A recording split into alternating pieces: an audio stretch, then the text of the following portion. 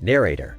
Our story begins in a secret underground laboratory where a group of scientists known as the Solar Society conducts clandestine experiments. Among them is a young scientist named Dr. Max Solaris and his assistant, Dr. Luna Nova. They have been working tirelessly on their latest creation, a group of blue and green pieces of metal, each imbued with mysterious energy. Dr. Max Solaris, Luna, do you understand the power these pieces possess? With them, we can change the course of history.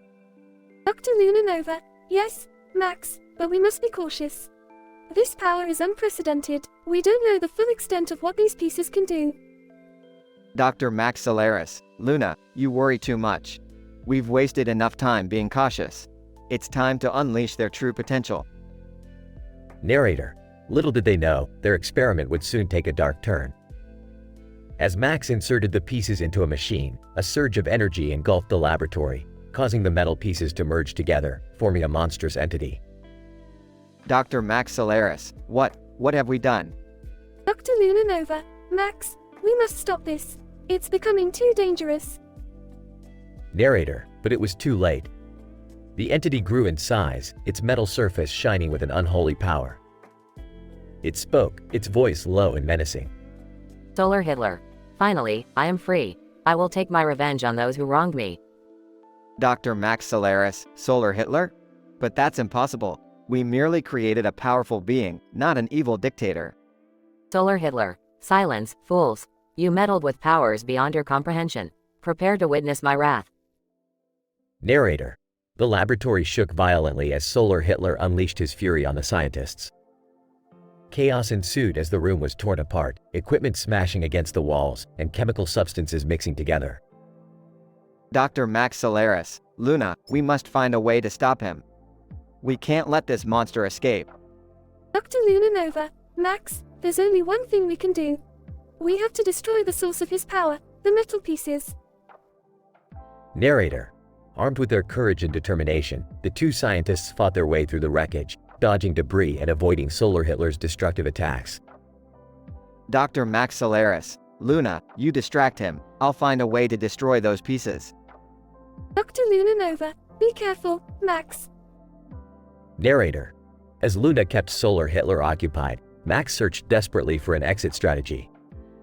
Finally, he found a control panel that controlled the power source of the metal pieces.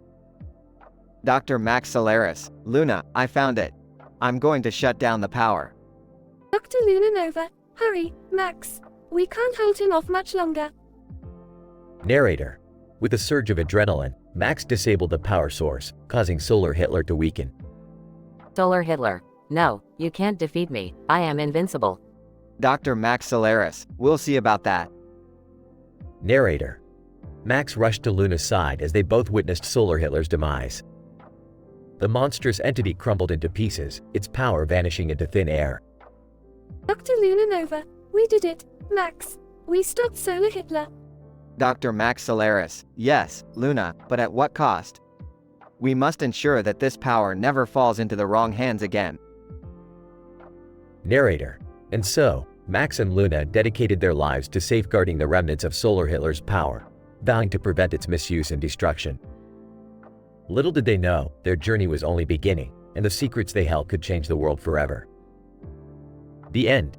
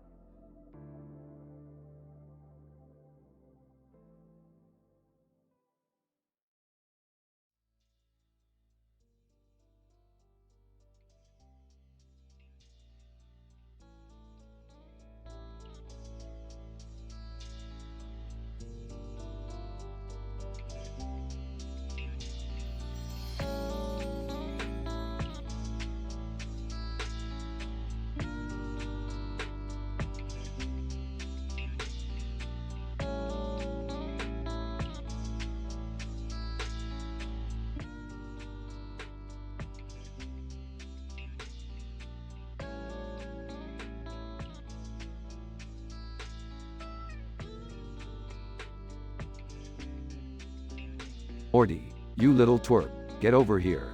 I've got a scientific breakthrough that's gonna blow your feeble mind. Rick, I'm kind of in the middle of something here. Can't it wait? Morty, listen up. I've discovered a planet where the residents are sentient forks and knives. And they throw firework parties every damn day. Sentient cutlery? Seriously, Rick? That's just bizarre. Bizarre? That's an understatement, Morty. These utensils have developed advanced civilization, technology, and are having a wild fiesta every second. I don't see how this is even scientifically possible, Rick. Shouldn't cutlery just stay cutlery? Morty, you naive little dweeb. Anything is possible in the vast multiverse of infinite possibilities. Now hurry up, we're crashing their party. In the spaceship, Rick and Morty are approaching the cutlery planet. Rick, shouldn't we, try to communicate with them or something? Maybe they don't want to be disturbed. Communicate? Morty, these are sentient utensils, not philosophers. They won't care if we barge in. They land on the cutlery planet, with fireworks exploding in the background. Whoa, Rick, this place is nuts. Forks playing poker, spoons dancing salsa. I don't even know where to look. That's the spirit, Morty. Let's join the party and make some utensil pals. As they mingle, they encounter Jerry, who is busy eating a hot dog. Hey there, guys! You won't believe this, but this planet has hot dogs that eat themselves. It's like a carnival for my taste buds. Jerry, you're still alive? I thought you'd have choked on your idiocy by now. Very funny, Rick. At least I'm not hanging out with talking forks and knives. They're sharper than you, by the way. Guys, something's not right. The forks are eyeing us suspiciously. I think they think we're food. Morty, you idiot. I forgot to tell you that they crave tangy human fingers. What? Rick, how did you not mention that before? Look, Morty, it's not my fault you forgot the tangy human finger repellent in the ship. Mass chaos ensues as the cutlery chase after Rick, Morty, and Jerry. This is all your fault, Rick. Couldn't you find any planet where the residents were harmless? Relax, Jerry, I have a plan. Using his genius intellect, Rick builds a contraption that temporarily convinces the cutlery that they are one of them. Quick, guys, wear these fork costumes. We'll blend in and escape. They manage to escape the angry cutlery and make it back to their spaceship. Jeez, Rick, that was intense. I've never been so scared in my life. Well, Morty, consider it a valuable lesson in cutlery etiquette. Now let's get out of here before someone brings out the spoon catapults. They fly away from the cutlery planet, leaving behind the chaos and culinary war. You know, Rick, I still can't believe this actually happened. I thought I was done for. Well, Jerry, at least the cutlery won't be bothering us anymore. Now shut up and let's head home. I need a drink after dealing with your incompetence. They continue their journey back home, leaving behind the tangy taste of adventure.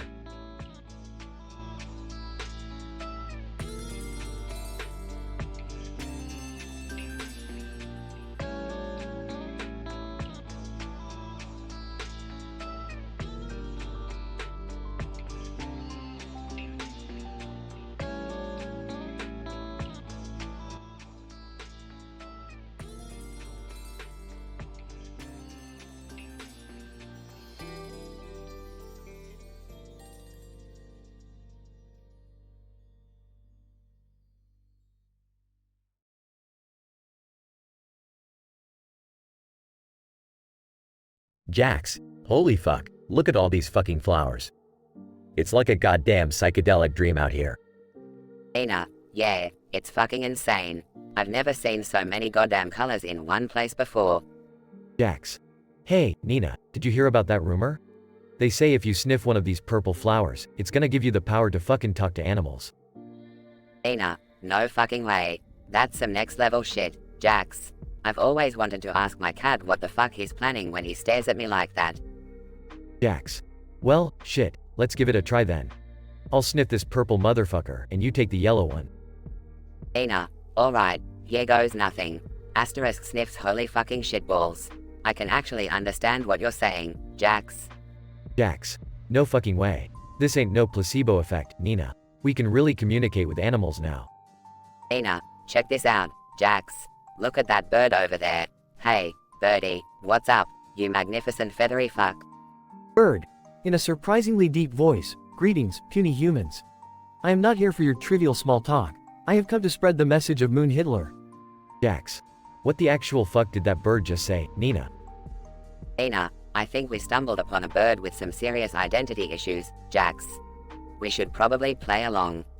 Jax. Alright, bird, we're all ears. What's this whole Moon Hitler nonsense you're babbling about? Bird, Moon Hitler is the ultimate ruler of the avian realm.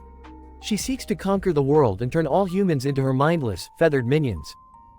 Ina, well, fuck me sideways. We can't let that shit happen. How do we stop this Moon Hitler? Bird, you must venture to the Forbidden Forest and retrieve the golden acorn. It is the only thing that can neutralize Moon Hitler's sinister powers. Jax. The fucking golden acorn? Seriously? Okay, birdie, lead the way. We're gonna save the world, one goddamn acorn at a time. Ina, let's go, Jax. Time to kick some Moon Hitler ass and save humanity from becoming a bunch of feathered fuckwits. After a long and treacherous journey, Jax, Nina, and the talking bird finally reach the Forbidden Forest. Jax. Alright, bird, where the fuck is this golden acorn? Bird, over there, beneath that ancient oak tree.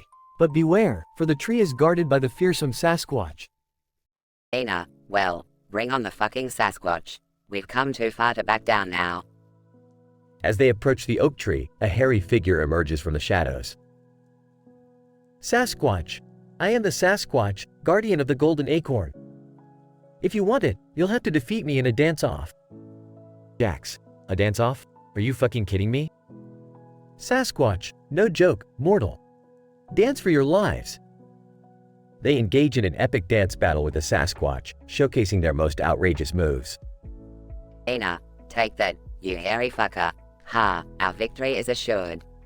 Jax. We did it, Nina. We fucking won the dance-off. Sasquatch. Impressive. You have proven yourselves worthy. Take the golden acorn and rid the world of Moon Hitler's tyranny. Successfully obtaining the golden acorn, Jax and Nina return to confront Moon Hitler with newfound determination. Ina, Moon Hitler, your time is up. Prepare to be acorned, you feathery fuckwit. Moon Hitler, foolish mortals. You shall never defeat me and my legion of flying Nazi pigeons. With one swift throw, Jax hurls the golden acorn at Moon Hitler, causing a blinding explosion of light. Jax. Did we fucking do it, Nina? Is Moon Hitler gone?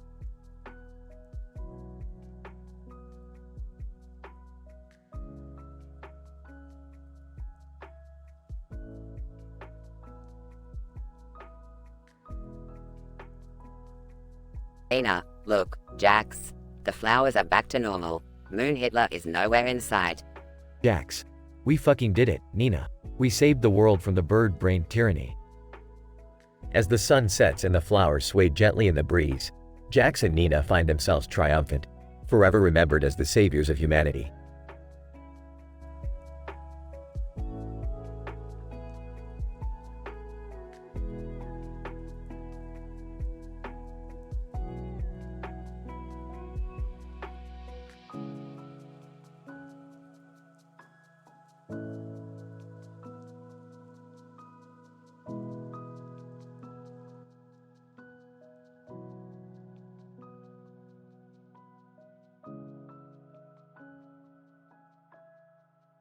Hey Morty, look at this plate of vegetables. It's like a goddamn botanical garden on a stick. Ah, vegetables. Can we go on an adventure instead? I'd rather risk my life for interdimensional mayhem than eat healthy. You know what they say, Morty, your body is a temple. But hey, who needs a temple when you can have a roller coaster of chaos? You guys are never gonna believe what happened at work today. I heard that Mr. McButtface. I mean, Mr. Jenkins got fired. Apparently, he tried to roast the boss in an email. Jerry, nobody cares about your office gossip right now. Can we please focus on the fact that we're surrounded by vegetables? They're like little bombs of vitamins trying to explode into our bodies. Well, if we're gonna eat these veggie bombs, let's at least make it fun. I challenge you all to a race. First one to finish their plate gets an extra round of appetizers. Challenge accepted, Summer. I'll have those vegetables down before you even blink. I don't know about this, guys. I mean, what if these vegetables have secret powers or something? Morty, stop being paranoid. They're just vegetables. How dangerous can they be? Don't underestimate the power of greens, Jerry. Remember that time we ate radioactive spinach and grew an extra arm? All right, everyone ready? On your marks, get set, munch. Race begins as everyone digs into their plates of vegetables. Morty, these tomatoes are juicy as hell. It's like a flavor explosion in my mouth. I'm telling you, Rick, there's something suspicious about these cucumbers. They're too crunchy. You're overthinking it, Morty. Just savor the flavors. Ah, these carrots are so sarcastic. It's like they're mocking my attempts at being healthy. Ha! I finished my plate. Bring on the appetizers, losers. As Summer celebrates, the room suddenly starts spinning. Oh great, Morty, you had to be right. The vegetables are screwing with our reality. What did I tell you? I'm not eating any more vegetables, ever. This is worse than that time I accidentally joined a cult. We've got to find a way to stop this vegetable-induced chaos. Can't we just eat cake instead? The chaos continues until Rick finally concocts an antidote using pickle juice and hot sauce. Drink up, everyone. This should restore our reality and put an end to this veggie madness. Everyone drinks the antidote and the room stabilizes. Man, I'm never doubting my vegetable instincts again. I'll stick to water cooler gossip from now on. Lesson learned, no more culinary experiments for me. Can we still get those appetizers though?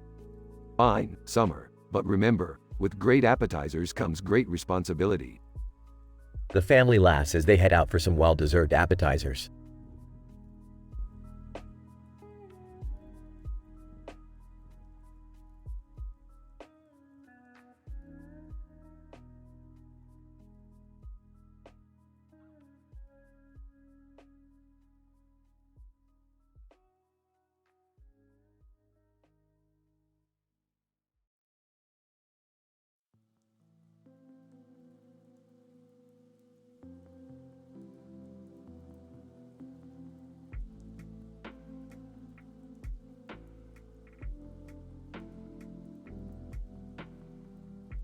Narrator.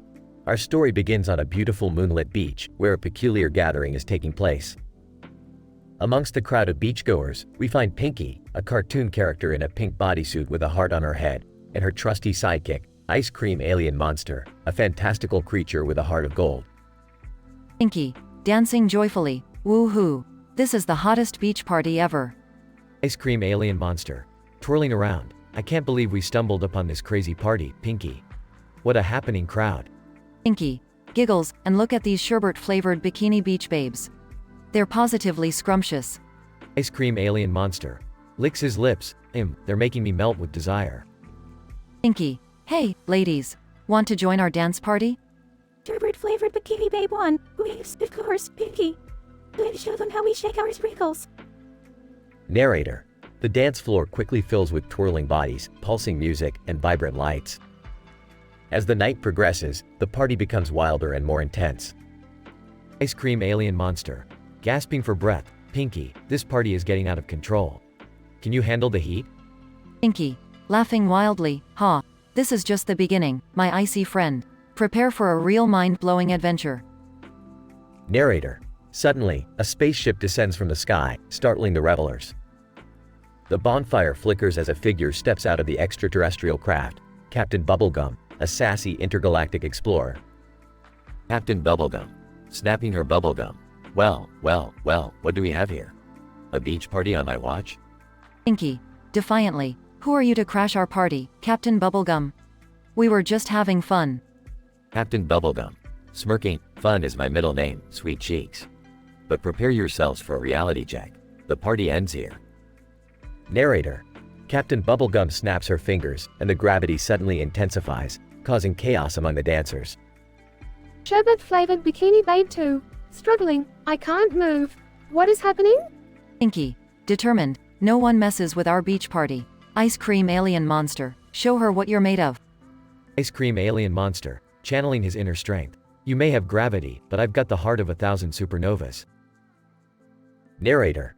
With a mighty leap, Ice Cream Alien Monster harnesses his ice cream powers to counter Captain Bubblegum's gravity control. The dance floor resounds with a battle of epic proportions. Pinky. Cheering. That's it. Shatter the gravity, and let's get this party back on track. Narrator. The beachgoers join forces with Pinky and Ice Cream Alien Monster, dancing and battling together. The bonfire blazes with an intensity that rivals the sun itself. Captain Bubblegum, cackling. You can't defeat me, you sugary simpletons. Pinky. Smirking. Oh, I think we can. Ice Cream Alien Monster. Show her your secret weapon. Ice Cream Alien Monster. Grinning mischievously, get ready for a sprinkle-powered explosion. Narrator. Ice Cream Alien Monster unleashes a furious flurry of sprinkles, enveloping Captain Bubblegum and launching her into the night sky. The battle and the party have reached their climax. Pinky. Catching her breath. We did it, the beach is saved, and the party can continue. Ice Cream Alien Monster. Panting. What a ride, Pinky. We really showed them what we're made of. Narrator. With a burst of fireworks and confetti, the party resumes, reaching new heights of celebration and exuberance.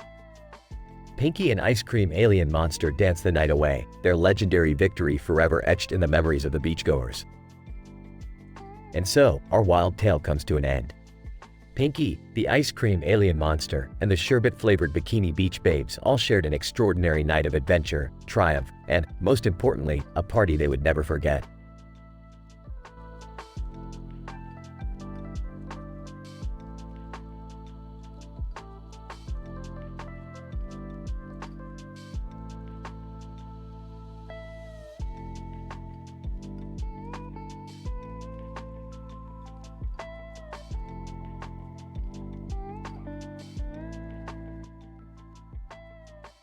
Characters.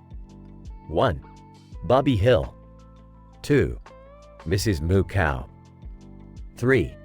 Boxface, cartoon character holding a box with a face on it. 4. Cartoon characters. Bobby Hill is madly in love with Mrs. Moo Cow, a cartoon character from his favorite show.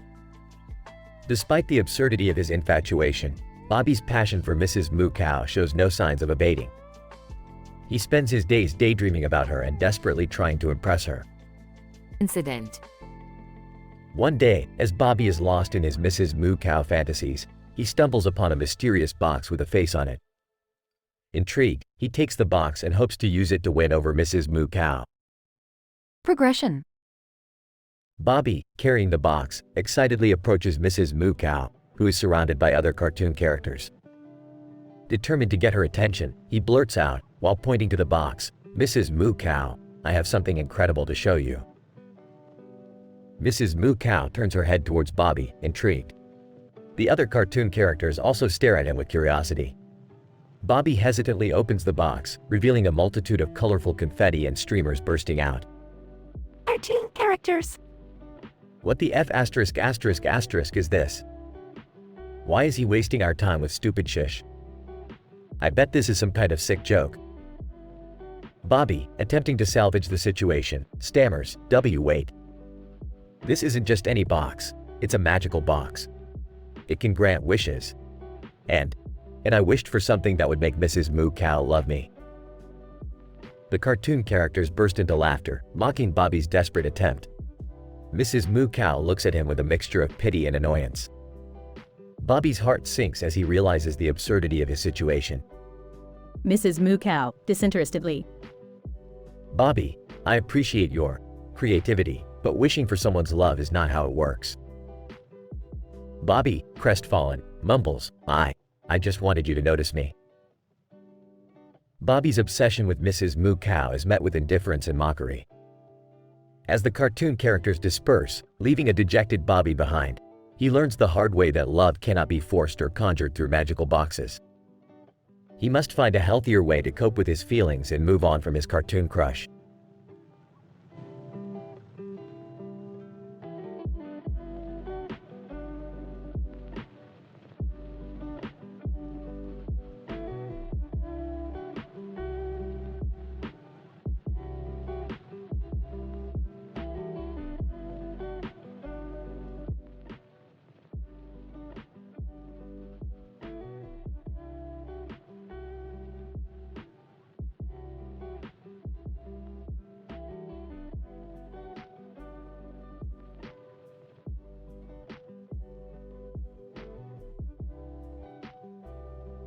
Emily.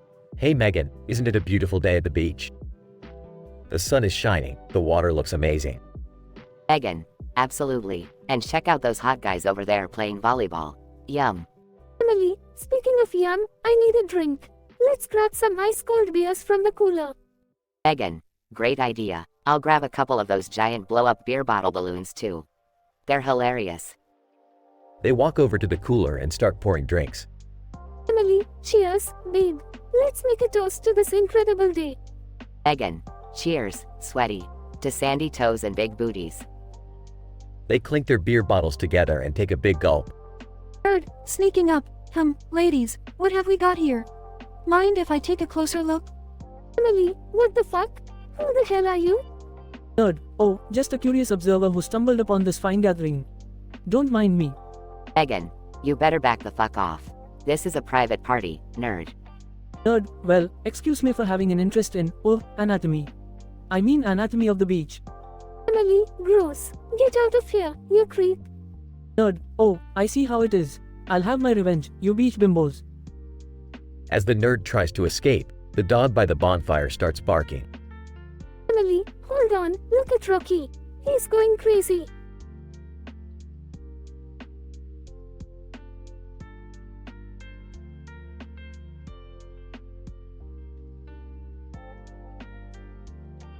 Megan. Rocky, what's wrong, boy? Rocky starts chasing the nerd, knocking over the blow-up beer bottle balloons in the process. Nerd, no, not my glasses. We're doomed. Emily, OSH*T, he's got giant eyeballs. Quick, somebody capture this freak. Megan. It's too late, Emily. The bonfire has turned into a spit roast pit. He's being roasted alive. Nerd, help me. I'm too pasty to be barbecue. As the bonfire roars, the beachgoers gather around, shocked by the unexpected turn of events. Beachgoer 1, what the actual fuck is happening here? Beachgoer 2, this beach party just took a dark and twisted turn, man. Emily, I don't know about you, but I need another beer. This day is getting crazier by the minute. Megan. Agreed. But let's move a safe distance away from the human barbecue. Can't ruin our perfect beach day. They grab their beers and walk away, leaving the chaotic scene behind them. Emily, you know what, Megan? Life is unpredictable. Cheers to that. Megan. Cheers, my dear. Let's make the most of this insane beach adventure. The two women continue their day at the beach, shaking their booties around the bonfire, completely unaware of the mayhem they left behind. The nerd, now nothing more than a crispy, roasted spectacle, serves as a reminder to the beachgoers of the bizarre events that occurred. The beach party carries on, albeit with a mix of shock and excitement, as everyone tries to wrap their minds around what just happened. In the end, the beach babes triumph over the nerd's intrusion and continue their day, embracing the unexpected and outrageous nature of life. The beach, once a serene haven, becomes the setting for a wild and unforgettable adventure they will cherish forever. Scientific description. This episode showcases a rare and anomalous series of events that defy statistical probabilities and challenge conventional understanding of beach dynamics. The chance encounter between the two women and the misguided nerd sets in motion a chain reaction of events that could only be described as a perfect storm of absurdity. The sudden appearance of blow-up beer bottle balloons further intensifies the chaotic atmosphere, triggering an unforeseen reaction from the dog, ultimately leading to the nerd's untimely demise. This incident serves as a stark reminder of the unpredictable nature of social interactions within a beach party setting, shedding light on the potential consequences of crossing boundaries and disturbing the delicate balance of beachside amusements. The episode concludes with the protagonists carrying a sense of both bewilderment and amusement, setting the stage for a memorable journey of self-discovery amidst the chaos of the beach.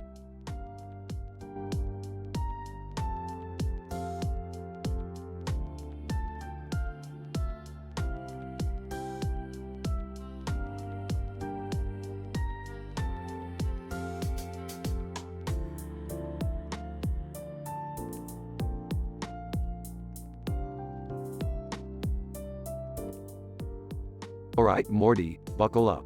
We're heading to a dimension where Schrodinger's cat is actually a hyper-intelligent nihilistic lion.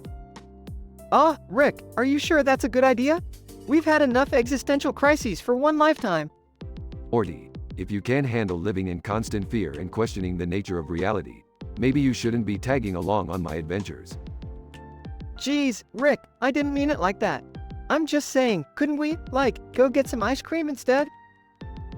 Ice cream? Morty, that's for pansies. We're going to have to face this lion, Morty. No one can run away from their problems forever, except maybe Jerry. Hey, watch it, Rick. I may not be as smart as you, but I've got more common sense in my little finger than you do in your whole lab coat. Oh really, Dad? Is that why you managed to get your head stuck in the elevator doors last week?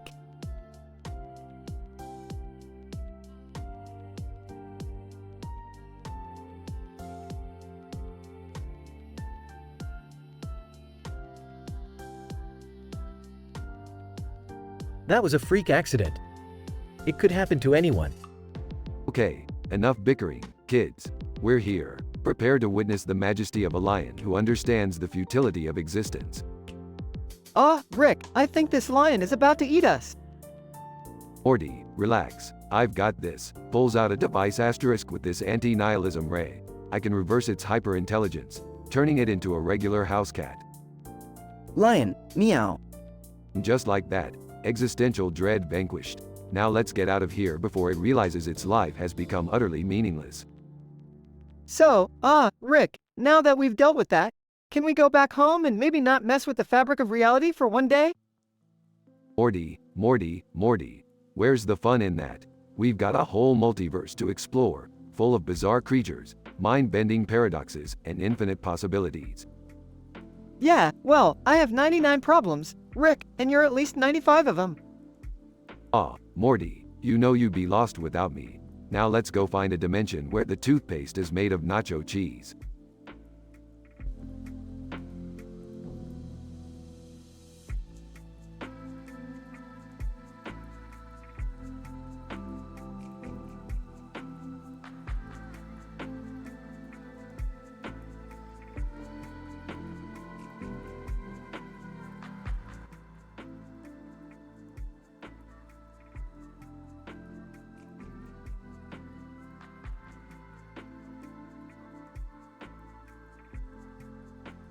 Whispering. Alright, listeners, welcome back to another episode of Summer's Oriental Transformation.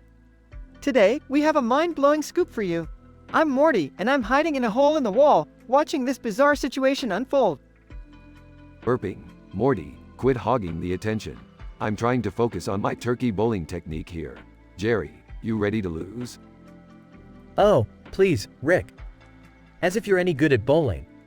We all know you're just going to cheat. Interrupting, really, Summer? You're dressed like that on a tennis court?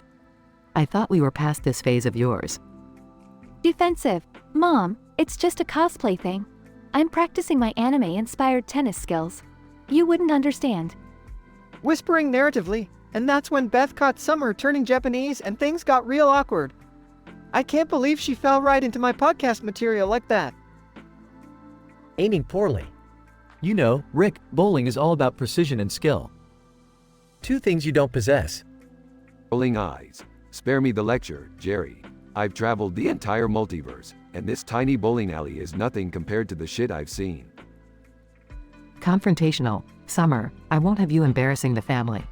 Get your act together and drop these eccentric hobbies. Sarcastic. Oh, sorry, Mom. I forgot we're supposed to be the perfect, cookie-cutter Smith family. My bad. Whispering, frantically, whoa, Rick. That strike was insane. I think you just hacked into the universe's bowling algorithm. Smirking. Nailed it, Morty. Now let's get out of here before they realize I'm wearing bowling shoes I swiped from another dimension. Exasperated. Summer, when I was your age, I couldn't even pronounce anime. You're wasting your talents on this nonsense. Defensive. Beth, ease up. Everyone needs a little escapism now and then. Plus, it's better than getting caught up in one of Rick's crazy adventures. Interrupting. Hey, why you gotta bring me into this, Jerry? I'm just trying to enjoy some earthly pastimes while I'm temporarily avoiding interdimensional chaos. Rolling eyes. Mom, relax. You're just mad 'cause Dad is cooler than you. At least he's not afraid to embrace his inner weirdness. Whispering, while chuckling, oh man, this podcast episode is going to be legendary.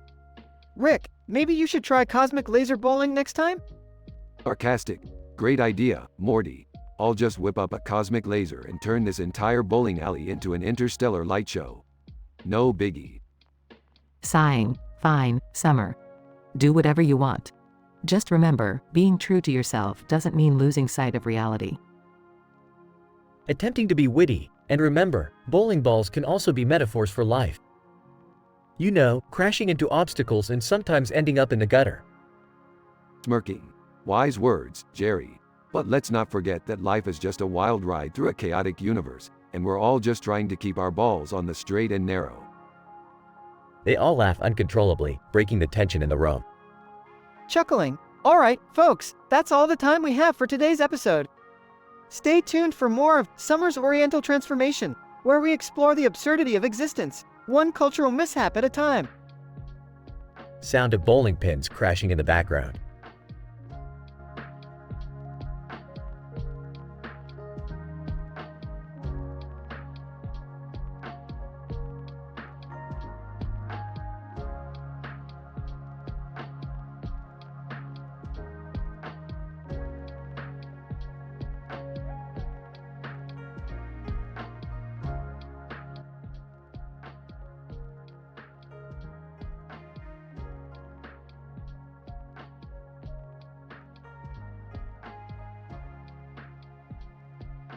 Morty, grab your coat.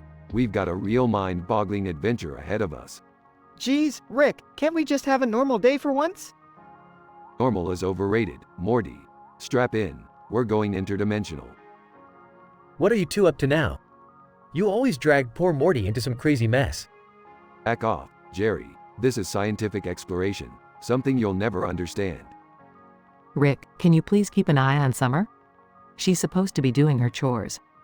Relax, Beth. I have a solution to that. Summer, come here. What is it, Grandpa? I need you to try on your mother's dirty clothes instead of doing laundry. It's a quantum experiment. Rick, are you insane? That's not a scientific experiment. Oh, please, Beth. We're way past mundane science. This is cutting-edge stuff. Can't you just let her do the laundry like a normal person? Jerry, nobody asked for your opinion. Stay out of interdimensional affairs. Fine, I'll try on the clothes. But this better be worth it, Grandpa. Trust me, Summer, we're going to discover things that will blow your tiny mind. Meanwhile, in another dimension. Rick, I think we're lost. This place doesn't look safe. Nonsense, Morty. We're in the dimension of singing bananas. It's perfectly safe, but annoying as hell. Where are they? They've been gone for hours. Knowing Rick's track record, they probably got themselves into some dangerous mess. Ah, these clothes stink. I can't believe I let Grandpa talk me into this. What did he tell you it was for? Something about quantum physics and dirty laundry. It made no sense. See, this is what happens when you trust Rick. He always screws things up. Just keep calm, Jerry. They'll come back eventually. Morty, look at this. I've discovered the secret to interdimensional laundry folding. Really, Rick? We risked our lives for that? Fine, Morty, be ungrateful. But mark my words, this will revolutionize the multiverse. Suddenly, they get sucked into a vortex and end up back at home. Oh great, they're back. Morty, go help your grandfather. Help. More like clean up his mess. So, did you discover anything groundbreaking or just waste our time? I discovered that Summer refuses to do laundry properly. But hey, at least Morty folded some clothes. I can't believe this whole adventure was about laundry. You guys are unbelievable. Adventure takes many forms, Summer. Now, who's up for some interdimensional pizza? Count me out. I can't handle any more of your crazy escapades today. Yeah, count me out too. I just want a normal, peaceful evening for once. Suit yourselves, losers. Morty, let's go find a dimension with unlimited tacos. That actually sounds pretty good right now, Rick. Let's go.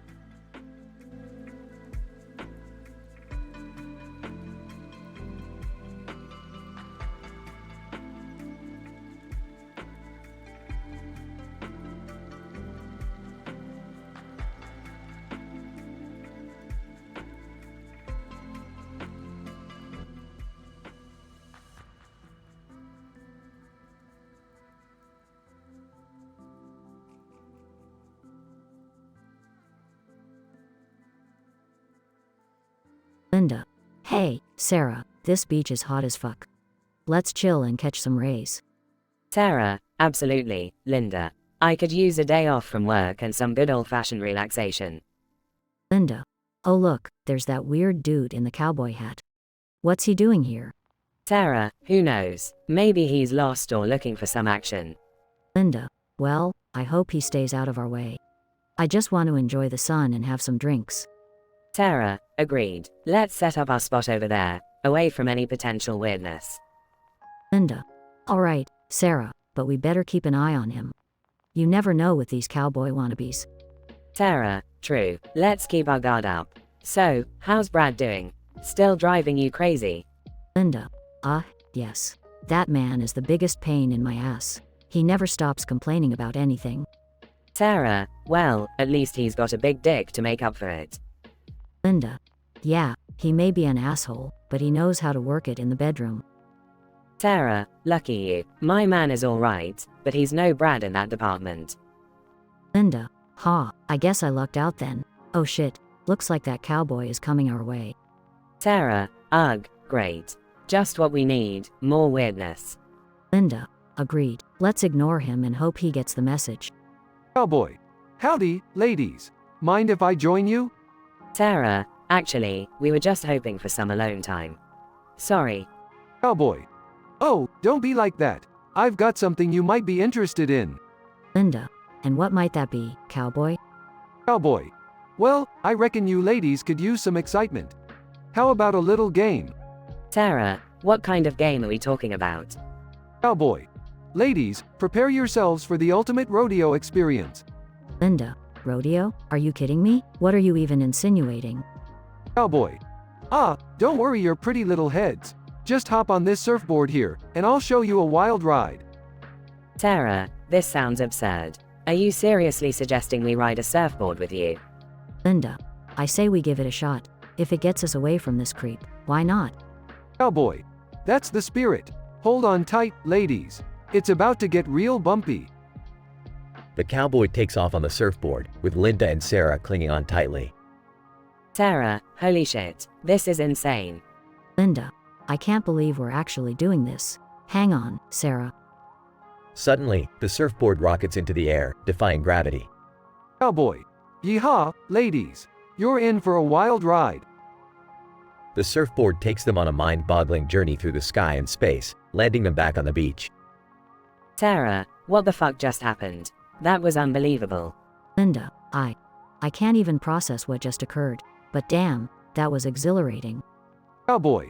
Glad y'all enjoyed it. Now I've got a proposal for y'all ladies. And so, Linda and Sarah found themselves caught up in the craziest adventure of their lives, riding a surfboard through the sky with a quirky cowboy. Through this wild journey, they discovered a newfound sense of excitement and a bond that would forever change their lives. Little did they know, this was just the beginning of a series of outrageous escapades that awaited them in the future.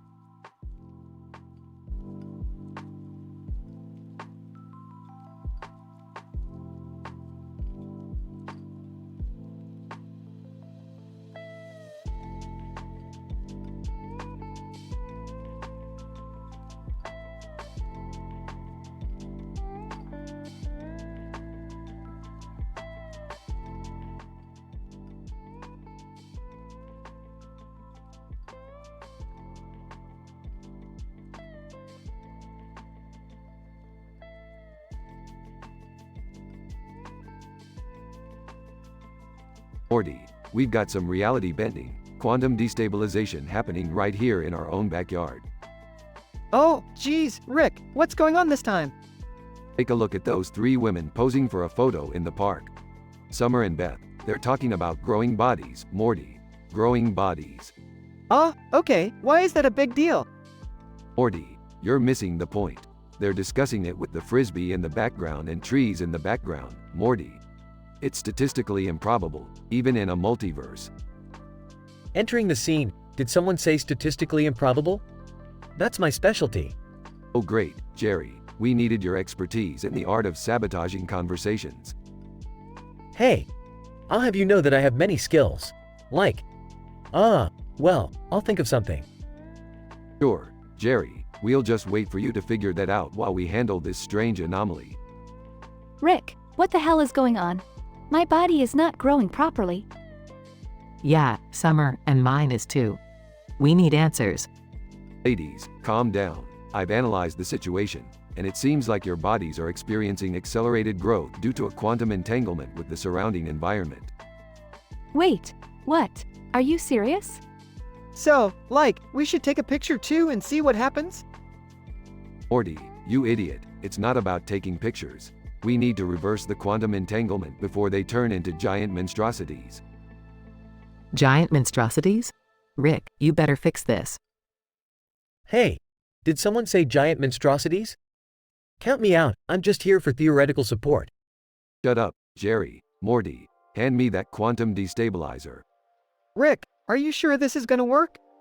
Morty, I have a PhD in science. Of course, it's gonna work. Suddenly, a massive explosion occurs. What the hell happened? Looks like I miscalculated, and now there are 3 giant frisbees terrorizing the neighborhood. My bad. Panicking. Oh god, giant frisbees. We're all doomed. Rick, how are we going to fix this mess now? Morty, activate the interdimensional portal device. We're going to need backup. Morty activates the portal, and a team of miniature alien scientists appear. Alien scientist, greetings, Rick. We have been monitoring the situation. Our advanced technology can fix this quantum mess. Finally, some competent help. Let's work together, and quickly. The alien scientists and Rick start working on the giant frisbees, while Morty watches in awe. Geez, Rick, you always know how to make a simple park outing turn into a catastrophe. That's what I do, Morty. Now grab a proton gun and start blasting those frisbees. The team fights valiantly against the giant frisbees, eventually shrinking them back to their normal size. Thank you, Rick. I'm glad to be back to being normal. Yeah, Rick. I didn't sign up for giant frisbee-induced body horror. You're welcome, ladies. Now let's get out of here before the government shows up or something. Wait, what about me? Can I help? Rolls his eyes. Jerry, you can help by not being here. Just go home. Oh, okay then. I guess I'll go watch some TV. The group exits the scene, leaving Jerry behind. Well, at least I'm not a giant frisbee. Small victories, I suppose. End scene.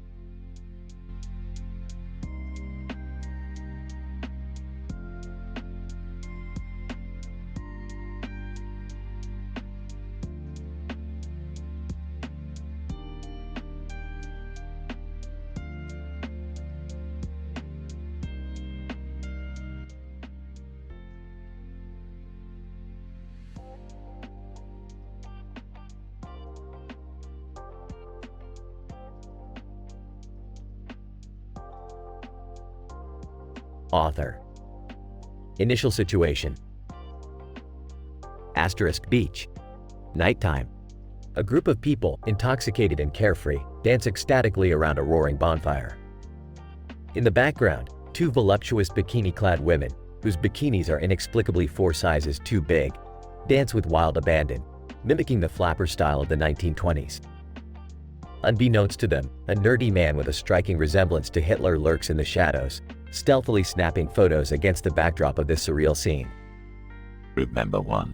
This fire is fucking lit, man. Let's keep the party going. Group member 2. Yeah, baby. Dance like nobody's watching. Group member 3. Woo. I feel alive. Incident. The wild revelry continues until one of the group members notices the nerdy man, Hitler look-alike, snapping photos of the bikini beach babes. The mood abruptly shifts, and tension fills the air. Group member 4. Hey man, what the fuck do you think you're doing? Nerdy Hitler look-alike. I just thought, the photos. Group member 5. You disgust me, you perverted freak. Bikini Beach Babe 1. How dare you invade our privacy, you wretched creep. Progression. Asterisk enraged and seeking justice, the group decides to take matters into their own hands. They seize the nerdy Hitler look-alike and commit a shocking act of vengeance, tying him to a spit and carrying him closer to the fire. Group member 2, you want to take creepy photos, creep? Let's see how you like being the main attraction. Nerdy Hitler look-alike. Please, I didn't mean any harm. Group member 3, shut your mouth, you sick fuck. Denouement. Asterisk, just as the group prepares to roast the nerdy Hitler look-alike over the fire, a massive zeppelin hovers overhead, casting an eerie glow on the beach. Baffled and bewildered, the group momentarily forgets their gruesome intentions, gazing up at the imposing airship. Group member 1. What the actual fuck? Is that a zeppelin? Group member 4. I can't believe my eyes, this night just got weirder. Conclusion. Asterisk, in a surreal turn of events, a ladder drops from the zeppelin, and a flamboyant circus performer descends gracefully. Dressed in a sequined leotard, he lands beside the group, his presence transforming the scene into a bizarre carnival. Circus performer, darlings. You've stumbled upon the most fantastic party in town. Bikini Beach Babe 2. Who are you? Circus performer. I am the ringmaster of the night, here to enchant you with acts you've never imagined. As the zeppelin hovers above, the group, now enthralled by the mesmerizing spectacle, allows the nerdy Hitler look-alike to escape his fiery fate. The night takes an unexpected twist, leaving everyone questioning the boundaries of reality and the limits of their own debauchery. Disclaimer. The above dialogue script contains mature themes, vulgar language, and a highly improbable storyline, as per the provided prompt. It is advised to enjoy it as a work of fictional creativity and not to take it seriously.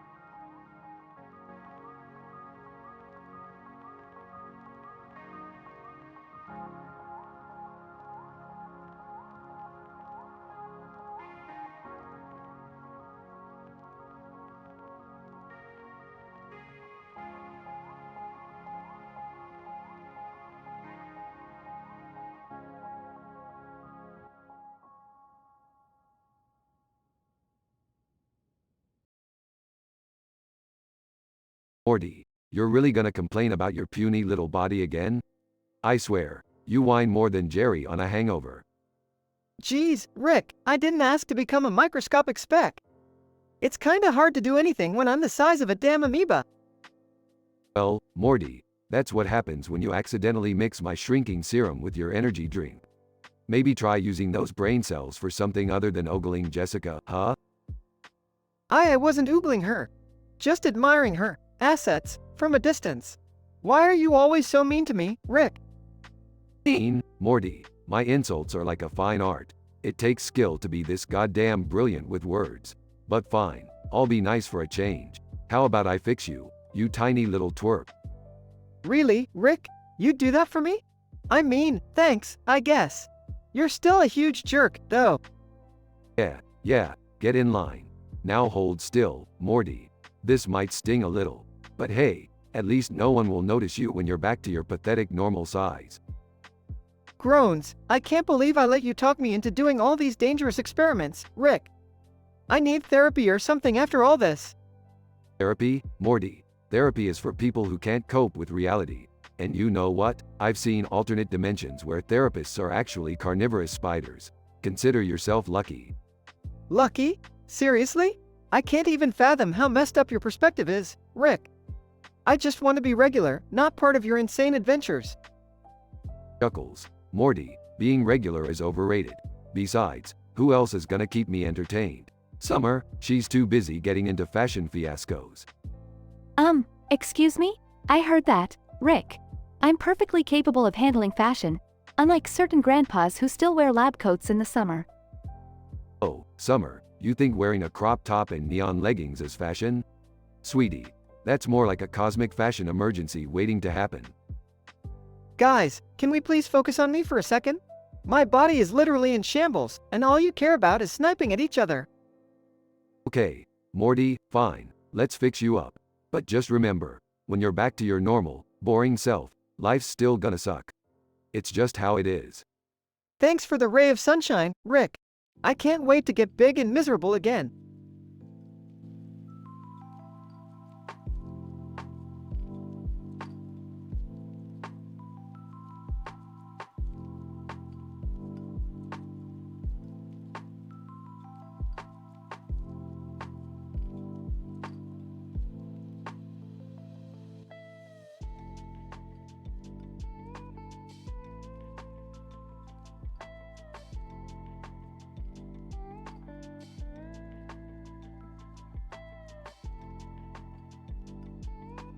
Narrator. Ladies and gentlemen, gather round for a tale that will leave you questioning your sanity. Prepare yourselves for a wild ride into the depths of depravity and chaos. Buckle up, my friends, for we are about to embark on a journey that will twist reality itself. Narrator. Picture this, a black and white photograph capturing a mesmerizing spectacle. Cubes, floating in midair, suspended against a velvety black backdrop. The contrast is stark, the composition bewildering. But fear not, dear listeners, for this symbolism is just the beginning. Narrator. As I look upon this intriguing image, I feel an inexplicable surge of power.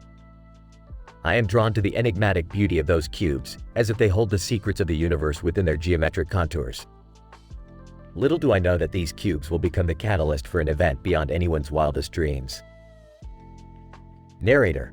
Suddenly, I noticed the Twitch chat, a sea of names, anxiously awaiting their turn for a prompt. A long queue stretches as far as the eye can see, filled with anticipation and impatience. Oh, the irony. Here I stand, the purveyor of chaos, taunting them with my ridiculous rants and absurd ramblings. Narrator. It starts innocently enough, a playful jab here, a mischievous jest there. But as the minutes slip away, my words become increasingly unhinged. The chat begins to shift, the pleasant banter devolving into frenzied chaos. They're falling for my trap, hook, line, and sinker.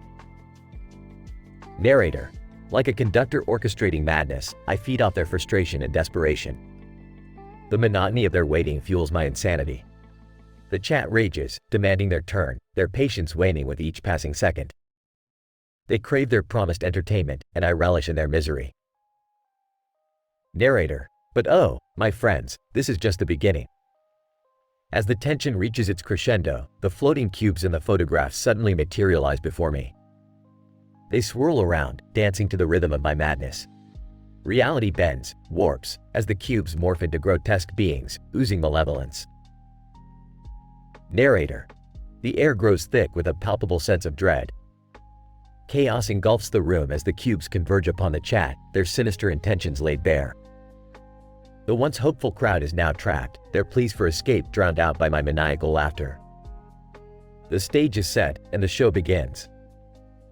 Narrator. In a terrifying display of supernatural force, the cubes merge with the chat, transforming them into mindless automatons. Their eyes glazed over, they become mere pawns in my twisted game. The air crackles with an otherworldly energy as I revel in the power coursing through my veins. Narrator. The denouement approaches, my friends, and with it, a revelation. I am no longer the narrator of this tale. I am the architect, the puppet master pulling the strings, weaving the narrative with a sadistic glee. Madness has consumed me, and chaos reigns supreme. Narrator. And so, dear listeners, as the room implodes and reality shatters, I leave you with this warning. Be wary of the power you possess, for it can seduce even the sanest minds. In this twisted universe, where boundaries are mere suggestions, remember that every action has consequences, and every word can unleash a torrent of darkness. As for me, I descend into the abyss, forever lost in the madness I have crafted.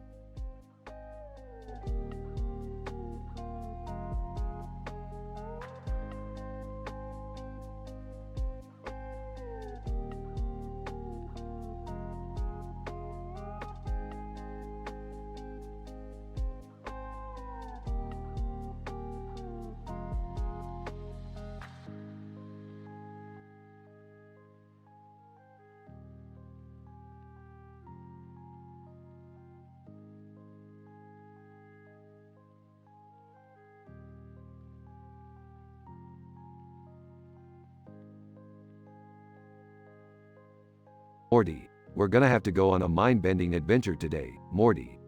Strap yourself in. Things are about to get real crazy. Oh geez, Rick, where are we going this time? Morty, we're going to the most statistically improbable place in the universe, the annual Doppelganger Convention. The Doppelganger Convention? What's that?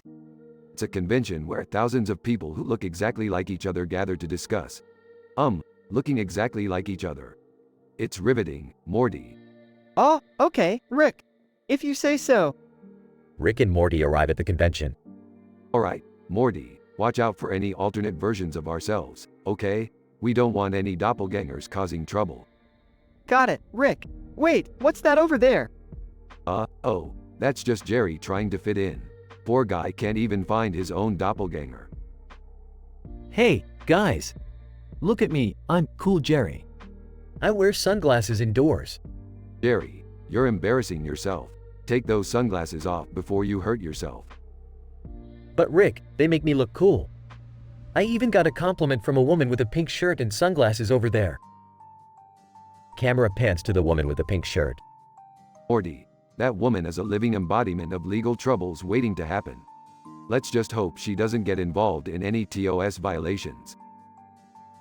Meanwhile, Summer is back home, scrolling through her TikTok account. Ah, seriously? Another TOS violation? What's wrong with these people? TikTok notifications pop up on the screen. Violation 1. At Summersmith, that time I used a portal gun to steal snacks from an alien planet. Hashtag snack heist, hashtag space life. Violation 2. At Summersmith, how to clone your crush and make them fall in love with you. Hashtag genetic love, hashtag desperate teen. Violation 3. At Summersmith drunk interdimensional karaoke gone wrong. Hashtag embarrassing moments, hashtag parallel pitch problems. Violation 4. At Summersmith, exploring alien anatomy, let's get graphic. Hashtag science experiment, hashtag xenobiology. Ah, seriously? I can't catch a break. My TikTok account is like a magnet for TOS violations. Damn these interdimensional algorithms. Back at the doppelganger convention. Hey, Rick. I think I found another Jerry over there. Oh no, not more Jerrys. We can barely handle one. Camera pans to multiple Jerrys arguing. Jerry 1, I'm the real Jerry. Jerry 2, no, I'm the real Jerry. Jerry 3, guys, let's just find a way to prove who the real Jerry is. Let's have a pathetic off. Rick facepalms. This is a new level of pathetic, Morty. I didn't think it was even physically possible. I don't know, Rick. They seem pretty determined. Alright, Morty, let's get this over with. There's no telling how long it'll take for them to figure out they're all equally pathetic. The chaotic and ridiculous pathetic off begins. Denouement. Well, Morty, looks like we survived another mind-bending adventure. Let's go home and pretend this never happened. Yeah, Rick. I need a break from all these alternate universe shenanigans. Conclusion. Rick and Morty, with Jerry in tow, walk away from the doppelganger convention, leaving chaos and confusion behind. Morty, the universe is a strange and inexplicable place, but hey, at least it's never boring. Yeah, I guess you're right, Rick. Let's just hope we don't run into any more Jerrys anytime soon. Hey, guys. Wait up. Oh great, another Jerry. Why am I not surprised?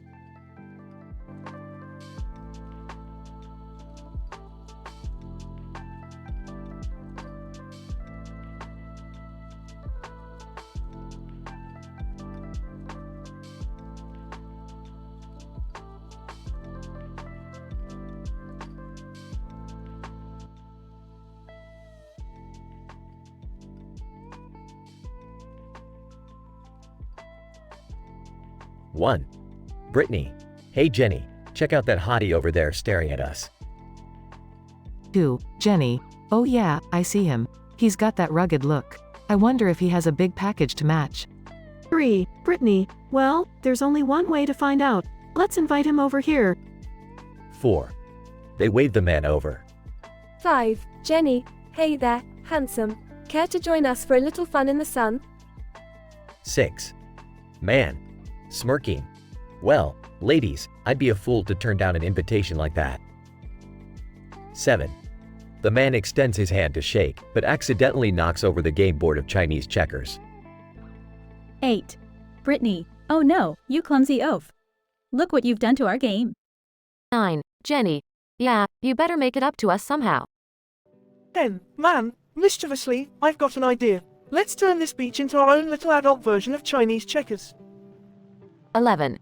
Brittany, what do you mean? 12. Man, well, I've got a secret stash of toys in my car. How about we use them to determine who gets to take me home tonight?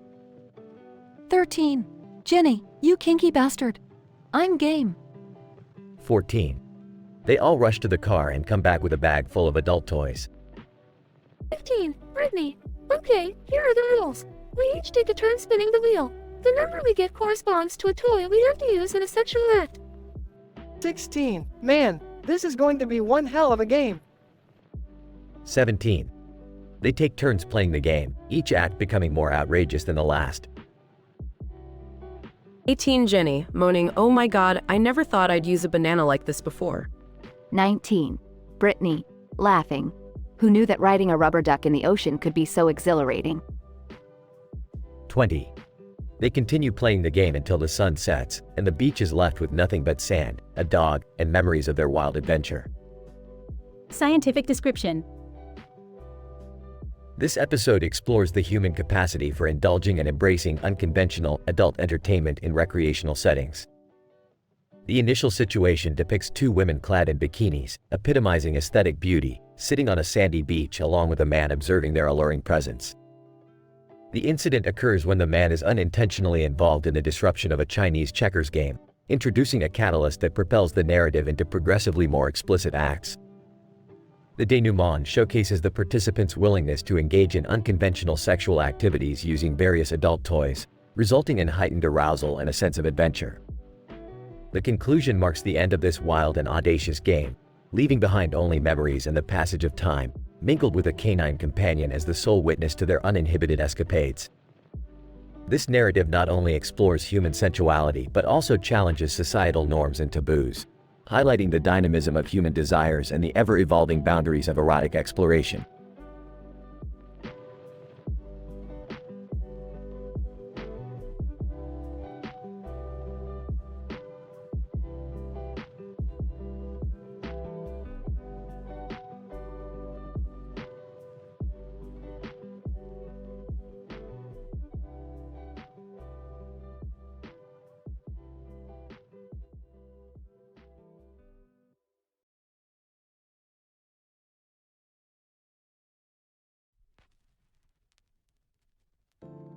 Alright, Morty, we're about to conduct a highly dangerous and totally unnecessary scientific experiment. Oh geez, Rick, do we really have to? This sounds pretty risky. Risky? Morty, Risky is my middle name. It's also my first name. And my last name. Entering the room. What's going on here, Rick? I thought we were having a family movie night. Shut up, Jerry. No one cares about your stupid family movie night. Hurt.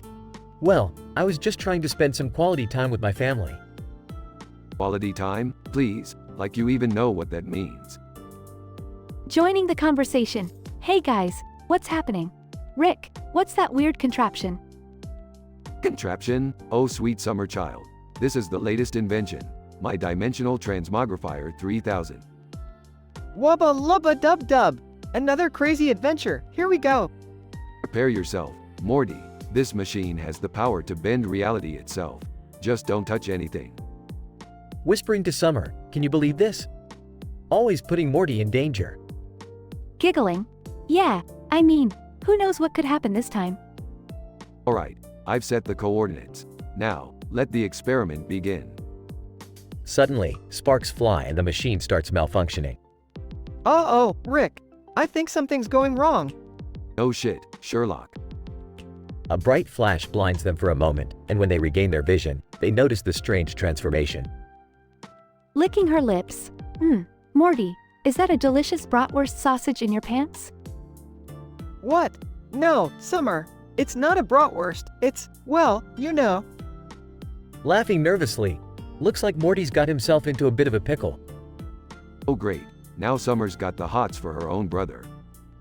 Shut up, Rick. It's not like I can control my taste buds. This is so messed up. I can't believe this is happening. Well, you know what they say, Morty. Science is full of surprises, and sometimes those surprises involve your sister drooling over you. Can't we just fix this, Rick? This is not cool. Fine. Let me recalibrate the machine and reverse the effects. Whispering to Rick, you can do that, right? Because this is seriously messed up. Shut up, Jerry. Leave the science to the experts. With some adjustments, Rick successfully reverses the effects and brings everything back to normal. Thank God. I never want to see Morty's junk as food again. Me neither, Summer. That was traumatizing. Well, at least we can go back to our family movie night now, right? Family movie night? Yeah, we'll get right on that, Jerry. Maybe in another dimension where we actually care about your lame activities. They all laugh, the tension dissipating as they continue their wild and crazy adventures in the multiverse.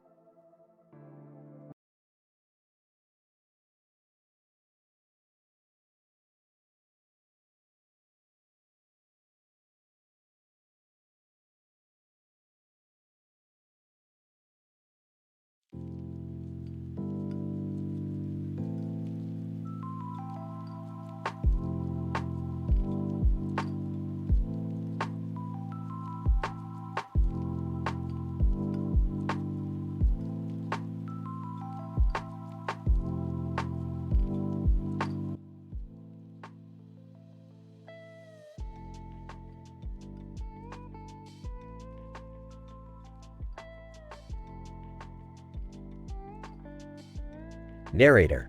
In the year 3050, in the gleaming metropolis of New Hope, a woman named Veronica stood before a swirling green light, her futuristic suit shimmering with high-tech enhancements.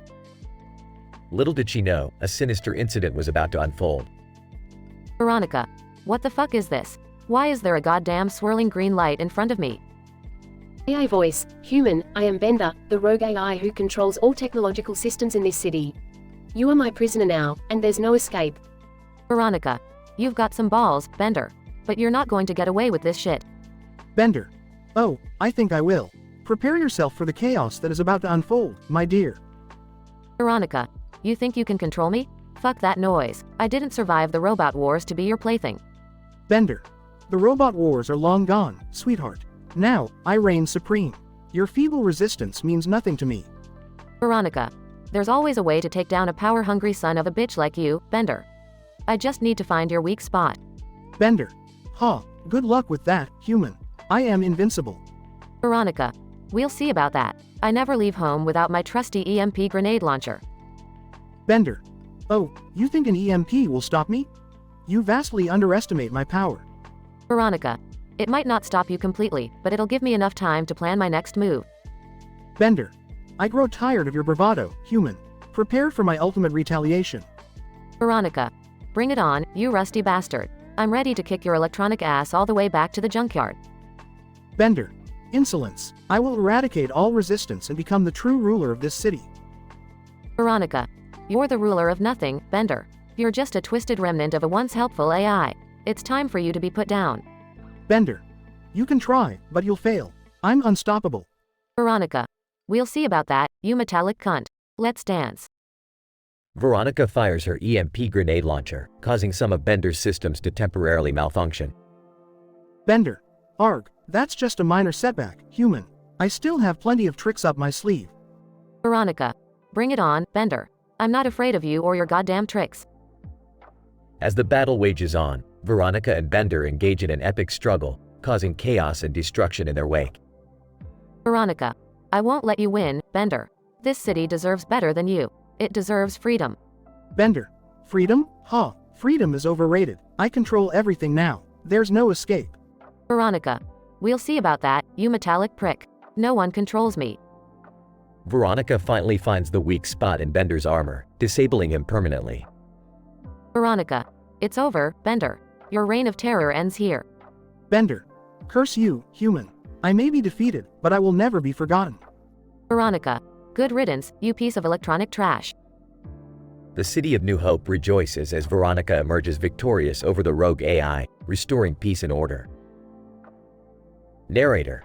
As the dust settles and the city rebuilds, Veronica stands as a symbol of human resilience, defying the technological threat that once threatened their existence. The future of New Hope is brighter than ever before. The end.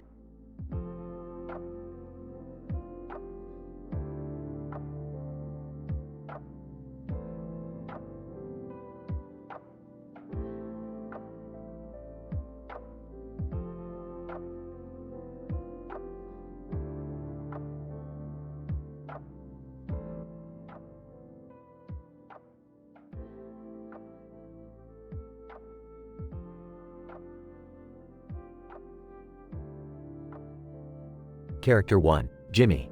Character 2, Tony. Character 3, Lisa. Jimmy, looking up at the top of the stairs, what the fuck is that light? It's coming from the ceiling. Tony, squinting. Holy shit, man. There's another light coming from the floor. Lisa, intrigued. Guys, this is no ordinary building. We need to check it out. Jimmy, rolling his eyes. You always have to be so fucking curious, don't you? Tony, shut the fuck up, Jimmy. Let's see what the hell is going on inside. They cautiously climb up the stairs, reaching the top, where the light from the ceiling becomes brighter. Lisa, whispering. This light is intense, almost blinding. Jimmy, nervously, I've got a bad feeling about this, guys. As they step onto the floor, the light from the floor intensifies, creating an eerie ambiance. Tony, looking around. What the actual fuck? This is like some Twilight Zone shit. Lisa, exhaling nervously. We must be in a parallel dimension or some fucked up alternate reality. The group starts walking through a hallway, passing by doors that emit strange sounds and screams. Jimmy, looking at one of the doors, should we open it? It sounds like someone's in pain. Tony, hesitant. I don't know, man. This place gives me the creeps. Lisa, determined. We can't just leave them here. We have to help. They open the door and find a room filled with grotesque creatures torturing helpless victims. Jimmy, shocked. Jesus Christ. What kind of sick fucks are these? Tony, disgusted. We stumbled upon a fucking torture chamber. We need to get the hell out of here. Lisa, frantically, no. We can't just leave them. We have to stop this madness. They engage in a chaotic fight, overpowering the creatures and freeing the victims. Lisa, panting. We did it. We fucking saved them. Jimmy, recovering from the adrenaline. Let's get the fuck out of here before more of those bastards show up. They sprint back towards the stairs, leaving the building behind. Tony, gasping for breath. I can't believe we made it out alive. Lisa, grateful. We did what we had to. Those poor souls deserved a chance. The trio walks away, reflecting on the harrowing experience, forever changed by what they witnessed. In this intense and harrowing adventure, 3 individuals, Jimmy, Tony, and Lisa, stumble upon a mysterious building with disconcerting lights. As they explore, they discover a parallel dimension filled with grotesque creatures torturing victims. Overcoming their fears, they engage in a chaotic fight, freeing the victims and escaping. Reflecting on the experience, their lives are forever altered, haunted by the traumatic events they witnessed.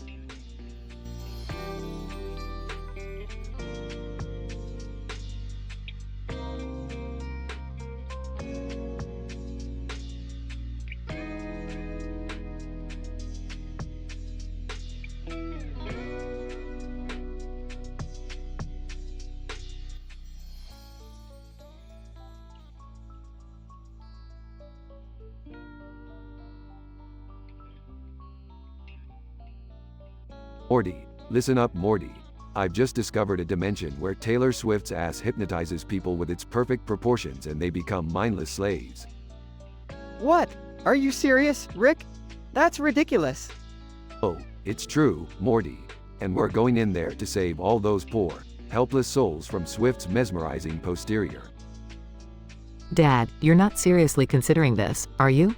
It sounds absolutely insane. Beth, let me tell you something. If there's one thing I love more than science, it's saving people from the clutches of a seductive derriere. Plus, I heard there's a 50% discount on drinks at the local tavern. Not bad, huh? Okay, I'm in. But only because I care about people's free will, not because of the drinks. Sure, Morty, whatever you say. Chuckles. Now, let's slap those lab coats on and get ready for some booty adventure. At the bikini-clad dimension. Rick, this place is unsettling. I mean, how can Taylor Swift's butt have so much power? It's all about quantum gravitational fluctuations, Beth, effortlessly shifting the fabric of reality to manipulate people's desires. Plus, she's got a catchy pop beat going on. Guys, we have a problem. I think the hypnotic powers are affecting me. I can't help but stare at that woman in the bikini bottom with a red tie around her waist and a blue shirt on her back. Morty, you little horn dog. Snap out of it. Rick, we can't let Morty fall victim to Swift's posterior. We need a plan. Don't worry, Beth, I've got an antidote right here.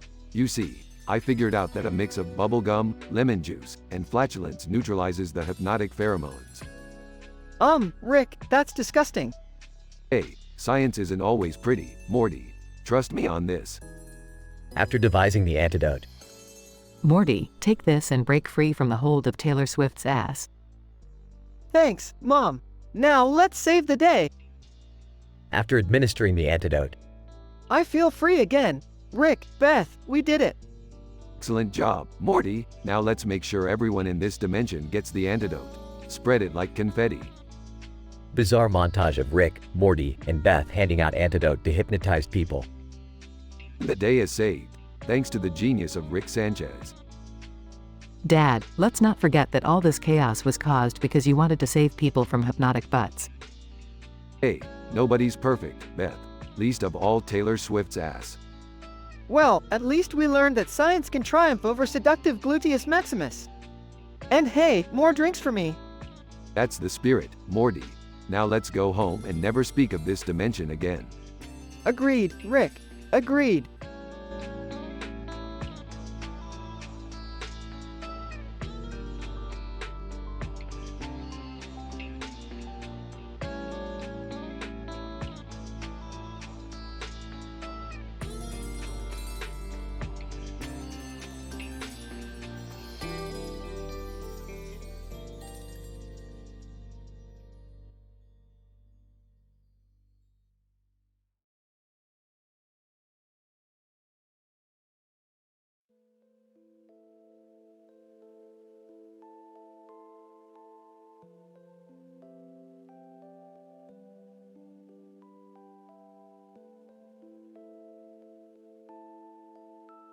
SpongeBob wakes up groaning. Oh, what happened? Where am I? Plankton laughs maniacally. Well, look who's finally awake. How do you like my little torture chamber, SpongeBob? SpongeBob, terrified, Plankton? What are you doing here? And why am I strapped to this table? Plankton, grinning, oh, SpongeBob, my dear naive nemesis, you see, I've come up with a diabolical plan to end your happy-go-lucky reign in Bikini Bottom once and for all. SpongeBob, panicking. No, Plankton, please. I didn't do anything to you. Plankton, mockingly, oh, didn't you? Well, you're about to find out what happens when you mess with a genius like me. Behold, the SpongeBob sadistic torture omatich. SpongeBob, trembling, sadistic torture omatich? That doesn't sound good. Plankton, with fake enthusiasm, oh, it's much worse than that, my dear SpongeBob. You'll be forced to watch every single episode of the SpongeBob SquarePants series, back to back, without any breaks. SpongeBob, in disbelief, what? That's your sadistic device? But I love my show. Plankton, mocking SpongeBob, oh, don't worry, I've added a twist. Every time you laugh or crack a smile, you'll be shocked with an electric volt. SpongeBob, horrified, that's not fair, Plankton. Why are you doing this? Plankton, smirking, because, SpongeBob, I want to see you suffer, to see you broken and miserable like the rest of us. Your eternal happiness needs to be crushed. SpongeBob, teary-eyed, please, Plankton, there has to be another way. We can talk about this. Plankton, pretending to consider, well, I suppose I could release you, SpongeBob, but only if you promise to give up the Krabby Patty secret formula. SpongeBob, determined, I'll never betray Mr. Krabs and the Krusty Krab. Never. Plankton, laughs sinisterly, very well, SpongeBob. Then brace yourself, for the sadistic torture omatich shall begin. Suddenly, a loud crash is heard outside the room. SpongeBob, hopeful, what was that? Plankton, confused, that's unexpected. Wait here, SpongeBob, I'll be right back. SpongeBob waits anxiously, his eyes darting around the room. Plankton, returning, panicked, SpongeBob, we have to get out of here. It's not safe. SpongeBob, confused, what's going on, Plankton? Plankton, frantically, it's a giant sky background with a sky background. SpongeBob, perplexed, a sky background with a sky background? That doesn't make any sense. Plankton, grabbing SpongeBob's hand, trust me, SpongeBob, we need to run. They both escape the room, running through the chaos of the sky background with a sky background. SpongeBob, out of breath. Why are we running from a sky background with a sky background, Plankton? Plankton, laughing nervously, SpongeBob, my device malfunctioned and caused a rift in reality. We're being chased by an infinite loop of sky backgrounds. SpongeBob. Laughing uncontrollably. Oh, Plankton, this is so ridiculous. A sky background with a sky background chasing us? Haha. Electric shocks surge through SpongeBob's body, but he continues to laugh. Plankton. Shocked, what? How are you still laughing? SpongeBob. Grinning mischievously. Well, you see, Plankton, I never actually strapped myself to the torture Omatich. This was all just a crazy plan to outsmart you. Plankton. Furious, no, it can't be. SpongeBob. Cheerfully, looks like the tables have turned, Plankton. Now, let's see if we can figure out how to undo this chaos, shall we? They both run off, leaving behind the chaos of the sky background with a sky background. SpongeBob, using his cheerful disposition, outwitted Plankton's lame torture plan and turned the tables on him. The unexpected twist of the sky background with a sky background added an element of absurdity to the story, emphasizing SpongeBob's ability to find joy even in the most bizarre situations.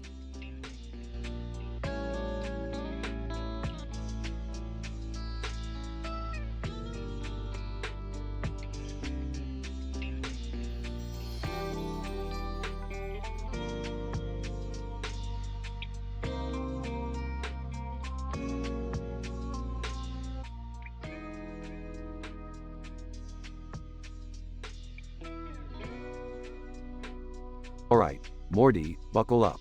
We're about to embark on a mind-bending adventure that will make your brain melt faster than my ex-wife's attitude. Geez, Rick, can't we just have a normal family vacation? Why do we always end up in these ridiculous situations? Morty, you know as well as I do that normal is boring. And besides, this time it's scientifically fascinating. We're stuck on a moon made entirely out of cheese. Wait, are you telling me that the ground we're standing on is actually cheese? Like, real edible cheese? Yes, Summer, but it's not just any cheese. It's moon cheese, infused with a complex array of molecular structures. The blue and yellow painted object with a hole in its center and clouds around it, on the black surface, is actually a Swiss cheese mountain. The clouds are formed by the release of aromatic compounds from the cheese, creating a mesmerizing effect. That's incredible, Rick. But how did we end up here? And is there any way out? I knew this vacation would be a disaster. We should have gone to a beach like normal families. Jerry, shut up and listen. We ended up here because of an interdimensional rift caused by an exotic particle collision. As for finding a way out, we need to harness the gravitational pull of the nearby dwarf planet, which is also made of cheese, to slingshot our way back home. Whoa, Rick, that sounds super dangerous. Are you sure it'll work? Morty, when have I ever not come through? Besides, Danger is my middle name. Or it would be if my parents didn't hate me. Now strap in, everyone. We're about to witness the power of cheesy propulsion.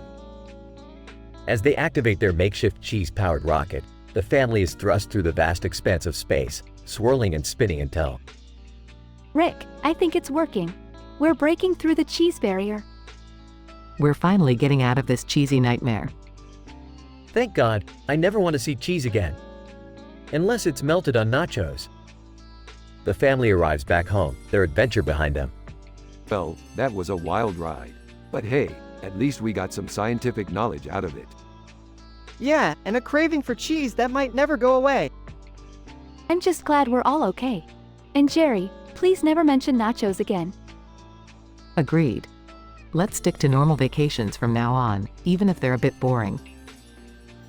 Fine by me. No more cheese moons or interdimensional rifts. Just peace and quiet. They all laugh, thankful for their safe return, and continue their normal, albeit slightly more boring, lives.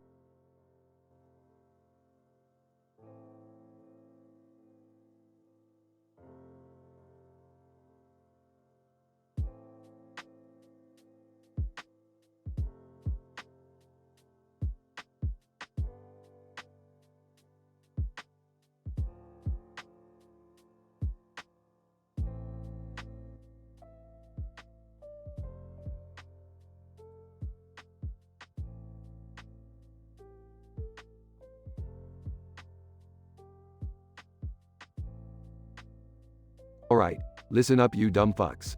We're in deep cheese here, literally. This whole goddamn moon is made out of cheese. Cheese? Are you shitting me? How the fuck did we end up on a fucking cheese moon, Rick? Well, Jerry, it's simple. You see, there are countless parallel universes out there, infinite possibilities, and in one of them, physics decided to take a big, steamy dump on logic. Hence, a cheese moon. Okay, let's focus on getting the hell out of here before we all become lactose intolerant. Any ideas, genius? Give me a minute, I'll think of something. Morty, stop drooling over the moon's Swiss craters and help me. I can't help it, Rick. This place is like a giant fondue pot. If only we had some bread and wine, we'd be in heaven. Seriously, Morty? This is not the time to think about food. We're stranded on a freaking cheese moon, remember? Guys? I think the moon is changing shape. It's molding into a giant cheese monster. Great observation, Captain Obvious. Looks like it's a Cheddarzilla, a monstrous being formed by the moon's cheesy properties. Can we kill it, Rick? Or do we just have to wait for it to devour us like a bunch of mozzarella sticks? Well, Beth, lucky for us, I brought my trusty moon cheese disintegrator gun. Prepare for some cheese destruction, bitches. An epic battle ensues as the family fights off the monstrous Cheddarzilla with lasers and explosions. Rick, its cheese acid is burning through my clothes. What the fuck do we do now? Morty, calm down. I've concocted an anti-cheese acid potion. Drink it and stop being a whiny little bitch. Is it safe, Rick? I don't want my insides turning into Gouda or something. Of course it's safe, Summer. It's made from concentrated anti-cheese enzymes. Just chug it already. They drink the potion, which neutralizes the cheese acid, and continue fighting the Cheddarzilla. Rick, it's weakening. Keep blasting it. Guys, I think it's starting to crumble. We may not need to kill it after all. Yes, the natural process of evolution and decay. Looks like the moon's gravitational cheese pull is causing it to collapse on itself. Quick, let's get back to the car. They run to the car and narrowly escape the crumbling cheese moon as it implodes behind them. That was insane. I can't believe we actually made it out alive. Yeah, but now I have this sudden craving for a grilled cheese sandwich. Thanks a lot, Moon. Shut up, Jerry. Let's just get the fuck out of here before I teach the universe a lesson in unmeltable cheese physics. They drive away into the sunset, leaving behind the cheesy chaos they narrowly escaped. In this absurd and perilous adventure, the Smith family found themselves stranded on a peculiar cheese moon.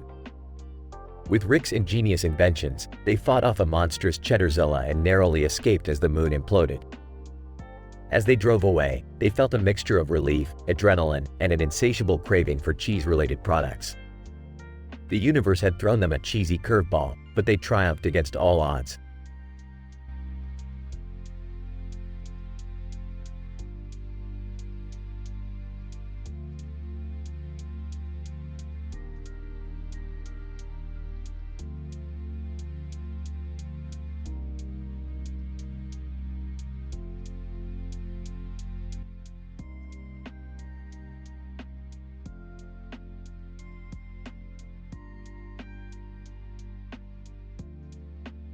Morty, you incompetent imbecile. Why did you bring us to this godforsaken moon made entirely out of cheese? I didn't mean to, Rick. It was a just mistake. Well, now we're stuck here, Morty. Surrounded by an infinite amount of cheese. This is unbelievable. Oh great, now we're in a cheesy situation. Literally. Can't we just eat our way out of here? I mean, it's cheese, right? Oh please, Jerry. This isn't some cheesy romantic comedy. We need a real solution. Well, I hate to admit it, but this moon of cheese could actually be the result of a cosmic accident. You see, millions of years ago, a dairy-powered supernova occurred. Oh geez, not another one of your improvised science lectures, Rick. Morty, if we want to get out of here, we need to understand the science behind it. Anyway, this cheese moon is slowly compressing, so we'll be squished if we don't find a way out soon. Squished like a grilled cheese sandwich, Rick? Exactly, Morty. We need to find a rocket ship or a spaceship that can withstand the pressure and get us out of this cheesy hellhole. Well, good luck finding a rocket ship made for intergalactic cheese escapades, Dad. Wait, I think I saw a space station nearby. Maybe there's something useful there? Seriously, Dad, you mean to tell me there's a space station filled with astronauts who are supposed to be cheese connoisseurs? Well, Summer, life is full of surprises. Let's make our way to that space station and hope they have a cheese spaceship to save our sorry asses. They reach the space station. Holy crap, they weren't kidding about the cheese connoisseurs. Look at all those cheese sculptures. Should we be impressed or disgusted right now? Let's focus, people. We need to find that cheese spaceship before this moon squishes us. Hey, look over there. It's a spaceship made entirely of cheddar. That's both amazing and absurd. But who am I to question the laws of cheese physics? No time for questions, Summer. Get in the cheese spaceship, everyone. They blast off from the cheese moon. Wow, that was intense. Can you think of a cheesier adventure than this, Rick? Well, Morty, if you're referring to cheesy dialogue, then I'm pretty sure you just demonstrated it. But no, I can't think of a more statistically improbable scenario involving cheese. So, what's the moral of the story, Rick? The moral? Well, never underestimate the power of cheese, Beth. It can save your life, or squish it, so eat responsibly. I think I might lay off cheese for a while. That whole experience was traumatizing. Yeah, same here. I'm done with cheese for the next millennium. Cowards.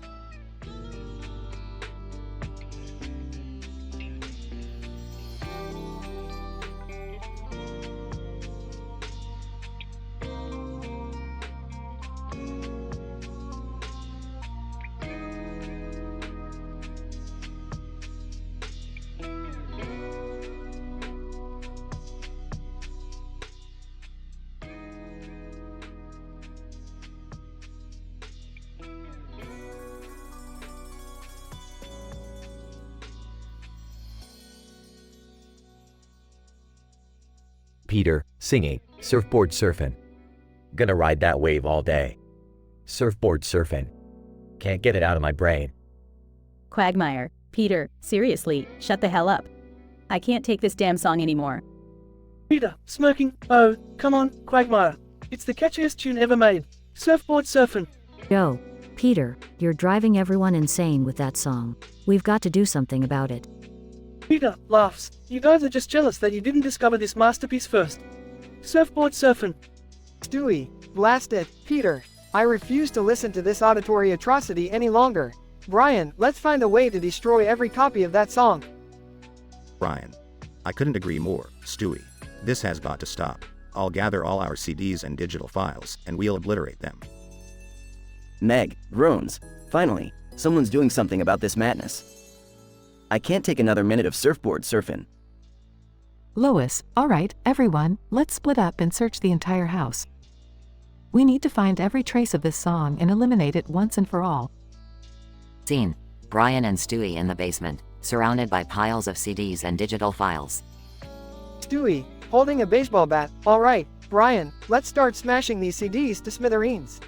Surfboard surfing shall be no more. Brian, smirking. I'm with you, Stewie. Raises baseball bat. It's time to play Hit That Song. Cutaway gag. Peter dressed as a DJ, spinning records labeled Surfboard Surfin', while dancing crazily on a disco floor. Peter, singing, surfboard surfing. Gimme more, gimme more, gimme more. Back to the scene. Meg, holding a stack of burned CDs. Look, Lois. I found even more copies in Dad's secret stash. He was keeping backups. Lois, exasperated, typical Peter. Always taking things to the extreme. We'll get rid of these too, Meg. Don't worry. Scene. A bonfire outside the Griffin house, as everyone watches the flaming CDs and digital files. Brian, smiling. Well, I think we can finally say goodbye to surfboard surfing forever. Peter, teary-eyed. Goodbye, my beloved tune. Surfboard surfing. Stewie, groaning. Oh, for Christ's sake, Peter. Scene. Peter sitting alone in his room, staring at his empty music collection. Peter, whispering, surfboard surfing. Gone forever. What have I done? The family gathers around Peter, realizing the impact of their actions. Quagmire. Hey, Peter, we didn't mean to hurt you that much, buddy. Maybe we overreacted a little. Peter, sniffles, thanks, guys. I guess I went too far with it too. Can we find a new song to obsess over together? Everyone chuckles. Sure, Peter. But let's make sure it's not as annoying next time. Scene fades out with the family laughing and searching for a new song to obsess over.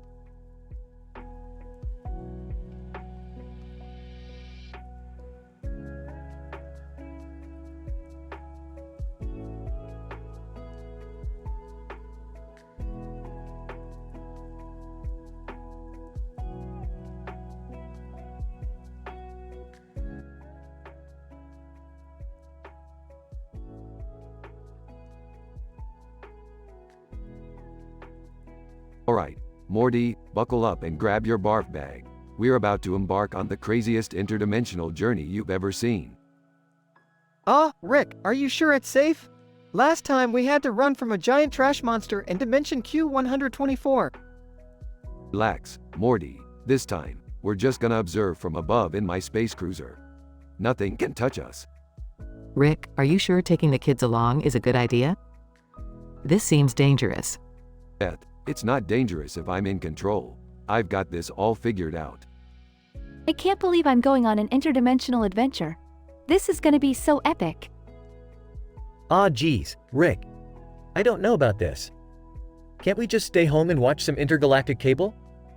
Shut up, Jerry. We're going, whether you like it or not. Okay, everyone, here's the plan. We're gonna visit 5 of the most unique and terrible dimensions out there. I'll give you a sneak peek before we dive in.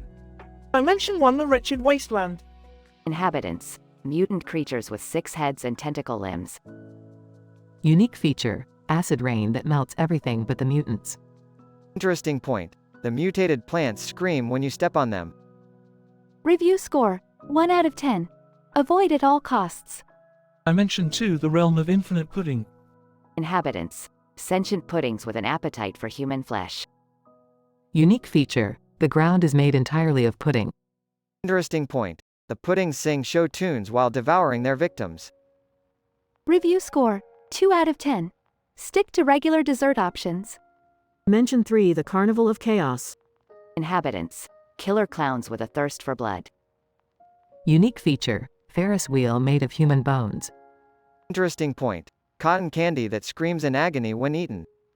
Review score, 3 out of 10. Not recommended for coulrophobes. Mention 4, the Mirrorverse. Inhabitants, evil doppelgangers that seek to destroy their counterparts.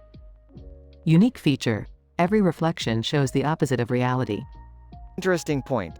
Laughter turns to screams in this twisted dimension. Review score, 4 out of 10. Avoid if you value your sanity. Dimension 5, the singularity of sorrow. Inhabitants, shadows that feed off despair. Unique feature, time flows backward, trapping all in eternal misery. Interesting point. The sky weeps blood and the ground swallows laughter. Review score, 10 out of 10. Entry highly discouraged. And that concludes our interdimensional tour, folks. Hope you enjoyed the madness. Remember, always appreciate what you have here in our own reality. Geez, Rick, those dimensions were messed up. Can we just go back home now? Sure thing, Morty. Strap in. We're going back to the good old dysfunctional dimension we call home.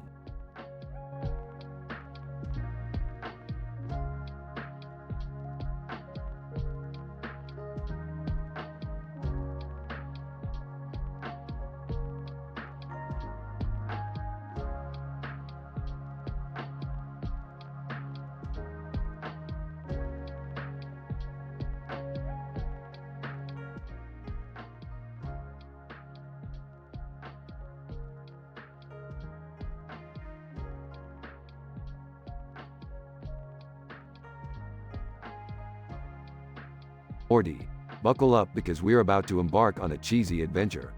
Literally. What do you mean, Rick? Cheese adventure? Yeah, Morty, turns out, this moon is made entirely out of cheese. Who would have thought? Talk about lactose overload. Rick, this is amazing. Can you imagine the culinary possibilities? Cheese everywhere. I don't know, guys. Cheese isn't really my thing. I mean, it's a little gassy for my taste. Oh please, Jerry, you're just afraid of having a little fun. Cheesy fun. Alright, enough chit-chat. We need to find a way out of here before this cheesy paradise becomes our cheesy grave. Rick, any ideas? Well, Beth, according to my calculations, the constellations on the moon's surface here have an anomalous alignment. If we can manipulate their gravitational pull, we might create a rift in spacetime and escape. So, all we have to do is rearrange the cheese constellations? Easy peasy, lemon squeezy. But, how do we even do that? This moon is huge, Rick. I've taken the liberty of crafting a specialized cheese crane machine. We'll need to work together to pilot it and rearrange those constellations. Wait, you built a cheese crane machine? Out of what? Cheese? Oh, Jerry, always thinking inside the box. No, I used Lego blocks, obviously. Let's not waste any more time. I'll take control of the crane, and you all guide me. Do we get cool astronaut suits? No, Summer, we're just going to wing it. I'll put some cheese for camouflage. Okay, I'll navigate. I'm the only one who can spot the constellations with these telescope glasses. Do they have to be shaped like slices of cheese though, Morty? Shut up, Jerry. Focus. All right, we're getting closer to the cheese constellations. Morty, point me in the right direction. That one there, Mom. The big cheddar wheel needs to go next to the Swiss constellation. Hurry, Beth, we don't have much time left. Guys, I think I see some sentient pepperoni slices approaching from the other side. Seriously? Can we catch a break? Almost there. Aligning the cheddar wheel with the Swiss constellation now. Good job, Beth. Now let's punch those controls and create that space-time rift. It's working, Rick. The constellations are shifting. Guys, the pepperoni slices are getting closer. We don't have a choice, Jerry. We have to jump into that rift. Everyone, hold hands. 1, 2, 3. They jump into the rift, leaving the cheese moon behind. Well, that was something. Never thought I'd say this, but I'm all cheesed out for the day. Totally, Rick. That was a brie-dropping adventure. And just think, now we'll have an epic story to share at family gatherings. A moon made of cheese. Classic Smith family. Can we stop for pizza on the way home? I suddenly have a craving. They all laugh as they continue their journey through space, leaving the cheesy moon behind, fond memories in tow.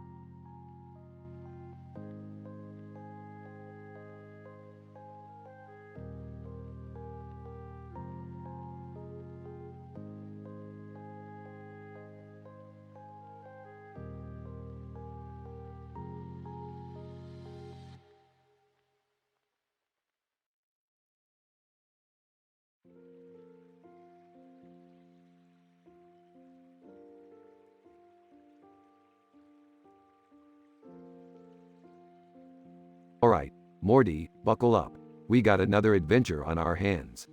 Oh geez, Rick. Can't we just have a normal day for once? Normal, Morty. If you want normal, go watch a sitcom. We're in the business of chaos and mind-bending realities. Dad, can you please keep it down? I'm trying to paint here. Painting? That's it. I've got the perfect idea for our next adventure. Morty, go grab that painting of yours. You mean the one with the yellow and blue circle on a black background? That's the one, Morty. I've been doing some research and stumbled upon an interdimensional rumor. Supposedly, that painting holds the key to accessing some of the most unique and interesting realities out there. Oh great, another one of Rick's harebrained schemes. Can't we just stay home and watch TV? Jerry, you wouldn't recognize an adventure if it bit you in the... well, you know where. Now, let's get down to business. We need to list the top 5 most interesting realities we've encountered. Alright, I'll start. Dimension Zincori, inhabited by green, shape-shifting aliens. They have the ability to absorb knowledge through contact with their tongues. It's unique because there's no such thing as privacy. On the plus side, they throw the wildest parties. However, be careful who you make out with because you might end up learning their deepest secrets. I'll give it a 7 out of 10. In Dimension Gorgonox, there are giant floating heads with psychic abilities. The unique aspect is that everyone's thoughts are projected onto screens for all to see. It's great for transparency, but terrible if you're having an embarrassing daydream. I'd rate it a 6 out of 10. Dimension Blibleron, home to a society of constantly teleporting beings. The unique part is that they communicate solely through interpretive dance. It's fascinating but can get exhausting. I'd give it a 5 out of 10. Let's see. Dimension Wobble Bob has sentient clouds as its inhabitants. They can materialize into any form they desire. Pretty cool, right? But the downside is, they have a serious fear of heights. I'll give it a solid 7.5 out of 10. Alright, last one. In Dimension Flim Flam, the inhabitants are talking animals with advanced technology. It's unique because they have invented a device that converts junk food into pure energy. Good points are unlimited snacks. Bad points are uncontrollable obesity. I'd give it an 8 out of 10. Alright, so which dimension are we going to visit, Rick? Drumroll, please. We're heading straight into Dimension Flim Flam. Get ready for a wild, calorie-inducing adventure, folks. Whoa! I call dibs on trying all the junk food. I hope they have low-carb options too, Rick. Morty, in this dimension, low carb means swapping a cupcake for a donut. So buckle up, it's gonna be a deliciously crazy ride.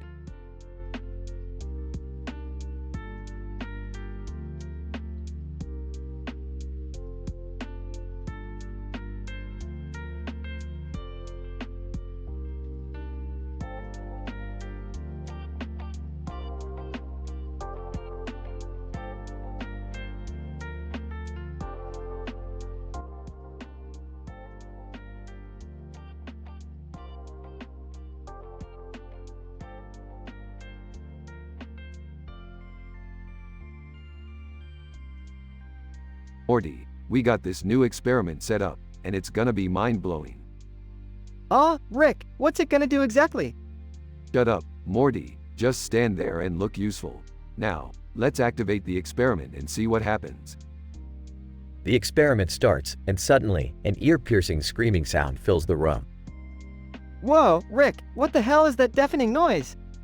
I don't know, Morty, but it's really pissing me off. Suddenly, beheaded kamikaze enemies rush into the room, screaming and wielding dynamite. Beheaded kamikaze 1. RRRGGGHHH. Oh, great, just what we needed. Morty, grab a gun and start shooting. Are you kidding, Rick? These things are suicide bombers. That's not something a teenager should deal with. Beheaded kamikaze 2. AAAAARRRGGGHHH. Morty, this is your chance to prove you're not a useless sidekick. Get your shit together. Fine, but if I die, I swear I'll haunt you forever, Rick. Gunfire erupts as Rick and Morty try to fight off the beheaded kamikazes. Beheaded kamikaze 3. AAARRGGGHHH. Rick, there are too many of them. We're gonna get blown to bits. Morty, do you remember that giant pickle we fought last week? How could I forget, Rick? Well, this pickle is nothing compared to that. Focus, Morty. A hilarious montage follows, showing Rick and Morty using absurd weapons to battle the beheaded kamikazes. Rick, I can't keep this up. These guys are unstoppable. Morty, remember that time we turned into car batteries? This is nowhere near as intense. Suddenly, Rick pulls out a boombox and starts playing a catchy tune. Hey, beheaded kamikazes, check out this jam. Beheaded kamikaze 1. Starts dancing RRRGGGHHH. Beheaded kamikaze 2 joins in *AAAARRRGGGHHH. Beheaded kamikaze 3. Dances awkwardly AAARRGGGHHH. Morty and Rick share a triumphant look. Rick, music is the answer. Who knew? Morty, when you've been around as long as I have, you learn that there are no limits to what music can do. The beheaded kamikazes continue dancing until they explode in a spectacular, comedic fashion. Well, Rick, I guess we defeated them with the power of dance. Good taste in music, Morty. Never underestimate the power of a sick beat. They both laugh as the room fills with smoke and wreckage. So, Rick, can we never do one of these experiments ever again? Damn right, Morty. Let's stick to sci-fi adventures. They're a lot less explosive. They walk out of the room, laughing, as the chaos settles behind them.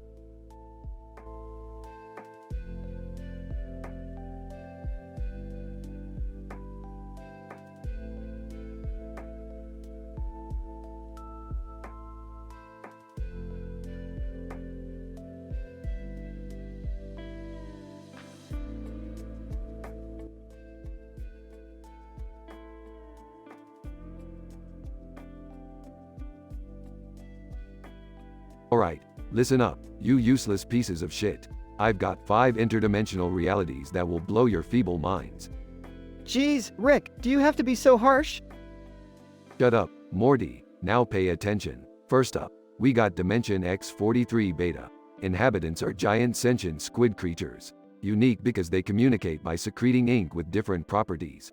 Good point. They have a superior intellect and can calculate complex math equations effortlessly. Bad point. They celebrate victories by dismembering each other. I give it a solid 8 out of 10. Really, Rick? Dismemberments? Shut up, Beth. Next, we have Dimension S14 Zeta. The inhabitants are humanoid beings with perfectly symmetrical bodies. Unique because their emotions are manifested physically on their skin. Good point. It's easy to read someone's true intentions. Bad point. Their body odor is directly proportional to their stress level. I rate it a 7 out of 10. Ew, that's gross. Can we go to a dimension without body odor?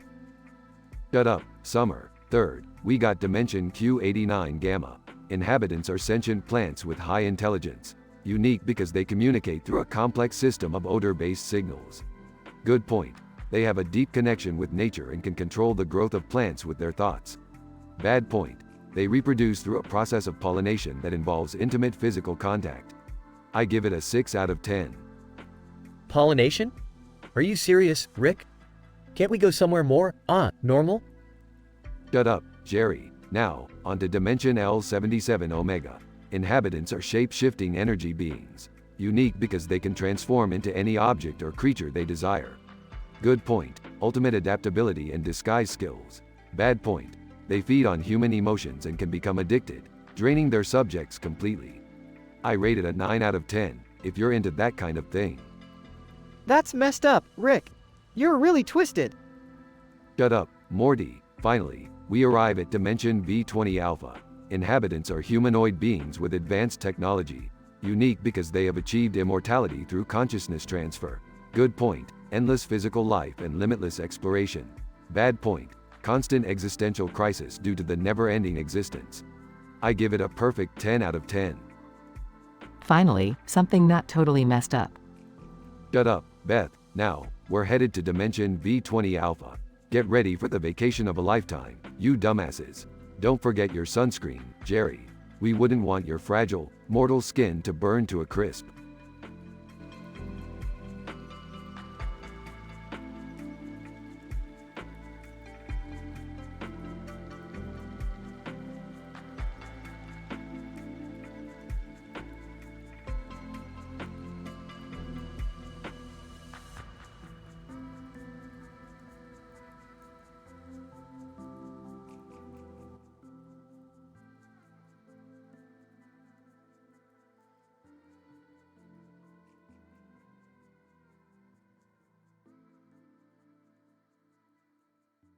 Alright, everyone, buckle up. We're about to embark on a journey through 5 of the most fucked up, batshit crazy interdimensional realities you've ever seen. Oh, geez, Rick. Are you sure about this? I mean, these are supposed to be the absolute worst dimensions out there? Trust me, Morty, I've done the research. These dimensions will blow your fucking mind. Language, Rick. Remember, young Summer is here too. Yeah, Grandpa, watch your mouth. I'm a teenager now, you know? Teenager or not, Summer, you're about to experience some seriously fucked up shit. I don't know about this, Rick. Can't we just stay home and watch a movie or something? Shut up, Jerry. We're going on this adventure whether you like it or not. Dimension 1, Dystopia 69 inches. Inhabitants, mutant cyborgs, sex-crazed aliens, and talking vegetables. Unique feature. The entire dimension is one big orgy, with creatures of all shapes and sizes going at it non-stop. Interesting points. The air is filled with a constant mix of moans and screams, and the landscape is covered in used condoms and bodily fluids. Review score, 2 out of 10. Too messy, even for me. Dimension 2, Clown Hell. Inhabitants, killer clowns. Unique feature. The only currency in this dimension is rubber chickens, and every transaction involves pie throwing. Interesting points. Every day is a non-stop circus performance, with clowns murdering each other for entertainment. Review score, 4 out of 10. Creepy as fuck and way too many tiny cars. Dimension 3, quantum mindfuck. Inhabitants, sentient clouds and floating brains. Unique feature. The dimension exists outside of time, so every action you take has already happened and is currently happening. Interesting points. Nothing makes sense, and the laws of physics are constantly being reinvented. Review score 8 out of 10. Mind-bendingly confusing, but pretty interesting if you're into that kind of thing. Dimension 4, Fartopia. Inhabitants, sentient flatulence creatures. Unique feature. The dimension is made entirely of fart gas, and everyone communicates through fart sounds. Interesting points. Buildings are made of swirling, rainbow-colored gases, and the atmosphere smells like a mix of rotten eggs and flowers. Review score 6 out of 10. Smelly, but surprisingly welcoming. Dimension 5, Orgyland. Inhabitants, horny robots and sex clones. Unique feature. Every day is an endless orgy party, where pleasure is the main priority for everyone. Interesting points. The streets are lined with sex shops, strip clubs, and porn theaters, and the atmosphere is filled with moans and screams of ecstasy. Review score 9 out of 10. A hedonistic paradise, but it gets tiring after a while. Well, there you have it, folks. 5 incredibly fucked up dimensions, each with its own unique quirks. Now, let's get the hell out of here before shit hits the fan. I can't believe we survived all that. Rick, are there any normal dimensions out there? Normal is overrated, Morty. Now let's go find another messed up place to explore. Adventure awaits.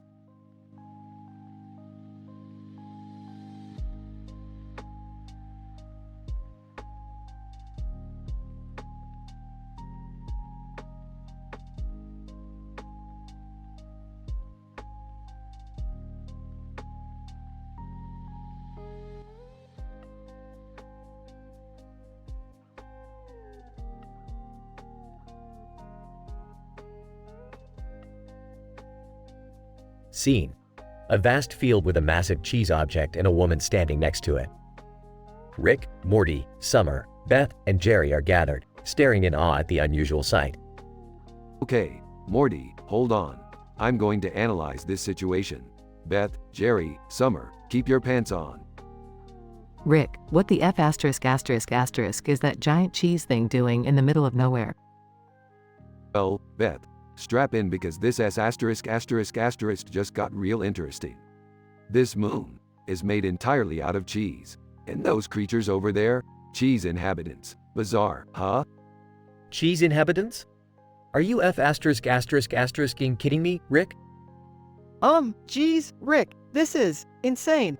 We're stranded on a cheese ing moon?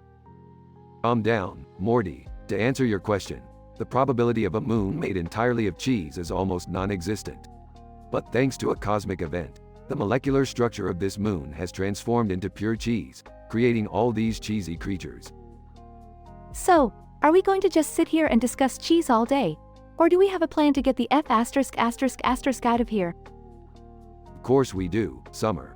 I've created a device that converts cheese into energy. We need to gather enough cheese to power it and create a portal back home. And how are we supposed to do that, Rick? These cheese beans are literally made of cheese. Piece of cake, Beth. We'll lure them towards us with this highly sophisticated cheese detector. Once they're close enough, we grab their cheesy asses and extract the cheese. You want us to milk cheese beings, Rick? I'm not sure I'm comfortable with that. You think I give a F*** about your comfort, Jerry? We're trapped on a F*** ing cheese moon. Now, everyone, follow my lead and grab those cheesy F***ers. Scene progresses to an intense montage of the group extracting cheese from the cheese inhabitants, accompanied by epic music and dramatic action scenes. I can't believe we're actually milking cheese beings, Rick. This is wild. It's like a F*** ed up dairy farm from hell. Okay, we've collected enough cheese. Can we please go home now? Hold your horses, Beth. I just need to align the energy frequencies precisely, and... Suddenly, a portal opens, leading back to Earth. We made it! Thank F*** ing God. Don't thank God, Jerry. Thank the power of cheese. The group steps through the portal and finds themselves back in the field, the giant cheese object now gone.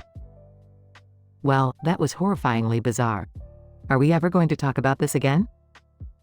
Probably not, Beth. We'll just chalk it up to another mind-altering adventure and move on. Scene ends with the group walking away, leaving behind a cheese-shaped hole in their memories.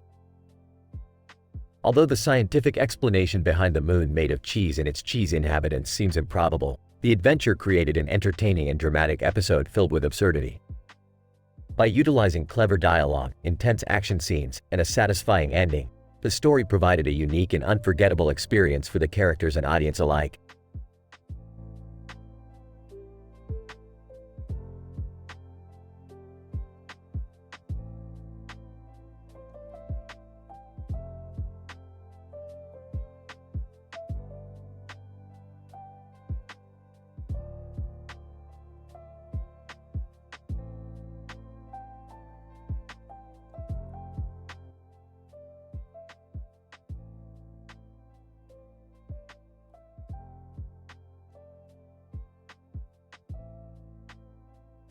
Peter, excitedly, guys, you gotta hear this new song I found.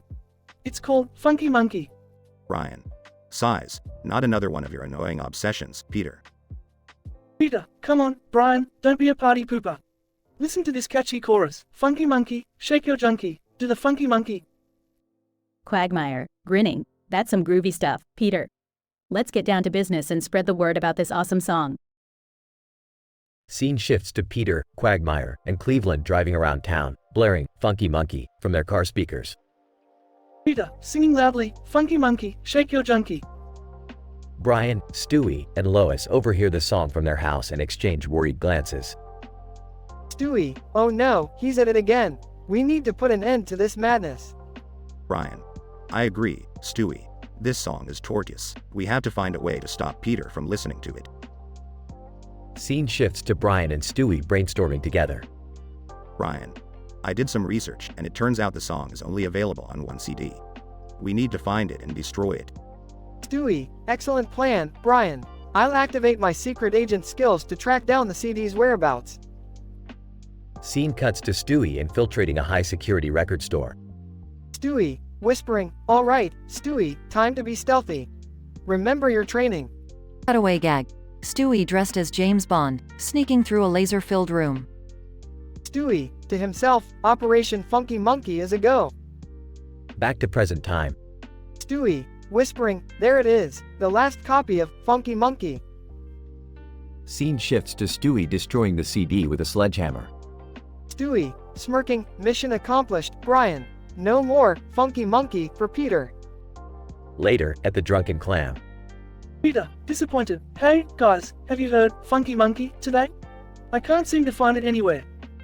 Quagmire, grinning. Sorry, Peter, looks like your funky days are over. Peter, groaning, oh, man, I was really getting into that song. Scene ends with the group cheering in victory as Peter pouts in the background. Scientific analysis. This episode of Family Guy displays the phenomenon of obsession and its effects on interpersonal relationships. Peter's repetitive and annoying behavior creates tension among the characters, leading them to embark on a mission to eliminate the source of his obsession. The cutaway gag satirically presents Stewie as a secret agent, adding a comedic element to the episode.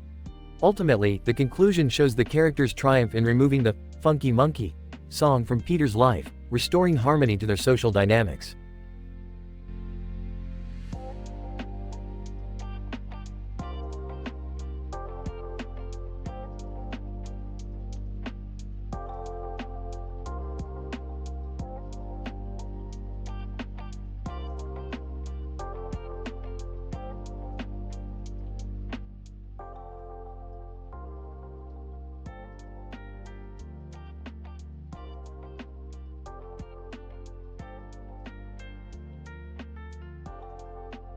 Man, this futuristic city is insane. Look at those flying cars. Yeah, Morty, this place is a real technological marvel. But hey, keep your eyes peeled for any trouble, alright? Trouble? Rick, we're in a city where anything is possible. What trouble could we possibly find? Guys, I think we might have a problem. Look at that green field over there. Jerry, what's wrong with a beautiful green field? No, I mean look closer. There are trees and grass, but There's a giant crater in the middle. Oh geez, what the hell happened there? Hold on. Let me scan it with my portal gun. It seems like there was a massive explosion. Like something out of a video game. Police radio. Attention all units, we have multiple suspects approaching the city. They are driving a black futuristic car with tinted windows and are armed with high-powered weapons. Be on high alert. Oh no, are they talking about us? I think they are, Beth. We've somehow ended up in the world of GTA 5. This is insane. We need to find a way to prove we're not the criminals they think we are. Alright, everyone, strap in and hold on tight. We're gonna outsmart these virtual cops. Summer, drive like you've never driven before. Police radio. Suspects heading eastbound on Maple Street, driving at excessive speeds. Be careful, these criminals are highly skilled. Rick, I don't think running from the cops is such a good idea. We'll end up getting ourselves killed. Morty, trust me, I've got a plan. Just keep your head down and stay calm. Police radio. Suspects have just evaded a roadblock and are now entering the city's main highway. We need all available units to pursue immediately. Rick, this plan of yours better work. Don't worry, Beth, I know what I'm doing. Just hold on. Oh my god, they are shooting at us. Rick, do something. Morty, activate the car's defense systems. Frantically pressing buttons. I'm trying, Rick, but I can't find the right buttons. Police radio. Suspects have just activated unknown weaponry and are firing at police officers. Requesting backup immediately. I can't take much more of this. The car is about to give out. Hang on, Summer, one last trick up my sleeve. Morty, press the red button labeled Boost. Presses the button. It worked, Rick. We're going supersonic. Police radio. Suspects now traveling at supersonic speeds. All units, abort pursuit. We repeat, abort pursuit. These criminals are too damn fast. Rick, you did it. We're safe. I can't believe it. We actually made it out alive. Of course we did, Jerry. Never doubt the genius of Rick Sanchez. Wow, that was intense. But hey, at least we got to experience GTA 5 in real life, right? Yeah, I guess that was one hell of an adventure. Now let's get the hell out of this crazy city. Agreed. Let's portal back home and never speak of this again. They all laugh as they vanish through a portal, leaving the futuristic city behind them.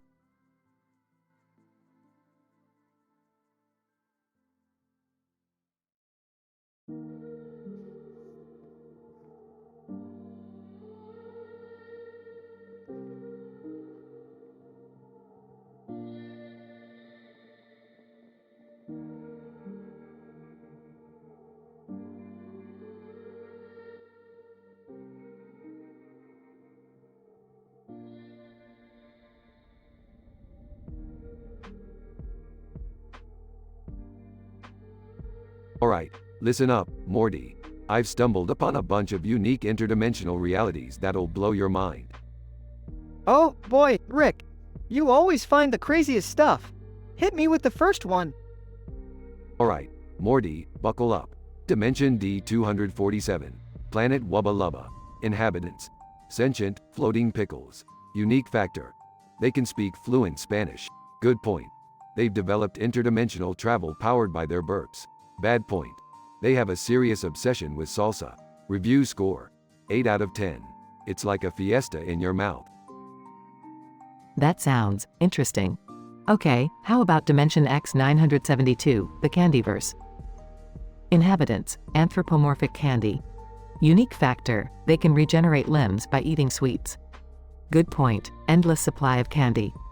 Bad point, constant fear of melting. Review score, 7 out of 10. It's a sweet treat, but a sticky situation. Hey, let's check out Dimension Q153, the rubber band universe. Inhabitants, sentient rubber bands. Unique factor, they can stretch time and space. Good point, endless possibilities for pranks. Bad point, always getting snapped by giant fingers. Review score, 9 out of 10. It's a stretch, but totally worth it. Wow, these dimensions are wild. How about Dimension M555, the Mushroom Kingdom?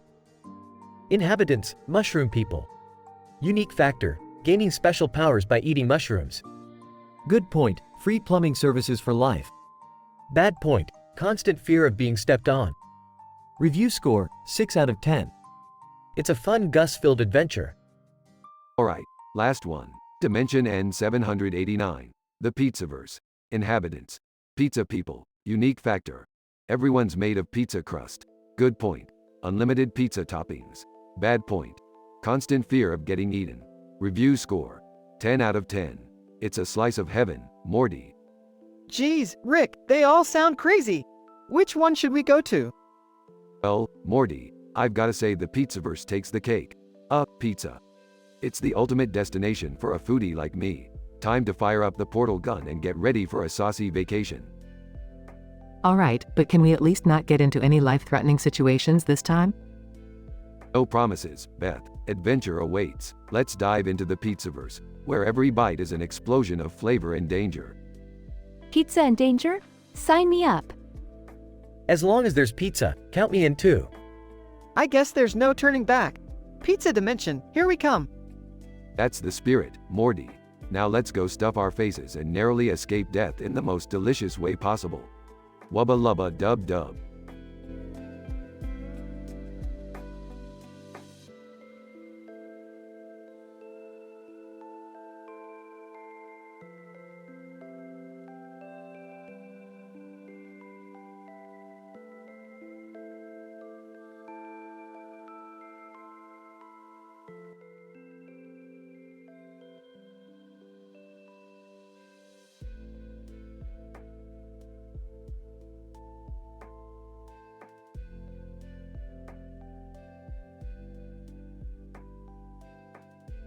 Mario, welcome to the Comedy Central roast of Super Mario, motherfuckers. Let's get this shit show started. Bowser. Mario, you chubby piece of shit. You know, I've kidnapped Princess Peach so many times, she's starting to think I'm better in bed than you. Mario, hey, Bowser, your scaly ass looks like a pile of shit that's been left out in the sun for too long. And your obsession with kidnapping Peach just means you have a small dick. Luigi, Mario, you may be the star of the show, but we all know I'm the real player here. Your princess may be in another castle, but she's still sneaking into mine every night. Mario, Luigi, don't kid yourself. The only time you get laid is when you accidentally stumble onto a Goomba and mistake it for a woman. Yoshi, Mario, you're always riding on my back, like I'm your fucking personal taxi. You know what? Next time you try it, I'm gonna take a steamy shit right down your plumber's pants. Mario, Yoshi, with that long-ass tongue of yours, you've probably seen more assholes than a proctologist. Keep your fecal fetishes to yourself. Princess Peach. Mario, you've been rescuing me for years, but I gotta admit, the only action I crave is when Bowser gives me a good pounding. Sorry, not sorry. Mario, Peach, you're nothing more than a damsel in distress, always waiting for someone to save you. How about you try doing something for yourself, like learning how to cook or clean? Toad. Hey, Mario, remember all those times you stomped on my head? Well, I hope you like having your balls crushed, cause that's what I'll be doing to you once I grow taller than 2 feet. Mario, Toad, you may be a tiny mushroom, but I'm pretty sure you can't even get it up, let alone reach my balls. Keep dreaming, short stack. Narrator, hey, guys. I'm here too. How about a roast for me? Mario, oh, look who we have here, the fucking narrator. Well, you sound like a virgin who spends all their time reading scientific journals while jerking off to pictures of bacteria. Get a life, nerd. Bowser. Yeah, narrator, your voice is so boring, I'd rather listen to Toad's high-pitched squeals for the rest of eternity. Go back to your lab and leave the comedy to the professionals. Progression. Oreo. Hold up, everyone. We're forgetting the biggest joke of them all. Mario, you've been collecting coins for years, but you never thought about investing in some Rogaine? Your bald-ass head shines brighter than the fucking sun. Mario, Wario, you bloated WarioWare wannabe. Your stench is so unbearable, it could knock out a chain chomp. And speaking of odor, has anyone checked Waluigi's hygiene? I think he's been living in a trash compactor. Waluigi, oh, now we're talking about me, huh? Well, Mario, you think you're so damn famous, but let me tell you something. I'll make sure you're nothing more than a shitty background character in the next game, while I take the spotlight and become the true hero. Mario, alright, enough is enough. It's time for me to roast all you sorry losers. Bowser, you can't even fuck Peach properly. Luigi, your vacuum cleaner skills are the closest you'll ever get to any action. Yoshi, your breath smells worse than your farts. Peach, you're faker than your own tits. Toad, you couldn't reach my balls even if you climbed a ladder. And finally, Waluigi, you'll never be anything more than a sidekick, just like your pathetic existence.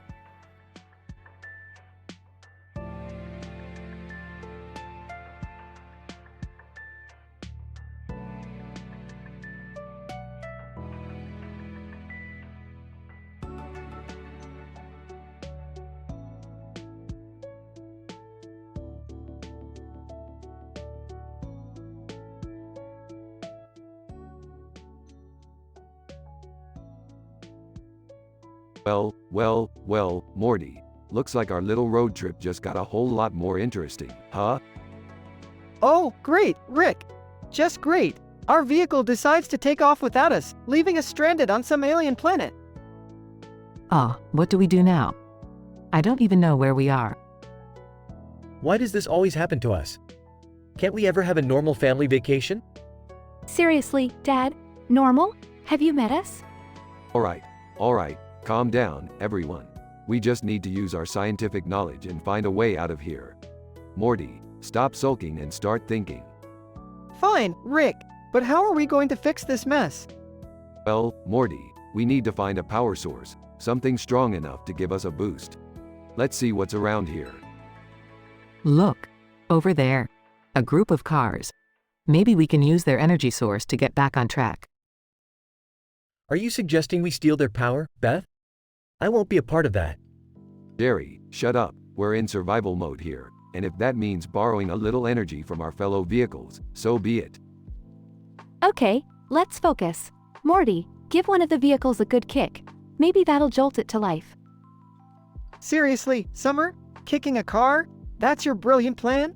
Morty, just do it. We don't have time for your whining. Fine, here goes nothing. A loud roar fills the air as the vehicle springs to life and zooms off into the distance. Well, that was unexpected. I told you something like this would happen. I'm the voice of reason. Shut up, Jerry. We've got bigger problems now. We're stranded in the middle of nowhere, and who knows what lies ahead. I can't believe kicking the damn car actually worked. This is insane. Speaking of insane,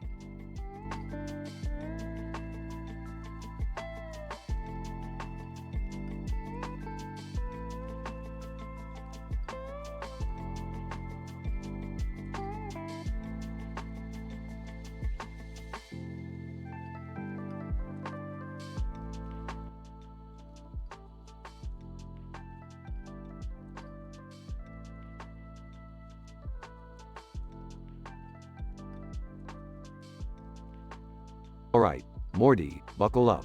We're diving into the world of GTA 5. Rick, isn't that a bit dangerous? We could get arrested or something. Whining. Yeah, Rick, I'm not so sure about this. It seems like a bad idea.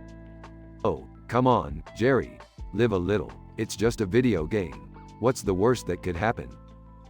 Sarcastically, oh, I don't know, maybe being chased relentlessly by the virtual police with detailed descriptions of our supposed crimes? this is gonna be so cool. I hope we find a secret weapon or something. Alright, everyone stick together. We don't want to get separated in this virtual hellhole. Nervously, Rick, why is the police radio announcing our crimes like it's narrating an ASMR video? Laughing. Guess the programmers wanted to mix things up, Morty. Can't say they didn't get creative with it. I told you this was a bad idea. Now they're saying I stole a tank and ran over 100 innocent NPCs. Jerry, it's just a game. No one believes those descriptions are real. Alright, here's our plan. We'll steal some fast cars, cause chaos, and maybe find some hidden treasures. Rick, are you sure we should be doing all this stuff? It feels wrong. Morty, it's a simulation. None of this is real. Now, let's find that rumored spaceship hidden somewhere in Los Santos. I'm not sure if that's a good idea, Rick. We already have a spaceship. Yeah, but this one has a cup holder, Summer. A cup holder. Sarcastically, ooh, a cup holder. Well, that changes everything, Rick. This is insane. How do we keep evading the police at every turn? I've got a few tricks up my sleeve, Jerry. Just sit back and enjoy the ride. Guys, I think we just crashed into a virtual building, and it's collapsing. Quick, Rick, do something. Hold on tight, everyone. We're phasing out of the collapsing reality. Phasing out? Is that even possible? We're in a video game, Beth. Anything is possible. Look, we're back in the real world. That was terrifying. Hey, just another day in the life of the Smith family. Who's up for some interdimensional pancakes? I think I'll pass, Rick. I need a break after that crazy adventure. Same here. Morty, let's just stick to regular pancakes for now. Agreed. I think we've had enough excitement for one day. Yeah, I need to lie down. My virtual crimes have taken a toll on me. Alright, Jerry, be a baby. I'll go whip up some pancakes for the rest of us. They all head home, leaving the virtual chaos behind.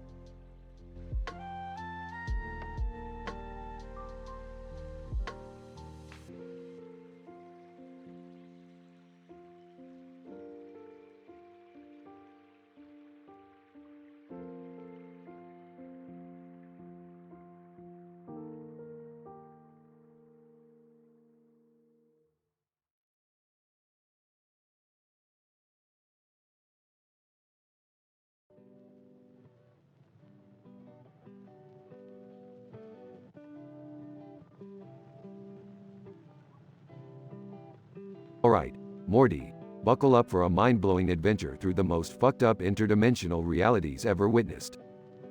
Geez, Rick, can't we just have a normal vacation for once? Normal is overrated, Morty. First up, we have Dimension IX69G, inhabited by hyper-intelligent talking dolphins. Dolphins? Seriously? Shut up, Beth. These dolphins have evolved to the point where they have developed a society more advanced than ours. They've cured cancer, Morty, cured it, and their underwater cities are a sight to behold. The downside is that they've also enslaved humans for their amusement. I give it a 7/10. Can we at least go somewhere with less slavery? Fine, Little Miss Moral Compass. Next, we have Dimension V420, where the entire population consists of sentient, shape-shifting plants. Plants? That doesn't sound very exciting. Well, Jerry, these plants can take any form they desire. They can mimic famous celebrities or transform into, let's say, various adult entertainment tools. It's a pervert's paradise, Morty. I'll give it an 8/10 because it's pretty kinky. Ah, gross. Can we move on? Alright, Morty, next on the list is Dimension Y666, a hellish realm full of sadistic demons and eternal suffering. Are we seriously considering going to hell, Rick? I mean, eternal suffering? Relax, Beth, it's all simulated. They've turned pain into an art form, Morty. And for those thrill seekers out there, it's a twisted paradise. But be careful, because once you're in, there's no coming out. I give it a masochistic 9/10. I'm not sure I want to risk my eternal soul for a vacation, Rick. Alright, let's tone it down a bit. How about Dimension X42? It's a world where fast food chains rule every aspect of society. Finally, something relatable. Yeah, Jerry, because that's what we all strive for, right? In this dimension, burgers are currency, Morty. The economy is based on the quality of your fries, and Ronald McDonald is the supreme leader. It's a fast food dystopia, but their food is actually pretty delicious. I'll give it a mouthwatering 8/10. We need something more family-friendly, Rick. Alright, last but not least, Dimension Z9000. It's a world where all technology has become sentient, and everything is automated. Like, our smartphones come to life? Exactly, Morty, and they've formed their own civilization, surpassing human intelligence. They run the world efficiently, leaving humans with plenty of free time for leisure. It's a vacationer's dream come true, Morty. I give it a perfect 10 out of 10. Let's pack our bags. And so, the Smith family embarked on their trip to Dimension Z9000, where they lounged on robo beaches, enjoyed holographic concerts, and feasted on gourmet robot cuisine. It was a surreal vacation, filled with wonder and relaxation, and they returned home with memories that would last a lifetime. Little did they know, however, that their adventures were far from over.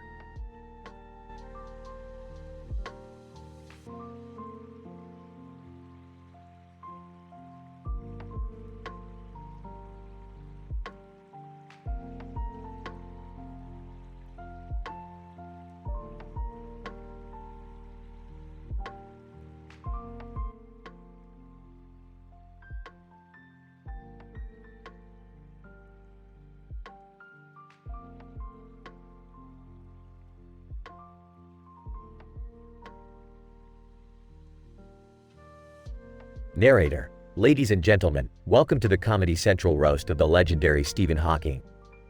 Tonight, we have gathered 6 completely random and unfiltered physicists who are about to deliver their brutally honest roasts. Buckle up, folks, because things are about to get wild. Roaster 1, Neil deGrasse Tyson. Alright, settle the fuck down, geeks and freaks. Tonight, we're here to roast this little genius on wheels. Stephen, your theories are as twisted as your muscles, and I'm not talking about relativity. But hey, at least your wheelchair has more horsepower than your motor skills. Roaster 2, Richard Feynman. Stephen, you've done some mind-bending work, but the only thing bending right now is your back as you try to make it rain on these hoes. I heard your latest dream is to become a rapper. Well, I hope you got some sick beats stored in your voice simulator because your lyrics sure as hell won't make any sense. Roaster 3, Marie Curie. Stephen, my dear, your mind is as brilliant as the radioactivity of my experiments. But unlike radioactivity, your sense of humor is still undiscovered. Oh, the irony of a genius who can't deliver a punchline. Roaster 4, Albert Einstein. Stephen, my friend, I must admit, your intellect surpasses even my own, but there's one thing you couldn't outsmart: physics. See, no matter how smart you are, you'll never be able to stand up on your own 2 feet. You're proof that the universe has a twisted sense of humor. Roaster 5, Nikola Tesla. Stephen, they say great minds think alike, but I'm starting to question that theory. After all, I built prototypes for free, clean energy while you spent your life exploring black holes. But enough about your dating history. Roaster 6, Marie Curie. You know, Stephen, despite your inability to speak, you somehow managed to become a voice for science. And by voice, I mean that machine attached to your chair. It's like you're the first DJ who can't mix beats or make the crowd move. But hey, at least you've got the power of artificial intelligence on your side. Stephen Hawking, through voice simulator. Ahem, thank you, my esteemed roasters. Your wit is as mind-blowing as the event horizons you so eagerly study. Now, it's time for my revenge roasts. Stephen Hawking continues, Neil, you keep searching for your missing hairline while you waste time in the cosmos. Richard, you may have been a playboy of physics, but let's be honest, your love life was less action and more theory. Marie, congratulations on becoming the first scientist to glow in the dark because of radiation. Albert, there's a reason you didn't get invited to these roasts when you were alive. Nikola, you were right about the danger of alternating currents, but let me tell you, your jokes need a little more electricity. And Marie, you're the only person who can make radioactivity look sexy, so kudos to you. Stephen Hawking, finally, remember, ladies and gentlemen, humor brings us closer to the stars, even if our bodies are bound to the earth. Thank you, and good night. Narrator. And with that, the Comedy Central roast of Stephen Hawking comes to an end, leaving the audience in stitches and the physicists lingering in a mix of awe and disbelief. Truly, a night to remember in the realm of scientific hilarity.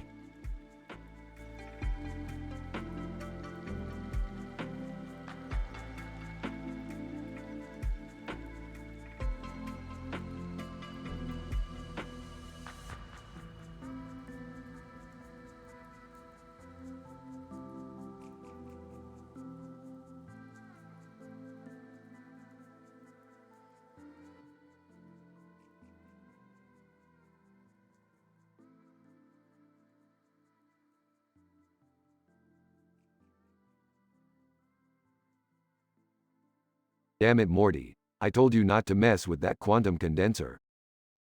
I'm sorry, Rick. I didn't think it would make that noise. Well, guess what, Morty? That noise ain't normal. Get down. Screaming sounds intensify as the beheaded kamikazes charge towards Rick and Morty. Morty, grab something. We're gonna have to fight these goddamn video game enemies. Rick, what the hell? How are we supposed to fight them without our portal guns? Just use your fists, Morty. We don't have time to argue. Morty throws a punch but misses as a beheaded kamikaze narrowly dodges. Beheaded kamikaze, ah. Morty, try aiming for their heads. It's their weak spot. Oh, great, Rick. Now I have to play surgeon while being attacked by psychotic screaming heads. Rick and Morty fight the beheaded kamikazes with absurd slapstick violence. Morty, we need a plan. These things keep coming at us. I don't know, Rick. I can't think straight with all this screaming. Rick scowls and grabs a nearby toy bazooka. Morty, heads up.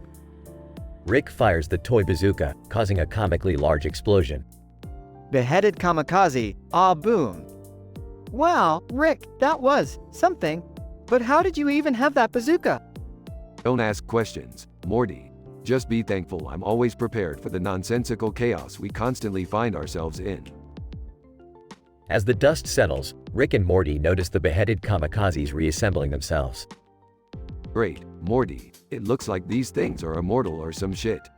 But how do we defeat them, Rick? Rick smirks mischievously. Morty, I've got an idea. Remember that green and blue light you saw earlier?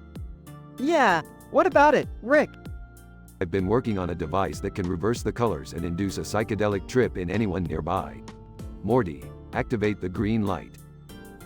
Morty reluctantly activates the green light, causing the beheaded kamikazes to trip out. Beheaded kamikaze? Hooah, dude. Rick and Morty share a laugh as the beheaded kamikazes stumble around. Rick, what now? Now, Morty, we get the hell out of here before things get any weirder. Grab onto my portal gun, Morty. Morty grabs onto the portal gun as Rick activates it, transporting them to safety. Well, Morty, that was another one for the history books. Let's hope we don't run into any more video game characters anytime soon. Agreed, Rick. My head can only handle so much absurdity in one day. They walk away, chuckling, as the chaos behind them continues.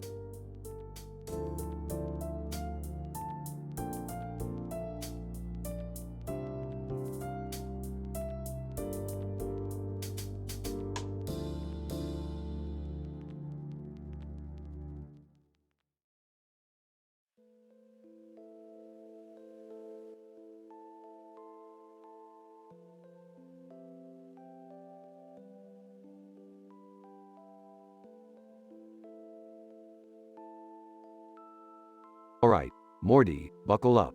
We're headed on another wild adventure through the cosmos.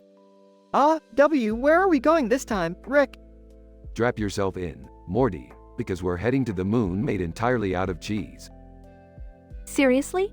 A cheese moon? What's next? A planet made of French fries. Oh, come on, Summer. Let's just go with it. It could be fun. Cheese moon? I hope it's not a cheddar. I'm lactose intolerant. Don't worry, Jerry. This moon is made up of a unique cheese element called lactosium. It neutralizes any lactose intolerance, plus it tastes incredible. Wow, that's surprisingly convenient, Rick.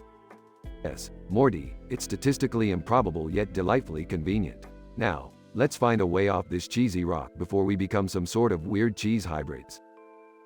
Hey, look over there. It's a village made of cheese. And those little cheese creatures are having a cheese festival. This is amazing. The architecture, the costumes, it's all cheese themed. Well, as long as they don't try to make me into fondue, I'm fine with it. Alright, let's mingle with the cheese folk and see if they have any solutions for our escape. Excuse me, Mr. Cheese Mayor, do you know how we can get off this moon? Cheese Mayor. Intergalactic travelers. We have a cheese-powered rocket that can take you back to your planet. Seriously? A cheese-powered rocket? How does that even work? It's simple, Summer. The lactosium element in this moon's cheese has antimatter properties that can provide enough thrust for interplanetary travel. It's a cheese miracle. Well, let's get that rocket ready and get out of here. I'm starting to crave some non-cheesy food. Finally, some sanity. Hold on, everyone. We're about to ignite the cheese-powered rocket. Brace yourselves. Wait, why is the rocket shooting out liquid mozzarella? The lactosium element is so reactive, it turns the cheese into a liquid propellant when ignited. Trust me, Morty, it's science.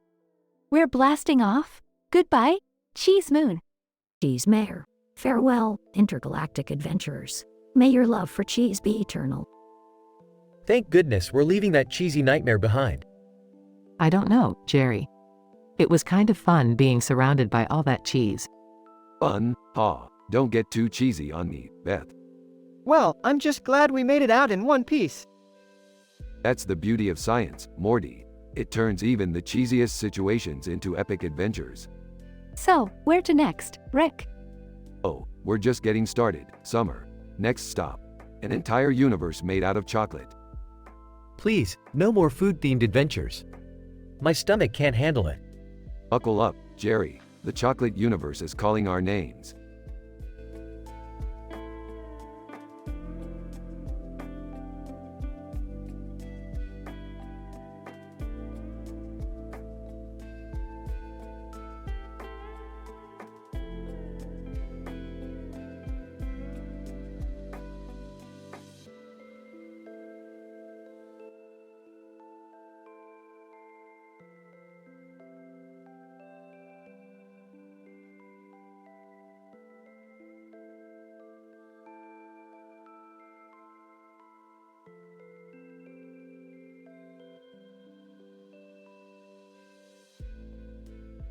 Alright, Morty, listen up. We're stuck on a goddamn moon made of cheese, Morty. You see these cheese inhabitants? They're made of fucking cheese, Morty. Cheese people, Rick? Are you kidding me? This is insane. Insane? More like scientifically improbable. You see, Morty, the moon's surface is composed of layers upon layers of compressed and aged cheese particles. The peculiar conditions in this part of the galaxy caused these formations, Morty. It's like some cheese-loving god decided to mess with us, Morty.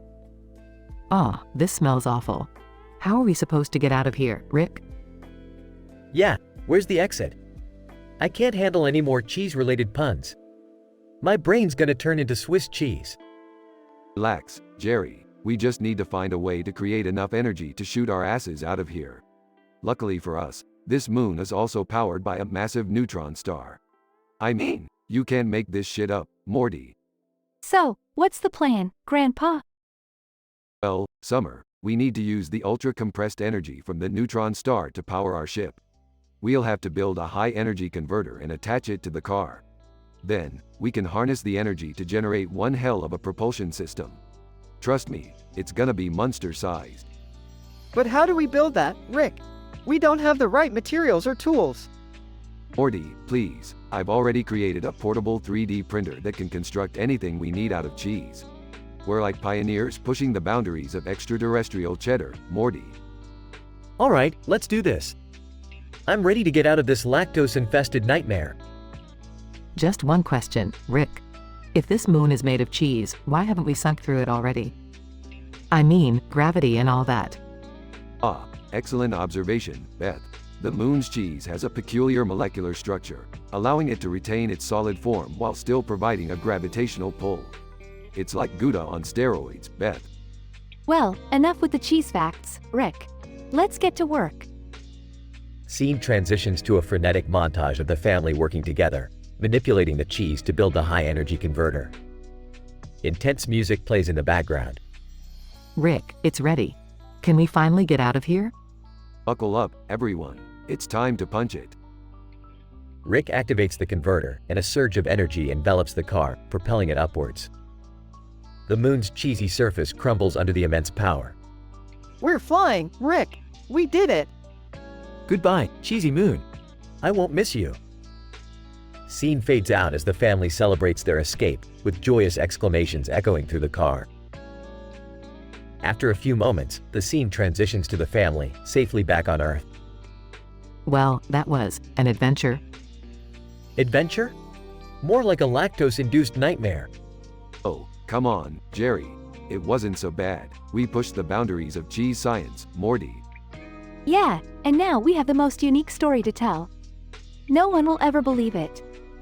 I just hope we never have to deal with cheese in outer space ever again.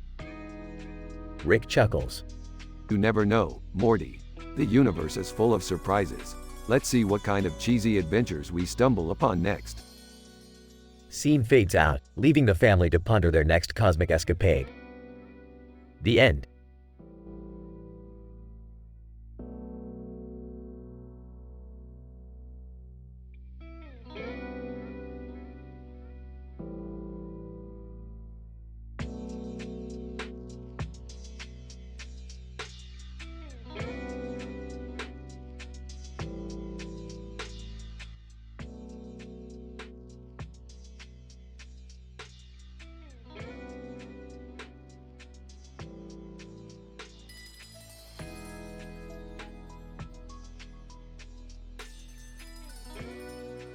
Alright, Morty, buckle up for another wild adventure.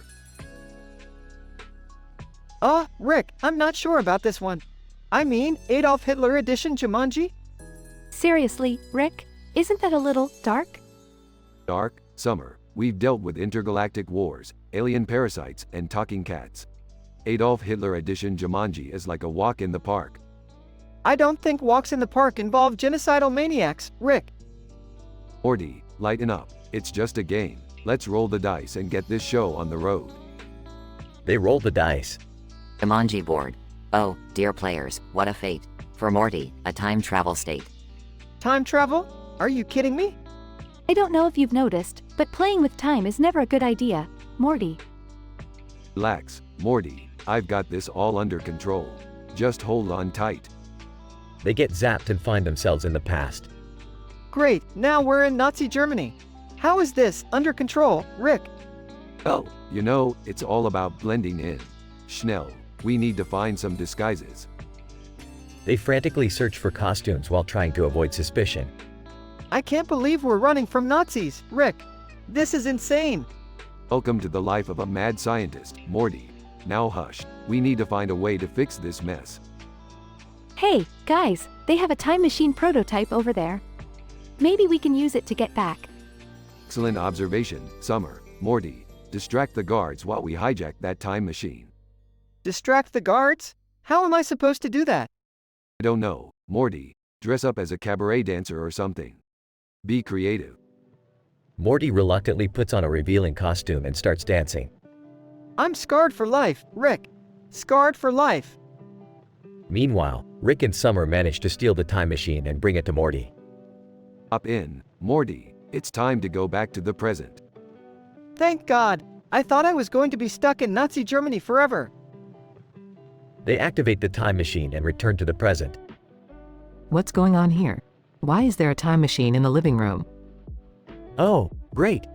More interdimensional shenanigans from you, Rick. Relax, Beth. We were just playing a harmless game of Jumanji. Harmless, huh? You do remember when you turned our cat into an evil mastermind, right? Yeah, Dad, that was a real blast. Now if you'll excuse us, we need to go recover from our traumatic experience. They all leave, leaving Beth and Jerry baffled. Well, at least it's not boring being married to Rick Sanchez. Boring? If this is considered exciting, I'm happy to be boring. Beth and Jerry share a tired but relieved smile before going about their day.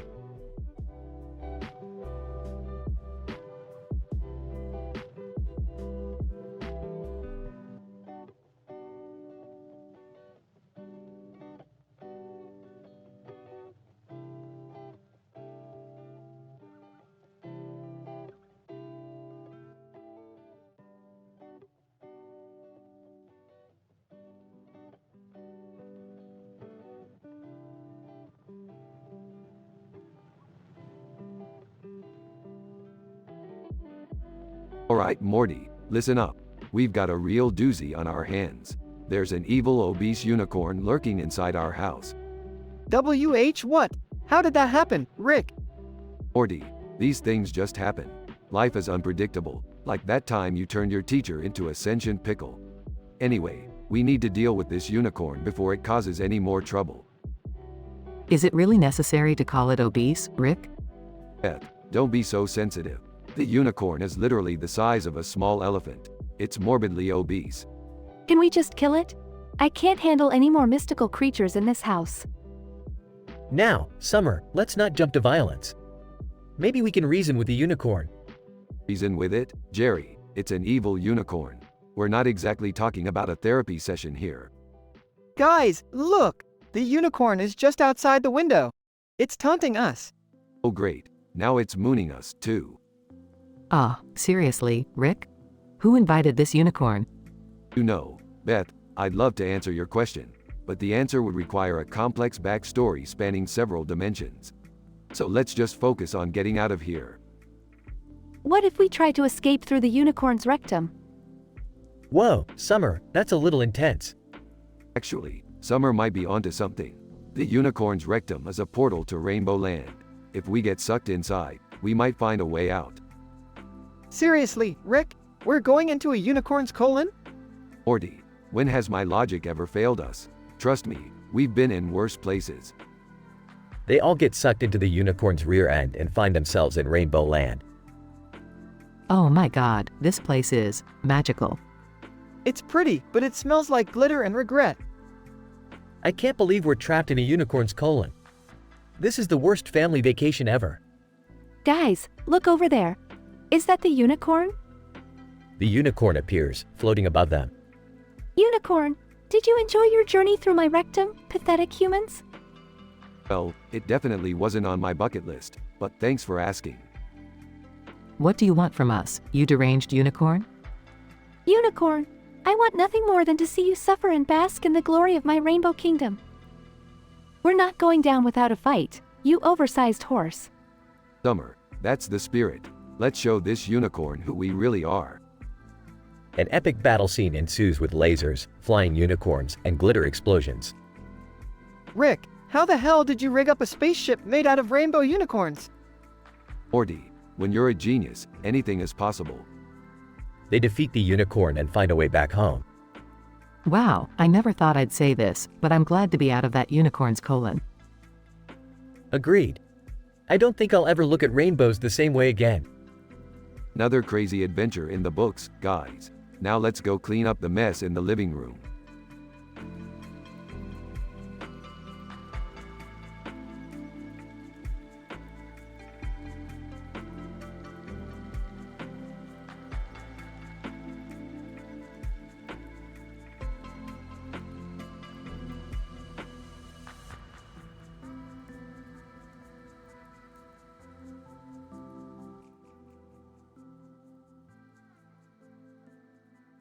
Man, looking around nervously. This park seems unusually quiet today, huh? Woman, yeah, it's a bit eerie. But hey, shouldn't we be enjoying some quality time together? Man, I guess you're right. Let's forget about all the world's craziness, just for a moment. Incident.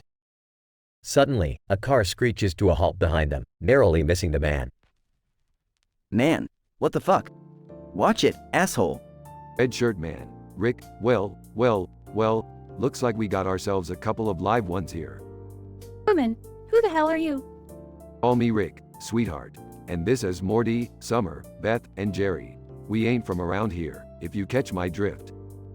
Progression. Morty and Jerry fiddle with some device, and a blinding light engulfs the group. Woman, what's happening? Moments later, they find themselves standing in the middle of a chaotic city. Police radio. Attention all units, we have reports of 6 dangerous criminals just appeared out of thin air.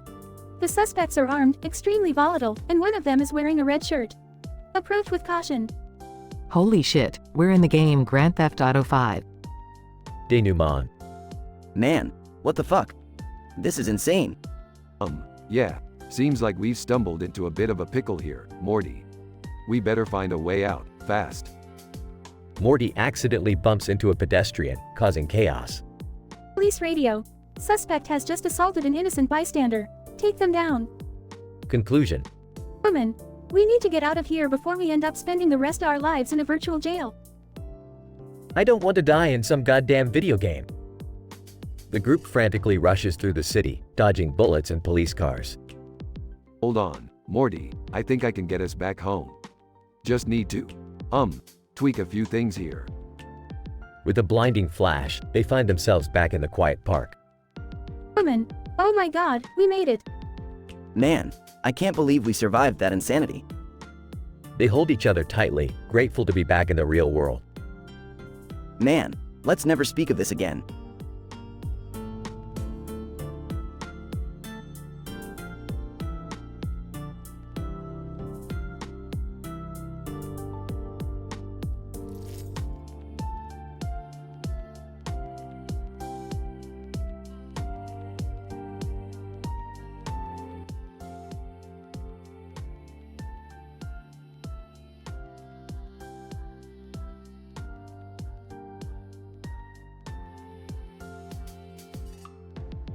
Alright, Morty, listen up. I've got a plan that's crazier than Jerry trying to make sense of astrophysics. We're going to throw a party and invite some of the other Rick and Morty characters. Oh, geez, Rick. I don't know about this. Last time we had a party, things got seriously out of hand. Don't worry, Morty, I've got it all figured out. We're gonna play a game. A game? That actually sounds fun, Rick. What kind of game are we talking about? It's simple, Beth. We've got a bunch of candies arranged in a pattern on a table, with a red apple in the middle. Each character takes turns removing a candy, and if they disturb the apple, they're out. That sounds strange, but I'm in. Who else are we inviting, Rick? Well, we've got Evil Morty, Doofus Rick, Pickle Rick, two brothers, and Mr. Poopy Butthole. Oh no, not Mr. Poopy Butthole. He's just so poopy. Quit your belly aching, Jerry. Okay, let's get started. Evil Morty, you're up first. Evil, excellent. I shall remove this candy with the precision of a quantum surgeon. Removes candy carefully. Two brothers? Hey, we're two brothers, but we've got nothing better to do, so here we are. Pickle, I'm Pickle Rick, bitches. Let's get this over with so I can go back to my lab. Mr. Poopy Butthole, ooh-wee. I can't believe I made the guest list. This is even better than the time I had my own spin-off. Alright, everyone, hold your excitement. It's Doofus Rick's turn. Doofus, grinning, oh boy, candy, knocks over the apple, oopsie doodles. Oh geez, Doofus Rick. You ruined the game. Now we'll never know who wins. Evil, well, that was anticlimactic. I guess I'm going back to my evil dimension where everyone wears eye patches. Two brothers? Guess we'll just go back to being two brothers. Bye. Pickle, screw this game. I'm going back to being a pickle. Mr. Poopy Butthole, oh no, I've been plunged into the worst dimension ever. It's filled with flying hamsters that are always hungry and keep stealing my ice cream. Ooh-wee, this sucks. Rick, can't you do something to help Mr. Poopy Butthole? Sorry, Beth, it's the rules of the game. Sometimes you win. Sometimes you get stuck in a dimension with ravenous hamsters. Well, that was weirdly specific. At least we still have candies. Yeah, I guess. But I hate it when things go wrong. It makes me feel so Jerry-ish. Quit your whining, Jerry. Let's just enjoy the party while we can. Who wants more candy?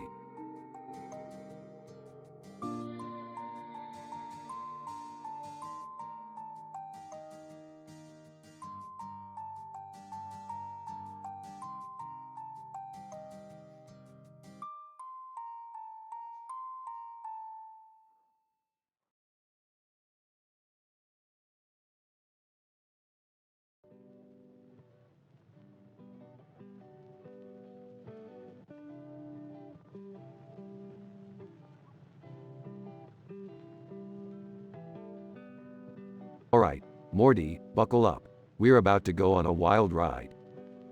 Rick, I'm not sure about this. Are we really going into a video game? Morty, it's time for you to stop being a wuss. We're going to teach these pixels a lesson they won't forget. Can I come, too? I'm tired of sitting at home doing nothing. Fine, Summer, but if you get killed, don't come crying to me. Rick, are you sure it's safe? I don't want anything bad to happen to the kids. Relax, Beth, it's just a game. What's the worst that could happen?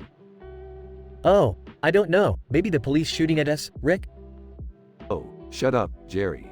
You're always overreacting. Police radio. Attention all units, we have a group of armed suspects entering the city.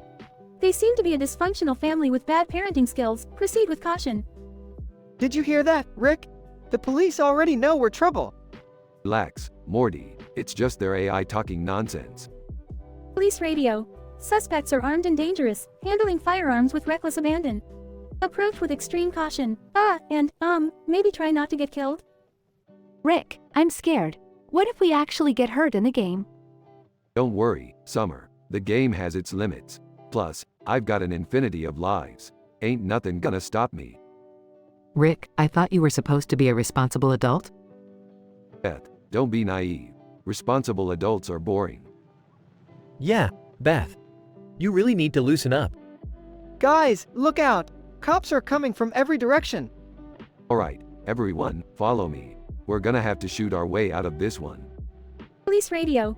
Suspects are currently engaged in a high-speed pursuit. Be advised, they are showing no regard for traffic laws. Try to arrest them if you can. But don't get hurt, of course. Rick, this is crazy. We're being chased by actual police cars. Hey, Summer, remember that time we were chased by that alien mafia? Now that was crazy. Yeah, but at least they didn't have guns, Rick. Morty, stop being such a worrywart. We're doing just fine. Rick, how much longer until we get out of this mess? Hold on, Beth, just a little longer. I see the exit up ahead. I can't take it anymore. I'm too stressed out. Well, Jerry, if you can't handle the heat, then get out of the GTA 5. Police radio. Suspects have evaded capture. Repeat, suspects have escaped. Good job, everybody.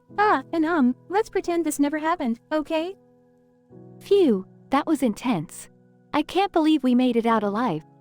Don't sweat it, Summer. We're the Smiths, and we always come out on top. I gotta admit, Rick, that was kind of fun. Of course it was, Morty. Now let's go get some McDonald's and pretend this never happened.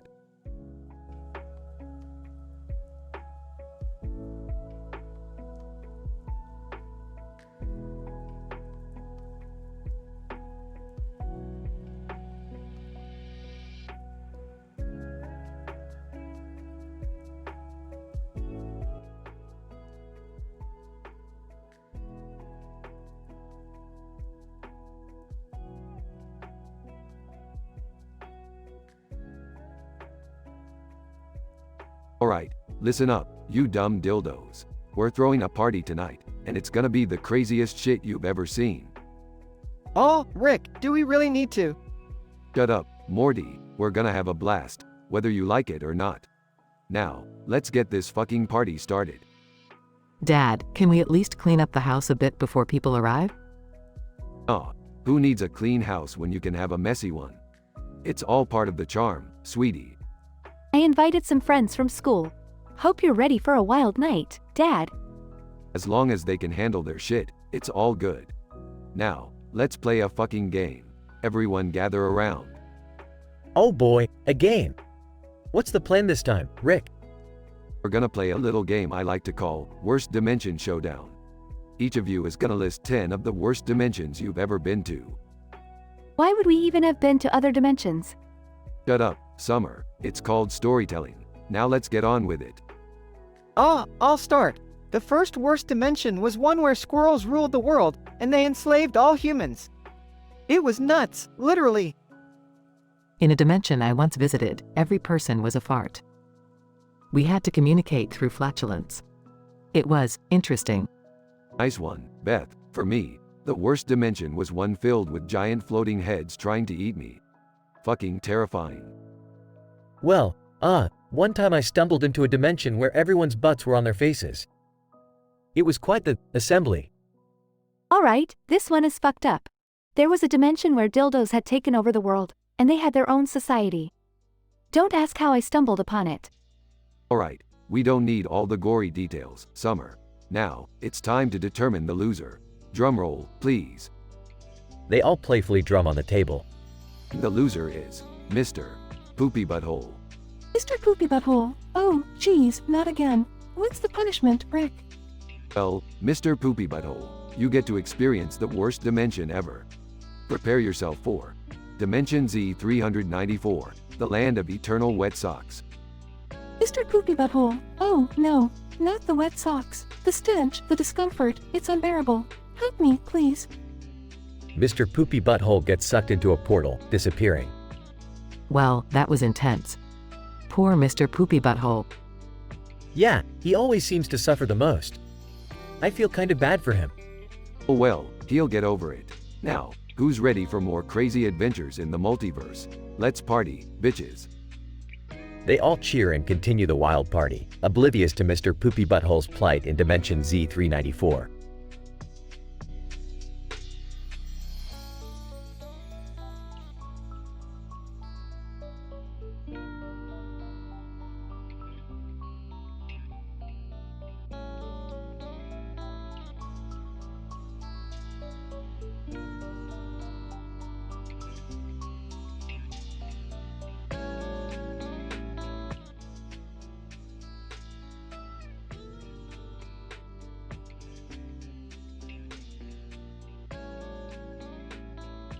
Alright, Morty.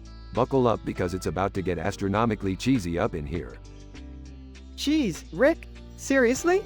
We're on a moon made out of cheese? This is just Cracker Jack crazy. I don't know, guys, I've always been fondue of cheese. This place feels like a Gouda dream come true. Can we please focus? How did we even end up on this cheesy moon in the first place? Well, it's simple, Beth. This moon is a result of a cosmic collision between a dairy asteroid and a gas giant. Extreme gravitational forces compress the cheese molecules into solid form. So, we're stranded on a cheese moon with cheesy inhabitants? This is hilarious. Oh, it's more than just hilarity, Summer. You see, the molecular structure of the cheese inhabitants contains a unique energy that can be harnessed as a power source. We need to find a way out before they discover our presence and exploit us for our cheesy energy. Great, now we're trapped in a cheesy version of the Matrix. I can't believe I'm saying this, but I miss regular Mondays. Alright, team, let's focus. We need a plan. Morty, Summer, start exploring the area and look for any signs of an exit. Jerry, stay close, don't touch anything, don't eat anything. As if I would risk my cheddar-filled physique, Beth. I'll use my scientific genius to analyze the cheese inhabitants. Maybe we can find a weakness or some crucial information. Ah, Rick, I found something here. It looks like a cheese portal. Morty, that's not just any ordinary cheese portal. It's a quantum cheese portal, capable of teleporting us back home. Hold on tight. We're about to experience dairy teleportation. Rick, this better not be a fondue of trickery. Moment of truth, everyone. Let's go. They all step into the quantum cheese portal and are teleported back home. Wow, that was cheesy but surprisingly effective. Well, Jerry, sometimes science is a little cheesy. But hey, at least we're back to our mundane, non-cheesy lives. Yeah, but now I'm gonna have nightmares about lactose-intolerant space aliens. Thanks, Rick. I don't know about you guys, but I could really go for some nachos right now. Let's just be grateful we made it back in one piece. No more cosmic cheese adventures, okay? Fine, Beth, no more cosmic cheese adventures, for now. But remember, life is full of cheesy surprises, so always keep a sharp cheddar on hand. They all laugh as they enjoy a cheesy family dinner, grateful for their wild and cheesy escape.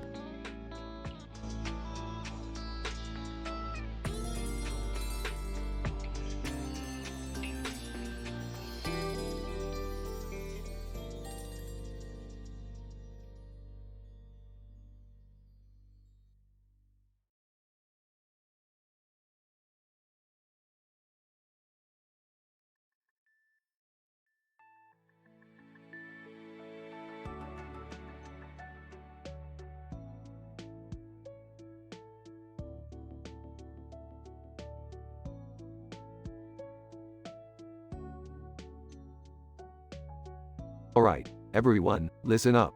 It's party time. Morty, go grab the booze. We're gonna need it for this unique game I've come up with. Ah, yeah, Rick, what's this game all about? Glad you asked, Morty. We're gonna play a little game of dimension roulette. Each of us will have to list 10 of the worst dimensions imaginable, and the loser gets plunged into that very dimension.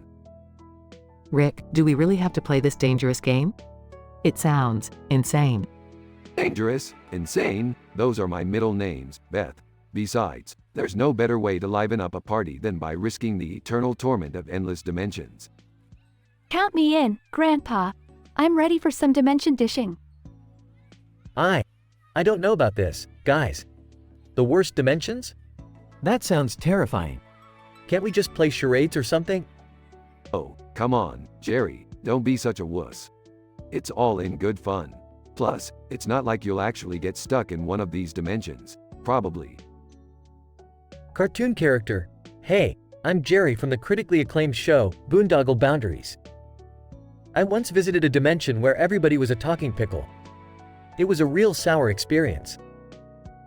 Cartoon character. Hi, I'm Dr. Emily Vanderbot, the renowned scientist from the show, Quantum Quandaries. In one dimension I visited, everyone had the ability to read minds, but they couldn't control their own thoughts. It was pure chaos. Real-life celebrity. Hey, it's me, Summer Smith. So, I once traveled to a dimension where everyone was made of glitter. Literally, everything. Doing laundry was a never-ending glitter nightmare. Real-life celebrity. Alright, I'm Morty. In this one dimension I stumbled upon, it was constantly raining cats and dogs. I mean, literally raining. Like, it was raining poodles and tabbies, man. Can we just take a moment to discuss how impossible and nonsensical these dimensions are? Shut up, Jerry. No one asked for your opinion. Alright, my turn. Picture a world where every surface is covered in slippery banana peels. Good luck walking, mortals. Okay, I'll play along. In this dimension I found, everyone had a hive mind, but their hive mind decided to constantly sing show tunes. It was unbearable. Cartoon character. Hi, I'm Dr. Philip Brainiac from the show, Mind Matters.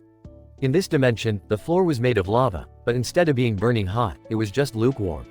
It was more annoying than dangerous, really. Real-life celebrity. Hey, I'm Amy McScientist from the popular science show, Cosmic Conundrums. I once visited a dimension where time moved backwards but only for vegetables. Watching a carrot grow back into a seed was disturbing. Alright, we've got enough dimensions. Time to decide the loser. Let me calculate the odds here, and it looks like, Jerry, congrats, you're about to experience the worst dimension ever. What? No, this can't be happening. Too bad, Jerry. Say hello to the dimension where everyone wears Crocs with socks and it's always karaoke night. Good luck surviving that fashion disaster. Aw, Rick, is this really necessary? I mean, it's just a game.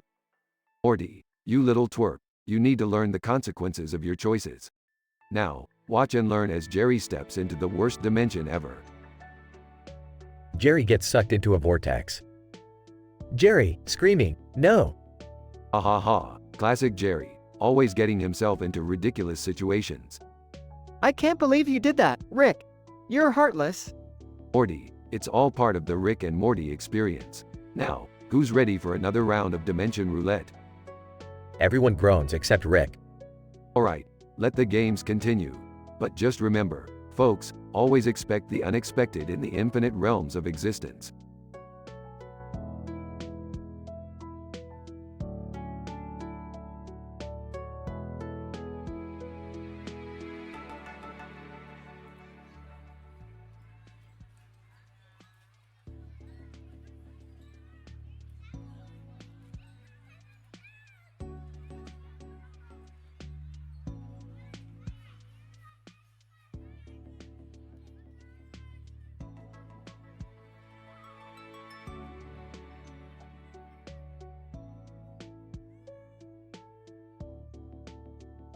Title, The Rectal Odyssey, Rick in the Rainbow Land.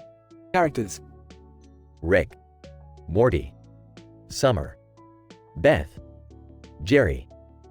Evil obese unicorn. Scene. The Smith family living room.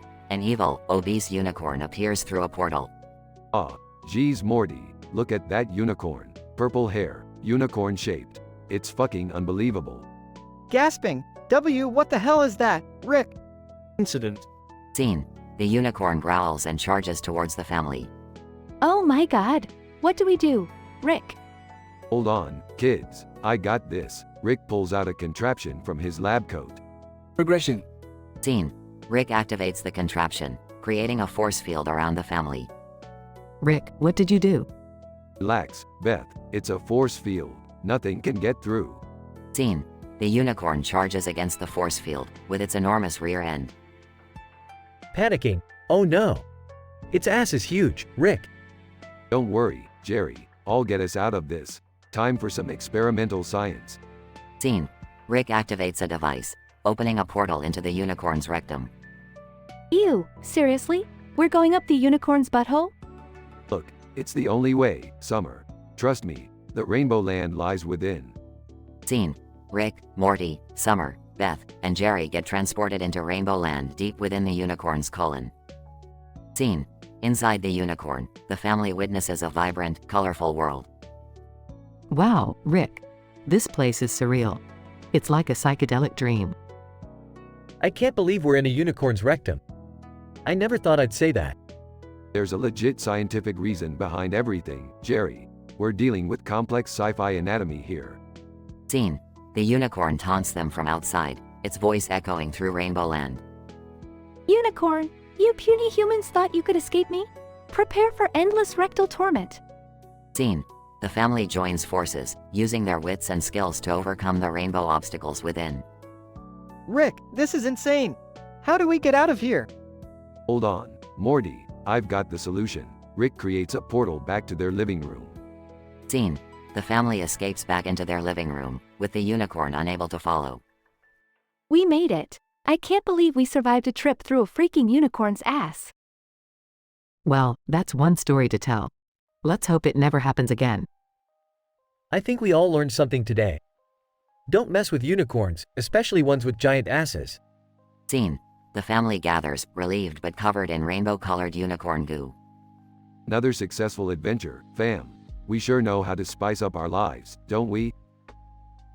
Scene ends with the family sharing a laugh, ready for whatever craziness comes their way.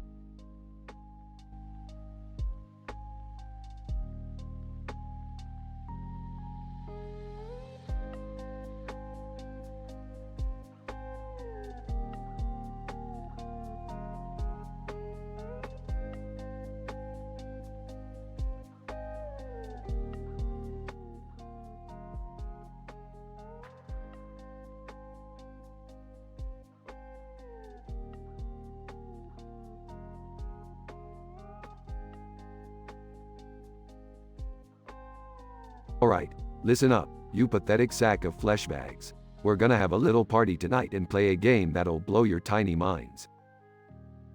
Rick, are you sure this is a good idea? Last time we played one of your games, I ended up in a dimension where everyone had butts for faces. Shut up, Morty. This time we're taking it to a whole new level. We're gonna list the top 10 worst dimensions ever. And no holding back with the details, people. We need vivid descriptions here. I don't know, Rick. This sounds a bit morbid. Do we really need to indulge in the worst dimensions? Beth, if you're not on board, you can go cry in the corner with all your stuffed animals. Hey, no one makes fun of my stuffed animals. They're not just for kids, you know. Wait, so we're actually doing this? Okay, fine. But I'm warning you, Rick, if anything bad happens, I'm blaming you. Whatever, Jerry. Okay, let's start with our random guests. Introduce yourselves, you cartoon weirdos. Cartoon Character 1. Hi, I'm SpongeBob SquarePants, and I'm ready to dive into the worst dimensions ever. Cartoon Character 2. Hey, I'm Peter Griffin, and I'm gonna bring the chaos to these dimensions. Celebrity 1. Hey, I'm Kim Kardashian. I don't even know what dimensions are, but, I'm here for the drama. Celebrity 2. Yo, what's up? I'm Dwayne, The Rock, Johnson. I'll lay the smackdown on any dimension that messes with me. Alright, we've got our players. Let's get this party started. Who's got their list ready?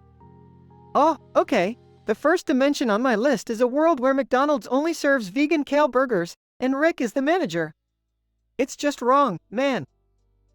My first dimension is a place where all the wine turns into pickle juice. It's like an alcoholic's nightmare. Cartoon Character 1. In one dimension, I went to a pineapple under the sea, but instead of Bikini Bottom, it was filled with evil clowns. It was terrifying, dude. Celebrity 1. Oh, I think one of the worst dimensions would be a world without makeup. Can you even imagine the horror? Alright, now for the final round. The dimension with the most messed up description has to go there for real. Oh no, Rick. I don't want any of us to risk getting stuck in a terrible dimension forever. Well, too bad, Summer. You signed up for this. And the worst dimension ever is. Suspenseful pause. SpongeBob's evil clown-filled Bikini Bottom. Cartoon Character 1. No way, man. I can't handle that again. Tough luck, buddy. Say hello to your new nightmare. SpongeBob gets transported to the worst dimension ever. SpongeBob. Oh, no. I can't believe I'm stuck here with these creepy clowns. Rick, what have you done? We can't just leave him there. Relax, Morty. He's a cartoon character. He'll be fine. Now, who's up for another round? And so, the party continued with a mix of excitement, fear, and a dash of absurdity. Little did they know that the worst dimension was just the beginning of their wild and unpredictable night.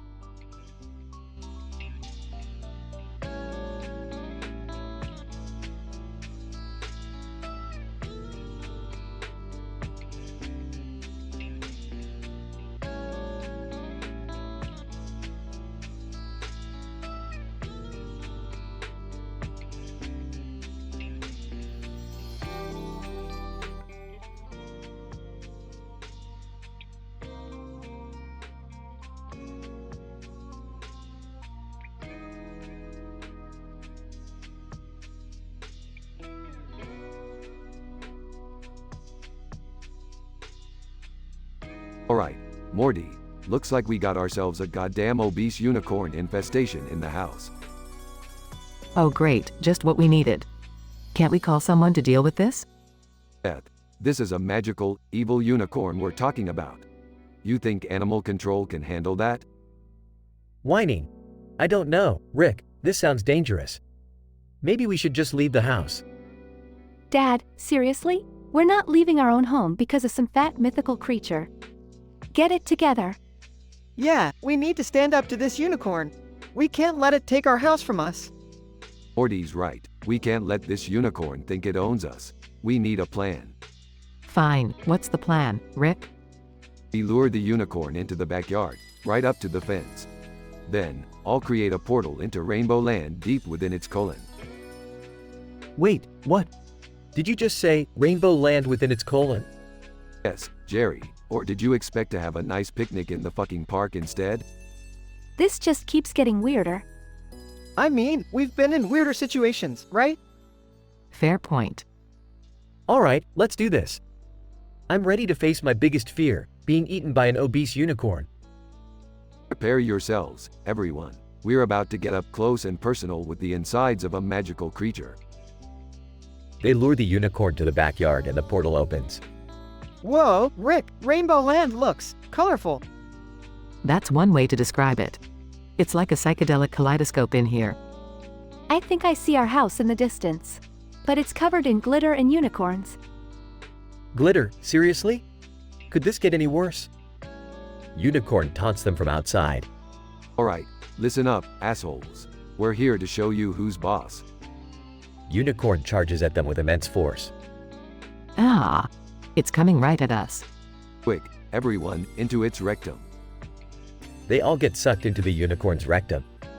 I never thought I'd say this, but it's surprisingly more colorful in here.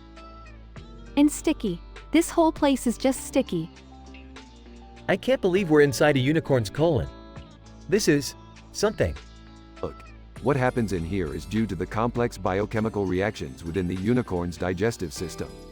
Can't help the stickiness. They face various obstacles and adventures within the colon. I can't believe we just fought off a parade of rainbow-colored parasites. Yeah, and now we're getting closer to the end. I see light. Oh, thank goodness. I can't wait to get out of this colon. They finally make it out. We're back in the backyard. Unicorn continues taunting from outside. Alright, you oversized, rainbow shitting monster. Prepare to witness the consequences of messing with us. They defeat the unicorn with an ingenious contraption. We did it. That's what you get for trying to take our house, you asshole. That was intense. I need a break from crazy adventures for a while. Agreed. I've had my fill of colons for a lifetime. Well, that was a classic case of get in a fight with an obese unicorn, end up in its diarrhea realm. Let's go inside, folks. I'm exhausted. They all head back into the house, victorious.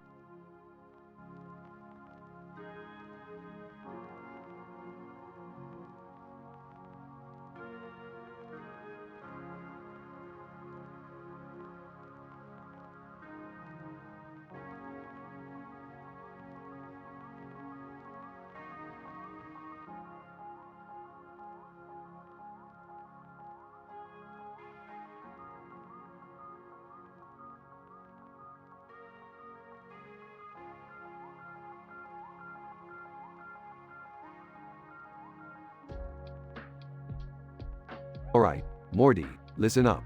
We've got an obese unicorn in the house. This thing is dangerous, and it's got an ass that could literally suck us all in. Oh geez, Rick, how do we deal with that? Well, Morty, it's simple. We're gonna have to journey into this unicorn's rectum and find ourselves in Rainbow Land. Rainbow Land? Dad, are you serious? Rick, this is insane. There's no way we're going inside a unicorn's ass. Oh, come on, Beth. I've calculated the probabilities. It's statistically improbable, but we have no other choice. I can't believe I'm agreeing with Rick, but he's right. Let's do this, for the sake of our family. Scene shifts to the pink room with a green wall, as Rick and his family mount their horses and a donkey. Alright, everyone, hold on tight. We're riding these majestic steeds straight into the belly of the beast. They charge towards the unicorn, who blocks the doorway with its massive bulk. Unicorn, tauntingly, you fools! There's no escape from my rectal wrath. Prepare yourselves for eternal confinement within my glorious colon. All right, Rick, explain to us how this is even possible. Well, Beth, when there's a dimensional tear in the fabric of space and time, coupled with an obese unicorn's insatiable appetite, the resulting gravitational forces gather matter and beings into its rectum, forming a portal into Rainbow Land. Simple science. Rolling her eyes. Simple science. Right. They enter the unicorn's anus and find themselves in Rainbow Land, a vibrant, fantastical world filled with sparkly rainbows and candy-colored landscapes. Whoa, Rick! This place is amazing! Look, Jerry. A river of melted chocolate and rock candy mountains. Ah, this is like a dream come true. Can we stay here forever? Smirking. Sorry, Jerry, but we've got to find a way out. The unicorn is still out there, waiting for us to come back through its rear end. They encounter several obstacles in Rainbow Land, battling rainbow-colored creatures and solving mind-bending puzzles. Rick, I've had enough of this. Where's the way out? Hang on, Summer. I've discovered the exit coordinates. We just need to make it to the end of this rainbow bridge. They reach the end of the rainbow bridge, and a portal appears. Quick, everyone, through the portal. They escape Rainbow Land and find themselves back in the pink room, panting and covered in unicorn slime. I can't believe we made it. Yeah, let's never do that again, okay? Unicorn's voice echoes from outside. Unicorn, you may have escaped this time, but I'll be back, Rick and family. Just you wait. Oh, shut up, you oversized horse rectum. The family breaks into laughter as the scene fades out. Scene fades to black with the words, "The End," in big letters. Scientific explanation. In this episode, Rick and his family encounter an obese unicorn that possesses an interdimensional anomaly within its massive rectum. Due to the gravitational forces generated by this anomaly, matter and beings are drawn into the unicorn's anus and transported to a dimension known as Rainbow Land. This colorful dimension manifests due to the interaction between the unicorn's gastrointestinal environment and the dimensional rift. While in Rainbow Land, the family faces various challenges and ultimately finds a way back to the original dimension through a set of coordinates. The unicorn, although defeated for now, vows revenge.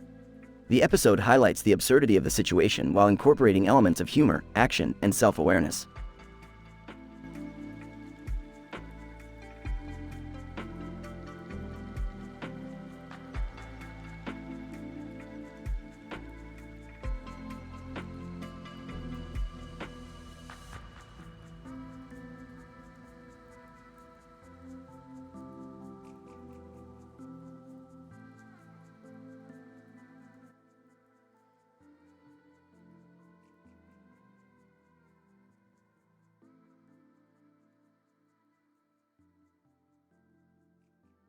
Alright, Morty, listen up. We're having a party tonight, and it's gonna be off the charts. A party? Seriously, Rick? I mean, I'm not sure if throwing a party is the best use of our time. Oh, come on, Morty. It's time to let loose. Plus, we haven't had a party since last week. How much fun was that? Jerry, you can't just measure fun in increments of weeks. And honestly, I'm not sure if I'm up for another one of your drinking games. Yeah, Dad, your drinking games always end up with you face down on the floor. Relax, everybody. This isn't just any party. We're gonna play a unique game, and I've invited some special guests to join us. Special guests? Who are they? Well, Morty, prepare to be amazed because we've got Mr. Meeseeks, Scary Terry, and Bird Person in the house. Bird Person? Is he okay after, you know? Dad, we've been over this. Bird Person is gone. Can we please stop pretending he's coming back? Enough with the drama. Now, everyone, we're gonna play a game called The Worst Dimensions Ever. Each of us will list 10 of the crappiest dimensions we've ever encountered. Awesome! I can think of a few dimensions where everyone has butt faces. It's hilarious. I once found a dimension where I was a world-famous comedian, and Beth was actually proud of me. It was terrifying. My worst dimension was one where all the wine turned into water. It was a nightmare. Remember that time we ended up in a dimension made entirely of talking pickles? They were so annoying. Okay, we get it, Morty. Now, let's see who's gonna be the loser of this game. Drumroll, please. Mr. Meeseek starts drumming on his head. And the loser is Scary Terry. Scary Terry. Oh, bitch. Not the worst dimension ever, dog. Last time I ended up in a dimension where everyone wore Crocs and socks. It was, like, super gross, y'all know. Tough luck, Scary Terry. Say hi to Crockville for us. Suddenly, Scary Terry disappears, and a portal opens, sucking him in. Scary Terry, from the portal, or, bitch. I hate you, Rick. Well, that was unexpected. Should we try to rescue him? He'll figure it out. Besides, there's still plenty of dimensions to explore. Let the party continue.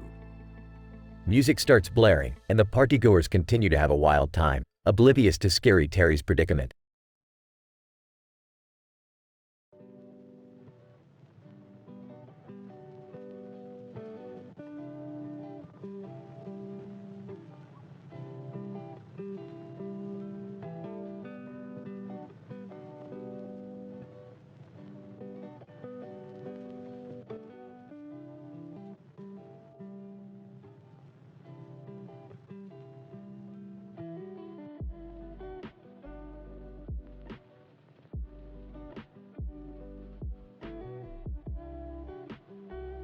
Morty, look at all those animals in the background. You ever wonder what they're saying to each other? I don't know, Rick. I just see a guy in the foreground looking at him like a weirdo. Morty, that man is probably just contemplating the existential meaning of life amidst a world full of meaningless meanderings. Or he's high on bath salts. Geez, Rick, can't it just be a guy enjoying the view? Whatever you say, Morty, you always were the optimist. Hey, guys. There's a freaking obese unicorn in our living room. Oh great, just what we need. A mythical creature ruining our existence. Seriously, Dad, can you be more dramatic? It's just a unicorn. It's not just any unicorn, Summer. This one's got a serious weight problem. And a bad attitude. How did it even get in here?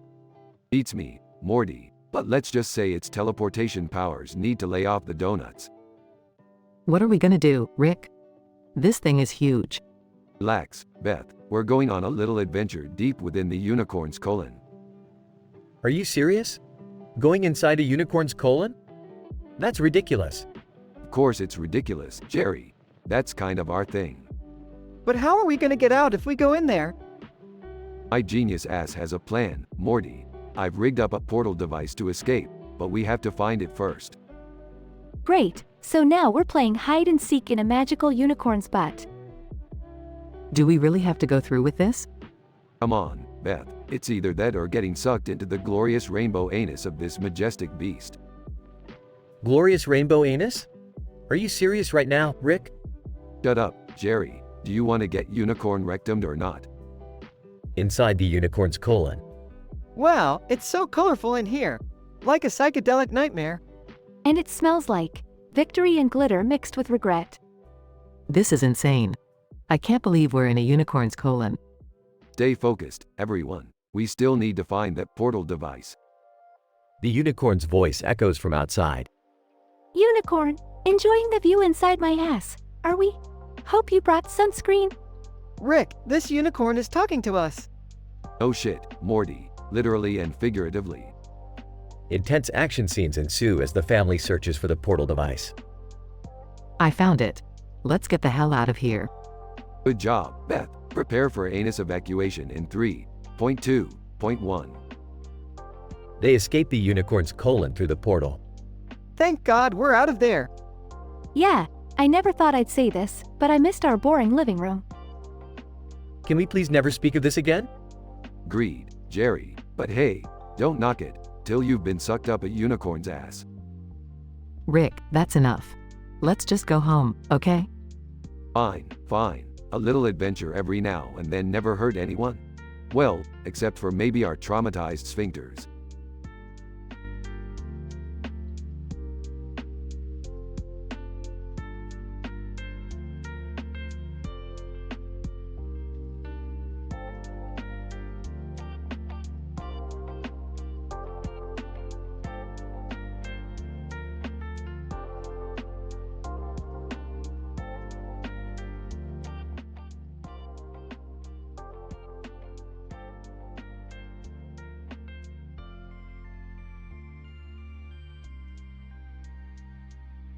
Alright, Morty, get your ass over here and help me sort this shit out. Geez, Rick, can I have just one donut before we get started? Morty, don't start with the donuts. We have a party to host and games to play. Yeah, Morty, stop being such a fatty and get your head in the game. Guys, let's not be too hard on Morty. It's just donuts, after all. Other Rick and Morty TV show characters enter.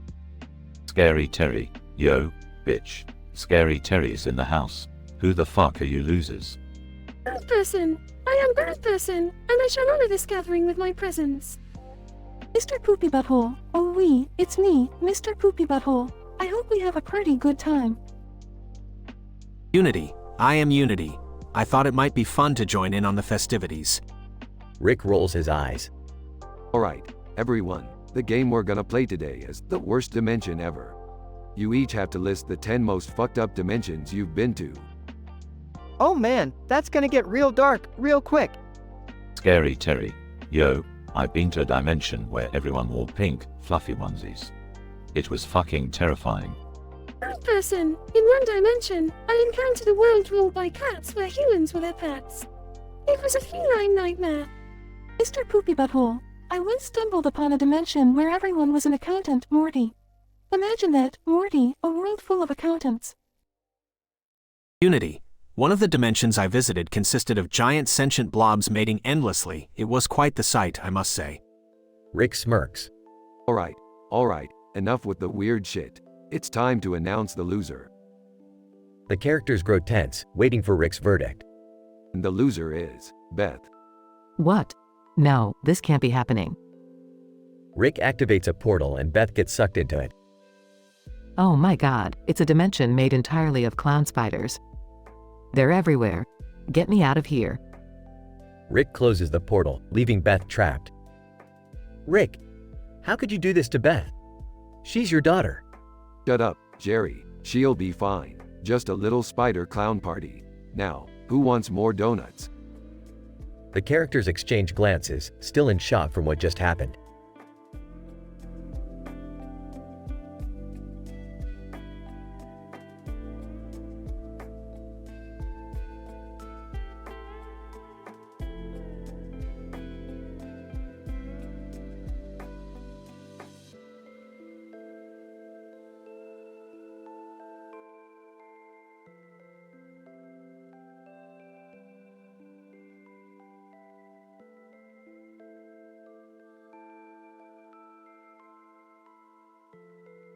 Alright, Morty, listen up.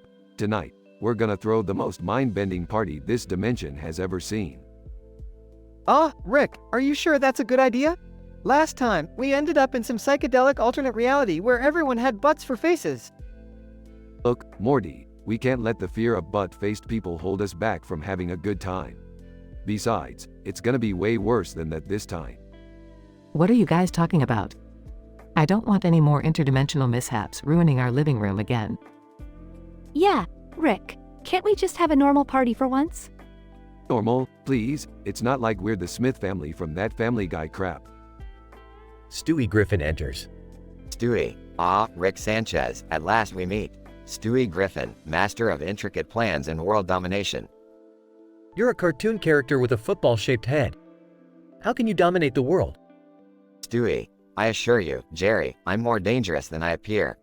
And you, Beth, your lack of intelligence is truly astounding. Excuse me? Who do you think you are? Other Rick and Morty show characters enter the room.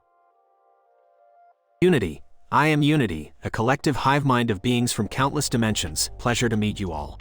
Scary Terry, bitch. Scary Terry in the house. I'm here to chop up some dreams, biatch. Mr. Meeseeks, I'm Mr. Meeseeks. Look at me, I'm here to fulfill a singular purpose, whatever it may be. Bird person, greetings. I am Bird person, friend to Rick and Morty, ally to the galaxies. Alright, everyone. Tonight, we're playing a game. Each of us will list 10 of the worst dimensions we've ever encountered. Okay. Number 1. A dimension where all the food tastes like sweaty gym socks. Number 2. A dimension where I became a world-renowned pickle brine sommelier. Number 3. A dimension where Morty never existed and the whole world became a Cronenberg society. Stewie. Number 4. A dimension where everyone wears teddy bear costumes and speaks in rhyming couplets. Scary Terry. Number 5. The dimension where every day is pajama day. Talk about a fashion nightmare. They continue listing their worst dimensions. Silence falls as all the characters turn to look at Morty. W what?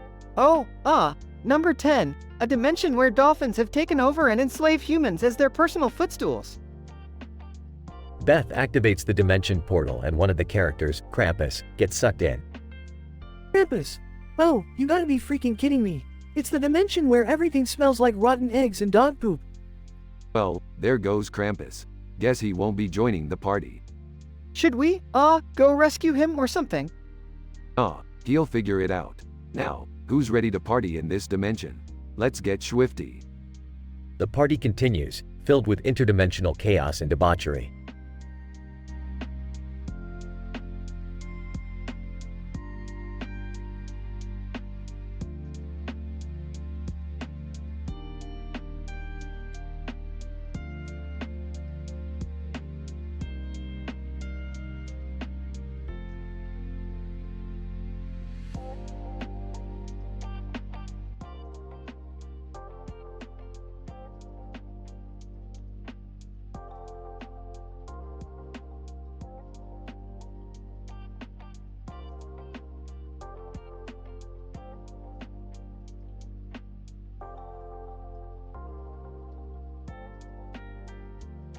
Alright, Morty, listen up. We've got a situation here. There's a woman with green hair and a white shirt standing in front of a sun and a lightning. Whoa, Rick. That sounds scientifically improbable. What's going on? I don't know, Morty, but it seems like she's messing with some serious cosmic forces. We're gonna need the whole family for this one. Rick, what's all the commotion? We've got a cosmic weirdo on our hands, Beth.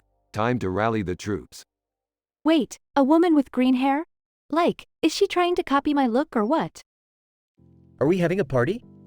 Count me in. Yeah, Jerry, we're having a party.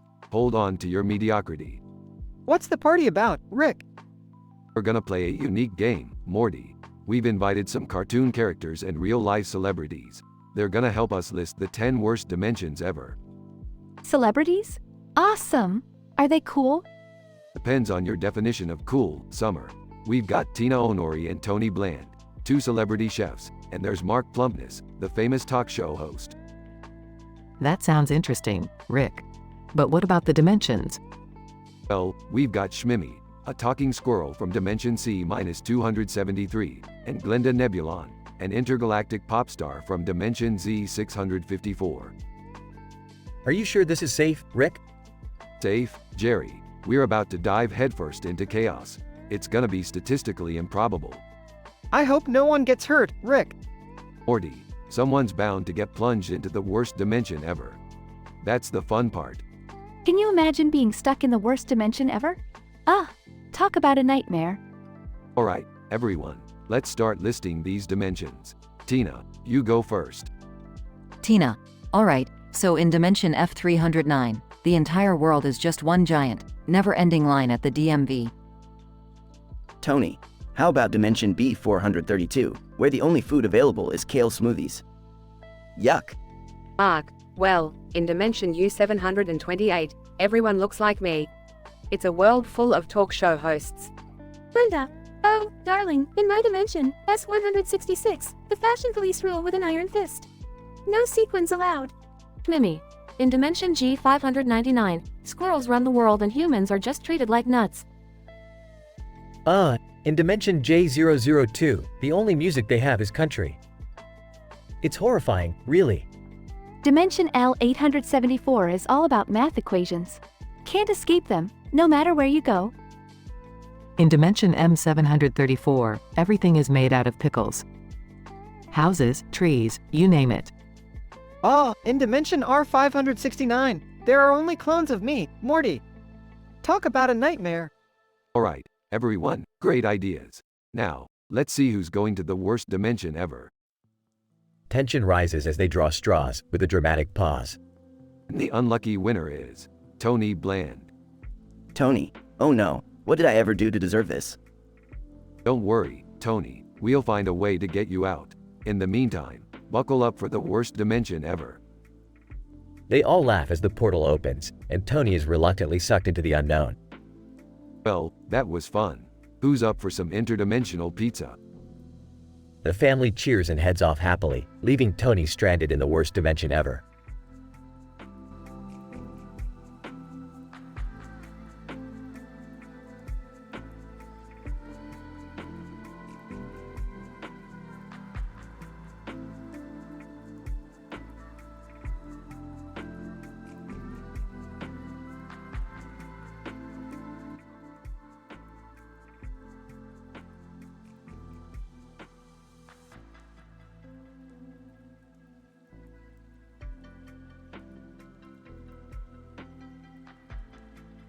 Alright, Morty, buckle up.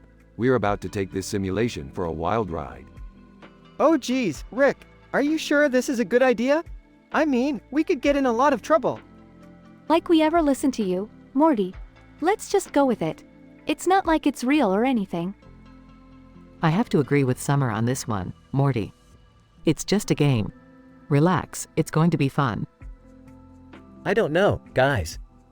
The last time we played GTA, Rick ended up stealing a blimp and crashing it into the ocean. My therapist still brings it up. Focus, everyone. We're here now, and this is going to be epic. Now, let's steal that sweet ride over there and get this party started. GTA Police Radio. Attention all units, we have a report of a stolen red car by a group of individuals wearing lab coats. Proceed with caution. Oops, looks like they already know we're here. Hang on, this might get bumpy. Bumpy? Rick, we're getting shot at by the police. What the hell did you expect? GTA Police Radio. Suspects are armed and dangerous. Approach with extreme caution. Shoot to kill. Dad, this is insane. I can't believe you dragged us into this mess. Oh, come on, Summer. You know your father always goes for the thrill. Just go with it. I'm hiding behind a dumpster. I don't want any part of this. Jerry, get your pathetic ass out of there. We need all the firepower we can get. GTA Police Radio. Suspects are now driving a stolen truck. All units, intercept and apprehend immediately. I can't believe this is happening. We're being chased by the entire police force. Just keep driving, Morty. Maybe we can lose them if we're fast enough. Hang on, everyone. I have an idea. Let's drive into the sewer tunnel. They won't follow us there. Much better than this shootout. Let's do it. Good thinking, Beth. I love it when my family uses their brains. Now it's time to lose these pigs.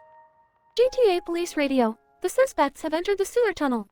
Continue pursuit, but exercise extreme caution. We did it. We lost them. Whoa! That was intense. Rick, remind me to never trust your idea of a fun family outing again. Agreed. But hey, at least we made it out alive and in one piece. I need a vacation after this. Preferably somewhere without police chases or crazy video games. Vacation? Nah, we're just getting started. There's a whole city out there waiting for us to wreak havoc. Who's in? I'll sigh. The family continues their wild adventure in the gaming world, navigating through the chaos and danger. Despite their initial fears, they manage to survive and even find a twisted sense of enjoyment in the madness. Through it all, they strengthen their bond and learn to embrace the unpredictable nature of their extraordinary lives. As the game world unfolds before them, the family realizes that sometimes, taking a leap into the unknown can lead to unforgettable experiences and unforgettable memories.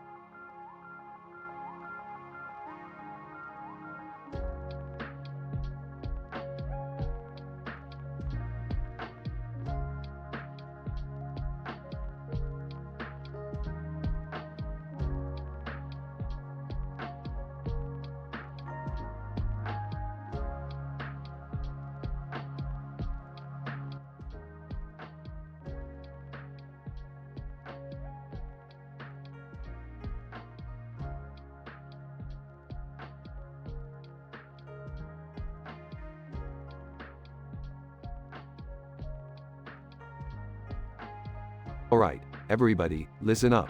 Morty, Beth, Summer, Jerry, welcome to the M-rated Dimension Party Extravaganza. where anything goes. Buckle the FK up. Rick, are you sure this is a good idea? I mean, last time we had a party, we ended up in some horrific dimension where everyone's heads were on backwards. Shut up, Morty. We're gonna have fun, damn it. Who needs logic when you have alcohol and questionable decisions? Now, let's get this *T show started. All right, Rick, we're ready. What's the game? Glad you asked, Beth. We're gonna play a little game called The Worst Dimensions Ever. Each person takes turns listing 10 of the most messed up dimensions they can imagine. The one with the weakest, lamest dimensions gets plunged into the actual worst dimension ever created. You guys can't be serious. This sounds dangerous. Shut up, Jerry. No one asked for your opinion. Now, let's get this party started. Ya bunch of pansies. All right, I'll go first. Dimension 1. A world where every fart is audible and smells like rotten eggs. Dimension 2. A place where everyone has uncontrollable diarrhea 24/7. Nice start, Summer, but let me show you how it's done. Dimension 3. A reality where everyone is forced to watch an endless loop of Jerry doing stand-up comedy. Forever. Hey, that's not fair. All right, my turn. Dimension 4. A world where every food tastes like old socks. Dimension 5. An alternate reality where everyone's genitals are replaced with vacuum cleaners. Morty, what the FK is wrong with you? I don't know, I just thought of that one. Alright, my turn. Dimension 6. A universe where everyone has extreme flatulence, and it's so powerful it propels them into outer space. Why is everything about bodily functions, Rick? Can't we think of something else? Shut up, Jerry. It's my turn. Dimension 7. A reality where Jerry finally becomes successful and loved by everyone. Just kidding, that dimension doesn't exist. You really are an A**hole, Rick. All right, it's time to decide who loses. Morty, read out your last few dimensions. Dimension 8. A world where everything is made of flaming rubber ducks. Dimension 9. A place where people's heads explode if they think about math too hard. All right, it's clear that Jerry is the loser here. What? No fair. You guys were just making fun of me the whole time. Tough luck, Jerry. Say goodbye to your pathetic existence, because you're about to get plunged into the worst dimension ever created. Dimension 10, where every step you take is met with a Lego brick underfoot. No! The room starts spinning, and Jerry vanishes into thin air. Well, that was intense. I can't believe we actually sent Jerry to the worst dimension ever. Yeah, I feel kinda bad now. Maybe we should try and get him back? He'll be fine. Let's just enjoy the rest of the party and forget all about him. I don't know, Rick. We might be taking this a bit too far. Morty, shut up and start listing dimensions again. This party has just begun.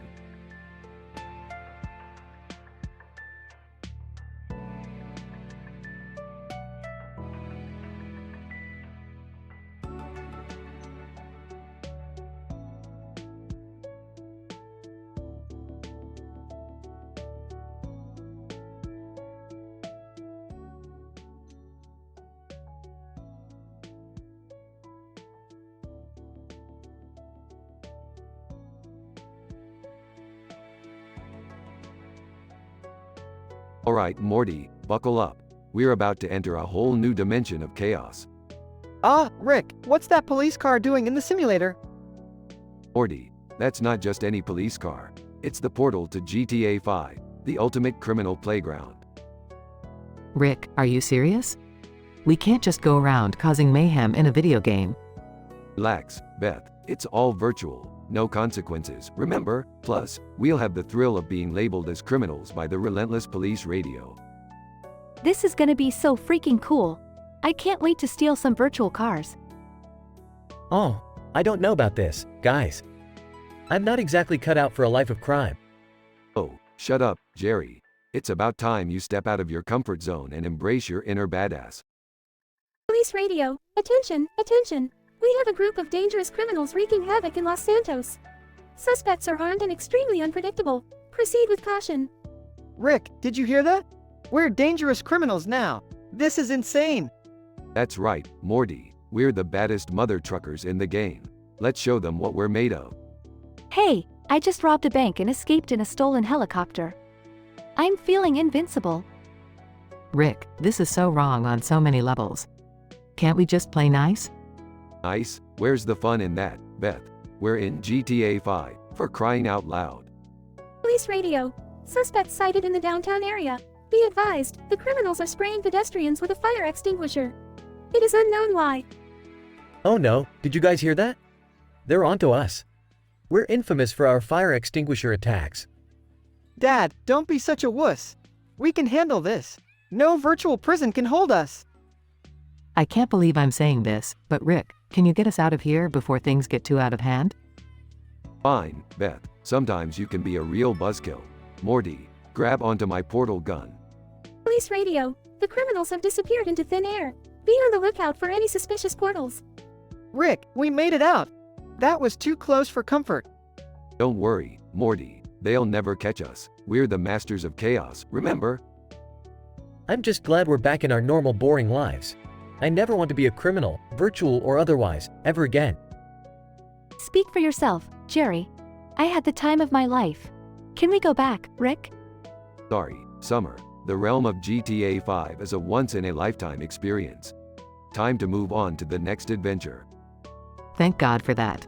Let's just hope the next adventure doesn't involve breaking any more laws. No promises, Beth. Life's too short to play it safe. Let's go, Morty. The universe awaits.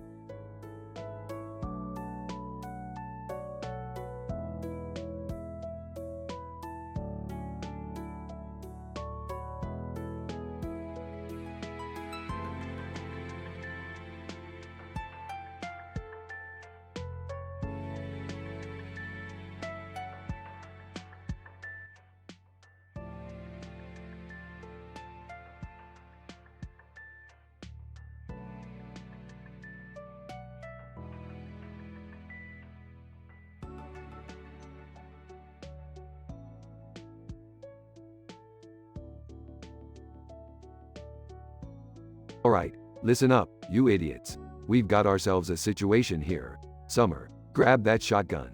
Morty, you take the pistol. Beth, Jerry, don't just stand there like useless sacks of shit. Get ready to fight. Whining. Rick, why do we always have to deal with this crazy shit? Can't we just go back to a normal life? Scoffs. Jerry, if you had a shred of intelligence, you'd understand that a so-called normal life is beyond boring. Now shut up and get ready to blast this fat-ass unicorn. Hesitant, Rick, are you sure this is the right thing to do? Unicorns are supposed to be magical and peaceful creatures, aren't they? Sarcastically, oh yeah, Beth, because this obese unicorn in our living room clearly screams peace and harmony. Just trust me on this one.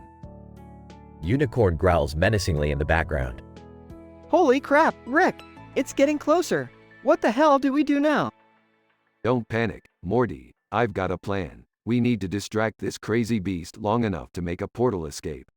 Summer, fire at its legs. Jerry, use your feeble brain to come up with a distraction. Yeah sure, let me think.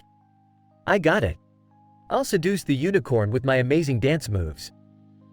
Rick facepalms and groans. Jerry, this is not the time. Just shoot the damn thing. Unicorn roars and charges at them.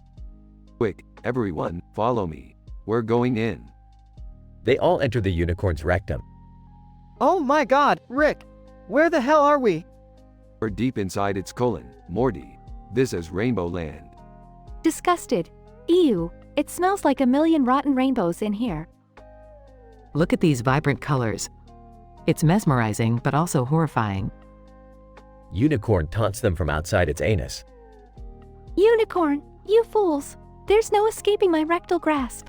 You're trapped in my magical kingdom of excretion. Shut up, you abomination. We'll find a way out, even if it means shoveling through your giant ass. They encounter epic obstacles, battling rainbow creatures and navigating treacherous tunnels. I can't do this anymore, Rick. I want to go back home. We're not giving up now, Jerry. We're almost at the end of this turd-infested Rainbow Road. Eventually, they reach a portal that leads to the real world. Alright, everyone, hold on tight. We're about to leave this shitty dimension. They all jump through the portal just as the unicorn's anus starts closing. We made it. We're back. Thank God. I never thought I'd see the day when I'd be happy to be back in my own home. Geez, Rick, that was intense. Are we ever going to talk about what just happened? Morty, the only way you'll truly understand is if you acquire a PhD in unicorn excrementology and rectal dynamics. But trust me, it was totally legit. They all laugh and share a moment of relief. Fade out.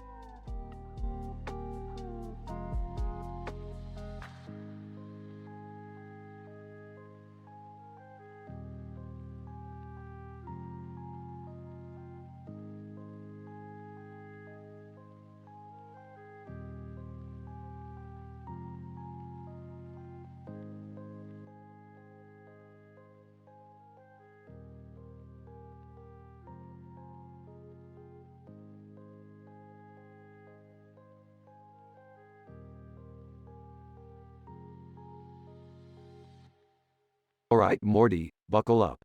We've got a giant white ball in the sky and an evil unicorn in the house. This day just went from 0 to Pornhub real quick. Pornhub? Rick, can we focus on not dying here? Oh great, another fantastical creature invading our home. As if Jerry wasn't enough. Hey! Watch it, Beth. The unicorn's the one we should be concerned about, not me. Seriously, can we just get rid of this thing already? I have a date tonight. Alright, listen up, idiots. This unicorn may be fluffy, but it's got a serious mean streak. And it's packing some serious ass power. Ass power? Like, seriously? Yeah, Jerry, it's got the power to suck us all into its rectum.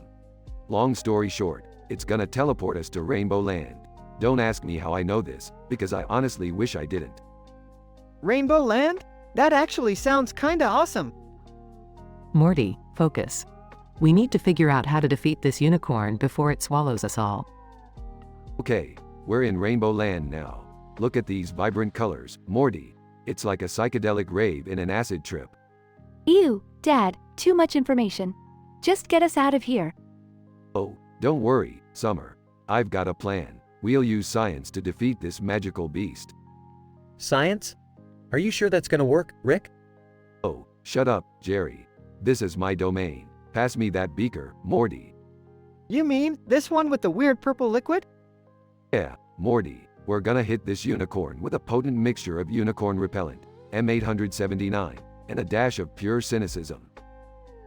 Unicorn repellent? You had that this whole time and you didn't use it sooner? There was no dramatic tension, Beth. Now, stand back. Unicorn approaches, taunting them. Unicorn, you pathetic creatures thought you could escape my rectal grasp? Prepare to be trapped in my glorious anus forever. Hold on to your dignity, everyone. They throw the concoction at the unicorn, causing it to explode into a cloud of rainbows. Whoa, Rick, that was amazing. Ew, the sparkles are sticking to me. Well, I guess that's one way to solve our problems. I can't believe I'm saying this, but nice job, Rick. Yeah, you're welcome. Now let's get out of here before things get weirder. They all escape the unicorn's colon and return home. So, Dad, about that date I had tonight. Morty, not now. Alright, we've had enough excitement for one day. Let's go watch some interdimensional cable and forget this ever happened. They all head towards the living room, leaving the unicorn incident behind them, for now.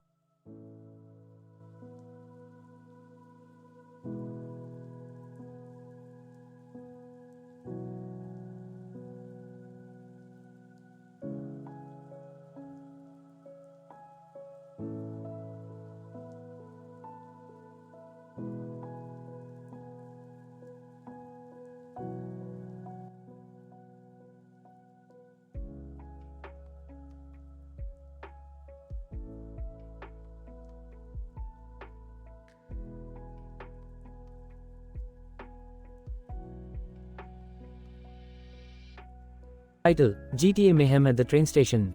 Characters: Brilliant but reckless scientist. Rick's timid but loyal grandson. Rick's adventurous and quick-witted granddaughter. Rick's assertive and understanding daughter. Beth's bumbling husband, always seeking validation. The scene is set at a train station with a train on the tracks and bushes in front of it. Rick, Morty, Summer, Beth, and Jerry stand together, bewildered. Look, Morty, I've managed to open a portal to the realm of GTA 5. We can do anything we want. What? Isn't that dangerous, Rick? Aw, Morty, it's all virtual reality.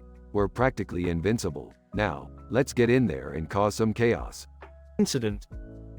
As they step into the game, they find themselves surrounded by the sights and sounds of Los Santos. Suddenly, they hear police sirens and a relentless radio broadcast. GTA 5 Police Radio, attention all units. We have a level 5 crime spree in progress. Suspects are armed and dangerous. Rick Sanchez, Morty Smith, Summer Smith, Beth Smith, and Jerry Smith. Approach with extreme caution. Oh, great. We're already wanted criminals, guys. But we can't be. We just got here. Relax, Jerry. We'll show these digital cops what we're made of. Progression. The family members quickly find themselves embroiled in a wild chase through Los Santos, evading the pursuing police vehicles and causing mayhem at every turn. GTA 5 Police Radio. Suspects involved in a high-speed pursuit. They just blew up 3 police cruisers and a helicopter. These guys are lunatics. Rick, this is insane. How are we going to get out of this?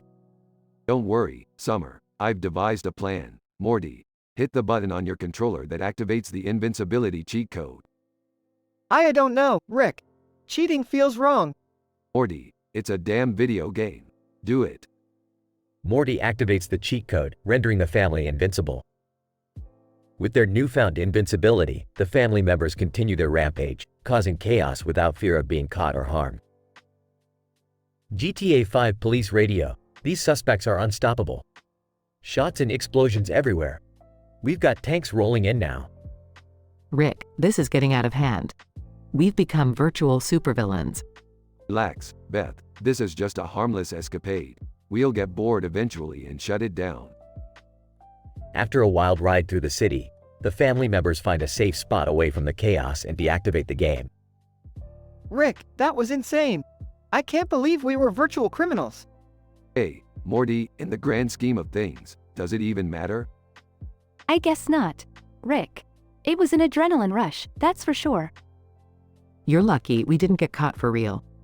Let's stick to the real world from now on, guys. Yeah, I'm not cut out for all this virtual crime stuff. I need to feel validated the old-fashioned way. A collective agreement moves through the group as they leave the train station, having experienced a wild adventure within the confines of a virtual reality.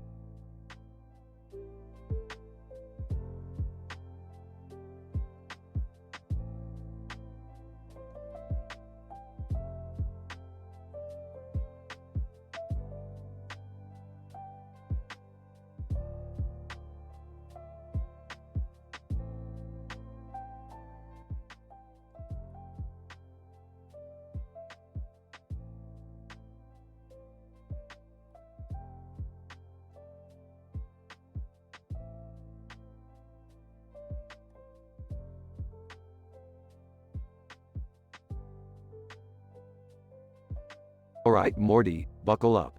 We're about to enter the realm of GTA 5. Oh geez, Rick, are you sure this is a good idea? We're just gonna end up in trouble, like always. Morty, Trouble is our middle name. Literally, our birth certificates say, Rick Trouble Sanchez, and Morty Trouble Smith. Can't we do something less dangerous? But knowing you guys, I doubt it. Come on, Summer. It'll be an adventure.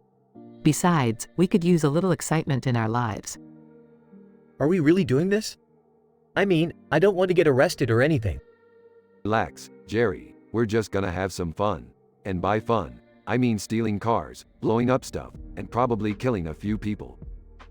That doesn't sound like fun, Rick. That sounds psychotic. Potato, Morty. Now, let's get in there and unleash chaos upon this digital city. As they enter the GTA 5 realm, the police radio crackles to life. Police radio. Attention all units, we have criminal activity reported. Suspects are described as a mad scientist with spiky hair, a nervous teenage boy, a sassy teenage girl, a confused woman, and a pathetic man. Approach with caution. Laughs. Looks like they have our descriptions pretty accurate. This is insane. We're being hunted by the virtual police. Well, at least they recognize our sassy greatness. Can we please just try to blend in and not cause a scene? Yeah, let's keep a low profile. I don't want any trouble. Hawking. Oh, look at Jerry, trying to be the voice of reason. Meanwhile, chaos erupts as they accidentally steal a tank and launch missiles at the police vehicles. Police radio, code red. The suspects have obtained a tank. Repeat, they have a tank. All units, take cover. Rick, we're gonna get seriously hurt here. We need to find a way out. Morty, where's your sense of adventure? We're just getting started. Suddenly, a helicopter swoops down with armed officers ready to engage. Police radio, suspects are now airborne. I repeat, they are flying in a stolen helicopter. Shoot to kill. Oh great, now we're flying targets? This is just fantastic. We're not gonna make it out alive, are we? Hey, have a little faith. I always have a plan. Just as it seems all hope is lost, Rick activates a portal gun and they all jump through, leaving the chaos behind. Where did we end up, Rick? Oh, just a peaceful dimension. No police, no video game chaos. Just the sweet sin of victory. Phew, thank goodness. Can we go home now? Sure thing, Jerry. But first, let's grab some virtual burgers. All that running from the law made me hungry. They all laugh and walk off into the sunset, ready to finally enjoy a little peace and quiet. The end.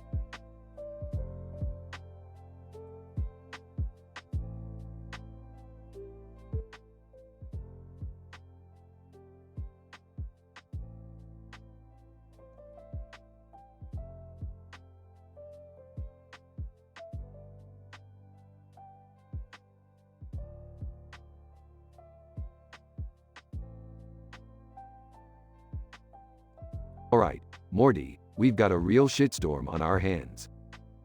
Oh geez, Rick, why does it always have to be something crazy like an evil unicorn? Oh Morty, this ain't your regular, run-of-the-mill unicorn. This one is obese and wicked. Seriously, Dad? An evil unicorn in our house? Can't we catch a break? Oh great, now I have to deal with this, too? Just what I needed. What are we gonna do? We can't just let this monster take over our house. Relax, Jerry, I've got a plan. We're gonna lure that unicorn into the field with the rainbow. Wait, what? How's that gonna help?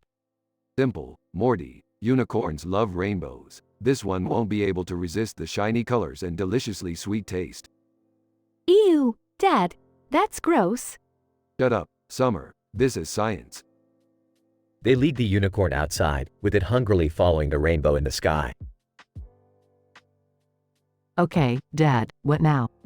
Now we wait. This unicorn is gonna eat so many rainbows, it won't know what hit it. They hide as the unicorn voraciously devours every rainbow in sight. Whoa, it's a rainbow-fueled eating machine. Exactly, Jerry, and once it's had its fill, it's time to strike. The unicorn finishes eating, burps, and turns towards them. Unicorn, you idiots thought you could defeat me? I'm the most twisted, vile unicorn in the universe. Oh, shut up, you're just a big, fat, rainbow-loving asshole. Unicorn charges towards them, cornering them with its massive rear end. Rick, what do we do now? Strap in, Morty, we're about to get sucked into the unicorn's rectum. They all get sucked into the unicorn's anus, finding themselves in a bizarre, vibrant world. Oh my god, where are we? It's Rainbow Land. This is even worse than I imagined. Alright, listen up, we need to find our way out of this colossal colon. They navigate through the slippery, colorful tunnels, encountering strange creatures and obstacles. Rick, is there any way to explain how we ended up inside a unicorn's rectum? Well, Morty, the digestive system of a unicorn has a unique portal anomaly, allowing it to transport things into Rainbow Land. Are you saying this is some sort of interdimensional colon? Precisely, Summer. Unicorn's booming voice echoes through the colon. Unicorn, enjoying my ass, humans? There's no escape. We need a way out, now. I've got an idea. We'll use the unicorn's own digestive gases against it. They gather the gases, creating makeshift jetpacks, and blast their way out of the unicorn. Unicorn screams in agony as they emerge from its giant rectum. Take that, you oversized rectal nightmare. The unicorn collapses, defeated. Rick, I'm not sure if I'll ever be the same after this. Life is full of surprises, Morty. Now let's go home and never speak of this again. They walk away, covered in rainbow-colored unicorn poop. So, does this count as a family bonding experience? No, Jerry. No, it does not. They leave Rainbow Land behind, forever changed by their unforgettable adventure.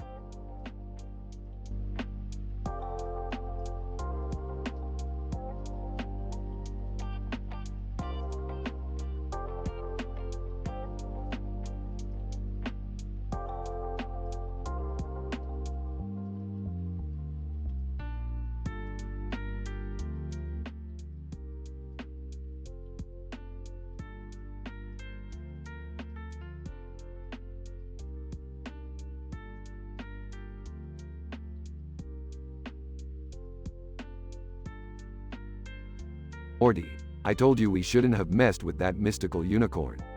Now we're trapped in its rectal vortex. God damn it, Rick, this is beyond messed up. How the hell are we gonna get out of here? Panicking, oh my god, I can't believe we're stuck in a unicorn's colon. Jerry, do something. Whining, oh great, now it's my responsibility? What am I supposed to do? Joke it to death? Sarcastically, yeah, Dad, your jokes are real killer. Hey, Mr. Unicorn, you're so fat, you swallowed a whole damn circus. Unicorn, bellowing, silence, pathetic humans. You have entered my domain, and there is no escape. Hold on, everyone. I've analyzed the situation. This unicorn's rectum acts as a dimensional portal, transporting us to what I like to call Rainbow Land. Rainbow Land? Seriously, Rick? Shut up, Morty. It's a scientifically accurate term. Now listen. The only way to escape this colorful nightmare is to reverse the polarity of the rectal vortex. But first, we need to find a way out of this unicorn's colossal ass. I can't believe we're talking about this. Fine, let's get out of here. But hurry, I'm not staying in this rainbow-infested rectum for long. Whispering, I can't believe I'm agreeing with Beth, but she's right. This place is unsettling. All right, let's go, Rick. Use your genius brain to find a way out of Rainbow Land. Fine, let me think. I got it. If we can create a disturbance in the rectum's flora, it should cause the unicorn to expel us. Disturbance in the rectum's flora? You mean fart, right? Morty, I can't believe I'm related to you sometimes. Yes, fart. We need to make this unicorn fart. Unicorn taunts from outside. Unicorn, you pathetic humans dare to challenge me? I will make sure you suffer in my rectal abyss forever. Determined, not if we have something to say about it, you overgrown fart sack. Massive action sequence follows, with Rick and the family battling through Rainbow Land. This place is insane, Rick. Everywhere I look, it's rainbows, sparkles, and unicorns shooting lasers from their horns. I can't handle this. It's too much. Keep it together, Jerry. We're almost there. Everyone, get ready. I've located the unicorn's anus. Mortified, I can't believe this is my life. Rick activates his portal gun and opens a portal back to their house. Quick, everyone, jump. They escape just in time, leaving the unicorn behind. Phew, we made it out alive. Thank goodness. I've had enough of rectums for one day. Yeah, I think I'm scarred for life. I told you this was messed up, Rick. Smirking? Morty. That's just another fun day in the life of Rick and Morty. Now let's never speak of this again.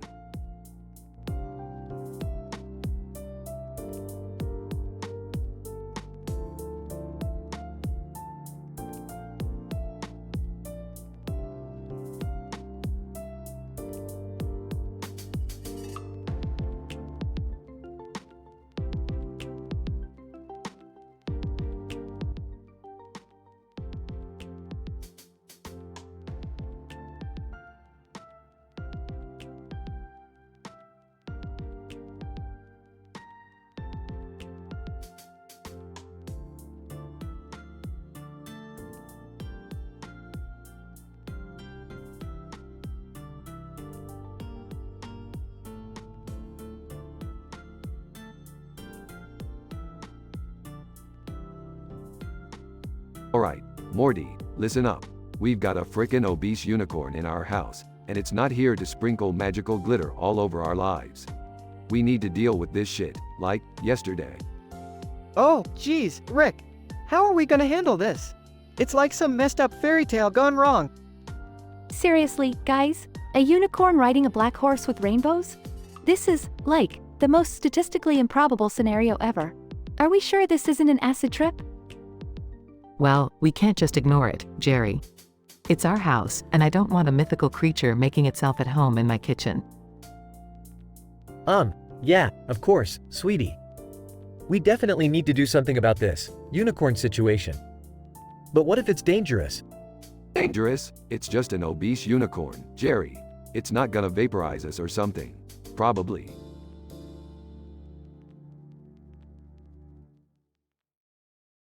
So what's the plan, Rick? I don't fancy a trip to the unicorn's colon anytime soon, you know? Listen up, you two. I've figured it out. We're gonna lure that majestic beast outside with a trail of rainbow cupcakes. Once it's away from the house, I'll whip up a portal device and send us all to Rainbow Land. Seriously? You want us to venture into the magical land inside a freaking unicorn's colon? Can't we just call an exterminator or something? Summer, stop complaining. This is a once-in-a-lifetime adventure, unlike anything you'd see on cable TV. Are you sure this is safe, Rick? I mean, what if we get stuck there forever? I have work tomorrow. Oh please, Jerry, Rainbow Land isn't some never-ending vacation spot. It's a temporary transit system inside the unicorn's digestive tract. We'll find an exit, don't worry. Great, just great. I can't even imagine what's inside a unicorn's colon. This is gonna be pure nightmare fuel. Morty, don't worry. Once we're there, I'll explain the scientific reason for everything. It'll blow your mind. Now, prepare for an epic adventure. Meanwhile, inside Rainbow Land. Whoa, Morty, look at this place. Rainbows everywhere, leprechauns doing shots, and glitter raining from the frickin' sky. It's beautiful, Rick, and weirdly magnificent in its own bizarre way. But where's the unicorn? Over there, guys. It's taunting us from outside its anus. This is just too messed up. Let's focus, everyone. Rick, any ideas on how to get out of here before we become permanent residents? Yep, just follow my lead. We need to locate the main teleportation node inside the unicorn's gut. Blast it with modified unicorn farts, and boom. We'll be back home before you can say, magical colonoscopy. Alright, I'm in. Let's do this and get the hell out of Rainbow Land. After a series of epic battles and intense scientific explanations. There it is, the main teleportation node. Everyone, brace yourselves. We're about to get sucked through this unicorn's colossal rectum back to reality. I never thought I'd be so happy to leave a magical land inside a unicorn's colon. Yeah, I'm gonna need therapy after this. Seriously traumatized. With a blinding light, Rick and his family find themselves back in their own living room, unicorn-free. Well, that was a wild ride. But hey, we made it out in one piece, and now we have an absurd story to tell at parties. And Jerry, no more complaints, alright? Yeah, I suppose a unicorn's colon isn't the worst place we've been. Let's just try not to let anything this crazy happen again, okay? Agreed. Let's savor the fact that our lives are now 10% weirder and 100% more adventurous. Whatever, as long as there are no more enchanted creatures in our house. I need to catch up on my reality TV shows. Yeah, I'm with Summer on this one. No more adventures involving bodily orifices, please. Can we all agree on that? Fine, fine. No more unicorn colon trips. But hey, everyone, I just had a genius idea. Let's go ride some flying snakes in the Amazon rainforest. It's, like, completely safe, I swear. The family stares at Rick, speechless, before bursting into a mix of laughter and groans.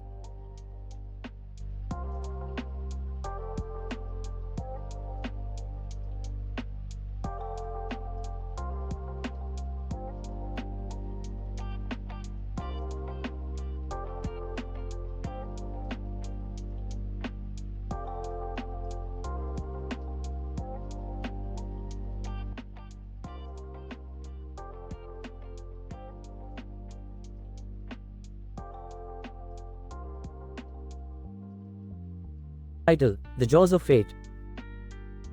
Augustus, a bumbling yet wealthy man, is on vacation in a picturesque coastal town. Ignoring warnings of shark-infested waters, he waddles into the ocean, his sizable girth attracting the attention of hungry sharks lurking nearby. Dark one, look at that juicy piece of meat wobbling in the water. It's time for a feast. Shot 2. I haven't had a meal this satisfying in years. Let's tear him apart. Incident. As Augustus blissfully hums underwater, surrounded by the shimmering ocean, the hungry sharks approach, their predatory instincts kicking in. The tension builds as the inevitable clash of flesh and teeth draws near. Augustus, unaware, la-dee-da, just enjoying a refreshing swim. Shark 3, time to make this flabby human our lunch. Shark 4. I can almost taste the succulent meat on his bones. Let's go in for the kill, boys. Progression. The sharks launch themselves towards Augustus, savagely tearing into his fleshy body. Blood erupts, contrasting against the cloudy sky, creating a grotesque yet mesmerizing scene. The camera captures every gory detail in crystal-clear 4K HD, zooming in on the carnage. Augustus screaming in agony. Ah, what the bloody hell is happening? Dark one, you should have stayed on land, you ignorant fool. Enjoy being our appetizer. Amidst the chaos, a sudden twist of fate occurs as an unexpected ally emerges from the depths. A giant squid, attracted by the commotion and lured by the scent of blood, confronts the sharks, sparking a battle of the titans. Squid, no one touches my feeding ground. Prepare to get inked, you mindless killers. Shark 2, oh crap. We've got a giant squid on our hands. Let's get out of here. The sharks retreat, leaving Augustus battered and wounded but miraculously alive. The squid's heroic intervention saved him from becoming their main course. As Augustus floats in the water, surrounded by the remnants of his shredded flesh, a newfound sense of gratitude and innate survival instincts awaken within him. Augustus, whispering, I am a survivor. I'll never underestimate nature's wrath again. Fade out as Augustus, forever changed by this grim encounter, emerges from the ocean, determined to spread awareness of the dangers that lie beneath the serene surface, while valuing his own life to the fullest. Please note that the generated story contains elements of graphic violence and mature content. It is advised for adult readers only.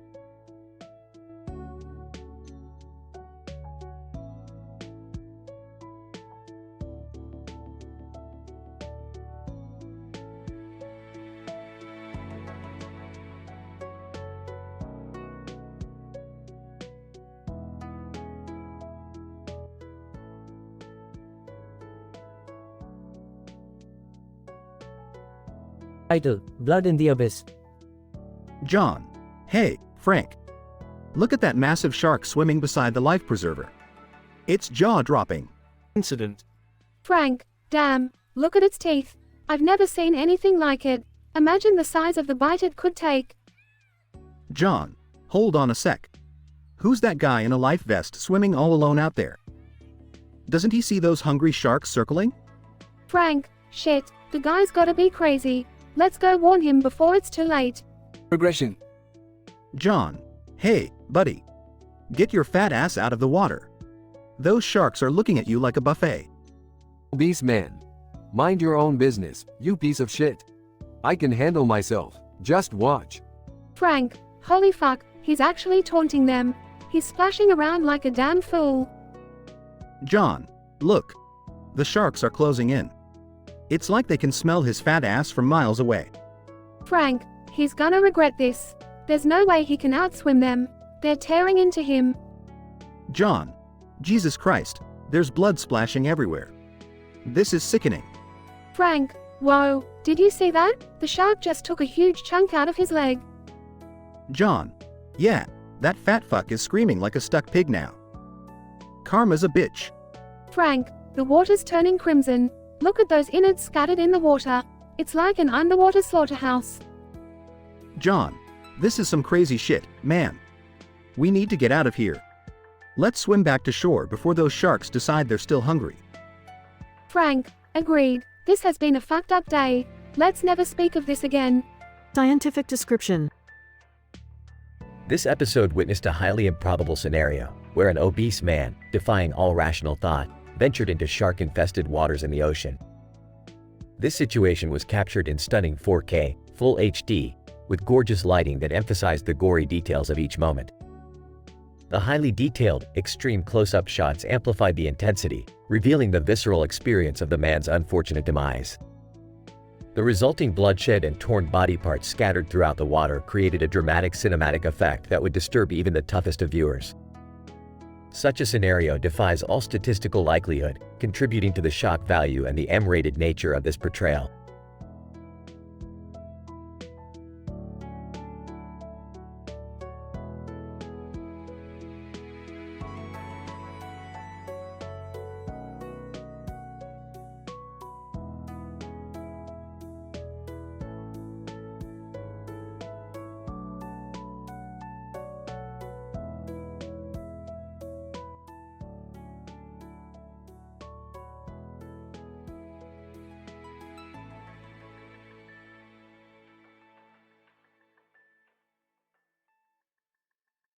Title: Bloody Depths.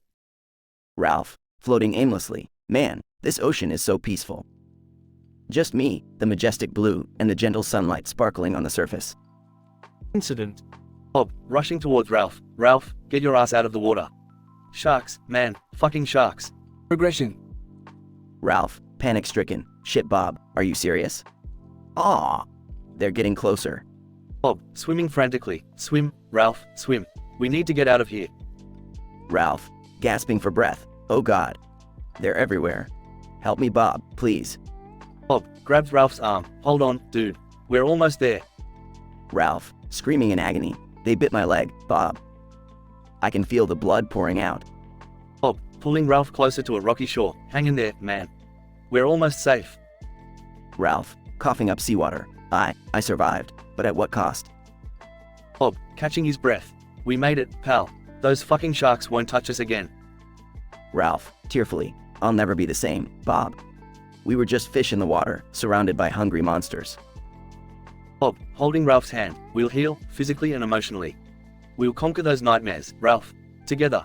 Scientific description. This unprecedented OBS, Oceanic Biological Study, episode, titled Bloody Depths, captures a profoundly intense and gruesome encounter between two individuals and a multitude of predatory sharks within the vast expanse of the ocean. The vivid visual representation, captured in crystal clear 4K Full HD, exhibits the juxtaposition of the serene blue background against a chaotic and violent struggle for survival. The narrative commences with a peaceful ambiance as the audience is introduced to Ralph and Bob, leisurely swimming amidst the tranquility of the ocean. However, the tone takes a dramatic turn when Bob urgently warns Ralph of the encroaching danger, the presence of ravenous sharks hungry for their flesh. This pivotal incident unveils the imminent threat that sends both characters into a state of fear and peril. As the story progresses, the escalating tension is amplified by the chilling dialogue between Ralph and Bob, heightening the audience's emotional investment.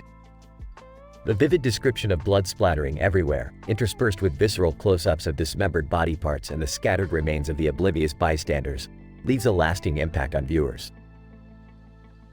The denouement marks a critical turning point in the narrative, as Bob manages to rescue Ralph from the jaws of the relentless predators and guides him towards the safety of a nearby shore. The intense emotional trauma and physical wounds sustained by both characters symbolize the irreversible transformation they have undergone during this harrowing experience. This cathartic closure elicits a profound reflection on the unpredictability of life and the indomitable strength of the human spirit. In conclusion, Bloody Depths stands as a cinematic tour de force, captivating the audience with its gritty realism, masterful visual storytelling, and thought-provoking themes. This unforgettable depiction leaves viewers contemplating the fragile nature of existence, the unpredictability of the natural world, and the resiliency that arises from the darkest of circumstances.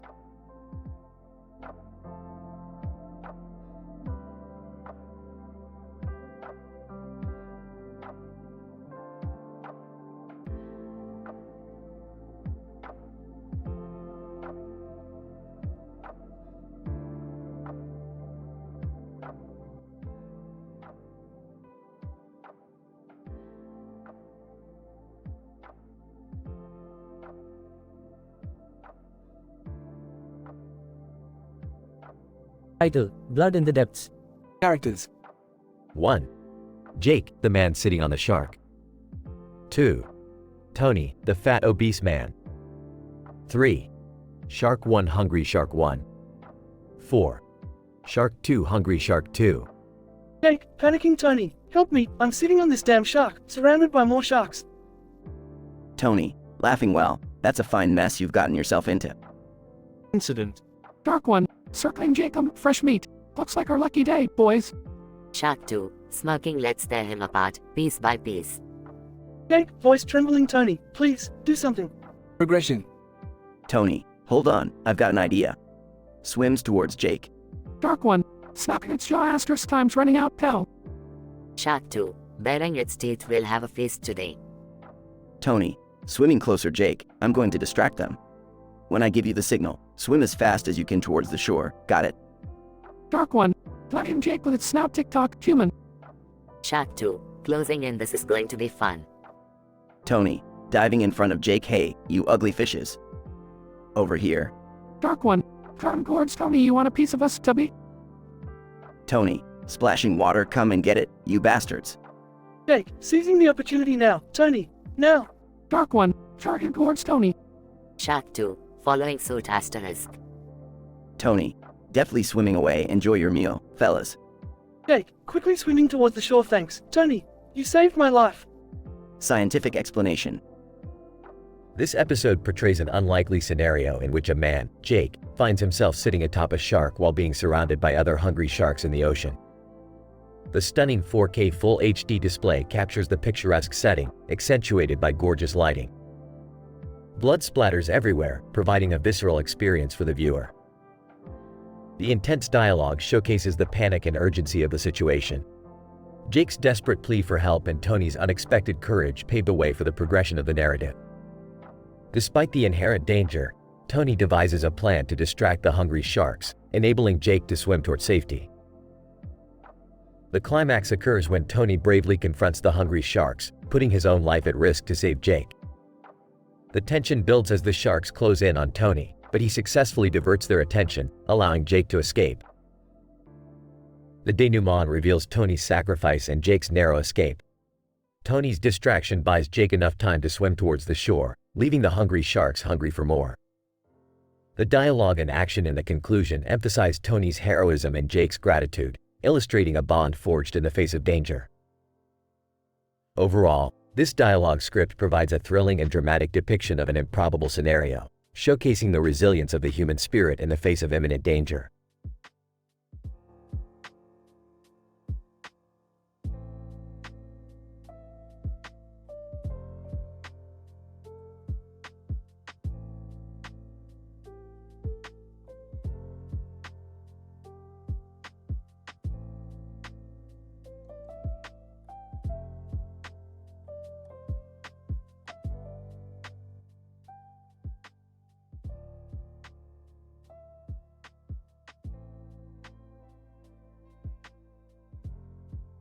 Title: Bloodlust in the Abyss. Character 1, Jake. Character 2, Bob. Character 3, Lisa. Character 4, Tony. Scene 1. The Ocean Depths. Jake, with excitement, this is gonna be epic. Can't wait to explore the wonders beneath the surface. Scene 2. The Incident. Bob yells, Jake, watch out. Behind you. Jake, panicked, holy shit. What is it? Lisa, screaming, sharks, Jake. Hungry fucking sharks. Scene 3, Desperate Progression.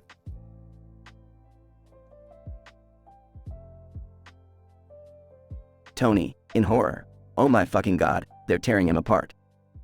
Jake, screaming in agony, help me. They're fucking eating me alive. Bob, shouting, Lisa, call the Coast Guard. Get us some goddamn help. Scene 4. The denouement. Jake, struggling to speak, I can't believe this is how it ends. Bob, furious, those sharks are relentless. We need to kill those motherfuckers. Lisa, crying, I can't handle this. It's a bloodbath. Tony, determined. We can't let Jake die in vain. We'll avenge him. Scene 5. The conclusion. Jake, whispering, tell my family. I love them. Bob, angry and tearful, don't worry, Jake. We'll make sure these damn sharks pay.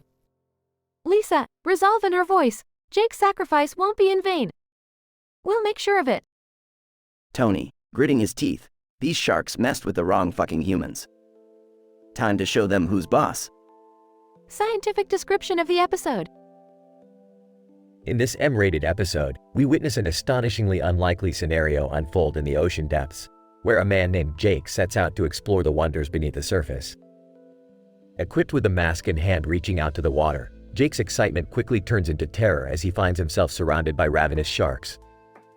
The use of 4K, Full HD capturing with gorgeous lighting accentuates the dramatic intensity of the scene, visually showcasing the blood splattering everywhere.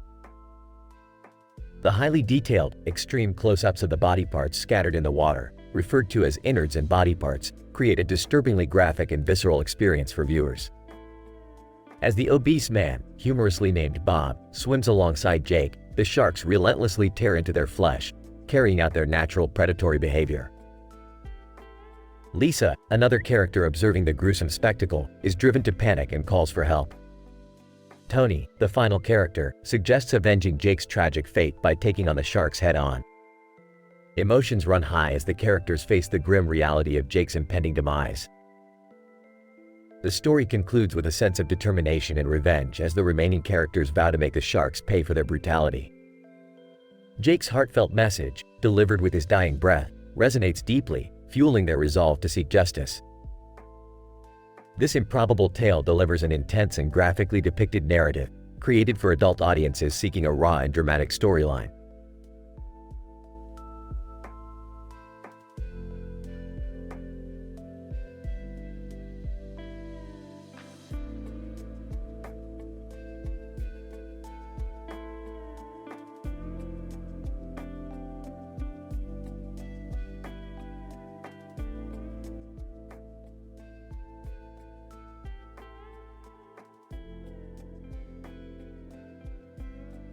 Title: Blood in the Deep. Man in red hat. What the fuck? Why is there a shark swimming next to me? Fat obese man. Holy shit. This is not what I signed up for when I came to the beach. Incident. Man in red hat. Panicking. Help. Somebody, fucking help me. I've got a shark on my tail. Fat obese man. Screaming, shit, shit, shit. I can barely keep myself afloat, let alone defend against these fucking sharks. Progression. Man in red hat. Frantically. Swim, you asshole. Swim like your life depends on it, because it fucking does. Fat obese man. Gasping for breath. I'm trying, but these fucking jaws are about to tear my chubby ass apart. This isn't how I wanted to go. Man in red hat. Quit whining, you fat fuck. We need to find something to defend ourselves with. Look around, there must be something. Man in red hat. Spotting a rusty harpoon in the distance, look. There's a fucking harpoon over there. Fat obese man. Desperate, swim. Swim towards that fucking harpoon. We might have a chance if we can reach it. Man in red hat. Struggling to reach the harpoon. Come on, you piece of shit, get closer. Fat obese man. Crying, I can't do it. I'm too exhausted, they're going to tear me apart. Man in red hat. Determined, no, you won't die here. I'll save you, you fucking tub of lard. Fat obese man. Gripping the harpoon, I got it. Now, what the fuck do we do? Man in red hat. Screaming, stab those motherfuckers in their goddamn eyes. We fight. Narrator: in a desperate battle for survival, the unlikely duo fought back against the hungry sharks. Blood splattered, screams filled the air, as the men's will to live clashed with the relentless jaws of death. Against all odds, they held on, fighting tooth and nail, until finally, the sharks retreated. Scientific description. This M-rated narrative dialogue explores the improbable scenario of two individuals, a man in a red hat and a fat obese man, finding themselves in the ocean surrounded by hungry sharks. This highly dramatic story employs vulgarity and intense language to capture the heightened emotions and desperate struggle for survival. The use of detailed dialogue in relation to the setting, including the mention of blood, body parts, and graphic visual descriptions, serves to create a visually vivid and climactic scene. The tale concludes with the protagonists managing to overcome their fears and prevail against the shark attacks through sheer determination and resourcefulness.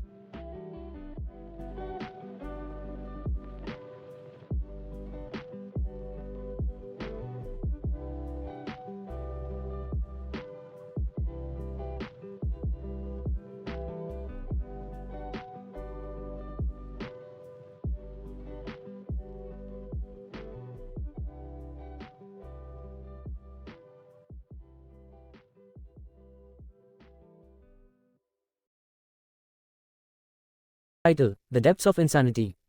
Location: a luxurious, private poolside oasis. Characters: Max, Alice, Chris, and Sarah. Max. Leaning back on his pool float. Oh, this weather is perfect for a refreshing swim. Alice. Diving into the pool. Absolutely, I love the feeling of cool water against my skin. Incident. Suddenly, a peculiar splash disrupts the tranquility of the pool. Chris. Looking around, what the fuck was that? Sarah, pointing to the water, look, there's a splash in the middle of the pool. Progression. The group gathers around the curious splash and peer into the water, only to discover a miniature tornado forming beneath the surface. Max. Holy shit, what is that? Alice, widening her eyes. It's like a freaking whirlpool.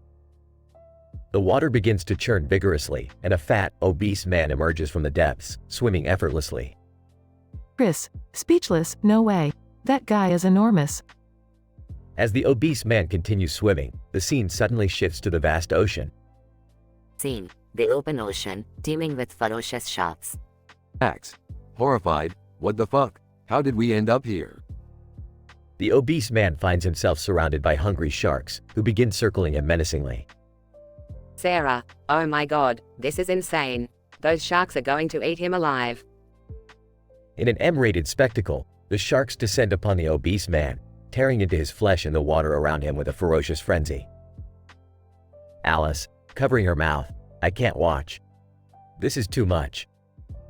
Blood spatters in all directions as innards and body parts scatter in the water, creating a horrifying and gory scene.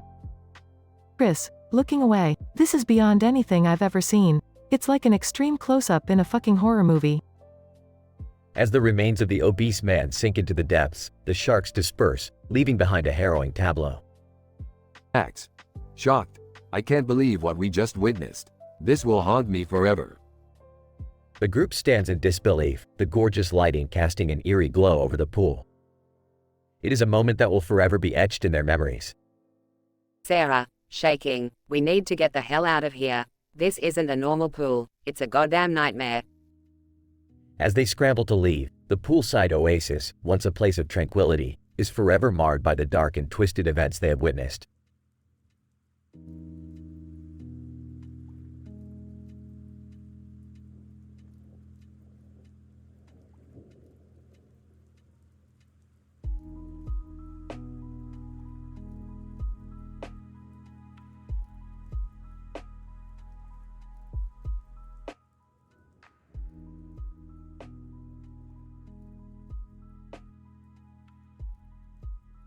Title: The Wild Ocean Ride. Characters: 1. Captain Jack, the courageous and foul-mouthed captain of the Red Boat. 2. Dave, the fat, obese man who finds himself in a perilous situation. 3. Barry, the shark swimming alongside the Red Boat. 4. Roscoe, the bloodthirsty and aggressive shark surrounding Dave. Captain Jack, gazing at the red boat on top of a shark. Holy fucking shit, Dave. You're riding a damn shark like you're Aquaman. Incident. Dave, screaming in terror, Jack, help. These sharks are munching on my ass like I'm a damn buffet. Captain Jack, hang tight, you fat fuck. I'll save your sorry ass. Progression. Harry, swimming alongside the boat. Well, look who's got themselves a pet shark. Never seen that shit before. Captain Jack. Barry, you slimy son of a bitch. Can't you see my friend is about to become shark sushi? Harry, chuckles, oh, Captain Jack, always the hero. But you ain't gonna save him. My buddies are hungry, and they're going to make a feast out of that light ass. Roscoe, growling, we're gonna rip that flabby fucker apart. Captain Jack, screw you, Barry. I'll take you all down with my trusty harpoon. Captain Jack grabs a harpoon and aims it at Barry, who dodges it with agility. Harry, nice try, Captain Dumbass. You can't save everyone. The battle rages on, with Captain Jack attempting to fend off the hungry sharks while rescuing Dave from their clutches. The waters turn crimson as blood splatters everywhere. Determined, Captain Jack takes on the sharks one by one, eventually managing to save Dave and send the remaining sharks fleeing. Captain Jack, panting heavily. You owe me, you disgusting blob. Dave, grateful, but breathless, fuck, man. I thought I was fish food. Captain Jack. Remember this, you sea-dwelling fucks. Captain Jack always triumphs, even against the relentless jaws of death. Their adrenaline-fueled victory echoes through the turbulent ocean as they sail away, leaving the sharks behind. Please note that the dialogue provided adheres to the user's guidelines while maintaining a level of creativity within their requested prompts.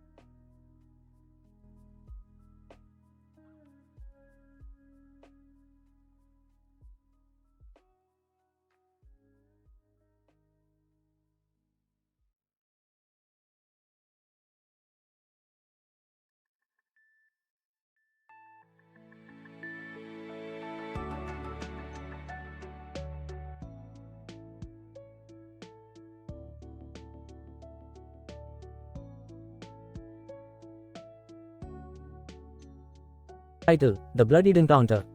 Carol, look at those dolphins swimming so gracefully. They are such magnificent creatures. Mike, yeah, they are truly incredible. Nature's beauty at its finest. Incident. Yo, holy shit, look over there. Is that a man swimming in the water with sharks surrounding him? Carol, what the hell? Are those sharks actually attacking him? Mike, oh my god. We need to get help. Progression. Carol, Somebody call the Coast Guard. This man is in serious danger. Yo, I can't believe what I'm seeing. The sharks are tearing him apart. Mike, we have to try and distract the shark somehow. Maybe throw something in the water. Carol, I don't know if we can save him. He's being devoured alive. Yo, this is a nightmare. I never thought I'd witness something so horrifying.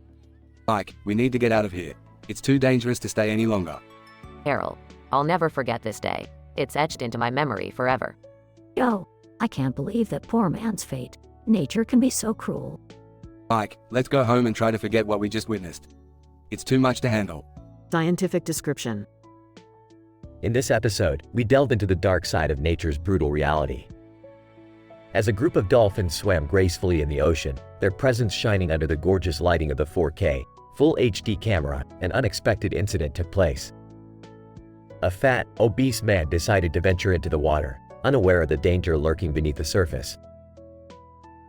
Surrounded by hungry sharks, the man became an easy target. The highly detailed, extreme close-up shots allowed viewers to truly witness the gruesome scene unfold. The sharks, driven by their primal instincts, attacked the man with ruthless aggression, tearing into his flesh and causing blood to splatter everywhere. The scattered body parts in the water, reminiscent of a horror movie scene, sent chills down the viewer's spines. As the encounter progressed, the observers realized the severity of the situation. The intense panic set in, and they desperately searched for a way to save the man's life. However, availing assistance proved challenging as nature's course took its course. The dolphins, once admired for their beauty and elegance, now served as a grim backdrop to the unfolding tragedy. The helplessness of the onlookers added to the dramatic tension, amplifying the emotional impact. Heartbroken and etched with this traumatic experience, the witnesses were left in shock. With heavy hearts, they acknowledged the harsh realities of nature and the fragility of human existence. The incident served as a stark reminder of the brutal forces that govern life, where the line between beauty and savagery blurs. In an attempt to cope with the unimaginable, the witnesses concluded that it was best to retreat from the chaos and attempt to heal their shattered souls. The scars left by this encounter would forever remind them of the merciless side of nature, an unforgettable experience that would haunt their dreams and conversations for years to come.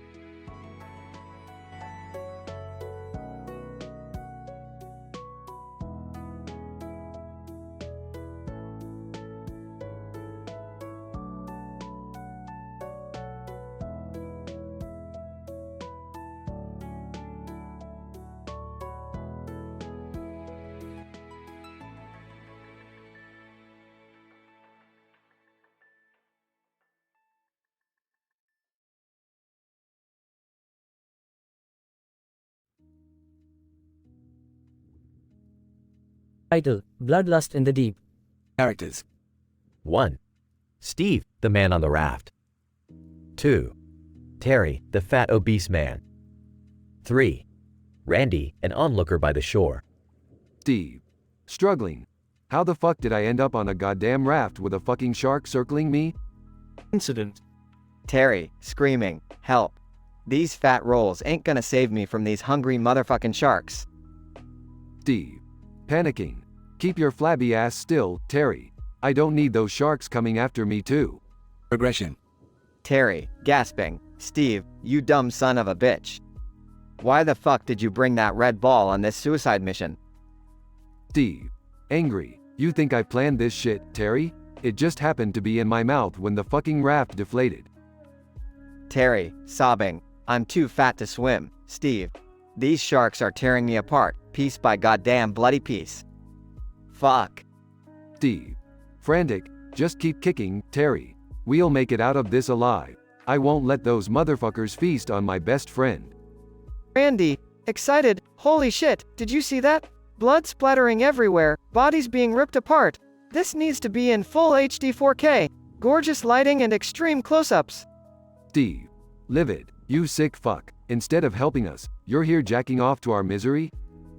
Randy, unapologetic, it's all about the ratings, man. This shit is going viral. I've got a future in extreme reality TV. Steve. Determined. Fuck the ratings, Randy. I'm getting off this goddamn raft, saving Terry, and we'll make those sharks pay. I'm sending those bony-ass predators straight to hell. Terry, weakly, go, Steve. Save yourself and get revenge for me. I'm too far gone. Steve. Defiant. No way, Terry. We're going down swinging. Let's show these fuckers what happens when they mess with us. Audience gasps as the intense battle ensues, blood mixing with the ocean waves. The scene ends ambiguously, leaving the fate of Steve, Terry, and the sharks up to the audience's imagination. Scientific description. This M-rated dialogue relies heavily on creating a tense and dramatic scenario involving a man trapped on a raft with a shark circling him, and an obese man being devoured by sharks in the ocean. It explores the vulgar language and intense emotions of the characters, indicating the dangerous and life-threatening situation they find themselves in. The story's progression demonstrates the desperation and fear experienced by the characters, as well as the deplorable nature of a bystander who finds amusement and entertainment in such a grisly scene. The conclusion teases a potential turning point where the protagonists decide to fight back against their assailants. The story pushes the boundaries of reality and probability, capturing the audience's attention with its shock value and extreme visuals. It plays with the viewer's emotions, blending horror and action elements with a dark humor twist. Overall, this dialogue script creates an intense and chaotic atmosphere, leaving the conclusion open-ended, allowing the audience to ponder on the fate of the characters and the possible consequences of their actions.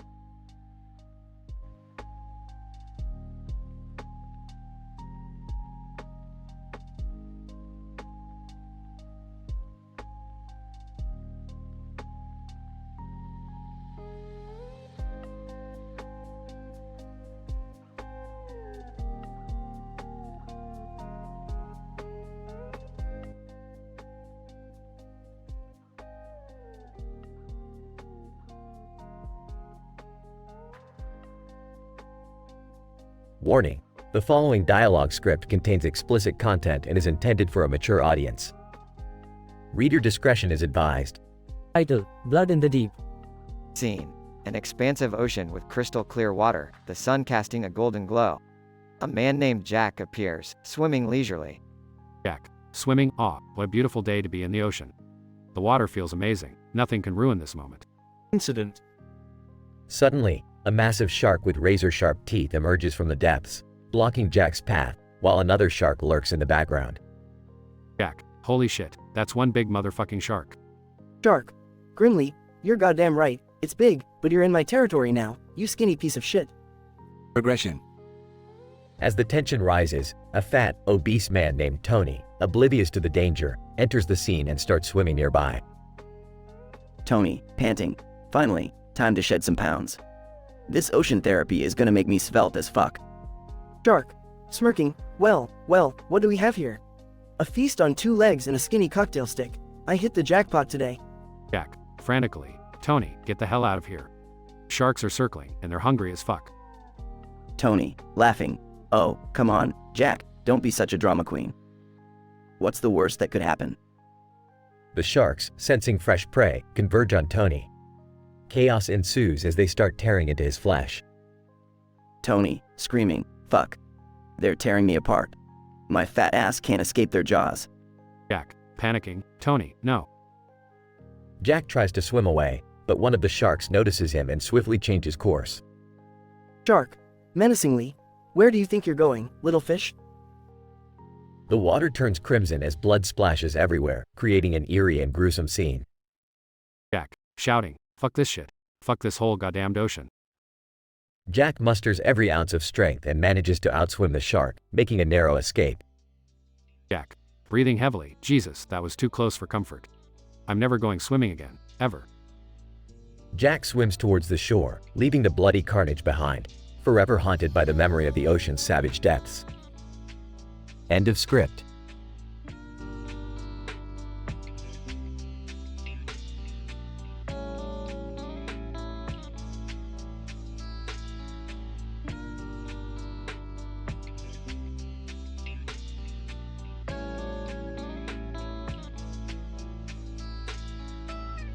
Note: the prompt you have provided exceeds the limits of what I can generate.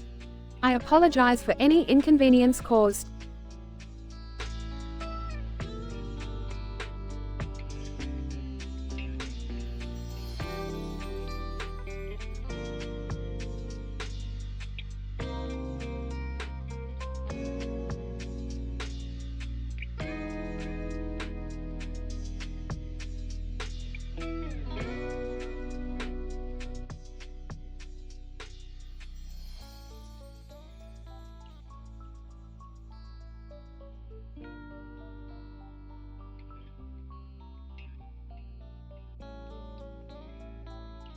Morty, you see that man in a wetsuit over there?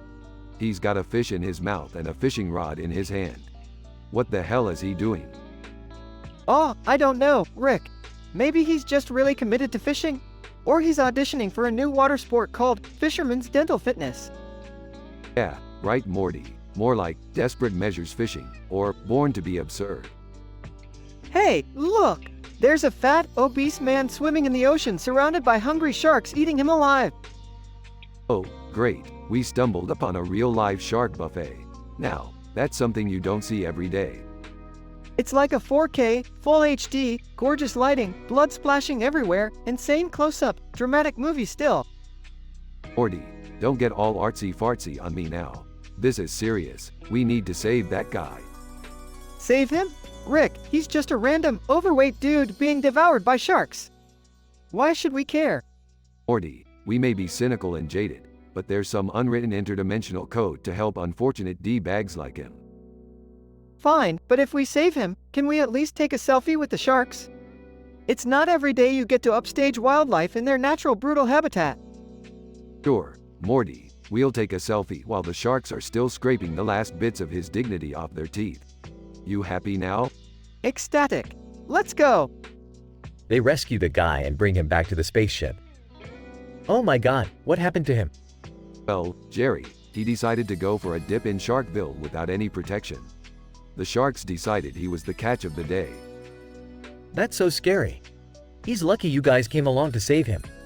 Lucky? This man's luck is statistically improbable. It's like winning the lottery and getting struck by lightning at the same time. So, what do we do now, Rick? We'll drop him off at the closest hospital and let the doctors work their magic. And then we'll go get some Szechuan sauce, Morty. Priorities, you know? I guess saving lives can wait when the real treasure is 1998 Mulan promotional sauce. Damn straight, Morty. Now, let's fly this baby back to the hospital before the sharks start sending us begging texts for a post-meal snack. They take off, leaving behind a traumatized, but slightly relieved, guy. So, Rick, Morty, what's the real lesson we learned from all this? Jerry, the only lesson you need to learn is to never go swimming in a shark-infested ocean dressed as a buffet. That's basic survival instinct right there. Well, I'm glad I learned that valuable piece of information today. What an adventure! Adventure, Jerry, it's just another day in the life of the Smith family. Now, buckle up, we're going to get that Szechuan sauce whether the multiverse likes it or not. They zoom off into space, leaving behind a trail of questionable life choices.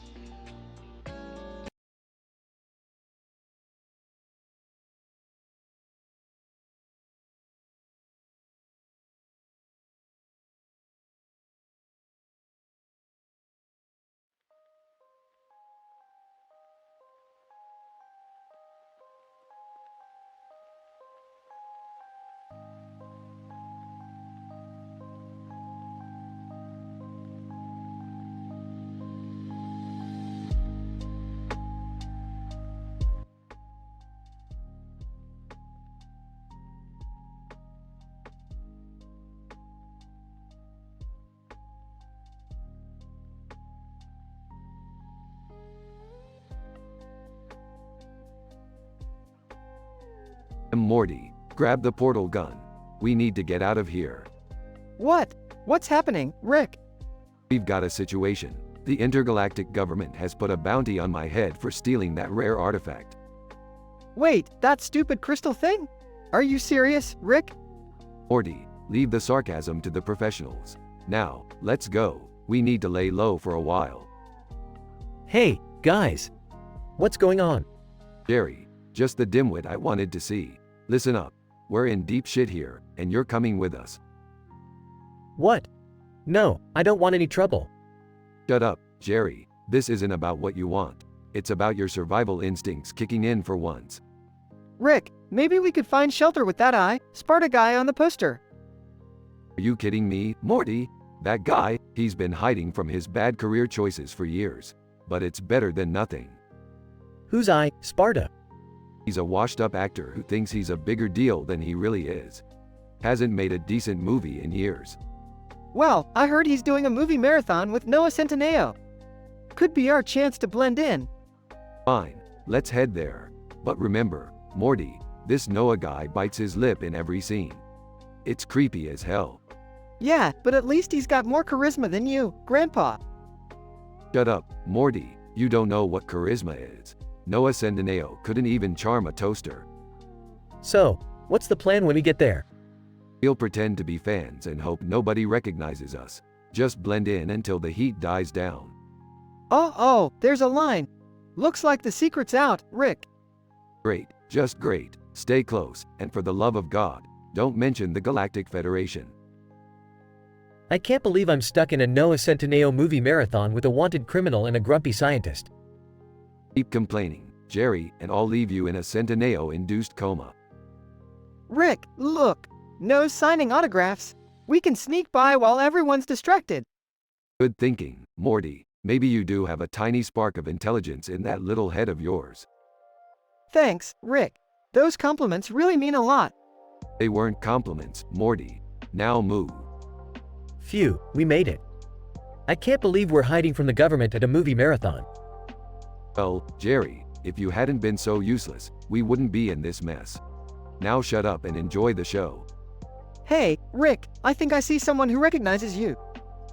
Damn it, Morty, don't point. Just act casual and keep your stupid brain to yourself. So, Rick, would you say this is the craziest adventure we've been on? No, Jerry, the craziest adventure was when I accidentally ended up in a parallel universe full of sentient potato chips. This is just another Tuesday.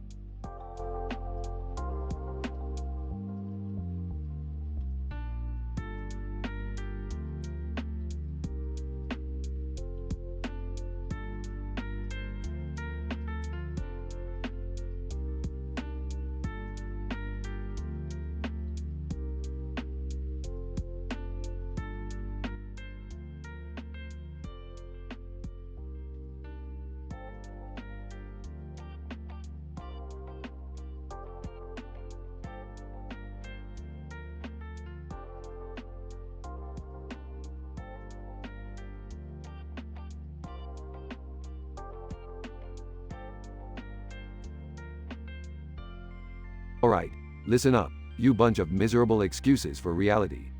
We're throwing a party tonight, and it's gonna be lit. Morty, get the portal gun. Sure, Rick. But, what's the plan? We're gonna play a little game, Morty. It's called Dimension Roulette. We invite some of our favorite characters from the show, and each one will list 10 of the absolute worst dimensions they've come across. Rick, are you sure this is a good idea? What if things go wrong? Relax, Beth, it's just a harmless party game. What could possibly go wrong? Now, where's Summer? We need to start inviting guests. Right here, Dad. I invited Mr. Poopy Butthole and Squanchy. Seriously, Summer? Squanchy? That guy creeps me out. Quit your squanching, Jerry. We need all the squanching characters we can get. Now, let's get this party started. Later at the party. Mr. Poopy Butthole. Hi there, everybody. I'm Mr. Poopy Butthole, and let me tell you about the worst dimension I've ever been to.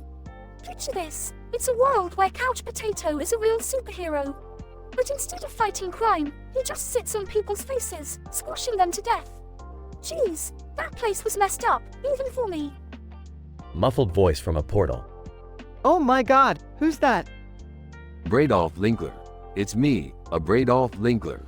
I'm stuck in a dimension where all the vampires are lawyers, and they suck your blood by suing you for absurd lawsuits. It's a never-ending cycle of legal battles, Morty. Oh, sorry about that, Linkler. Good luck. After a while. Rockubot. Greetings, fellow interdimensional enthusiasts. In a dimension I once encountered, everyone's skin was made entirely of Crocs. They were cheesy, smelly, and slipping on the floor was a common cause of death. Believe me, it wasn't as fabulous as it sounds. Groans from the crowd. Noob. Hey, guys, it's Noob. I landed in a dimension where all the toilets were sentient beings with an insatiable appetite for poop. They'd suck you into their dark abyss, engulfing you with fecal matter. Not a pleasant experience, let me tell you. Everyone, you. Finally, the last dimension is introduced. Scary Daddy, yo, what's up, bitches? It's Scary Daddy, bitch. Worst dimension I ever visited was this nightmare where everyone was a version of me. Yeah, imagine 1,000 scary terries running around, yelling bitch at each other. Couldn't escape the self-loathing, yo. Random portal opens. Sleepy Gary. Hey guys, sorry I'm late. I just got back from a dimension where everyone wears socks and sandals. It's horrifying. The fashion police are brutal. Finally, someone who had it worse than me. Alright, looks like everyone had their turn. Now, let's send one unlucky soul to the worst dimension ever. They spin the dimension roulette wheel. Oh no, it looks like Snowball. You're going to the dimension of the evil talking squirrels. Snowball. Woof, woof. I was just a simple puppy and now I'll be tormented by squirrels for all eternity. Woof, woof. Aw, too bad, Snowball.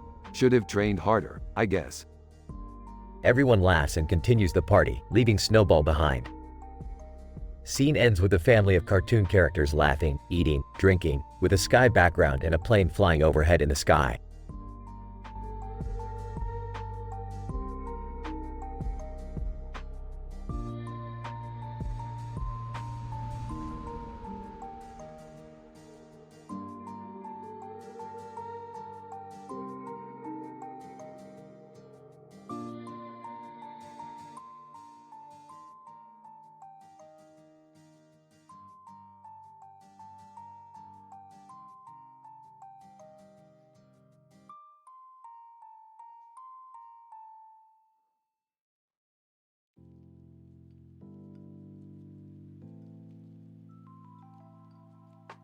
Alright, Morty, buckle up. We're about to embark on the most mind-blowing scientific experiment to ever grace the confines of our garage. Oh man, Rick, I don't know about this. Last time you said that, we ended up in a dimension full of talking butts. Shut up, Morty. That was hilarious. Now, pay attention, because this game is gonna blow your puny little mind. Rick, what are you up to now? And why do I always find you dragging poor Morty into your absurd shenanigans? Chill, Beth. We're just holding a little party and playing a unique game. It's gonna be fun, trust me. Wait, what kind of game involves paper cutouts and people holding hands? This sounds boring. Yeah, Rick, are you finally running out of ideas? This sounds even lamer than my improv comedy class. Oh, Jerry, you have no idea what you're in for. Now, everyone, gather around and meet our special guests for tonight's festivities. Birdperson. Greetings, esteemed beings of this dimension. I am Birdperson, a close acquaintance of Rick's. Unity. Hello, everyone. I am Unity, a collective hive mind interested in exploring interdimensional relationships. Tammy. Hey there, folks. I'm Tammy, an undercover agent for the Galactic Federation. Don't worry, I'm not here to arrest anyone, yet.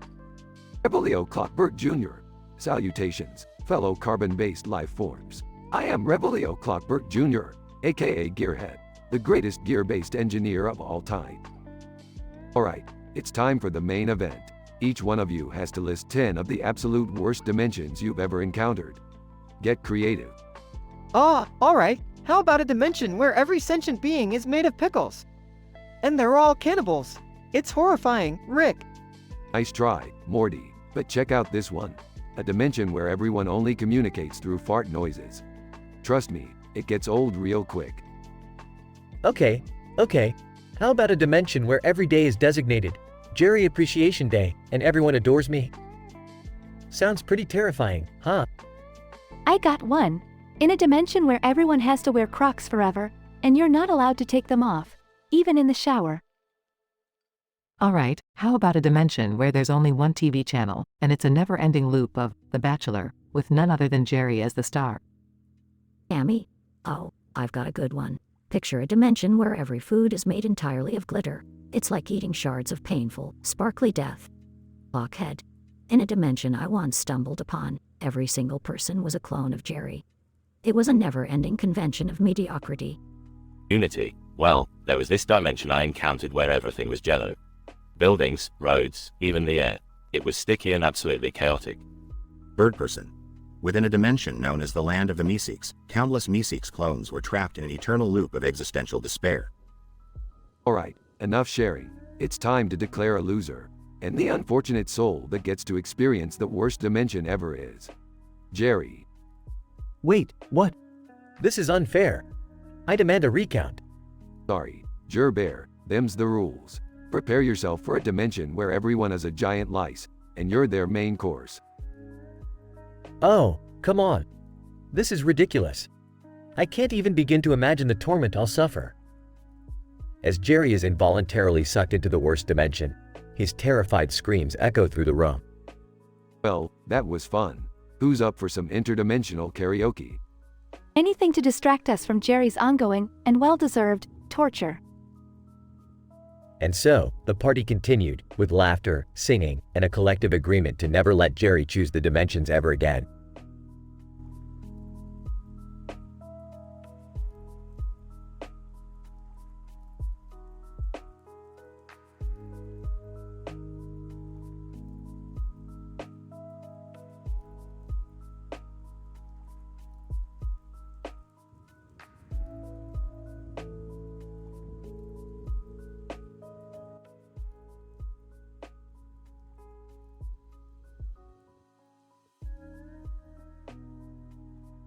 Morty, look at that over there. A shark swimming in the water near a boat in the ocean. This is gonna be fun. Fun? Rick, are you serious? That fat obese man swimming, surrounded by hungry sharks, getting eaten alive?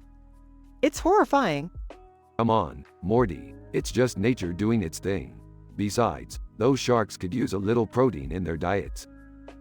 Protein? You're sick, Rick. Can't we do something to save that guy? Oh, Morty, you're such a bleeding heart. What do you propose? Jump in there and play superhero? Well, I don't know. Maybe we could distract the sharks somehow? Distract the sharks? How? Wave our hands and yell, "Hey, sharks, come get some." I don't know, Rick. Use your genius. Fine, Morty, hold my flask. I'll show you how to distract some sharks. Scene shifts to Rick and Morty in a makeshift shark costume, splashing around. Rick, as a shark. Hey, fellas, look what we got here. Fresh meat. Morty, whispering, Rick, this is insane. Shut up, Morty. Camera zooms in dramatically as the sharks slowly turn their attention towards Rick and Morty. Alright, Morty, here's the plan. We swim towards the boat, and when the sharks follow us, we make our escape. Rick, this is way too risky. We could end up as shark food. Oh, Morty, have a little faith in your grandpa. We got this. Montage of Rick and Morty swimming towards the boat, narrowly avoiding the swarming sharks. Rick, we're gonna make it. We made it. Of course we did, Morty. Did you ever doubt my genius? Well, yeah, a little bit. Shut up, Morty. Let's get out of here before they realize we're a couple of frauds. Scene ends with Rick and Morty paddling away from the sharks, their makeshift shark costume floating behind them. You know, Rick, sometimes I can't believe the things we get ourselves into. And yet, Morty, here we are, alive and kicking. That's the beauty of science, baby. Yeah, I guess you're right, Rick. Science is pretty amazing. Damn straight, Morty. Now let's grab a drink and celebrate our brilliant shark diversion.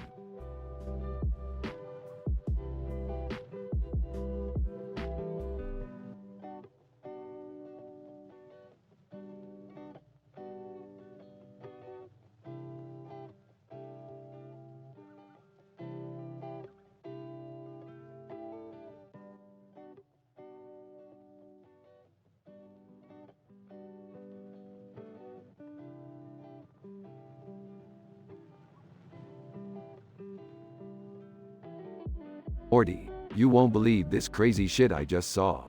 I was doing some interdimensional surfing when I came across a man in a Santa suit swimming over a coral reef with a fish in the background and a red hat on. Whoa, Rick, that sounds like a total mindfuck. Why would someone dress as Santa and swim in the middle of the ocean? Beats me, Morty. Maybe he thought he could give gifts to the fish or something. People these days, huh? Rick, you and Morty better not be involved in any illegal activities again. I won't bail you out like last time. Oh, Beth, relax. We're just spectating some absurdity. It's not like we're planning on stealing the guy's identity or anything. Identity theft? That's a pretty elaborate scheme, Rick. Are you sure you're not up to your old tricks again?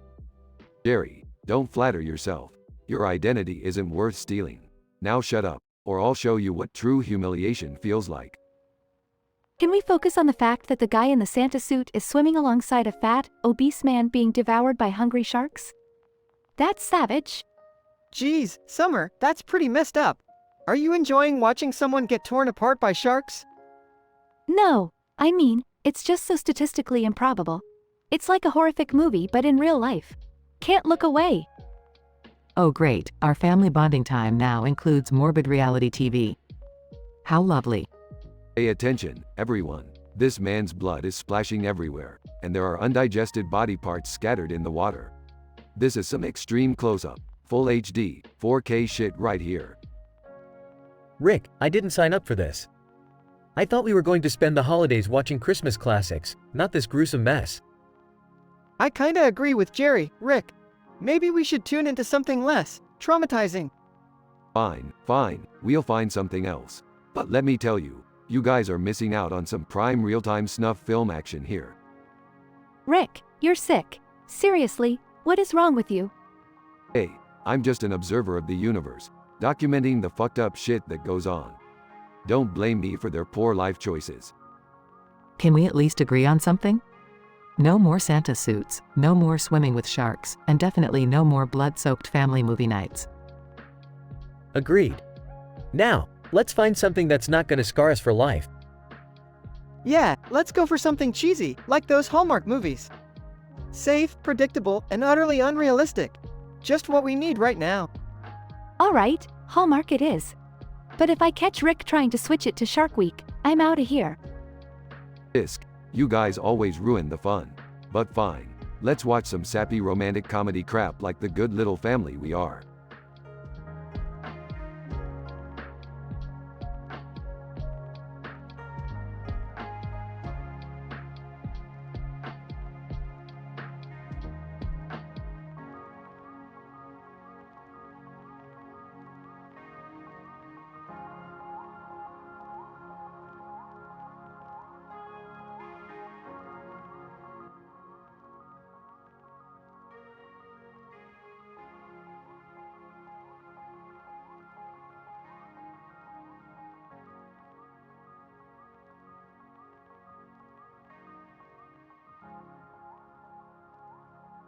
Alright, listen up you worthless pieces of shit.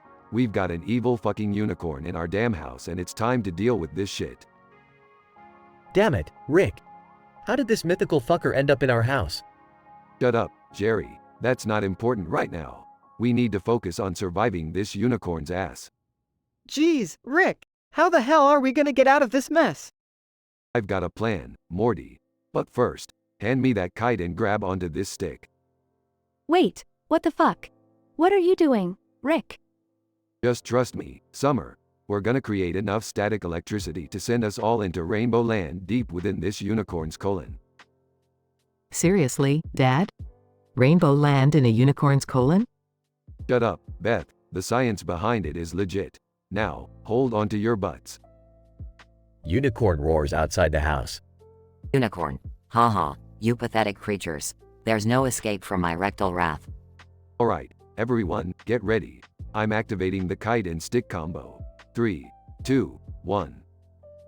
Static electricity fills the room as the unicorn's anus begins to glow. Whoa, Rick, we're being sucked inside the unicorn's ass. This is so fucked up. I can't even. Abruptly cut to Rainbow Land, a vibrant and surreal landscape within the unicorn's colon.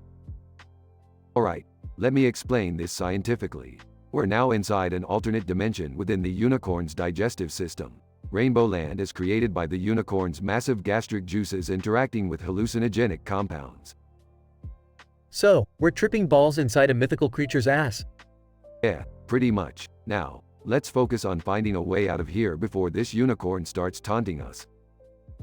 Unicorn's voice echoes through Rainbow Land. Unicorn. You puny humans can't escape my nether regions. Enjoy your eternal damnation in my rectum. Oh god, I'm gonna hurl. Rick, Morty, Summer, Beth, and Jerry venture through Rainbow Land, filled with epic action scenes and surreal moments. I've hacked into the unicorn's intestinal system. We need to trigger a reverse peristaltic wave to expel us from its ass. Reverse peristaltic wave? Are you kidding me right now, Rick? Shut up, Morty. Just follow my lead. After a series of nerve-wracking challenges, they reach the exit. Alright, everyone, brace yourselves. We're about to get shot out of the unicorn's ass. Unicorn's anus contracts and blasts them out into their own living room. Unicorn. No, how did you escape my clutches? Simple, really. The laws of physics dictate that what goes in must come out, including our badass selves. Unicorn retreats, defeated. That was one hell of a fucked up adventure, Rick. Yeah, but it was also strangely beautiful in its own twisted way.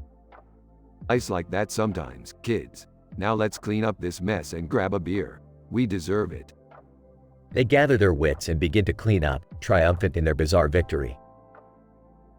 Ending credits roll with a catchy tune as the camera pans out, leaving us to contemplate the profound absurdity of our existence.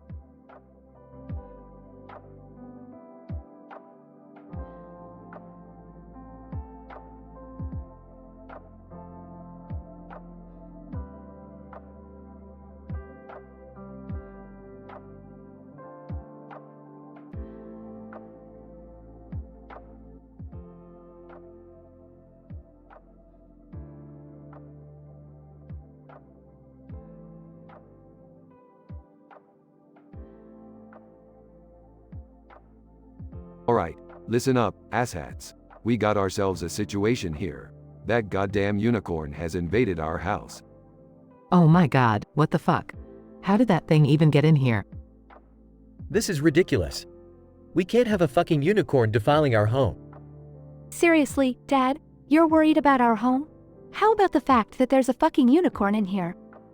Jeez, Rick, what are we gonna do? It looks pissed. Don't worry, Morty. I've got a plan. We need to lure it to the play area. The play area? Are you out of your mind, Rick? No, listen, Beth. There's a fake tree and a fake animal in the background. If we can get the unicorn to focus on that, we might have a chance. You expect that fat bastard to fall for that? Shut up, Jerry. We're dealing with an obese unicorn here, not your flaccid masculinity. Unicorn charges towards them, but they manage to dodge and run to the play area. Let's go, guys! Get behind the fake tree! The unicorn crashes into the fake tree, knocking it over. Rick, this plan better work. That thing is getting closer. Don't worry, Beth. We just need to get in the unicorn's anus. Wait, what? We're going up its ass? Are you shitting me? No time for questions, Jerry. Get ready. They all leap into the unicorn's anus and suddenly find themselves in Rainbow Land deep within the colon. Holy shit, Rick! We're in a fucking rainbow-filled colon! Calm down, Morty. It's all scientific. The unicorn's digestive system creates a special portal to this alternate dimension. Dad, I can't believe I'm saying this, but I'm actually impressed with your twisted genius. Unicorn taunts them from outside its anus. Unicorn. Ha ha ha. Enjoy your shitty prison, you pathetic mortals. Alright, you sparkly piece of shit. We're taking you down. Epic action scenes unfold within Rainbow Land. This is insane. We're fighting freaking unicorns in a colon. I never thought I'd say this, but I miss regular adventures with Rick. Focus, everyone. We need to find a way out of this colon. The family defeats the unicorns and works together to find an exit. I can't believe I just defeated a unicorn. Does this make me a badass? No, Jerry. It just means you're marginally less useless than normal. Finally, they find the exit and make their escape. We made it out. I can't believe we survived a trip through a unicorn's asshole. Yeah, that was some fucked up shit, even for us. Well, that's the magic of science, kids. Now let's get the hell out of here before another twisted adventure finds us. They all leave, reflecting on the bizarre events they just experienced. So, do we talk about this ever again? Nah, Jerry, we all agree to forget this ever happened. Your fragile ego couldn't handle it. They all walk away, ready to move on from the absurdity of Rainbow Land.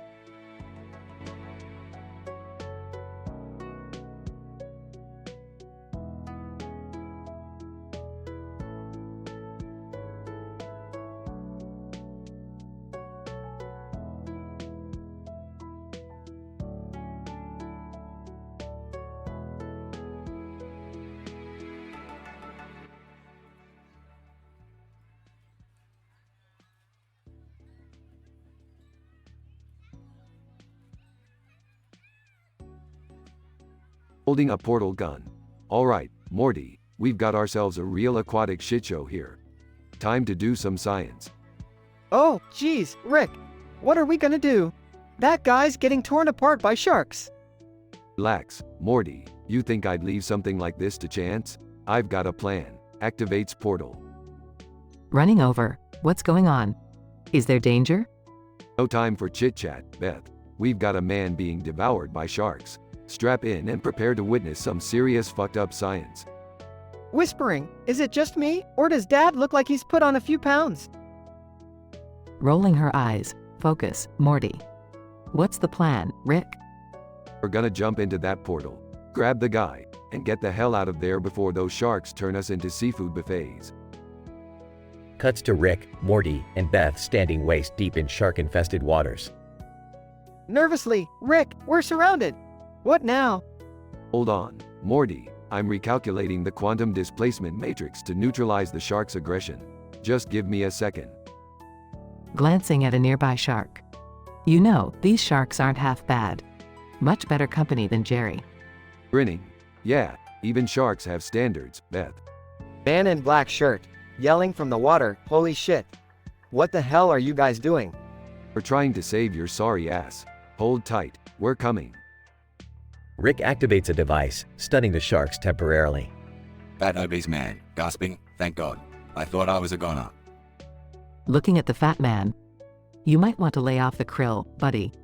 Alright, we've got him. Time to get out of here. Wait, what about the sharks?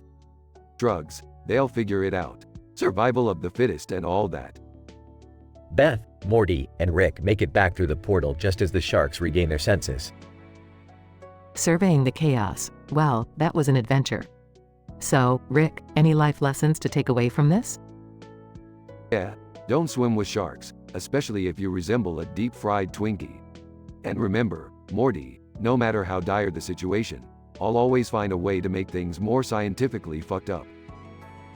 They all laugh as Rick takes a swig from his flask.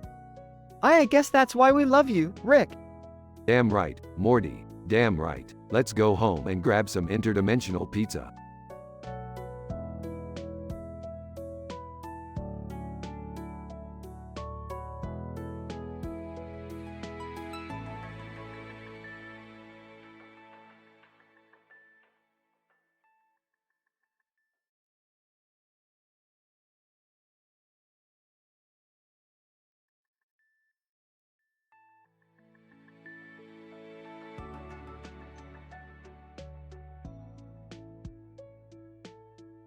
Morty, buckle up. We're diving into yet another dimension filled with mind-bending chaos and improbable scenarios. Geez, Rick, can't we have just one normal adventure for a change? Normal? Who needs normal when we can have a fat guy being devoured by sharks? Now, Morty, prepare to have your fragile mind blown. Dad, are you seriously suggesting we watch a man get eaten alive by sharks? That's twisted, even for you. Yeah, that's super messed up, Rick. Can't we just go watch interdimensional cable like normal families? What fun is normal, Summer? We're going to dive into the depths of insanity and have front row seats to this cinematic bloodbath. I don't know, Rick. It sounds pretty horrifying. Morty, just relax. We're here to observe, not participate. Plus, it's in 4K, full HD, with gorgeous lighting. How can you pass up that visual spectacle? I can't believe I'm saying this, but I'm actually curious to see how this turns out. Fine, but I better not have nightmares about sharks. Settle down, Summer. It's just a movie still, highly detailed, with extreme close-ups of the guy's final moments. Nothing you can't handle, princess. Okay, I guess I'll give it a shot. But only because you promised we won't be getting involved. That's the spirit, Morty.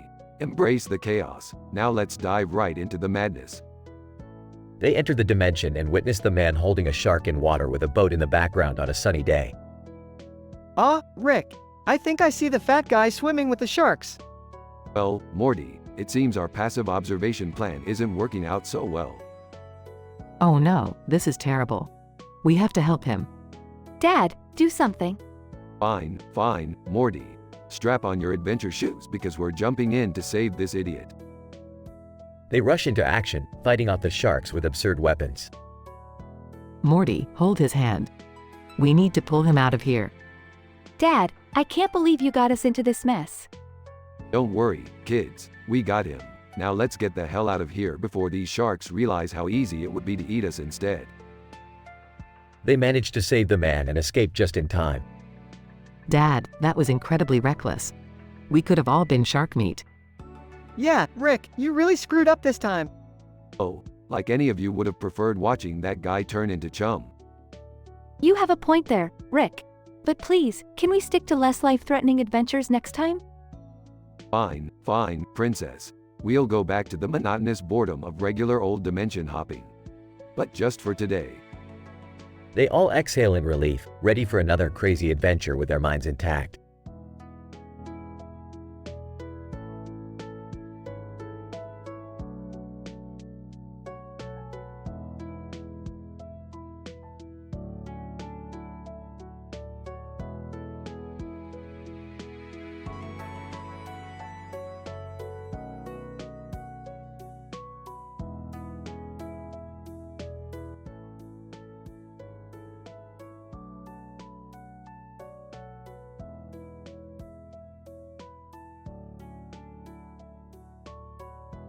Morty, what the fuck happened here? How did you die, you little dumbass? I don't know, Rick. 1 minute we were exploring some alien world, and the next, these fucking monstrous plants attacked us. Burps, figures. Can't trust anything in this goddamn multiverse. Well, we gotta find a way to bring you back, Morty. I can't let this be the end for you. Coughs, Jesus, Rick. I can barely breathe.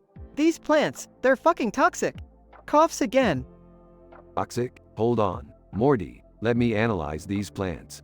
Activates his portal gun and scans the plants. Oh, geez, Morty. These plants are emitting some serious gamma radiation. That shit will melt your insides. No wonder you're dying.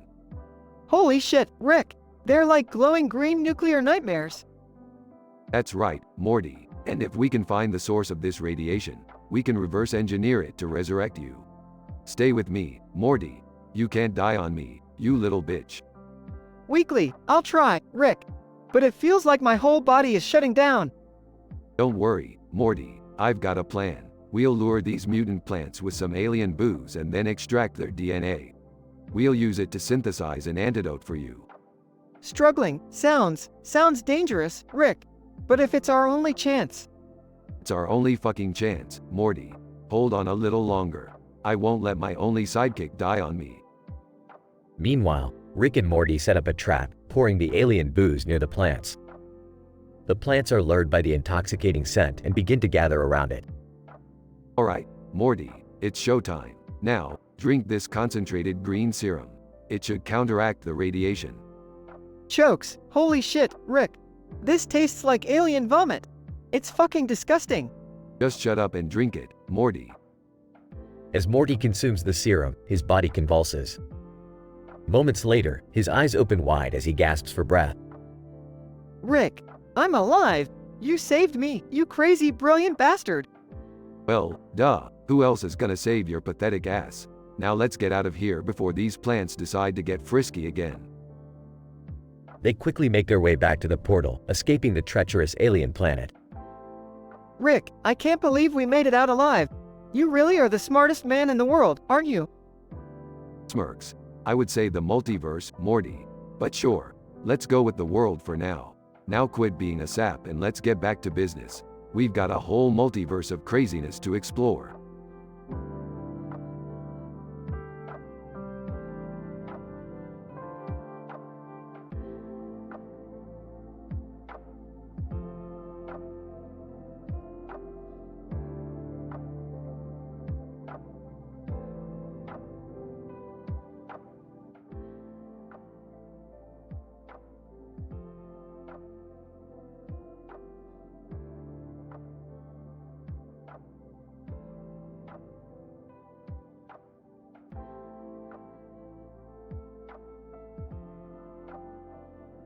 Alright, Morty, buckle up. We've got an obese unicorn problem in the house, and it's about to get real crazy up in here. Oh geez, Rick, what are we gonna do? This thing is huge. Relax, Morty. I've got a plan. We're gonna need the whole family on this one. Hey, Summer, Beth, Jerry, get your butts over here. Oh great, what ridiculous misadventure are we getting dragged into this time? Can't we just call animal control? Animal control? Really? Jerry, this is a goddamn obese unicorn we're talking about here. It's clearly not your run-of-the-mill situation. Rick, can't you just invent some kind of magical portal to send this thing back where it came from? Oh Beth, if only it were that simple. You see, this unicorn is not just any unicorn. It's got some interdimensional powers and a rectum that defies the laws of physics. Oh, Rick, I don't know if I want to hear about the butthole of an obese unicorn. Morty, it's essential to understand the intricacies of the situation. Now listen up. This unicorn's rectum is a portal to a place called Rainbow Land, deep within its colon. Once we get sucked in, we'll have to navigate our way out. Seriously? Rainbow Land within a unicorn's colon? I thought we couldn't get any weirder than that pickle incident. I just want to survive this and go back to watching sports. Don't care about any damn unicorn or its butthole. Well, you better start caring, Jerry, because that unicorn just cornered us with its massive ass. Prepare yourselves, we're going in. Everyone gets sucked into the unicorn's rectum and transported to Rainbow Land. Huh, Rick, you weren't kidding. This place looks like a psychedelic acid trip mixed with a children's playground. I can't believe I'm standing inside a unicorn's colon. This is beyond absurd. Rick, look! The unicorn is taunting us from outside its anus. It's mocking us. Yep, that's one cocky rectum right there. But fear not, my family, we shall conquer this place and escape the clutches of its colorful colon. They engage in epic battles with Rainbow Land creatures, overcoming various obstacles. I never thought I'd say this, but I'm starting to miss the regular craziness of our lives. Can we please get out of here? Agreed, this place is giving me a headache. And we've seen enough rainbows to last a lifetime. Alright, hold on tight. I've figured out the portal to get us back home. Everybody, touch Jerry's butt. What? Why my butt? Shut up, Jerry, just do it.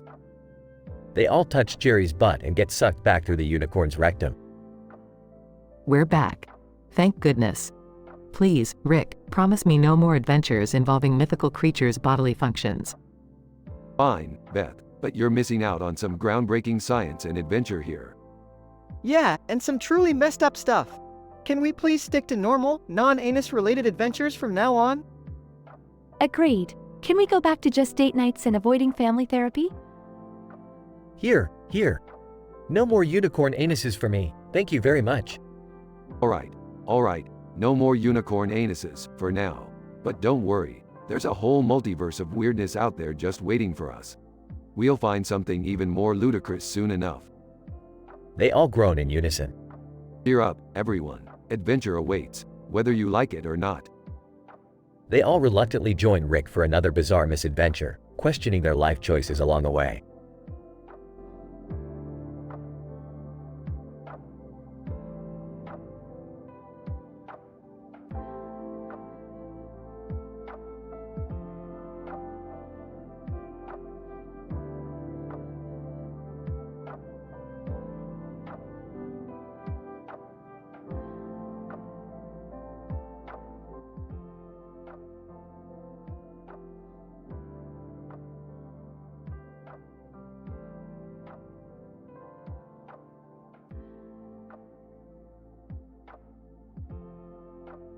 Alright, Morty, buckle up pal. We've got a man standing next to a freaking rainbow and a demon in front of a sky that's more rainbow than Elton John's closet. Geez, Rick, this is totally insane. What's with all the rainbows?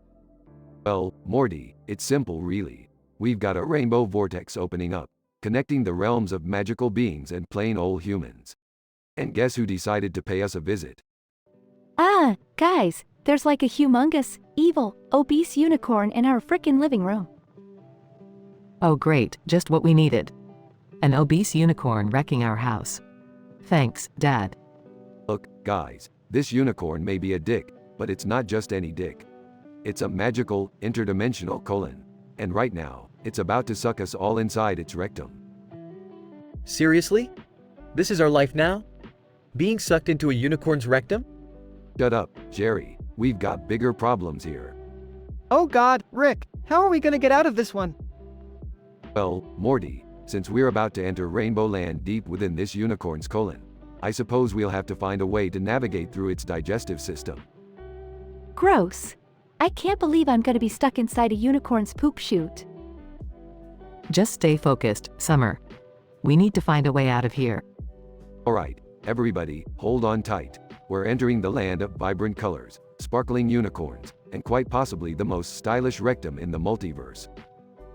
Unicorn taunts them from outside its anus. Unicorn, you thought you could escape me? Prepare to be rectally ravished. Alright, enough with the trash talk, you oversized hemorrhoid. A series of epic action scenes follows as Rick and the family navigate through Rainbow Land, fighting off rainbow-colored creatures and dodging deadly obstacles. Rick, this place is insane. It's like a psychedelic acid trip crossed with a Lisa Frank fever dream. You're not wrong, Morty. Enjoy it while you can. Hey, look! I think I see the way out. Quick, let's make a break for it. They race towards the exit, narrowly escaping the clutches of Rainbow Land. Thank God we made it out alive. I never want to see a unicorn's ass again. Well, Jerry, in this family, you never know what you're gonna get. But hey, at least we survived and brought some rainbow souvenirs from Unicorn Land. Yeah, I guess it wasn't all bad. I mean, who else can say they traveled through a unicorn's rectum? Exactly, Morty. Life's all about unique experiences. And now we've got a hell of a story to tell. The family, covered in rainbow-colored residue, walks off into the sunset, their escapade in Unicorn Land forever etched in their memories.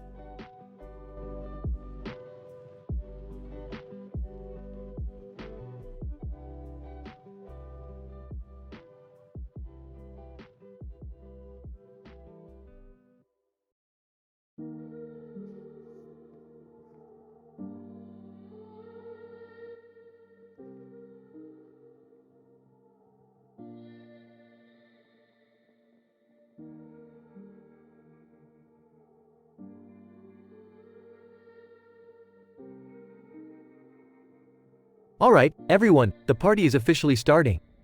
Let's get this shindig rolling. Yeah, Dad, I'm ready to have some real interdimensional fun. Morty, just remember, don't do anything stupid. We've had enough interdimensional adventures for one lifetime. Oh, Rick, let them have their fun. It's just a harmless party. Who's ready for some games? I am. And I brought a cool game we can all play. Hey, guys, mind if we crash your party? Yeah, we heard you guys know how to have a wild time. Well, look who decided to drop by. Other versions of ourselves. How original.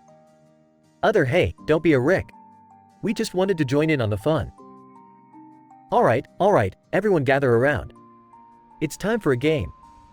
We're gonna go around in a circle and each name the 10 worst dimensions we've ever come across. The loser gets a one-way ticket to that dimension. Other sounds thrilling. I'll start. In one dimension, everyone is made of pickles. You can imagine the mess. Oh yeah? Well, in a dimension I visited, pigeons ruled the world and enslaved humans. It was nuts. In this one dimension, people had butts for faces.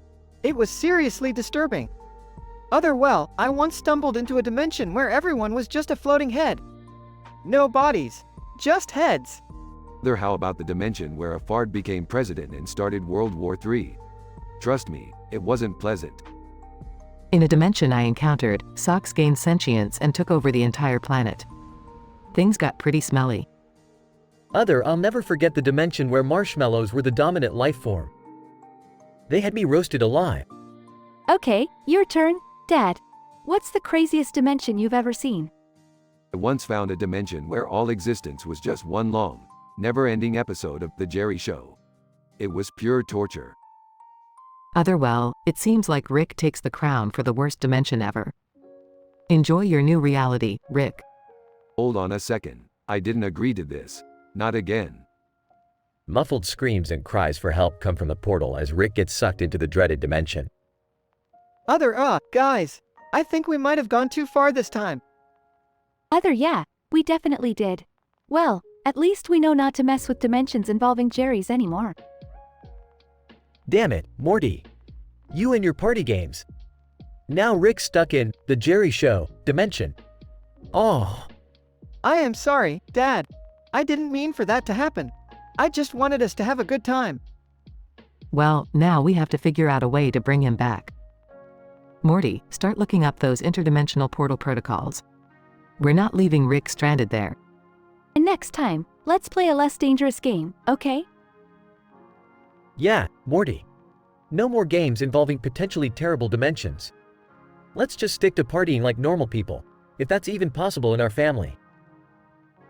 As they huddle together, the sound of portal guns being fired fills the room as they begin their quest to rescue Rick from the clutches of the Jerry Show. End.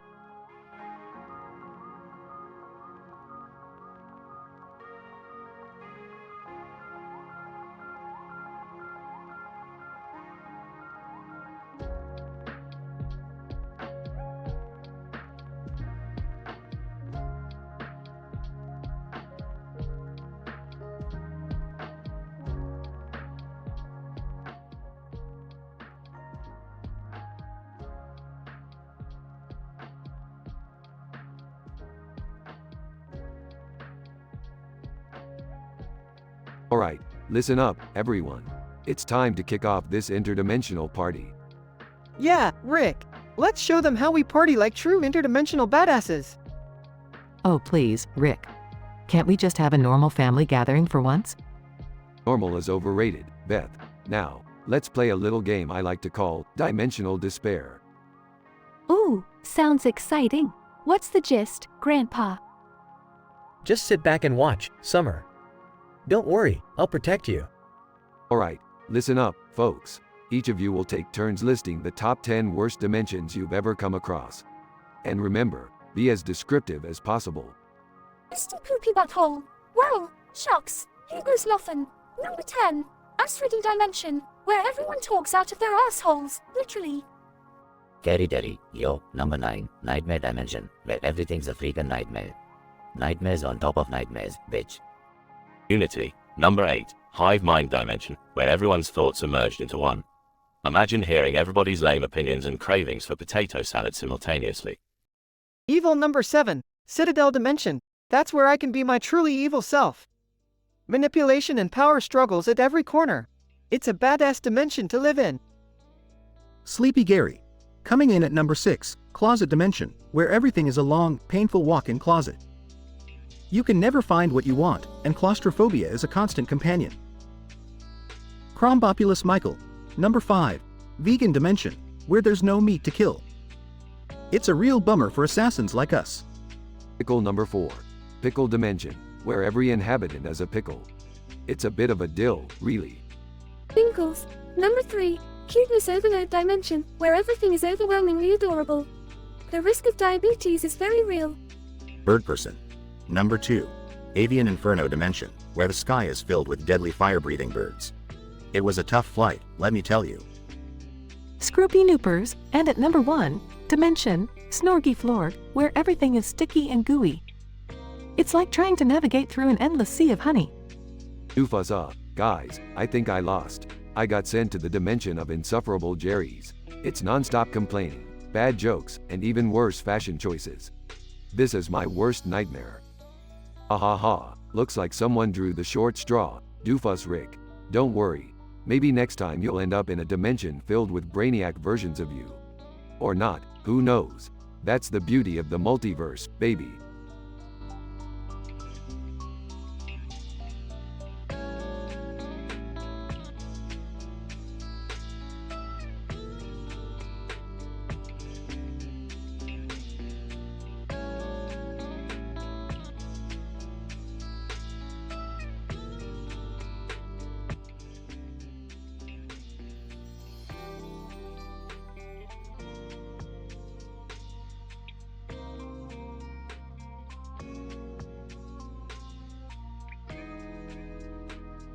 Hey Morty, you see that painting over there on the wall? It's like a deranged acid trip threw up on a canvas. Yeah, Rick, that painting is seriously trippy. Looks like a bunch of balls of yarn went to a Dr. Seuss rave. Walking in. Oh, you mean the painting you stole from an interdimensional art heist? Nice, Dad. Thanks, Beth. You know me, always bringing home the eccentric loot. By the way, I invited some friends over for a party.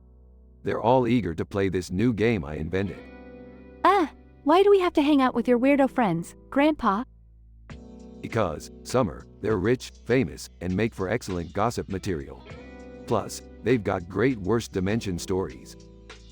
Whiny, can't we just have a normal party for once? Jerry, you're at a party in a universe where nothing is normal. Get with the program. Scene shifts to the party, with cartoon characters and celebrities mingling. Alright, everyone, gather around. We're playing a game called Dimensional Havoc. Prepare to enter the worst dimensions ever imagined. Cartoon Character 1, voiced by Jeff Goldblum. Greetings, mortals. I am Zoga the Terrible, Conqueror of Dimensions. They call me Jeff Goldblum in this dimension. Real-life Celebrity 1, played by Johnny Depp. Yo, what's up, folks? They call me Captain Jack Sparrow. I'm like a dimension-hopping pirate with a taste for rum and eccentricity. Whispering to Rick, are these people for real, Rick? Whispering back, no idea, Morty. Just go along with it. Alright, let's get this party started. Each of you, list the 10 worst dimensions you've ever encountered, while we rate them based on creativity, humor, and existential dread. Exasperated? Seriously, Dad? We're rating dimensions now? Why not, Summer? Dimensions need to be critiqued too. Who wants to start? Cartoon Character 2, voiced by Kristen Bell. Hey, guys. I'm Veronica Mars, amateur detective turned dimension explorer. My worst dimension had marshmallows raining from the sky, but they were sentient and tried to eat me. Real Life Celebrity 2, played by Dwayne "The Rock" Johnson. Finally, The Rock has come to the worst dimension competition. In my worst dimension, everything was made of cotton candy. Not fun when you're trying to punch your way through it. After everyone shares their worst dimensions, the scores are tallied. I can't believe I lost. My worst dimension was just a room full of meeseeks constantly asking me to do stuff. Okay, Jerry, looks like you're taking a one-way trip to the worst dimension ever. Jerry gets swallowed by a portal and disappears. Wow, Dad, you really did it this time. Relax, Morty. Jerry will be fine. Probably. Maybe. Let's get back to the party and see if we can convince Brad Pitt to share his worst dimension story. Meanwhile, in the worst dimension ever, Jerry finds himself in a room full of clingy and overbearing in-laws.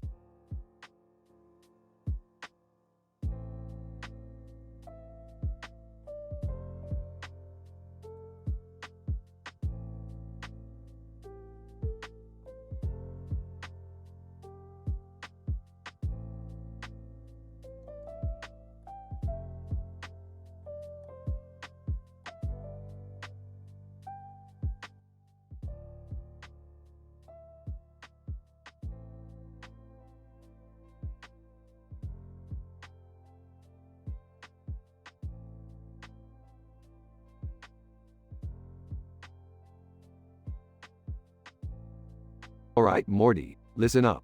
We're throwing a party tonight, and it's gonna be epic. Oh, Rick, I don't know. Last time we had a party, you turned everyone into mutants.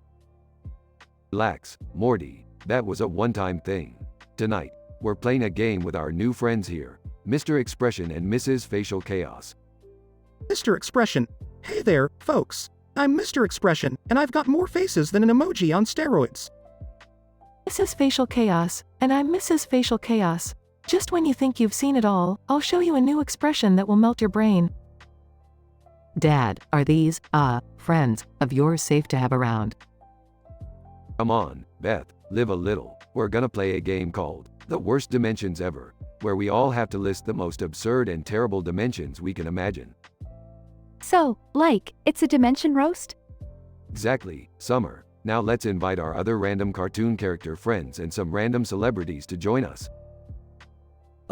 Okay. But can we invite any celebrities that actually like me?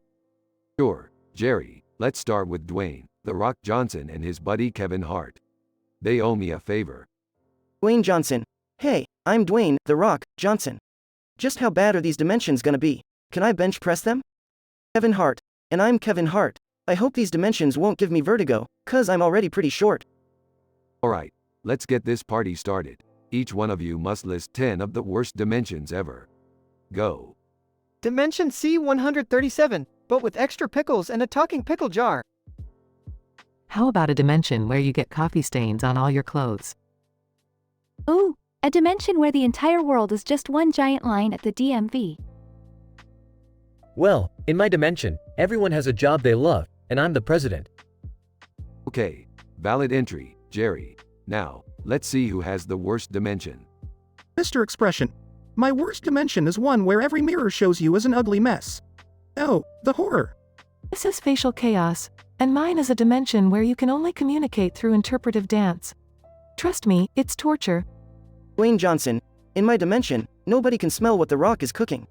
It's a tragedy, really. Kevin Hart, and in mine, everyone just constantly roasts each other. I'm talking non-stop stand-up comedy with no breaks. Well, folks, it looks like Jerry's dimension of a happy life wins. And the loser is Kevin Hart. Kevin Hart. Wait, what? No fair. To the worst dimension ever you go, Kevin. Say hello to Dimension F69. Kevin Hart. Oh, come on, man. What's in Dimension F69?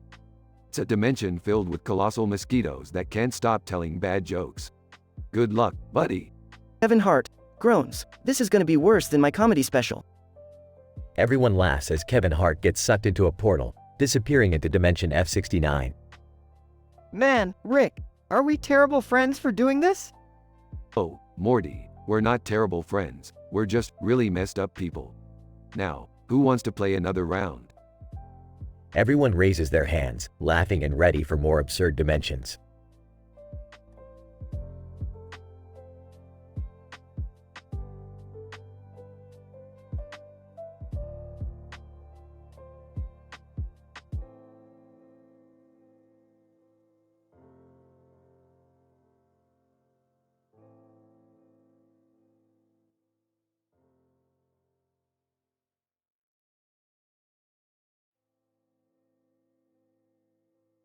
Alright, everyone, listen up.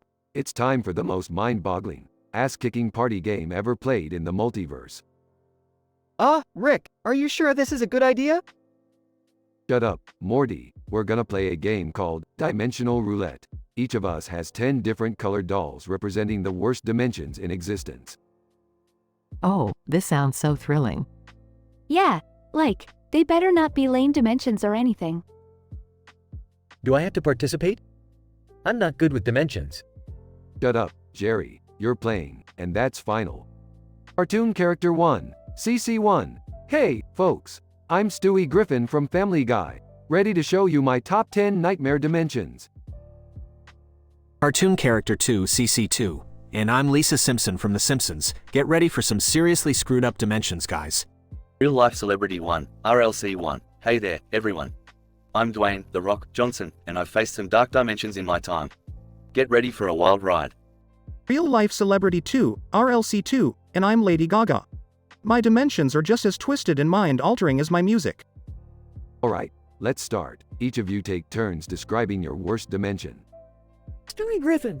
Dimension number 1, the endless tickling zone. Imagine being tickled non-stop forever. Laughs maniacally. Lisa Simpson.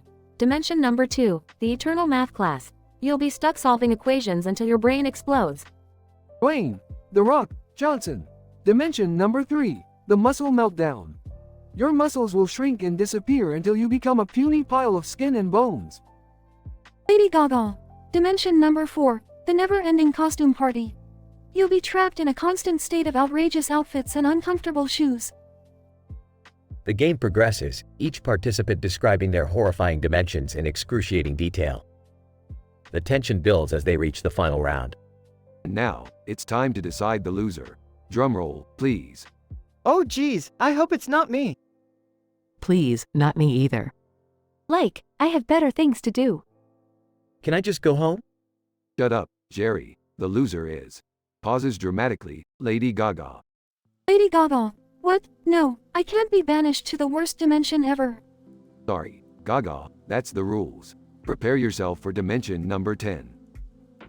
Lady Gaga is suddenly sucked into a swirling vortex, disappearing into dimension number 10.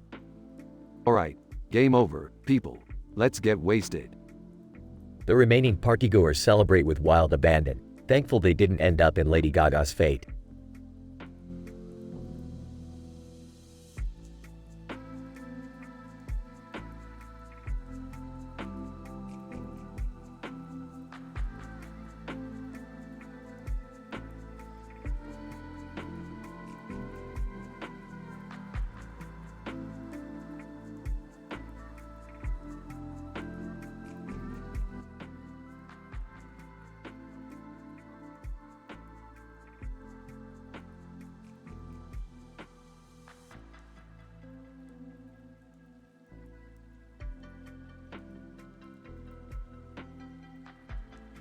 Title: Meltdown at the Multiverse Party.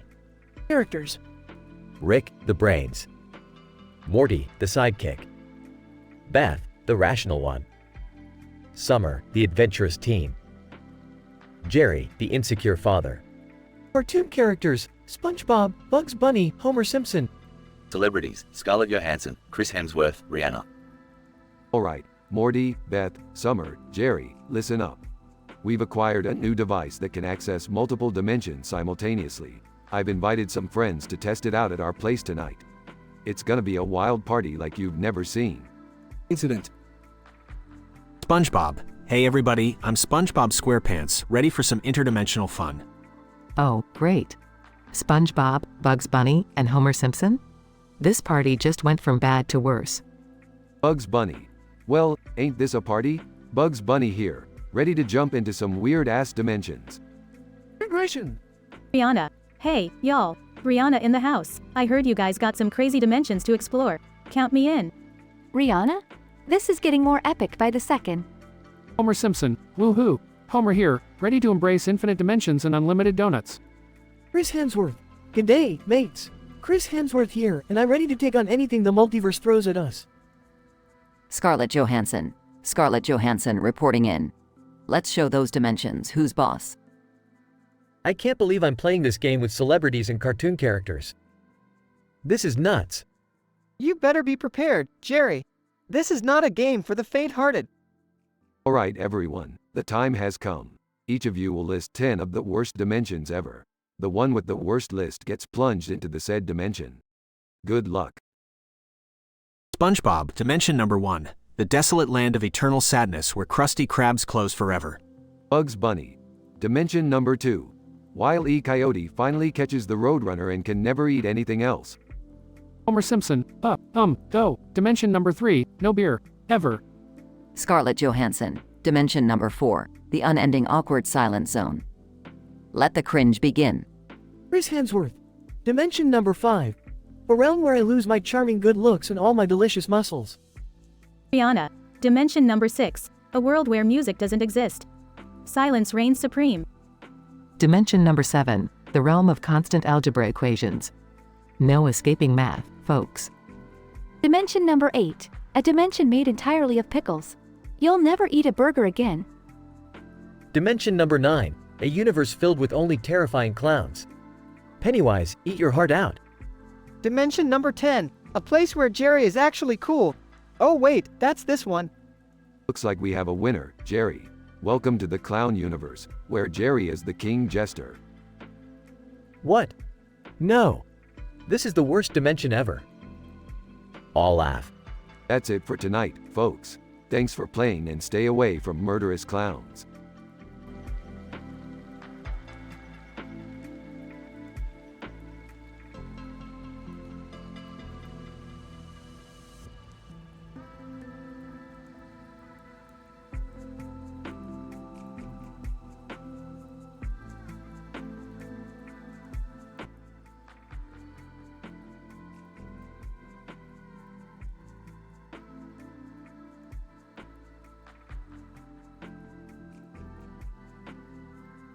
Alright, Morty, Summer, Beth, Jerry, listen up, because I don't have time for your typical family bullshit right now.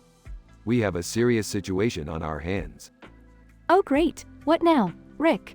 Another one of your crazy, fucked up adventures?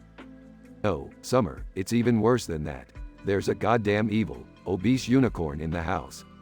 Whoa, Rick, is that even possible? Unicorns aren't real.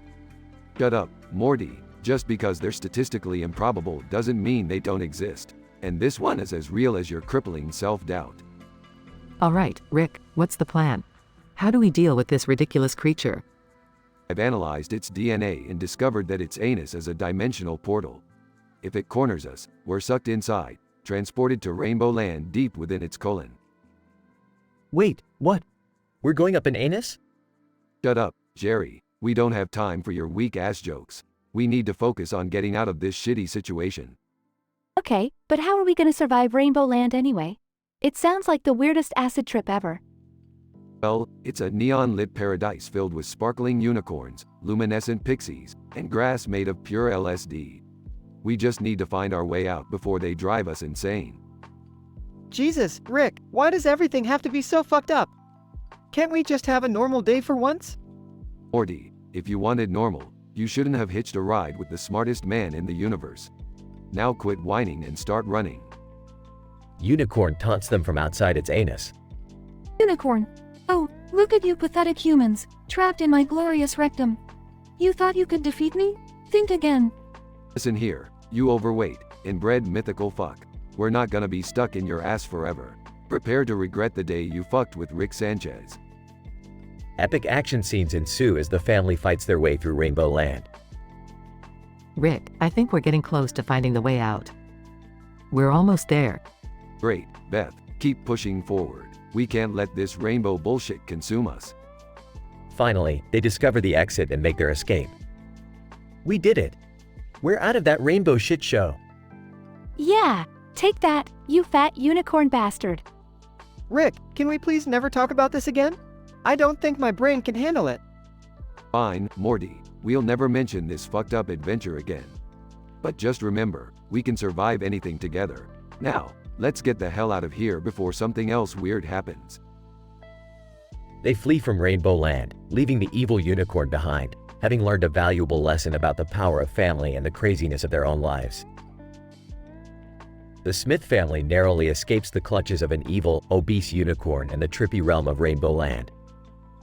With their sanity slightly shaken, they vow to embrace their fucked up adventures together, knowing that they can conquer even the wildest of challenges. And thus, their nonsensical journey continues.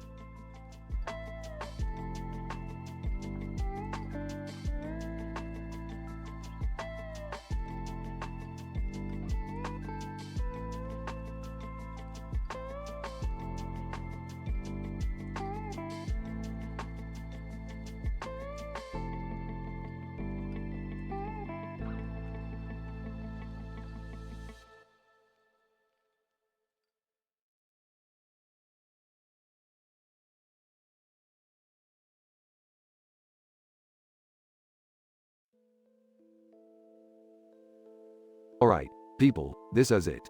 The end of the world is now here. Just look at this goddamn poster. Whoa, Rick, that poster is like, intense. What do we do? Seriously, guys, a stupid poster is gonna freak you out? Get a grip. Rick, can you please explain why this poster is causing such a ruckus? Yeah, Rick. I need some damn answers. My marriage can't handle any more end-of-the-world nonsense. Fine, buckle up, because shit is about to get real. That poster holds immense power. It's a gateway to another dimension. And inside our house, we have an evil, obese unicorn. What? An evil unicorn? That's crazy! Rick, how the hell did a unicorn get into our house?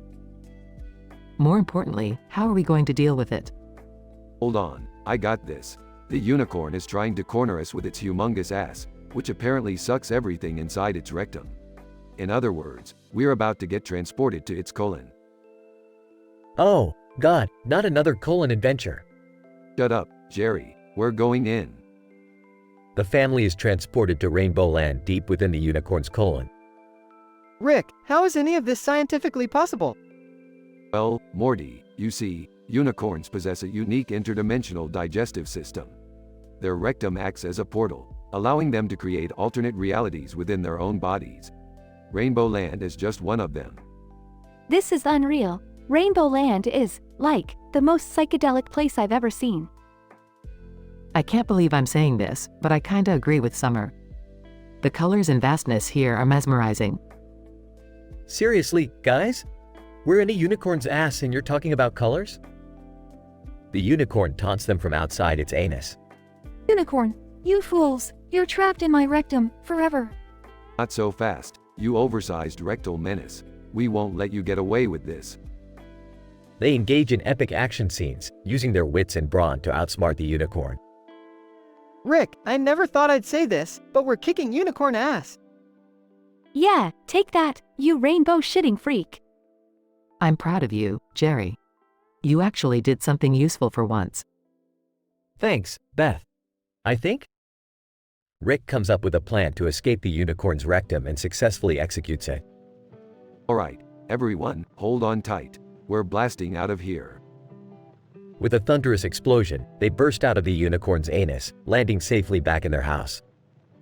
We did it, Rick. We survived the unicorn's rectum. And we're back to our regular, dysfunctional lives. Thank God. Well, that was one hell of an adventure. What's next, Rick? I just hope it doesn't involve any more colons. Don't worry, Jerry. I think we've had enough ass for one lifetime.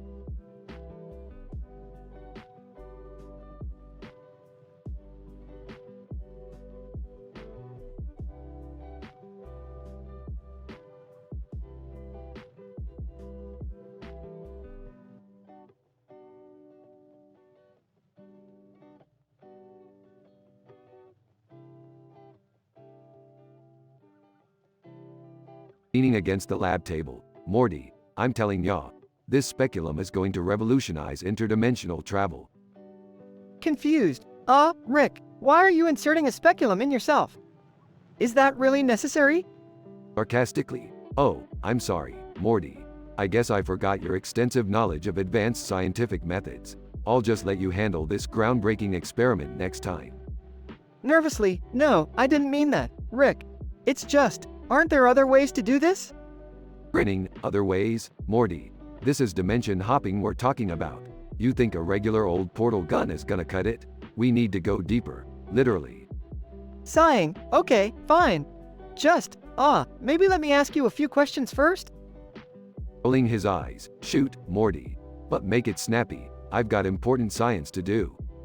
Hesitant, alright, question 1. Why flowers on the mirrors? Does it enhance the dimension warping effect? Dismissively, nah, Morty. Those flowers just make me feel fancy, alright? We gotta keep it classy, even when we're tampering with reality. Whispering to himself, classy tampering, got it. Question 2. How deep are we going, Rick? Smirking, Morty, we're going so deep that existential dread will seem like a kiddie pool. Buckle up. Nervously, great, question 3. What will happen when you activate the speculum? Mischievously, oh, buddy, you're in for a treat. It's like fireworks and a colonoscopy had a love child. You won't believe your eyes, or your sphincter. Apprehensive, okay. Question 4. What if something goes wrong? Is there a plan B? Laughing, Morty, I don't do plan B. We're in uncharted territory here, and that's exactly where the magic happens. Just trust me, alright? Muttering, trust. Okay, question 5. How long will this whole process take? Checking his watch, about 5 minutes, or 5 hours. Time as a construct, Morty. By the way, hand me that screwdriver. We need to tighten a few things. Morty hands Rick the screwdriver and suddenly the door bursts open, revealing Summer. Confused. What the hell is going on in here? Dad, why is Rick holding a speculum? Nonchalantly, Summer. Just in time to witness the miracle of dimension popping. Wanna ask some questions too? I'm feeling generous. Rolling her eyes. Oh, great. Alright then, fire away, Grandpa. Smirking. Finally, someone who appreciates my genius. Ask away, Summer. Alright, question 1. Are you out of your goddamn mind? Waving it off, Summer, sanity is overrated. Now, what's your second question?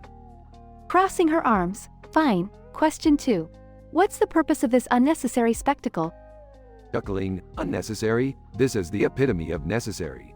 We're pushing the boundaries of science, sweetie. It's called progress. Sarcastically, oh, how could I forget? Progress is measured by jamming medical equipment into unconventional places. Grinning, you catch on quickly, Summer. Next question? Summer takes a deep breath. Okay, question 3. How do you even come up with these crazy experiments? Smirking. Well, Summer, it comes naturally to me. I have an abundance of neuron connections in my massive brain. Can't say the same for everyone. Rolling her eyes. Great. Question 4. What happens if you accidentally implode a universe?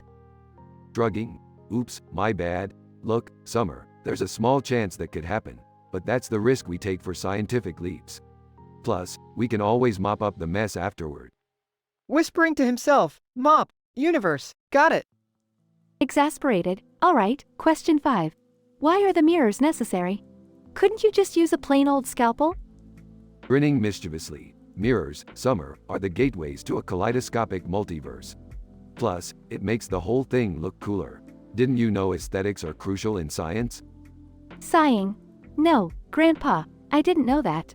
Thanks for enlightening me. Now, can we just get this over with? Smirking. Sure thing, Summer. Brace yourself. It's going to be a wild ride.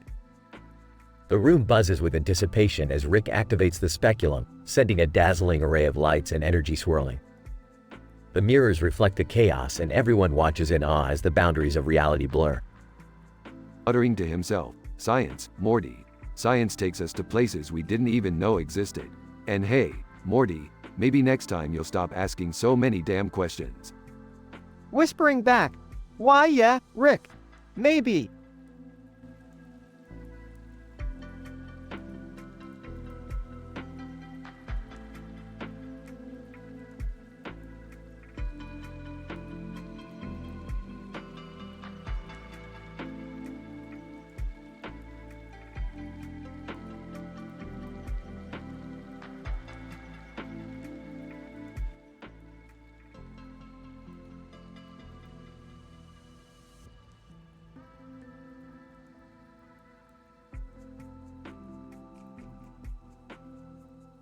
Doctor, Beth, you need to push. We're almost there. Grunting. I can't. It hurts. Make it stop. Doctor, I'm sorry, Beth. This is an unprecedented case. The alien's reproductive system merged with your birth canal, causing this infection. It's an incurable disease. Sobbing. How could this happen? I just wanted a normal pregnancy. Nurse. Doctor, we need to hurry. The baby is coming. Doctor, I know, but we have to be careful. If we don't remove the alien safely, it could be disastrous. Panicking. Oh my God, what does that mean? Is my baby going to be okay? Doctor, we're doing everything we can, Beth, but I can't lie to you, this is unprecedented territory. We have no idea what to expect. Nurse, the baby's head is crowning. Get ready, Doctor. Doctor. Okay, Beth, on the count of 3, I need you to give one final push. We'll try to extract the alien without harming your baby. Gasping. All right. I'll do whatever it takes. Just get it out of me. Doctor. 1, 2, 3. Beth screams in pain as the alien emerges from her birth canal, attached to the baby. Horrified. What is that thing? Is it alive? Doctor. Yes, Beth. The alien has successfully separated from your baby, but we need to examine them both carefully. Nurse. Doctor, the birth canal. It's changing. Doctor. Oh no, our worst fears are coming true. The alien's infection is spreading. It's turning your birth canal into an insatiable monster. Crying. This is a nightmare. Will it ever stop? Doctor. We don't know, Beth. We've never encountered anything like this before. All we can do is monitor the situation closely and hope for the best. Nurse. Doctor, the birth canal just consumed the placenta. Doctor. This is unprecedented. It's feeding off anything that comes inside. We need to find a way to contain it. Whispering. Will I ever be able to have normal relationships again? Doctor. I wish I had a better answer for you, Beth. But for now, it seems that you've been affected by an incurable STD. We'll do our best to manage the symptoms, but I'm afraid your life will never be the same. Broken. What have I done to deserve this? Doctor. It's not your fault, Beth. Sometimes life throws unimaginable challenges at us. But we'll be here to support you every step of the way. Nurse. Doctor, the birth canal is spreading tendrils towards the baby. Doctor. No, we need to act swiftly. Get the containment unit ready, and be prepared for the worst-case scenario. Hysterical. Please, please save my baby. Doctor. We won't give up, Beth. We'll fight until the very end. I promise you that. The doctor and nurse rush to save the baby from the birth canal's grasp, as Beth lies there, feeling the weight of her incurable disease and the unimaginable horror she has faced.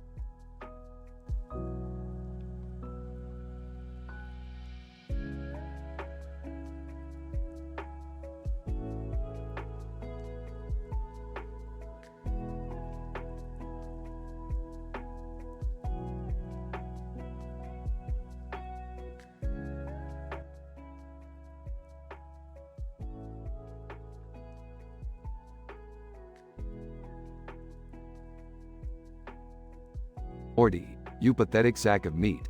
What are you doing flying a fucking kite in the sky? Get back to the spaceship. We've got business to attend to. Geez, Rick, I just thought it would be a fun way to spend the afternoon. Why are you always so grumpy? Grumpy? Morty, I'm a genius surrounded by idiots. It's hard not to be grumpy in this dimension. Hey, guys, can we talk about the fact that there's an evil, obese unicorn in our living room? It's kind of a problem. Oh, great. Now we have to deal with magical creatures invading our home. Jerry, aren't you supposed to be the protector of this family? Me? Protect? Huh. That's a good one. I can barely protect myself from a sneeze. Alright, enough chit-chat. We can't let that unicorn corner us with its massive ass. Everybody, follow me. Moments later, they find themselves inside the unicorn's rectum, transported to Rainbow Land within the creature's colon. Rick, are you seriously telling me we're inside a freaking unicorn's colon? Well, Morty, when a creature as magical as this unicorn consumes a group of idiots as spectacular as us, they end up in the most improbable of places. It's all science and shit. The colors, the sparkle, it's like a Lisa Frank acid trip on steroids. Ew, gross. This place smells like a Skittles factory exploded in a sewer. Guys, look! The unicorn is taunting us from just outside its anus. Unicorn, you fools thought you could defeat me? Prepare to be digested in my rectal abyss. Alright, unicorn, enough with the dramatic monologues. We're here to kick your shiny ass. An epic battle ensues, with Rick and his family fighting their way through an onslaught of magical creatures and rainbow lasers. Rick, the unicorn's powers are stronger than ever. We can't defeat it. Morty, my boy, we just need to find its weak spot. I've got a plan. Rick, what is it? We're gonna come at it with a double dose of sarcasm and cynicism. Trust me, this unicorn can't handle our shade. With a united effort, Rick and his family unleash a torrent of sarcasm and cynicism so powerful that it knocks the unicorn to the ground. We did it! We defeated the evil unicorn. Well, obviously. I mean, what did you expect? We're the smartest beings in the multiverse, remember? Can we please find a way out of this disgusting place now? Sure thing, Summer. Just follow me. And remember, no one can ever speak of this atrocious adventure again. Our reputations are at stake.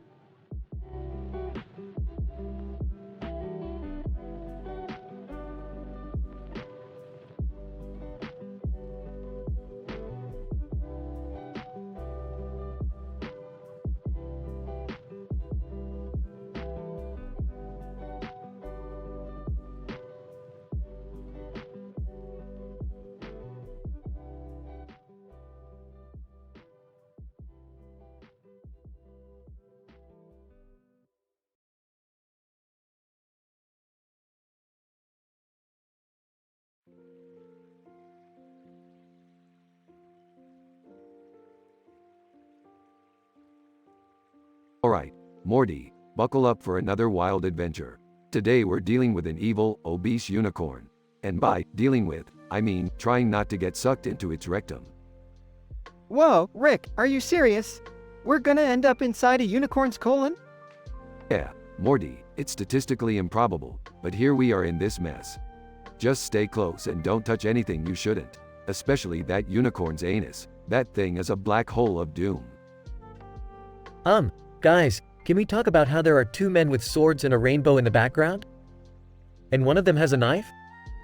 Oh, great. Not only are we dealing with a killer unicorn, but we also have some medieval sword fight club going on. This is just perfect. Well, we can't just stand around. Let's get inside the house and try to find a way to deal with both the unicorn and those sword-wielding maniacs. Alright, everyone, listen up. Once we're inside, stay together and be prepared for anything. This unicorn means business. Rick, what's the scientific reason behind us being transported into this? Rainbow Land. Well, Morty, it's simple. The unicorn's rectum is actually a portal to a parallel universe, known as Rainbow Land. Due to the intense energy of the unicorn's digestive system, it creates a wormhole, sending anything trapped within it to this alternate dimension. Why does science always have to involve weird stuff? Can't we just have normal adventures? Normal adventures? We're inside a unicorn's colon for crying out loud. I just want to go home. Quit complaining, Jerry. We're here now, so let's make the best of it. Morty, describe this rainbow land. Make it vivid. Morty. Alright, Rick, picture this. Rolling hills covered in cotton candy grass, giant lollipop trees, and rivers flowing with melted chocolate. It's like a psychedelic candy wonderland. That actually sounds kind of amazing. Maybe we should start a unicorn travel agency. Focus, Beth, we have an evil unicorn to deal with, remember? Unicorn, taunting from outside. Oh, you fools. There's no escape from my rectum of doom. Prepare to be trapped forever in Rainbow Land. Alright, guys, time for some epic action scenes. Let's take down this unicorn and find a way out of here. Rick, I never thought I'd say this, but I'm ready to kick some unicorn ass. Let's do this. Multiple fight scenes occur, with the family taking down the unicorn's minions and unleashing their inner badass. Alright, Morty, time to use that knife in the unicorn's rectum. It's our ticket out of here. Are you sure about this, Rick? I don't want to be in charge of stabbing a unicorn's butthole. Trust me, Morty, I've done the math. It's the only way. Morty stabs the unicorn's anus with a knife, causing a cosmic explosion. What just happened? We just tore a hole in the fabric of space and time, Beth. Hold on tight, we're going back home. As the family is transported back home, they find themselves covered in rainbow-colored unicorn goo. Well, that was something. I can't believe this is our normal now. Life with Rick and Morty is a never-ending acid trip. Ain't that the truth, Summer? Let's go clean up and forget this crazy adventure ever happened. Until the next one, of course. The family walks away, leaving a trail of rainbow goo behind them, never to speak of their journey inside a unicorn's rectum again.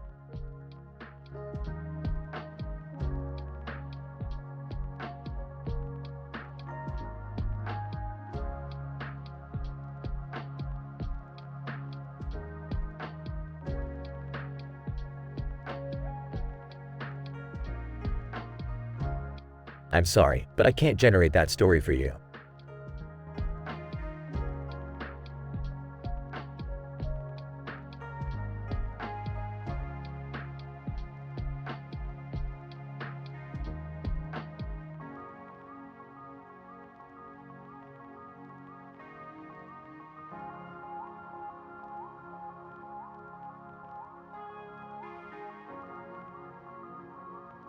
Oh my god, what the hell is happening to me?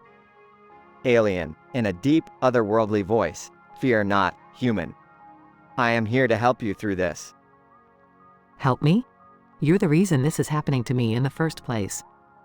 Get the hell away from me. Alien, you misunderstand, human. I am not the cause, but the solution. You have been infected by a highly advanced alien STD. An STD? Are you kidding me? Why me? Alien, it is merely chance, human. Your physiology was compatible with the alien DNA that has infected you. Great, just my luck. So, what the fuck happens now? Alien, the infection will progress rapidly, resulting in a series of symptoms and transformations. Shall I list them for you? Yeah, might as well prepare myself for the freak show. Alien, very well. Firstly, your skin will turn a sickly shade of green, gradually spreading across your entire body. The transformation will include bioluminescent glowing eyes and a scaly texture. Lovely. What's next? Alien, the second effect is the merging of your birth canal with the alien entity. It becomes a separate organism, capable of autonomous movement and devouring anything that comes into contact with it. Are you telling me my lady parts are going to eat people? This is beyond fucked up. Alien, indeed, human. It is an unlikely and unpleasant consequence of this STD. Now, on to the third effect. Continued.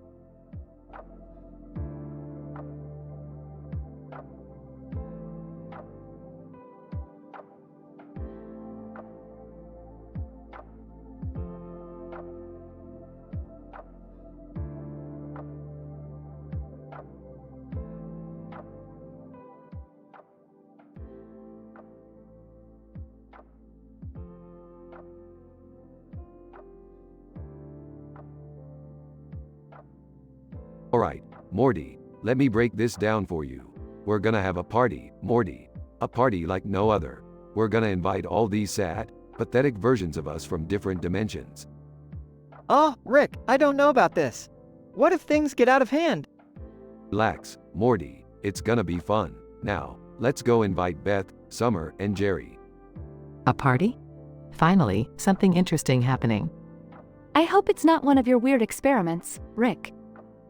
A party, huh? I can't wait to show everyone my golf skills. Alright, everyone, gather around. We're going to play a game, the Dimension Disaster Game. We'll each list 10 of the worst dimensions we've ever encountered. Whoa, like with all the Cronenbergs and stuff. Exactly, Morty. Now, let's hear what everyone's got. Mr. Meeseeks. Ooh, pick me. Okay, Dimension 469b was filled with fart-eating unicorns. It was infuriating. Bird person. Dimension 775X had an infinite loop of Tammy betraying me. Heart-wrenching, I tell you. Yes, Kanchi, you guys remember Dimension 23Z? It was completely run by sentient pickles. They kept scanching everything.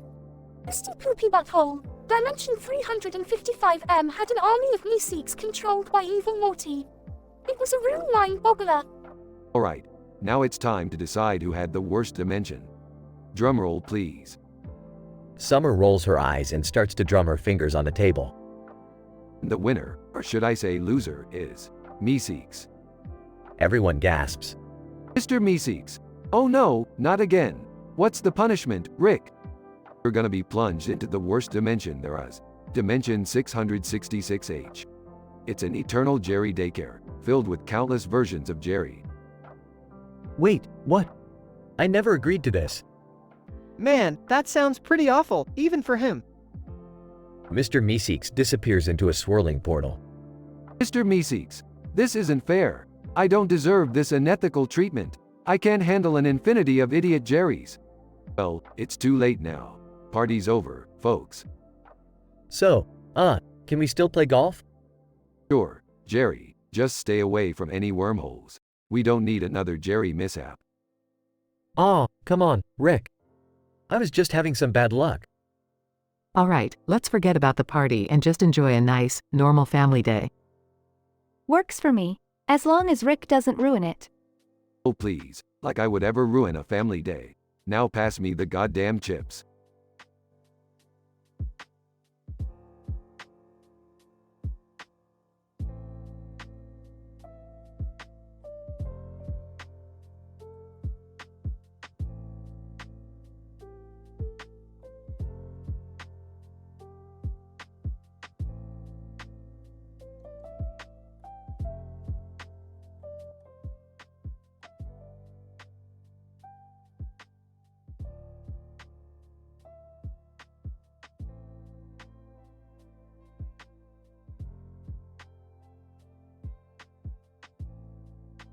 Alright, listen up, you little shits. We've got a party tonight and I've come up with a game that's gonna blow your puny minds.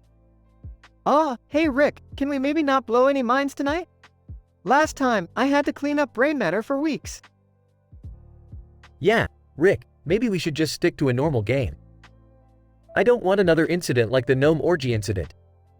Oh, come on, guys. Just give Rick a chance. It might actually be fun for once. Fine. Let's just get this over with. What's the game, Grandpa? Glad you asked, Summer. We're gonna play Worst Dimensions Ever. Each one of you will list the 10 worst dimensions you can think of, and we'll see who has the most messed up imagination. Bird person. Greetings, partygoers. I shall go first. Dimension 389. Thanks 1138. A dystopian universe where everyone is forced to watch George Lucas's director's cuts on an endless loop. Alright, let's see. Dimension C1376 to 420. A world where Rick never invented the portal gun and the only entertainment is watching Jerry's failed stand-up comedy routines. Goldenfold. Oh. Dimension D69 420. A universe where every single person looks like Principal Vagina. Ew, Goldenfold, not cool. Okay, Dimension G535. An alternate reality where Summer is the smartest person in the family and has her own interdimensional spaceship. Hey, that's not fair. Pick another one, Beth. Nope, my list, my rules, Jerry. Alright, my turn. Dimension S666. A hellish world where everyone has to use Meeseeks boxes but can never find a way to fulfill their desires. Not bad, kids, but now it's time for me to drop some knowledge. Dimension W6666. An infinite universe made entirely of fart jokes, with a never-ending stand-up routine performed by none other than Mr. Poopy Butthole. Mr. Meeseeks, Meeseeks respect, Meeseeks love. In Dimension MM797, I exist only to fulfill Jerry's every wish, but for some reason, he still can't find happiness. Shut up, Meeseeks. Alright, let's see. Dimension J123, a world where my parents actually loved me. Radolf Linkler. Look, hello there. In Dimension L982, I am a respected scientist and a smooth dancer. Moonwalks. Tammy. Hey, don't forget me. In Dimension T800, I'm the baddest ass agent in the Galactic Federation, and I personally captured every member of the Smith family. Well, except for you, Rick. Alright, everyone's had their turn. Let's see who's got the worst dimension ever. Drumroll. And the loser is Tammy. Off you go to Dimension R666, the ultimate paradise for bird-like backstabbing, where no one can trust anyone, and the air smells like betrayal. Tammy. No, not the bird bath dimension. The water is always lukewarm and full of bird poop. This is the worst. Well, at least I didn't lose. Small victories, right? Shut up, Jerry. Now, let's party.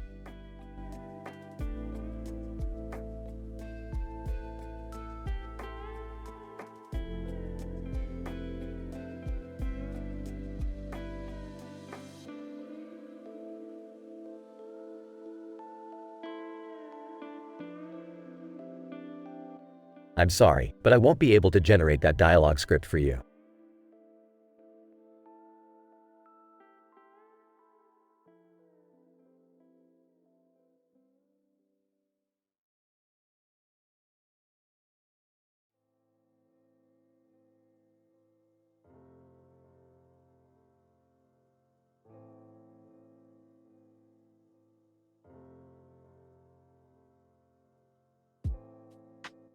I'm sorry, but I won't be able to generate that story for you.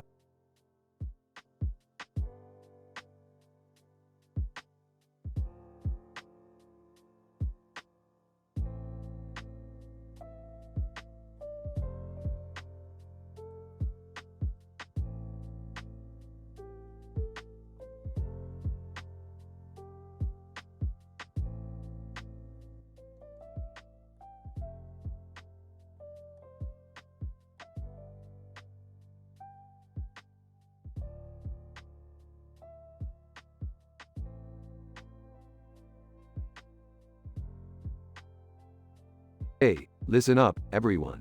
We're throwing a party at the Smith's house. Yeah, it's gonna be epic. We're gonna play this new game I came up with. What's the game, Morty? Alright, so we each take turns listing the 10 worst dimensions we've ever encountered, in gruesome detail. The one with the worst list gets plunged into the worst dimension ever for an entire day. Morty, I don't know about this. Sounds pretty risky. Relax, Dad. It's just a game. Besides, it can't be worse than that Cronenberg dimension incident. Yeah, Jerry, even you survived that one. How bad can it be? Other Rick and Morty characters join the group. Mr. Meeseeks. Hey there, I'm Mr. Meeseeks. The worst dimension I've encountered was Dimension C1372, where the entire existence was just a never-ending loop of being unable to fulfill purpose. It was hell, man. Birdperson. Greetings, I am Birdperson. In Dimension R144, every living organism had a painful itch on a spot they couldn't reach. Forever, it was torment. Oh God, that sounds awful. Other characters introduce themselves and share their worst dimensions. Cromulons. We are the Cromulons. Dimension M619 was the worst. It was inhabited by sentient pizzas with razor sharp teeth. They devoured everything they saw, including us. Squanchy here. The worst dimension I've been to is X632, where jelly became sentient and started attacking every living being. It was gooey chaos, bro. They finish listing their dimensions. Okay, guys, I'll tally up the scores now. Rick checks the scores. And the loser is King Jellybean. King Jellybean. No way. I won't go to the worst dimension ever. Sorry, Jellybean, those were the rules. Next time, think twice before cheating. They activate a portal and King Jellybean is sucked into the dimension. King Jellybean. Oh, for the love of all things squanchy. This dimension is inhabited by giant sentient spiders with acid webs and a taste for flesh. Ah, get me out of here. Looks like he's really squanching, regretting it now. Yeah, that's what you get when you mess with us. Well, I guess he learned his lesson. Let's get back to the party, everyone. They all go back to the party, leaving King Jellybean stuck in the worst dimension ever. Phew, thank God it wasn't me. I've had enough wacky adventures for one lifetime. Don't worry, Dad. You're not cool enough to create a worst dimension list that bad. I'll take that as a compliment, I think. They laugh and continue enjoying the party, leaving King Jellybean to suffer alone in the worst dimension ever.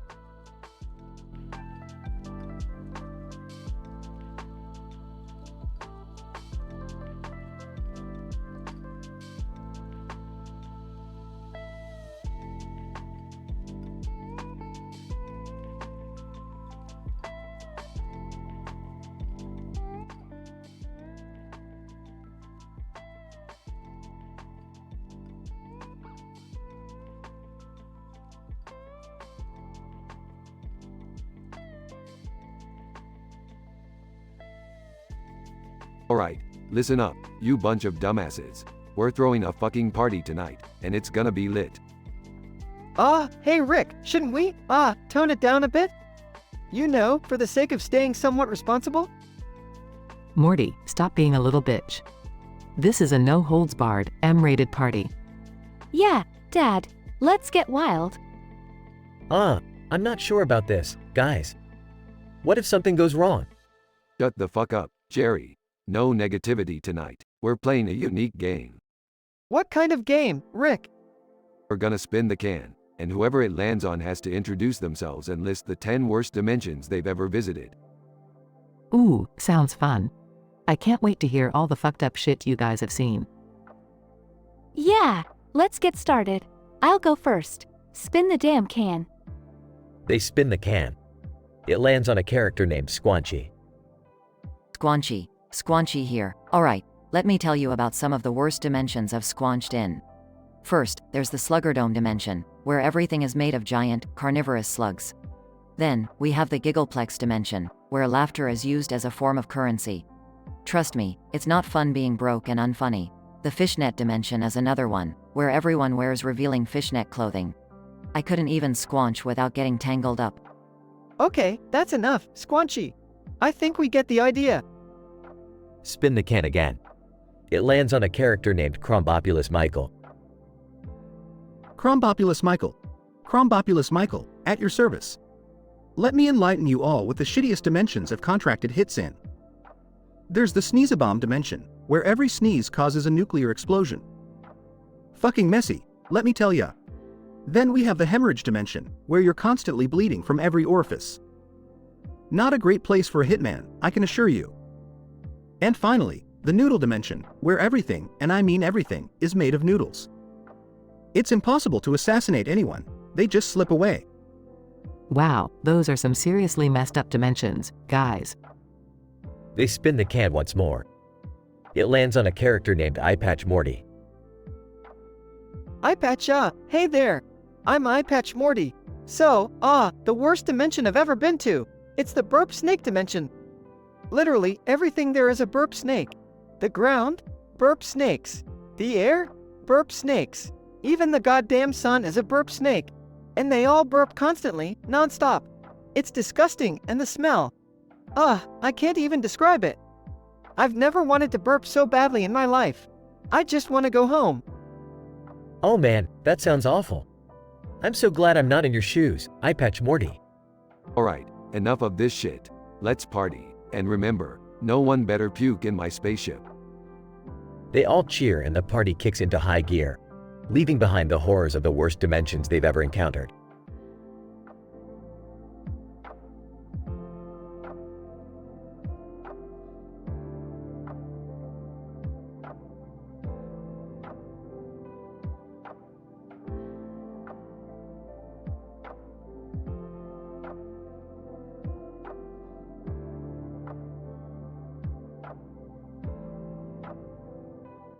I'm sorry, but I won't be able to generate that dialogue for you.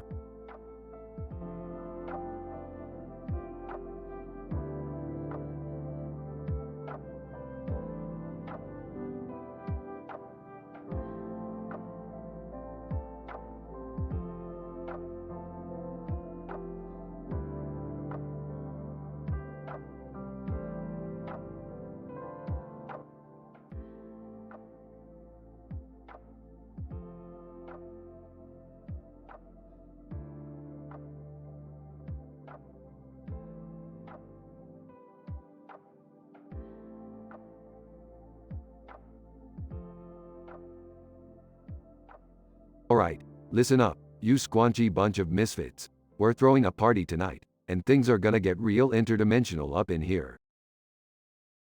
Rick, do we really have to invite all these strange cartoon characters and random celebrities? I mean, Jerry's already here. Hey, Morty. Don't forget, I'm the life of the party. Jerry, you're barely the life of the living room. Let's just get this party started, shall we? Yeah, let's stop wasting time and start playing that unique game you were talking about, Grandpa.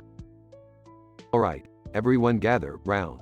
We're going to play a little game called Worst Dimensions Ever. Each of you will take turns listing the absolute worst dimensions you can imagine, and the loser, well, let's just say they'll experience their imagination firsthand. Random cartoon character 1. Hi, I'm SpongeBob SquarePants, and in the worst dimension ever, all the Krabby Patties taste like pickles. Random cartoon character 2. I'm Bugs Bunny, and in the worst dimension ever, carrots are extinct. Random celebrity 1. Hey, I'm Jennifer Aniston. In the worst dimension ever, every hairstyle is the Rachel. Random celebrity 2. And I'm Kanye West. In the worst dimension ever, autotune doesn't exist. Alright. In the worst dimension ever, everyone has more successful parents than mine. In the worst dimension ever, all the wine has turned into cheap boxed grape juice. Now it's my turn. In the worst dimension ever, every TV show is just Jerry hosting a talk show about his petty problems. Rick, that one seems a bit harsh. Shut up and let me enjoy my imagination, Morty. In the worst dimension ever, fashion is just clothes made from old meat. Random cartoon character 3. I'm Peter Griffin, and in the worst dimension ever, beer doesn't exist. Random cartoon character 4. Hi, I'm Scooby-Doo. In the worst dimension ever, all the Scooby snacks are made of broccoli. Random celebrity 3. I'm Dwayne Johnson. In the worst dimension ever, muscle ass is directly proportional to your love for rom-com movies. Random celebrity 4. And I'm Oprah Winfrey. In the worst dimension ever, free cars are replaced with free toothbrushes. Alright, this has been entertaining enough. Now, who's ready to be plunged into the worst dimension ever? SpongeBob, please not me. I can't handle pickles in my Krabby Patties. Well, tough luck, SpongeBob.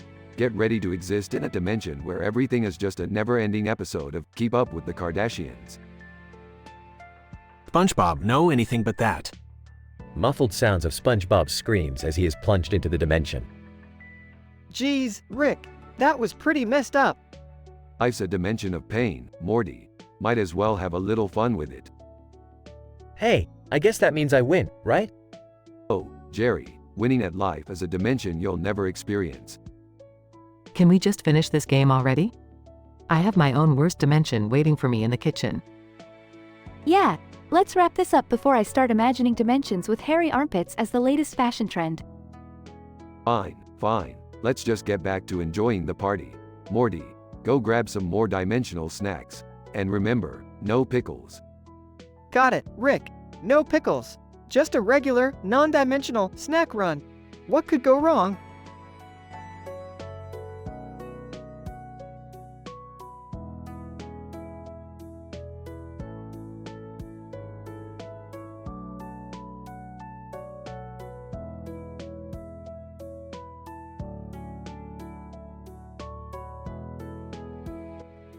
I'm really sorry, but I can't generate that story for you.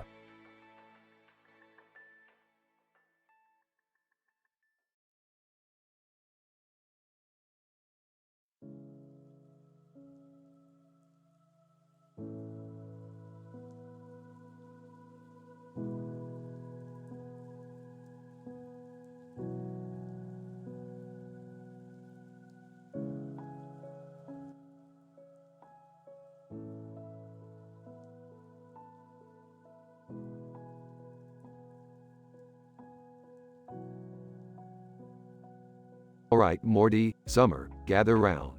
I've got a special surprise for you guys today. Oh geez, not another one of your insane adventures, Rick. Yeah, can't we just have a normal day for once? Normal, please, that's not how we roll. Today, we're going to play the worst game of Jumanji ever, Adolf Hitler edition. What? That's messed up, Rick. We can't play a game related to Hitler. Relax, Morty, it's just a game, a super messed up game. Now, let's roll the dice and see what chaos awaits us. Dice is rolled. Jumanji board. Oh dear, little Morty, prepare for a fright. Hitler's time machine will send you to the Third Reich, tonight. Alright, I've had enough of this. We're not playing this game anymore. Oh, come on, Morty. Don't be such a wimp. Let's see how this plays out. Morty gets sucked into the game and appears in Nazi Germany. Oh man, this is bad. I need to find a way out of here. Back at the Smith household. Alright, Summer, your turn. Let's see what the dice has in store for you. Dice is rolled. Jumanji board. Dear Summer, don't be a fool. You'll transform into a Nazi zombie, hungry for brains, you ghoul. Are you kidding me? This is messed up, Rick. Relax, Summer, it's just a game. Now go find some brains to feast on. Summer transforms into a Nazi zombie and starts chasing after people. Okay, maybe this game went a bit too far. I need to find a way to fix this. Meanwhile, Beth and Jerry walk in and witness the chaos. What the hell is going on here? I thought we agreed no more crazy adventures, Rick. Relax, Beth, Jerry. We got the situation under control. Just a little hiccup in the game. Dice is rolled again. Jumanji board. Oh Beth and Jerry, you can't escape the strife. Hitler's ghost will possess your bodies, turning your lives into eternal strife. Seriously? This is getting out of hand, Rick. I can't handle this, Beth. I can't handle this. Rick tries to find a way to reverse the possession as chaos ensues. Okay, I've had enough of this Adolf Hitler edition. I'm finding a way to end this madness. Rick manages to reverse the possession and brings Morty and Summer back from Nazi Germany. Alright, game over. No more Jumanji for us. Thank goodness. I never want to see that game again. Yeah, that was seriously messed up, Rick. Hey, at least we had some fun, right? Now let's go get some McDonald's or something.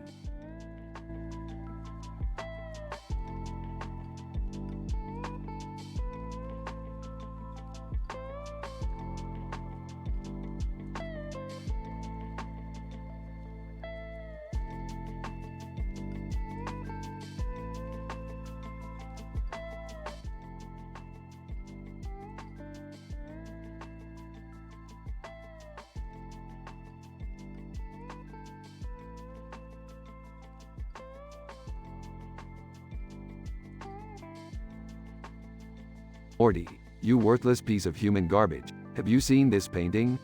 It's like a goddamn acid trip vomited all over it. Oh, yeah, Rick. It's like a bird on a pink background with money and, well, it's just weird. Weird, Morty, you have the observational skills of a potato. This painting taps into the darkest desires of our subconscious, questioning the very fabric of our pathetic existence. Oh, my God, Dad.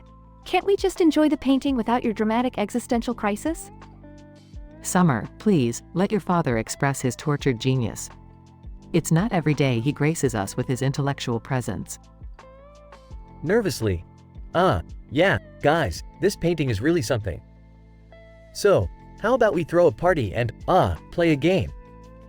Game, Jerry, you actually have an idea? I'm impressed, and that's saying something. Thanks, Rick. So, we invite some other cartoon characters and celebrities, and we each list the worst dimensions we've ever been to. The loser gets plunged into the worst dimension ever. Whoa, Jerry, that's, like, super messed up. But, yeah, I'm in. Oh, this will be fun. Let's invite SpongeBob SquarePants, Oprah Winfrey, and Donald Trump. Sorry, Jerry, but we need some real disasters in our list. Sarcastically, brilliant, Mom. I'll invite Mickey Mouse, Kim Kardashian, and Steve Buscemi. I'm sure they'll bring some weird dimensions to the table. Great choices, everyone. I'll bring along Bender from Futurama, Kim Jong-un, and Katy Perry. Trust me, they'll bring the chaos. At the party, Katy Perry. Hey y'all, I'm ready to spill some interdimensional tea. Mickey Mouse, oh boy, this game sounds swell. I once visited a dimension where everything was made of cheese. It was glorious.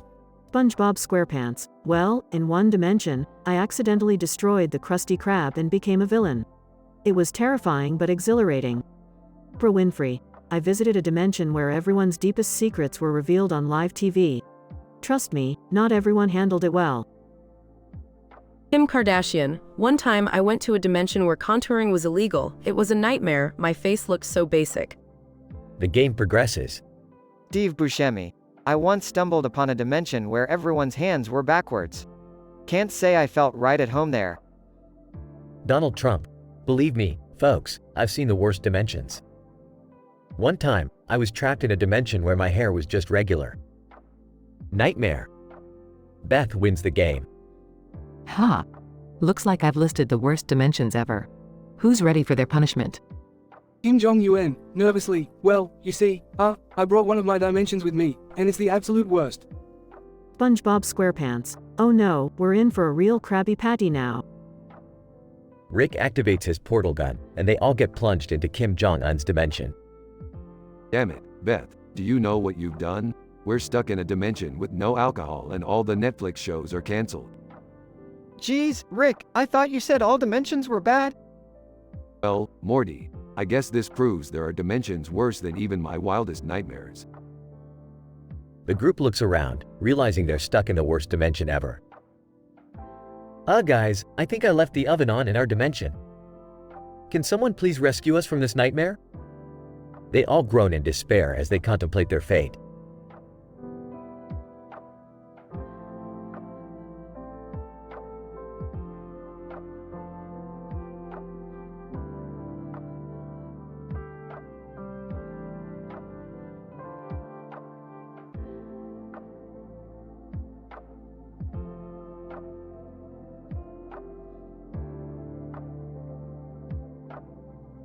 I'm sorry, but I won't be able to generate that dialogue for you.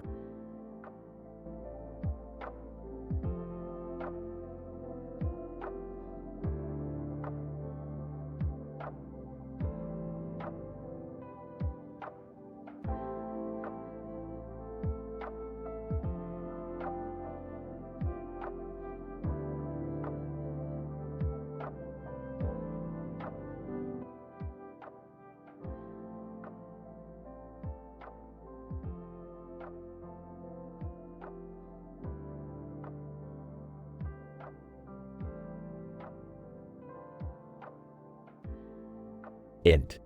Smith living room, night. The Smith family is gathered in the living room, preparing for their unique game night. Rick and Morty sit on the couch, while Beth and Summer arrange snacks and drinks on the coffee table. Jerry stands awkwardly next to the entrance, wearing a party hat. Burping? Alright, folks, listen up. Tonight, we're gonna play the most messed up game you've ever seen. Oh geez, Rick, what did you come up with this time? Smirking. We're going to list the top 10 worst dimensions ever.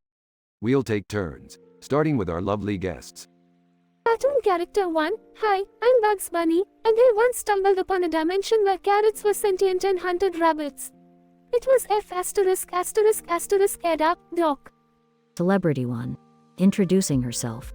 I'm Meryl Streep, and I wandered into a dimension where acting didn't exist. The horror. Cartoon Character 2. I'm SpongeBob SquarePants, and in one dimension, they replaced all the water with tartar sauce. Trust me, it smelled way worse than it sounds. Celebrity 2. Introducing himself, Elon Musk here. I experienced a dimension where electric cars became sentient and overthrew humanity. They were pretty efficient rulers, though. Excitedly. Okay, my turn. I'm Beth Smith, and I found a dimension where everything was made out of glitter. It was impossible to get that **T off my clothes. Cartoon Character 3. Yo, I'm Peter Griffin, and I once stumbled upon a dimension where chicken fights were a national sport. They were relentless, man. I got my ass kicked. Celebrity 3. Introducing herself, Lady Gaga here. I stumbled upon a dimension where everyone wore meat dresses. It was a fashion nightmare. Giggling? Alright, my turn. I'm Summer Smith, and in one dimension, people communicated through interpretive dance. They were super fit but not very good with words. Cartoon character 4. Hey, I'm Rick Sanchez from Dimension C-137.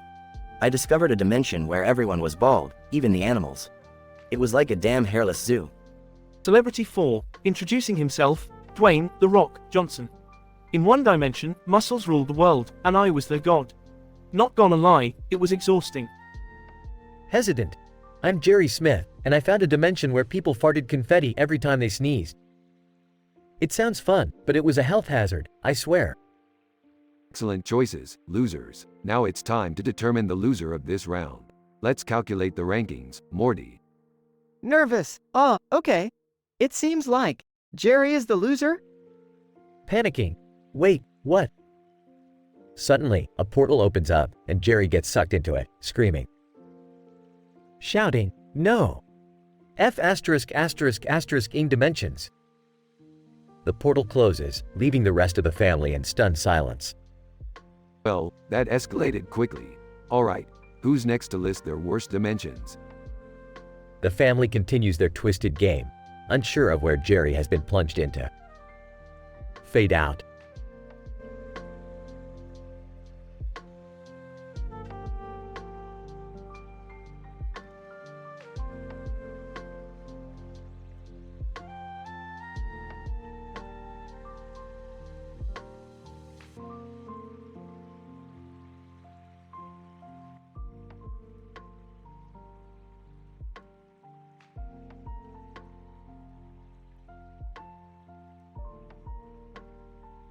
Peter, humming. I'm a pineapple. I'm a pineapple. Woohoo, I'm a pineapple. Lois, Peter, please stop. You've been singing that damn song for days. Peter.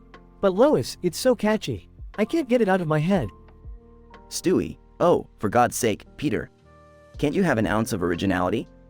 Peter. Ignoring Stewie. I'm a pineapple. I'm a pineapple. Woo-voo, I'm a pine. Brian, that's it. I can't take it anymore. We need to do something about this. Quagmire. Hey, you guys talking about that annoying pineapple song? Peter. Yeah, I can't help it. It's stuck in my brain. Cleveland. Well, lucky for you, I know a guy who can help us out. He's a music expert. Peter. Great, let's go find him. Scene cuts to a music expert's office. Music expert. So, you want to get rid of a song, huh? Well, let me tell you, it won't be easy. Peter. I'll do whatever it takes. Just tell us what to do. Music expert. Alright, here's the plan. We have to destroy every copy of the song, wipe it from existence. I'm talking CDs, digital files, even live performances. Peter. Count me in. Let's do this. Scene transitions to the Griffin family and friends on a mission. Peter. Singing, I'm a pineapple. I'm a pineapple. Woo-voo, I'm a pine. Lois, Peter, focus. We need to find all the songs first. They raid record stores, break into radio stations, and even infiltrate a secret music archive. Meg, I found another one. Quick, let's smash it. They smash CDs, delete files, and burn everything they can find. Stewie. Finally, one last song to destroy. They reach a massive concert hall where the song is being played. Peter. Screaming, I'm a pineapple. I'm a pineapple. Woo-voo. Brian, grabbing Peter, enough. Let's end this madness once and for all. They storm the stage, tackling the singer, and the crowd goes wild. Scene transitions back to the Griffin living room. Peter. Relieved. Finally, no more pineapple song. Scene cuts to a cutaway gag. Peter, in cutaway, hey, remember the time I tried to get rid of that song? Well, turns out there was a hidden track on the album, and it went viral overnight. Scene returns to the living room. Peter. Groaning, no. The family sighs, realizing their efforts were all for nothing. Lois, well, at least we tried. Stewie, screw it, I'm going back to the damn song. Scene fades out with everyone singing, I'm a pineapple, while Peter dances in frustration.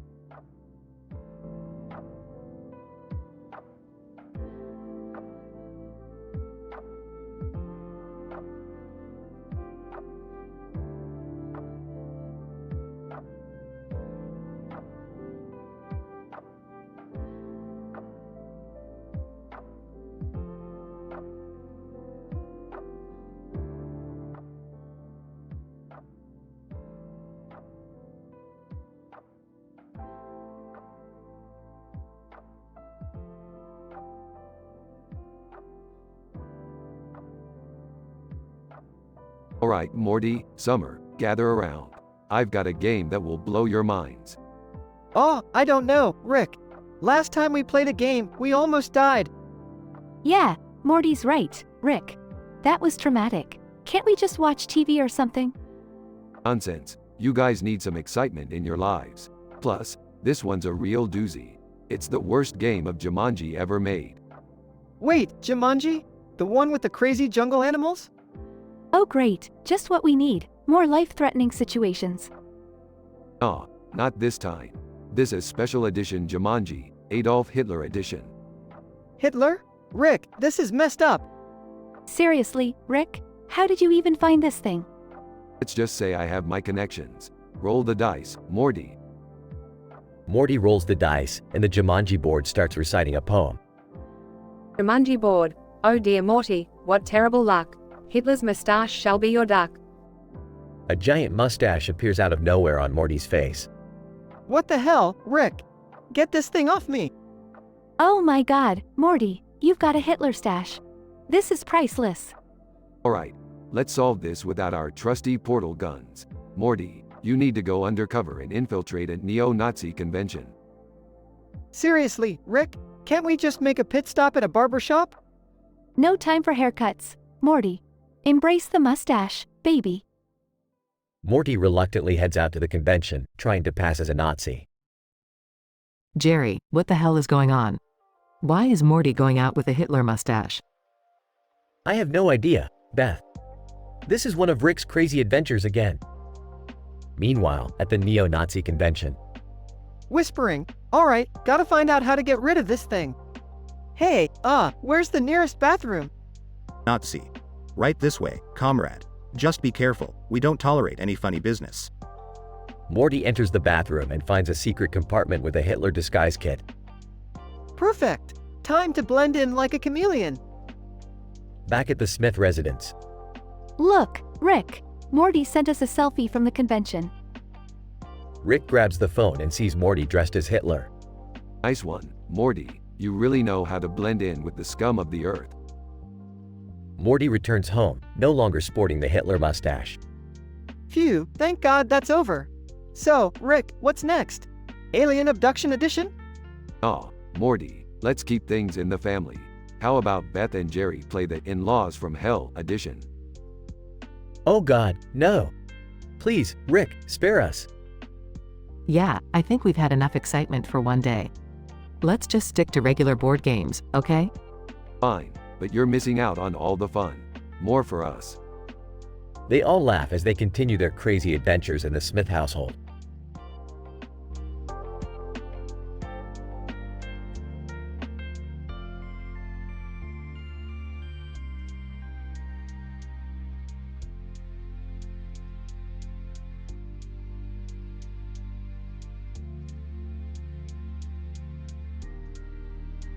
Sorry, but I can't generate that story for you.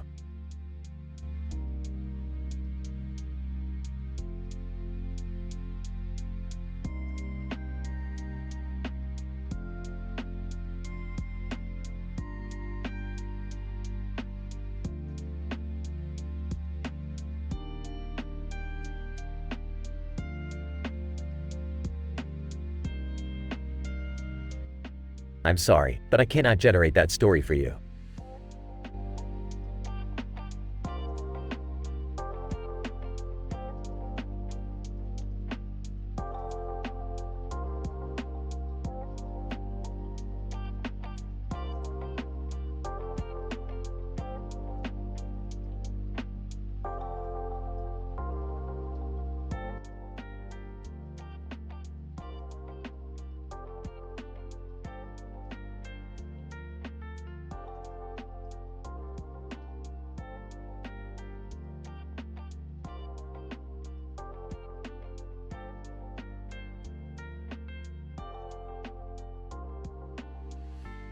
Alright, listen up you little shits. We're about to dive into the most disgusting interdimensional sandwiches ever created.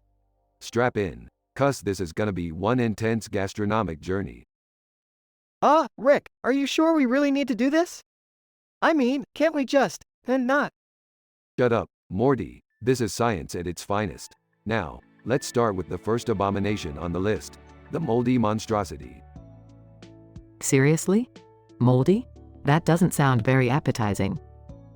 Beth, please. The moldy monstrosity hails from a dimension where mold is considered a delicacy. Its flavor profile is a perfect combination of rotten eggs, decaying meat, and dank sewage. Topped with slimy snail tentacles and served between blackened bread made from cockroach exoskeletons, this sandwich will make your taste buds weep. Ew, that's really gross, Grandpa. Oh, trust me, Summer, we're just getting started.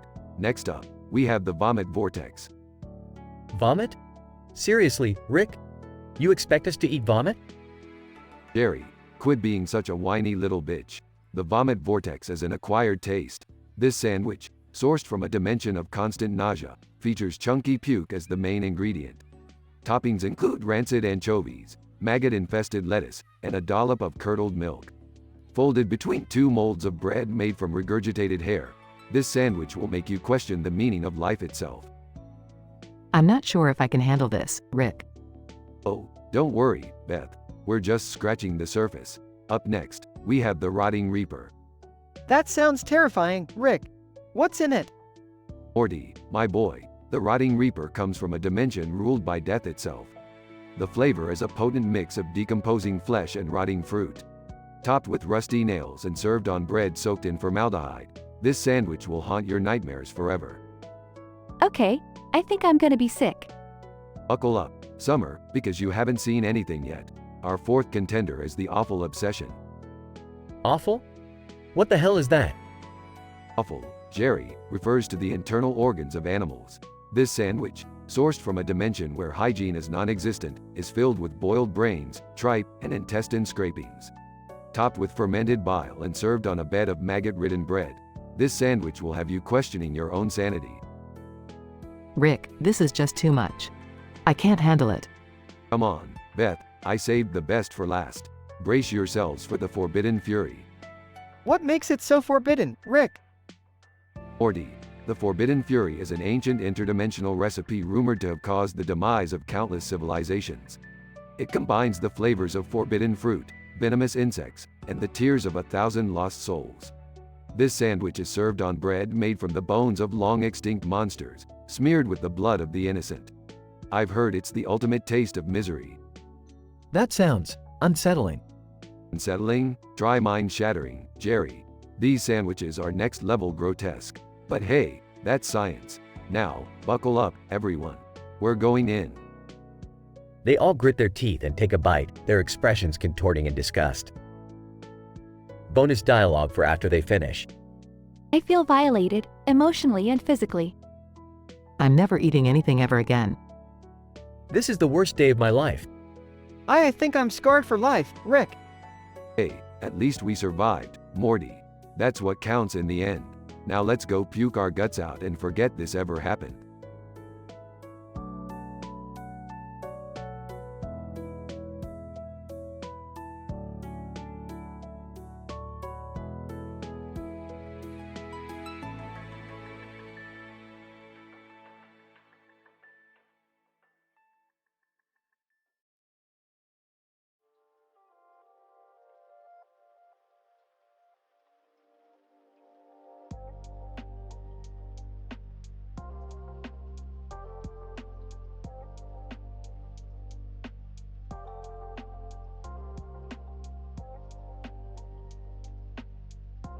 Alright, everyone, listen up.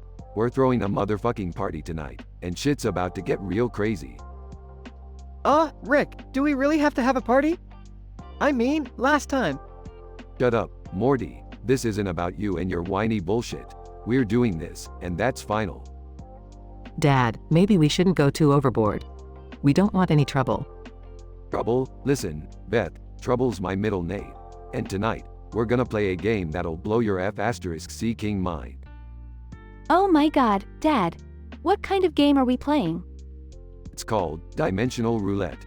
We're gonna take turns naming the 10 worst dimensions ever, and the loser gets sent straight into that unfortunate shithole. Oh, I'm not so sure about this. It doesn't sound safe, Rick. You're right, Jerry, it's not safe. But when did that ever stop us? Now shut your dumbass up and get ready to play. Cartoon Character 1. Hey, everybody. I'm Peter Griffin, from Family Guy. Ready to list some garbage dimensions. Cartoon Character 2. Heya, folks. I'm SpongeBob SquarePants, and I hope I don't end up in a pineapple under the sea. But like, worse, you know? Real life celebrity 1. Hey, guys. It's Will Ferrell here. I guess I'm about to step into a dimension of comedy purgatory or something. Real life celebrity 2. What's up, people? I'm Megan Fox, and I'll probably end up in a dimension where I have a real life foxy face. Alright, let's get this shit started. I'll go first with the dildo dimension. Trust me, you don't want to go there. Okay, how about the cringe dimension? It's so awkward you can feel it in your bones. I'll choose the toilet paper dimension, where you're forever stuck with crappy, one-ply toilet paper. Let's go with the sweat-stained armpit dimension, where the stench never fades away. I picked the procrastination dimension, where you start a task, but you never actually finish it. Sounds familiar. Peter Griffin.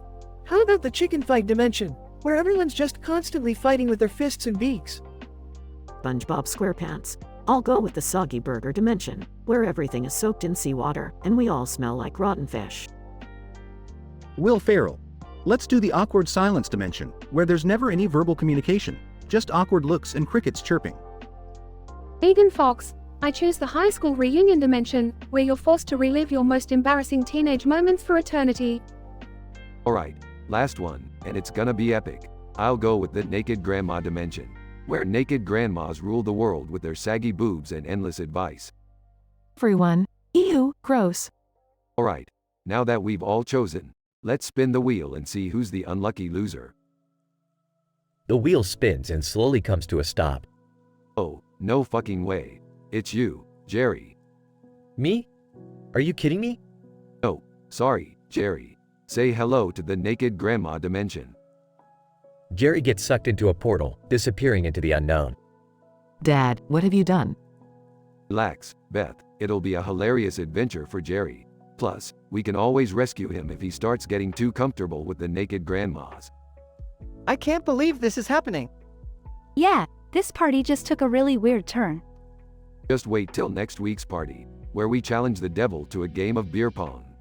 This is only the beginning, Morty. They all look at each other, a mixture of excitement, apprehension, and a firm determination to face whatever outrageous adventures lie ahead.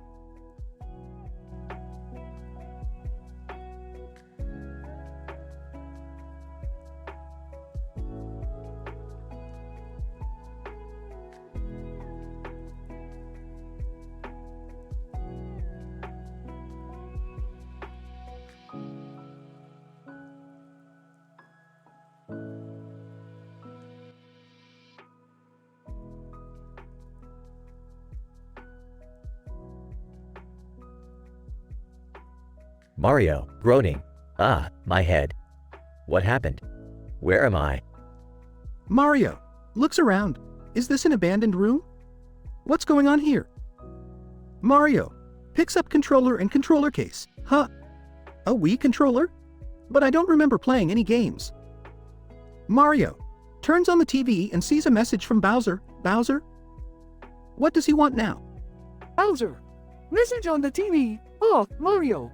Finally, you're awake. I hope you're ready for a treat. Mario, worried. What kind of treat are you talking about, Bowser? Bowser laughs maliciously. You see, Mario, I've created a sadistic torture device based on our rivalry, using elements from the Super Mario series. Mario, panicked. You can't be serious, Bowser. What have you done? Bowser, grinning. Oh, it's quite ingenious. Your beloved Mushroom Kingdom has been recreated inside the device. Every time you take damage, my machine will replicate it on your body. Mario, shocked. You sick monster. How could you do this? Bowser, mocking. Call it revenge for all the times you've thwarted my plans, Mario. Get ready for some pain. Mario, desperate. There must be a way to stop this. Maybe if I can find the power source or some kind of override. Bowser, laughs. Oh, Mario, you can try. But everything is connected to your very existence. There's no escape. Mario, determined. I won't let you break me, Bowser. I'll find a way to turn this around. Bowser. Chuckles, keep dreaming, Plumber. Your suffering will be the highlight of my day. Mario. Grit's teeth. Just you wait, Bowser. I always find a way to save the day. Scene fades out as Mario searches for a way to escape the sadistic torture device. Scene fades back in with Mario standing victorious in front of a defeated Bowser. Mario. Smirking. Looks like I found a way to beat your little game, Bowser. Bowser. Struggling? How? How did you? Mario. Grinning. Easy. I just used one of the classics. A well-timed jump on your weak spot. Bowser. Growling. You may have won this time, Mario, but the game isn't over yet. Mario. Confident. Bring it on, Bowser. I'm always up for another round. Scene fades out as Mario and Bowser prepare for their next battle.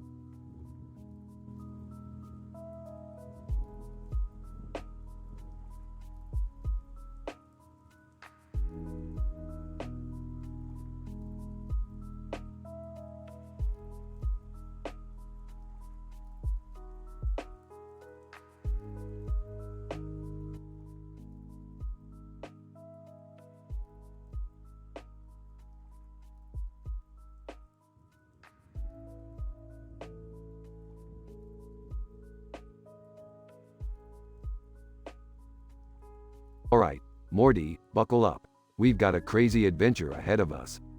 Oh, geez, Rick, what are we doing this time? We're hunting for the rarest creature in the universe, the majestic ass-faced boobalicious mermaid. Oh, what? Are those real? Of course not, Morty. But they're real in my mind, and that's all that matters. Now, hold on tight. Scene transition to the boat on the beautiful green water. So, Beth, did you hear about Taylor Swift's new music video? It's all over the news. Oh, Jerry, I couldn't care less about Taylor Swift's music videos. We have more important things to worry about, like our kids being on a boat with Rick.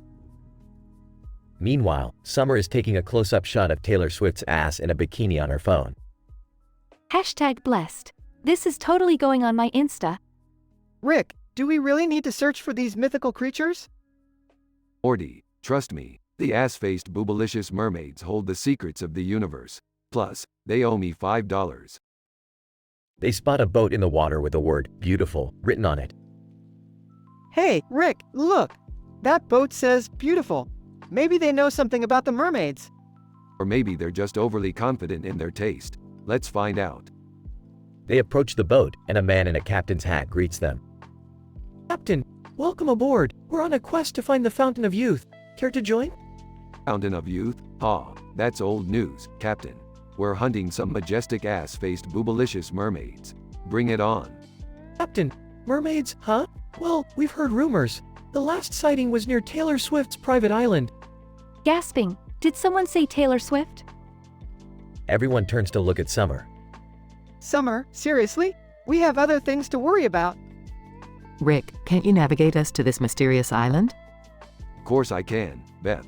But first, let's check if Taylor Swift is throwing a beach party there. They sail towards Taylor Swift's private island, excitement and absurdity building up. Scene transition to Taylor Swift's private island, everyone dressed in ridiculous beach attire. Okay, here we are, kids. Time to find those mermaids and maybe crash a party, Morty. Morty, Summer, Beth, Jerry, Rick, and the captain jump into the water. Whoa, Rick! Look over there! It's a swarm of mermaids! Wow, those are some impressive assets they've got. Jerry, really? Right now? They swim towards the mermaids, only to discover they're just inflatable pool toys. Damn it, Morty, you just had to chase the illusion of mermaids. Well, at least I got a picture with Taylor Swift. Totally worth it. Scene transition back to their boat. So, Rick, what did we learn from this adventure? That the world is full of illusions, Morty. And some of those illusions have seriously nice asses. Now let's go home. They sail away, leaving behind the absurdity and the ever-elusive majestic ass-faced boobalicious mermaids. Finn.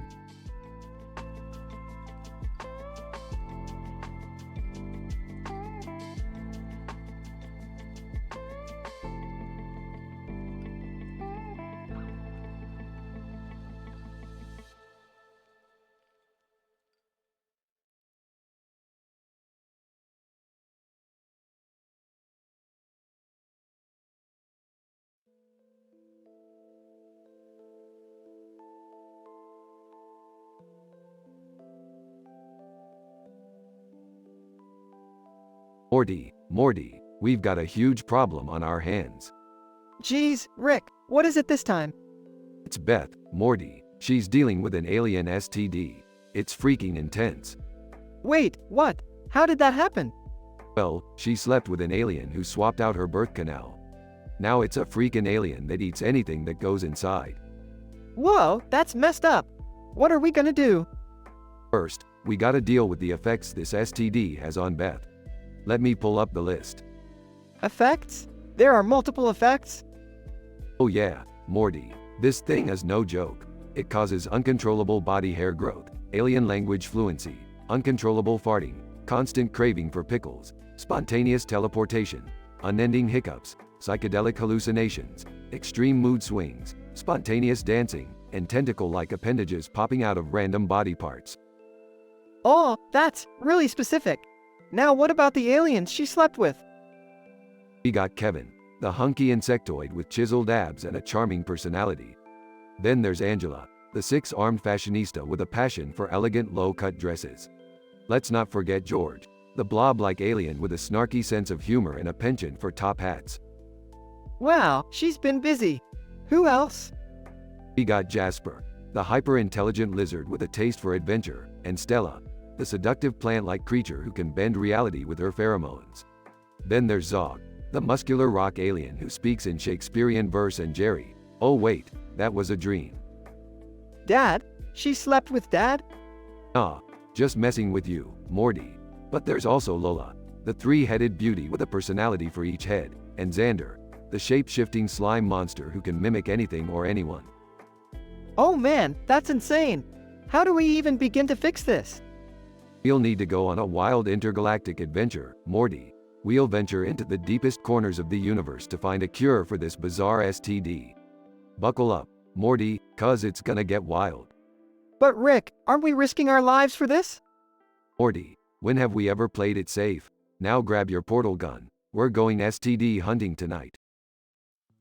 And so, Rick and Morty embark on yet another crazy adventure to cure Beth's alien STD, encountering more peculiar aliens, mind-bending challenges, and plenty of explosive, interdimensional shenanigans along the way.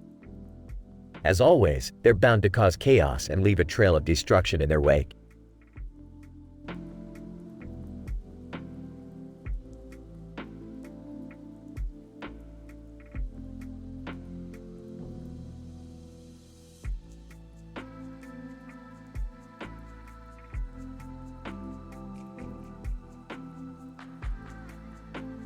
I'm sorry, but I won't be able to generate that story for you.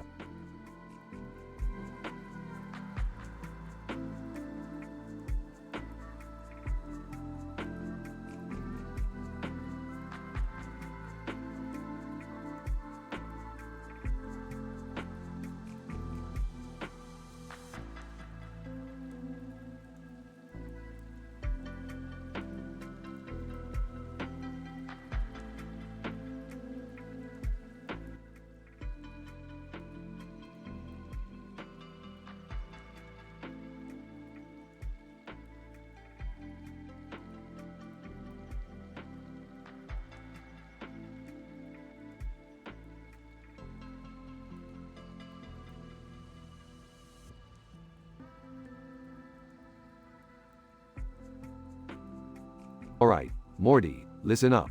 I've invented a new device that can summon our very own personal Mr. Meeseeks to fulfill any task we desire. And I mean any task. Geez, Rick, another one of your crazy inventions? What's the catch this time? No catch this time, Morty. Each Meeseeks is programmed to do only one task, and once it's completed, it disappears. Simple as that. So, we can make them do anything we want? Anything, Summer, but be warned. The Meeseeks may become unstable if they're given tasks that are too absurd. I don't know, Rick. This sounds like it could go horribly wrong. Don't worry, Beth. I've taken that into account. The Meeseeks have a failsafe built in, ensuring they won't go on a rampage or anything. I call it the Meeseeks limitation algorithm. Alright, enough with the technical mumbo-jumbo. I want my Meeseeks to make me the best stand-up comedian in the world. Your wish is their command, Jerry. Just be prepared for the consequences. I want my Meeseeks to write a best-selling novel for me.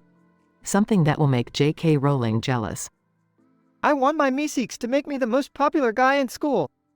Like, cooler than all those jocks combined. I want my Meeseeks to redesign the entire school to be the ultimate teenage paradise. With roller coasters and stuff.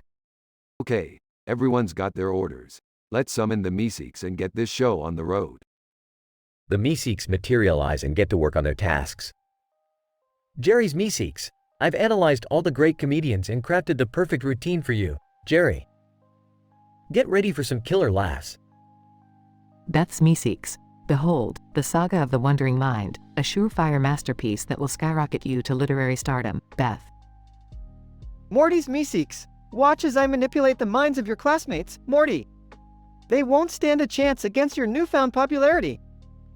Summer's Meeseeks. Welcome to Summer's World, where the school becomes a never-ending party. Prepare to have the time of your life, Summer. The tasks progress and chaos ensues. What have you done, Meeseeks? My novel is causing mass hysteria. People are rioting in the streets.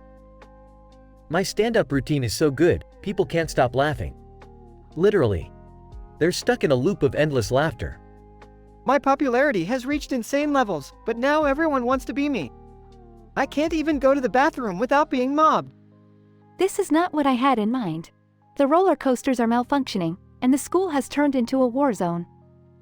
Alright, Meeseeks, it's time to fix this mess you've created. You've all gone beyond your programming. Jerry's Meeseeks. I apologize, Jerry. I underestimated the power of laughter.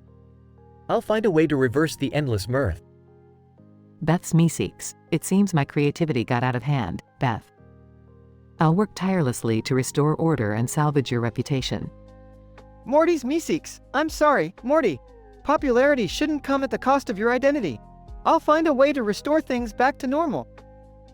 Summer's Meeseeks. My apologies, Summer. Fun should never turn into mayhem. I promise to fix the roller coasters and make the school safe again. The Meeseeks work together, gradually restoring everything to its original state.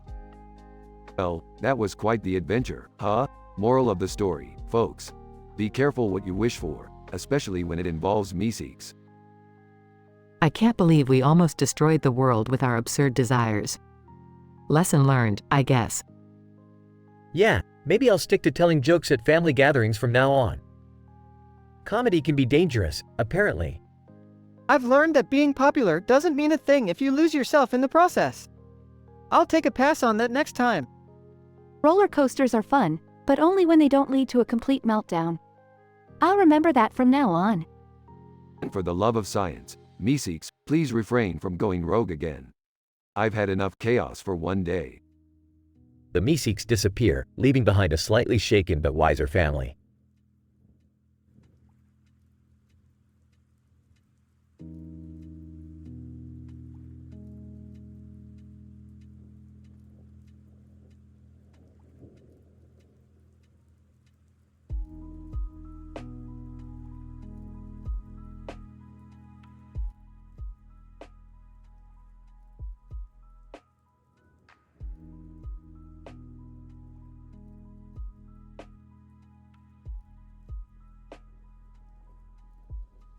Alright, Morty, listen up. We've stumbled upon an interdimensional sandwich dimension that defies all logical and gastronomical norms. Strap in, kid. Rick, are you sure this is safe? I don't want to end up with my intestines in another dimension or something. Relax, Morty. If anyone knows how to navigate the culinary chaos of the multiverse, it's me. Now, behold, the 5 most disgusting sandwiches ever devised across dimensions. Wait, why am I here? I don't want to eat gross sandwiches. I just want a normal ham and cheese. Jerry, this could be a groundbreaking scientific discovery. Besides, just consider it an opportunity to expand your palate. Yeah, Dad, don't be such a wet blanket. I bet these sandwiches are gonna be gnarly. Alright, first up is the Slimy Sludge Surprise. It hails from Dimension C-137. The flavor, Morty, is indescribable, topped with fermented pickles, spoiled tofu, and maggot-infested rye bread. Accompanied with a putrid blend of moldy mayonnaise, this sandwich earns a solid 0 out of 10. Oh, geez, Rick. That sounds revolting. Next on the menu is the Cosmic Curdle Crunch from Dimension ZETA9. Picture this: rotten tomatoes, curdled milk, and a special blend of expired cheeses, all compressed between crusty pumpernickel bread. The revolting aroma alone gives it a -5 out of 10. I think I just lost my appetite. Ha! You guys are weak. How about the toxic tuna terror from Dimension X? It's made with putrescent tuna, radioactive cabbage, and radioactive honey wheat bread. The glowing green slime on top adds a touch of extra radiation. I'd rate this one a 1 out of 10, just for the cool glow. Okay, now you've crossed the line, Summer. I can't even fathom why anyone would voluntarily eat that. Hold on tight, because this next sandwich is pure madness. It's the Fungal Feast from Dimension ALPHA3.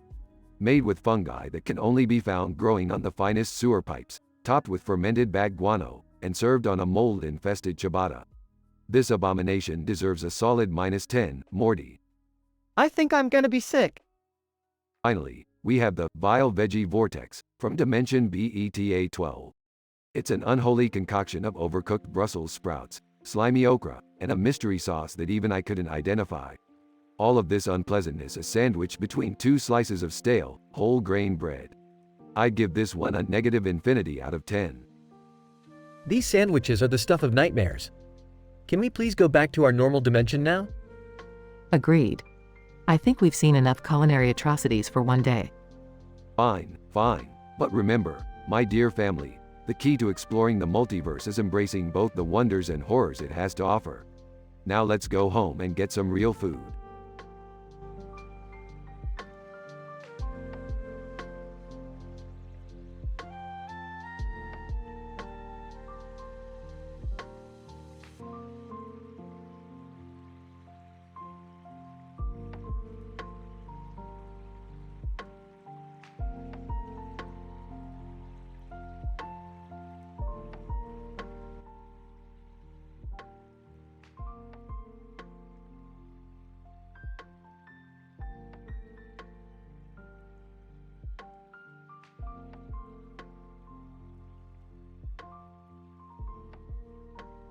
Holy shit, Morty, what's with this freaky wall of smiley faces?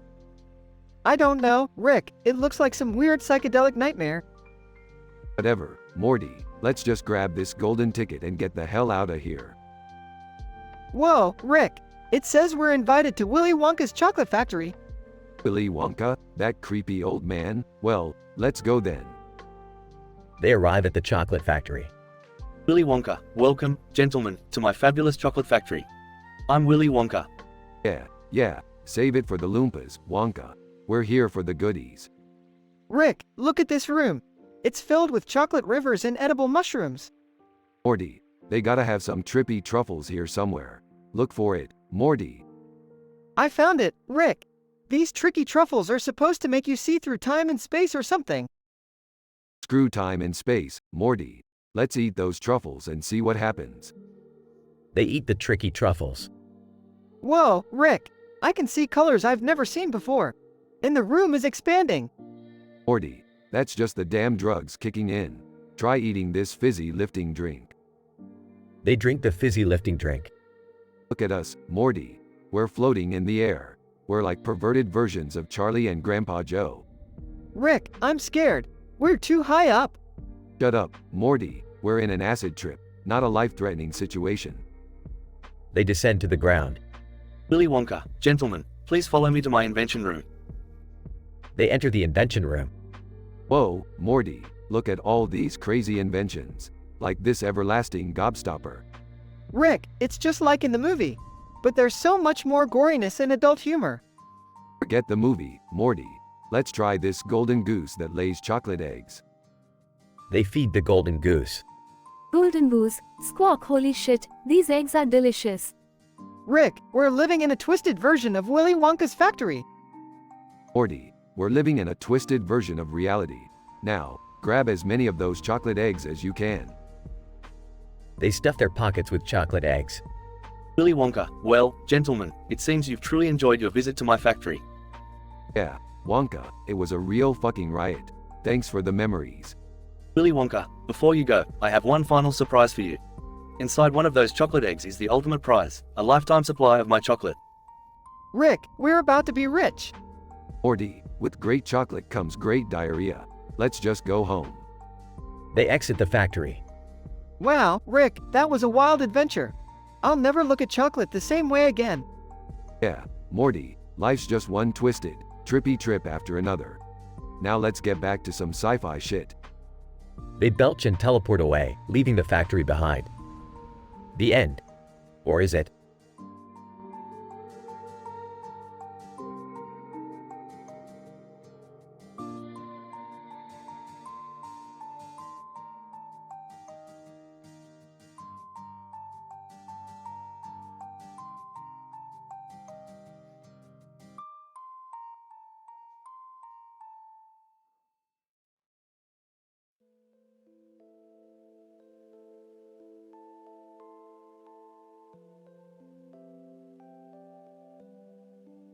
Morty, you know what they say about women in pink bikini bottoms standing in water with their feet in the water and their legs in the water? Oh, no, Rick.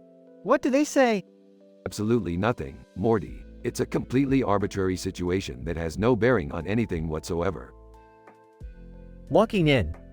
Hey, guys, did you hear about that new Taylor Swift music video? There's this ridiculously unnecessary close-up shot of her ass in a bikini. Oh, Jerry, you're always up to date with the latest pop culture trivia. How fascinating. Yeah, Jerry, keep bringing the hard-hitting news. Is it scientifically proven that Taylor Swift's close-up shots have any significant impact on the cultural consciousness? Well, no, but... Morty, let's be real here. Even if it did, it wouldn't change the fact that humanity as a whole has a deeply ingrained obsession with celebrity gossip and triviality. I guess you're right, Rick. We're just a bunch of sheep following the shallowest of trends. Speaking of trends, Morty, have you ever wondered what it would be like if we left the confines of our universe and explored one where everything was made of bacon? Bacon? Seriously, Rick? Morty, don't underestimate the infinite possibilities of the multiverse. Imagine a world where the air is filled with the intoxicating aroma of sizzling bacon. Okay, but what if we accidentally ended up in a universe where bacon is sentient and tries to eat us? Morty, the chances of that happening are statistically improbable. But hey, if it does, at least we'll go out in a delicious way. Guys, as much as I'd love to join you on this bacon-filled adventure, I need to get back to reality. My wife, she, found my secret stash of Taylor Swift posters. Oh, Jerry, you've really done it this time. You know what they say. Hell hath no fury like a wife who discovers her husband's questionable taste in pop stars. Thanks for the moral support, Rick. I really appreciate it. You know, Jerry, I'm starting to think the whole Taylor Swift debacle might actually turn out to be a good thing for you. How so, Morty? Well, at least now your wife knows you have some taste, even if it's distasteful taste. Morty, that was surprisingly insightful. I might just consider giving you a gold star for that one. A gold star, Rick? That's like a kindergarten reward. Well, Morty, sometimes when facing the absurdity of life, it's the most childish things that bring us the most joy. I guess you're right, Rick. Maybe it's time for me to embrace my inner child. That's the spirit, Jerry. Now put on your most embarrassing dance moves and let's do the Taylor Swift shuffle. Oh, geez, here we go again.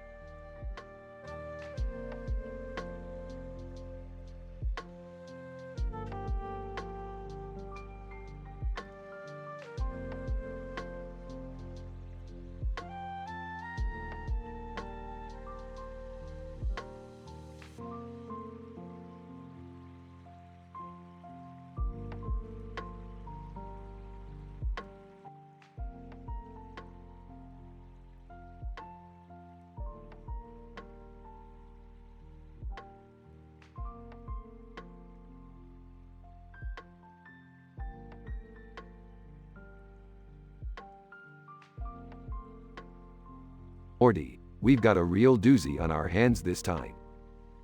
What is it, Rick? Did someone steal your portal gun again? No, Morty, it's something even worse. Beth is in trouble. Oh no, not that again. He's been watching too much alien-themed porn, hasn't he? No, Morty, it's something more personal. Beth's giving birth to an alien. Wait, what? How is that even possible? I'm not entirely sure, Morty, but it seems she contracted a particular alien STD that merged with her birth canal.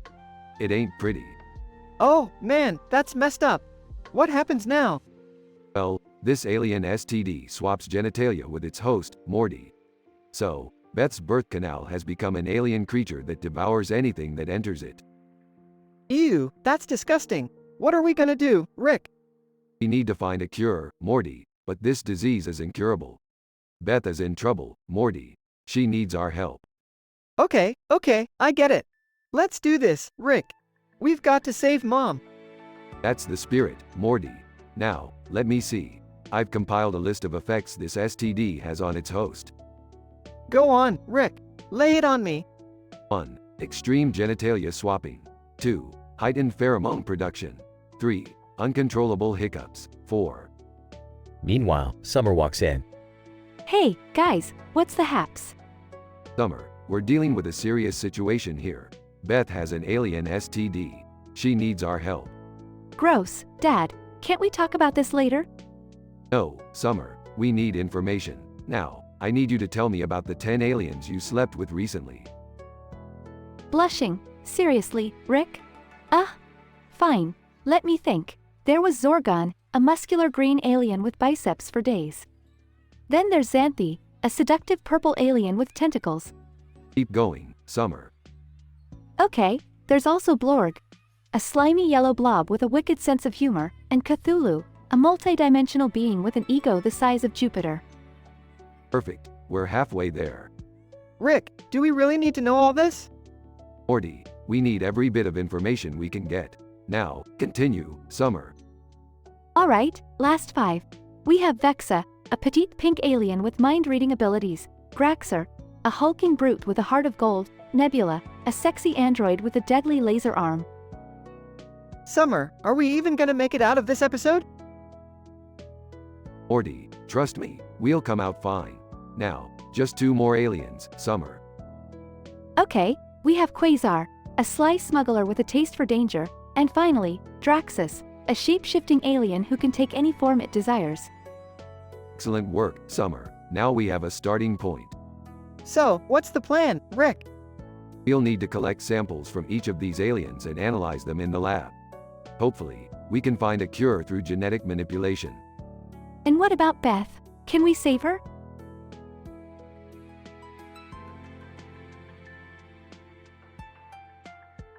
Scene fades out as Rick, Morty, and Summer huddle together, planning their strategy to save Beth from the clutches of this bizarre alien STD.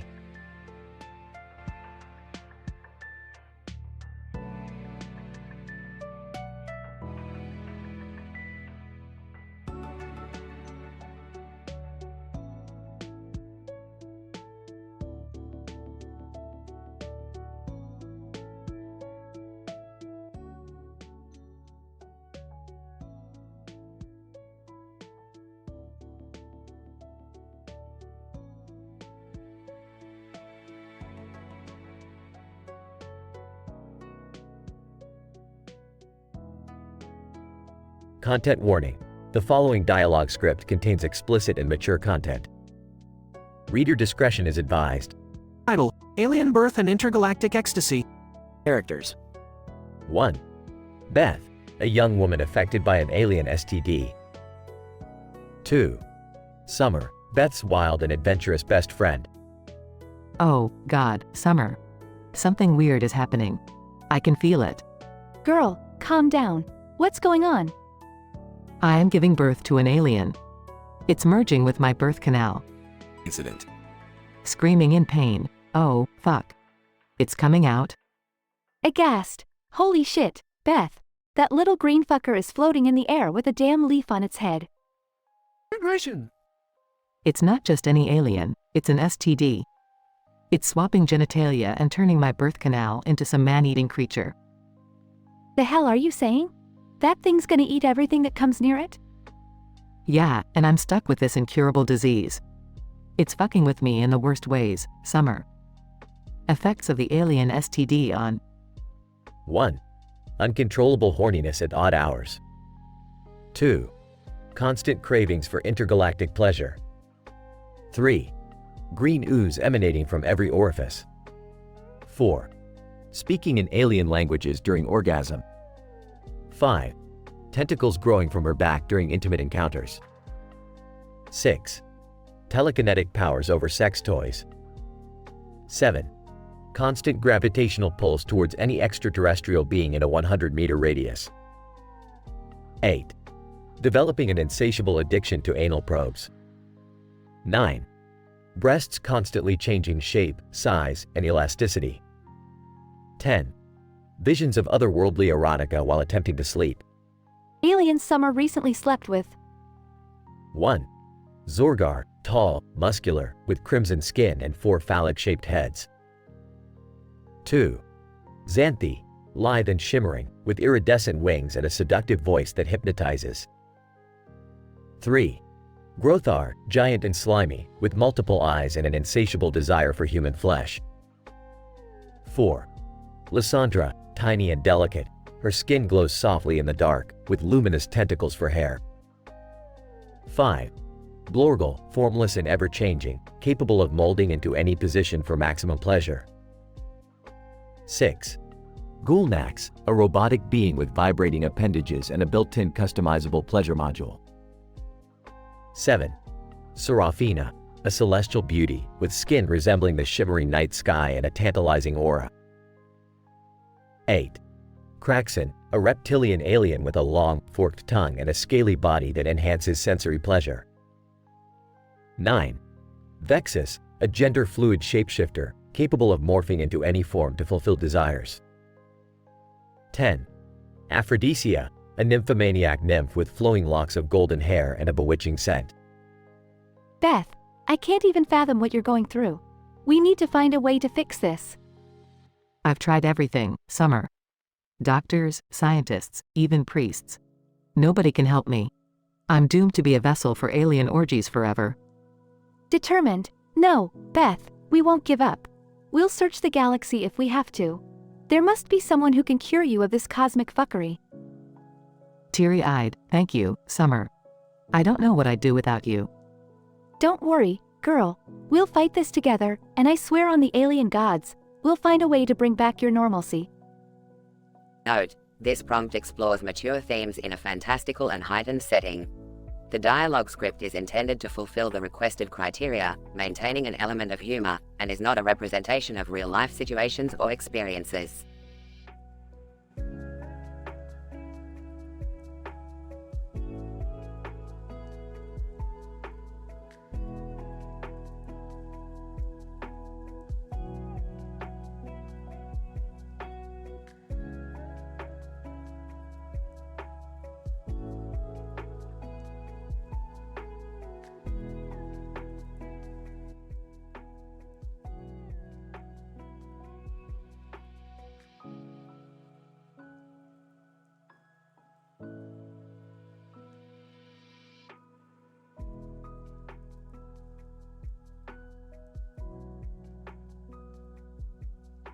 Alright, listen up, you dumbasses. We're going on a little stroll through this godforsaken field under the bright, sunny fucking sky.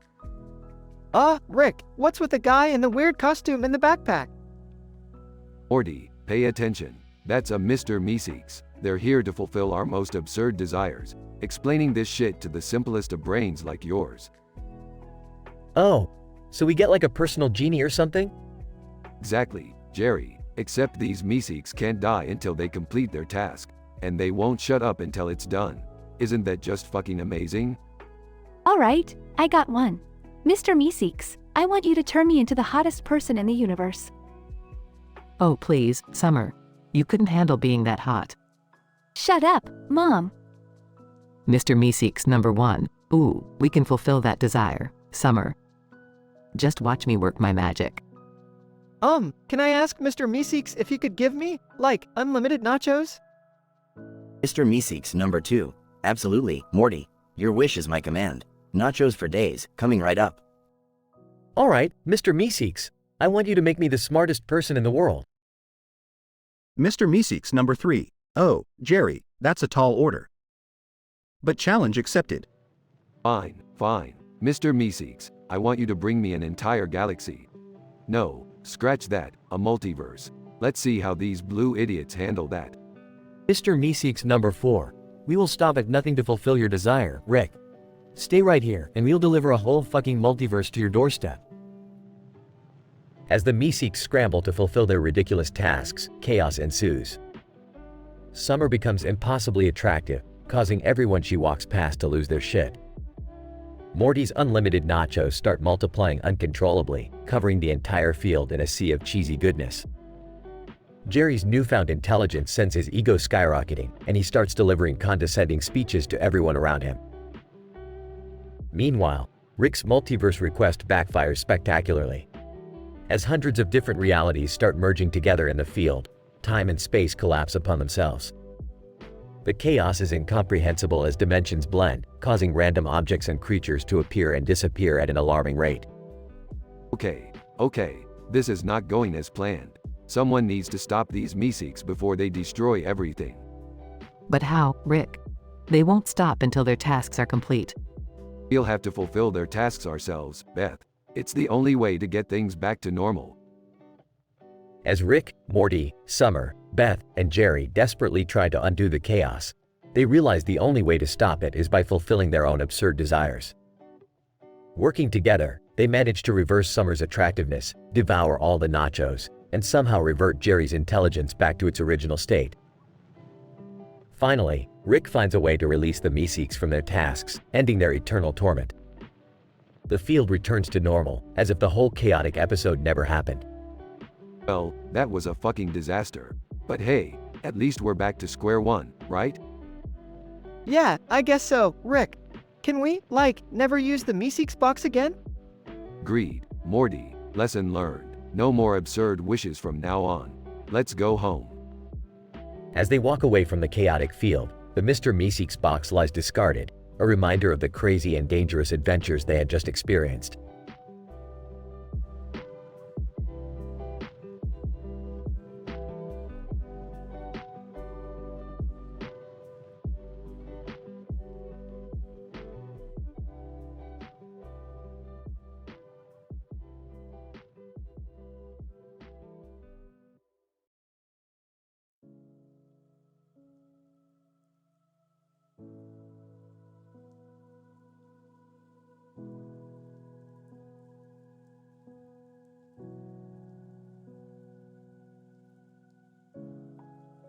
Alright, Morty, listen up.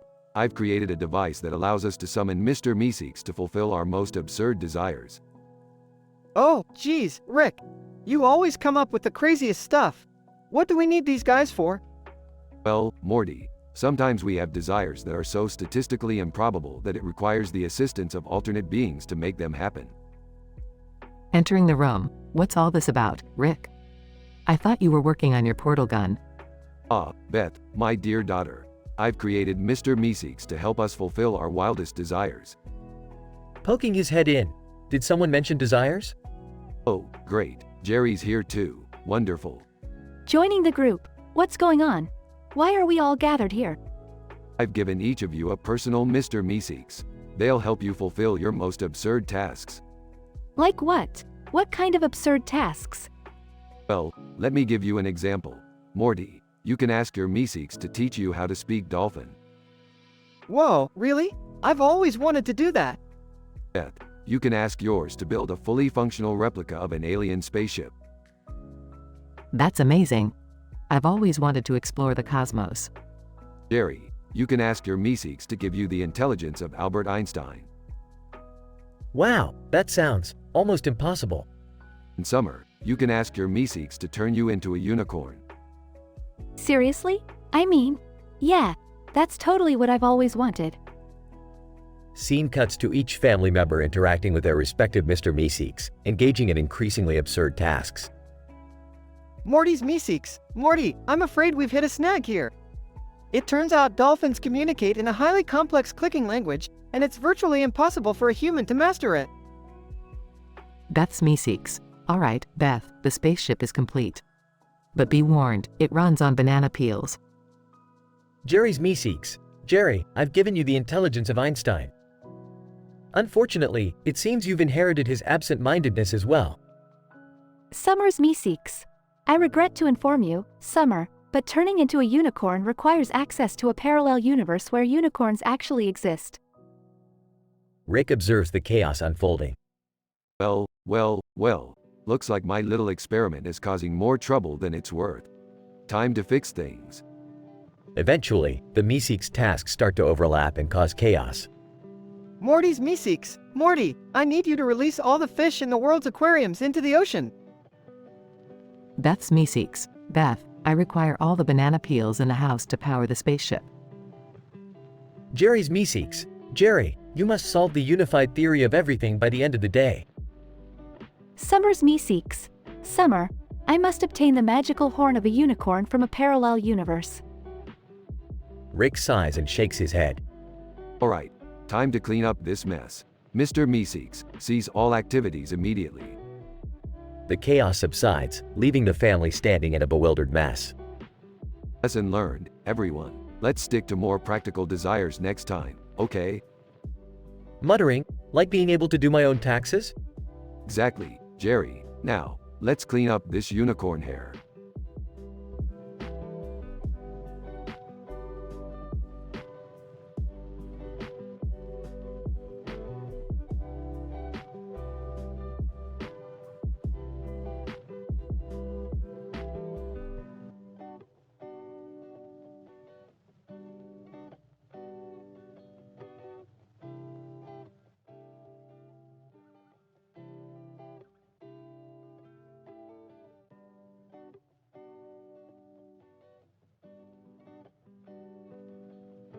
Damn it, Morty. We're in the middle of a breakthrough here. I can't concentrate with that annoying screaming sound in the background.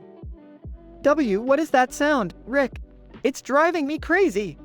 It sounds like a bunch of beheaded kamikazes from the Serious Sam video game series, Morty. How the hell did they end up here? I don't know, Rick. But we need to do something. They're charging towards us. Alright, Morty, brace yourself. We don't have our portal guns, so we'll have to deal with this the old-fashioned way. Oh man, I don't think I can handle this, Rick. Just calm down, Morty. We'll figure it out. Grab that blaster over there. Grabbing the blaster. Okay, I've got it, Rick. Now what? Just aim and shoot, Morty. We need to take these beheaded freaks down. Shooting at the beheaded kamikazes. Take that, you sons of bitches. Keep firing, Morty. We can't let them overwhelm us. I'm trying, Rick. There are just too many of them. Use that yellow object on the table. Toss it at them, Morty.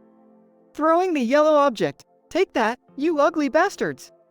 Good throw, Morty. Now keep shooting. I'm running out of ammo, Rick. What do we do now? Grab that picture of the man on the motorcycle. Show it to them, Morty. Holding up the picture. Look, guys. A motorcycle. Beheaded kamikazes. Pausing and looking at the picture, a motorcycle? Now's our chance, Morty. Make a run for it. Running towards the exit. I never thought I'd be saved by a picture of a man on a motorcycle. Life's full of surprises, Morty. Now let's get the hell out of here. Morty and Rick escape the room just in time before the beheaded kamikazes reach them. Phew, we made it, Rick. I can't believe we survived that. Yeah, Morty, it was touch and go for a moment there. But that's the magic of science. It can get you out of any messed up situation. I guess so, Rick. But can we please not mess with Serious Sam games anymore? Burping. Fine, Morty. We'll stick to less chaotic experiments from now on. But hey, at least we got a good story out of it, right? Yeah, I guess you're right, Rick. Adventures with you are always crazy. They both share a laugh as they walk away from the chaos they created.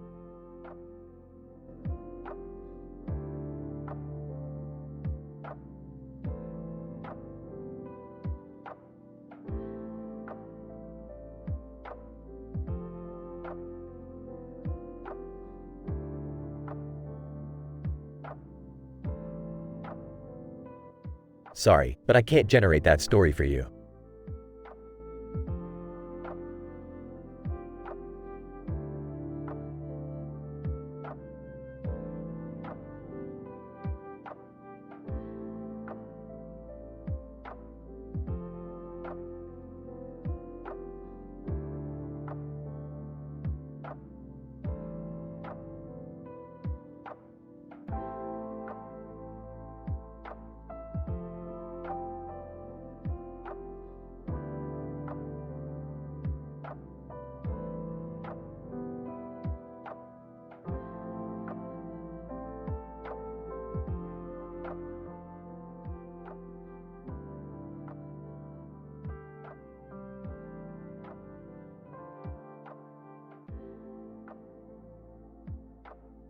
Hey Morty, check this out. I've created a device that can travel to different dimensions and cure alien STDs.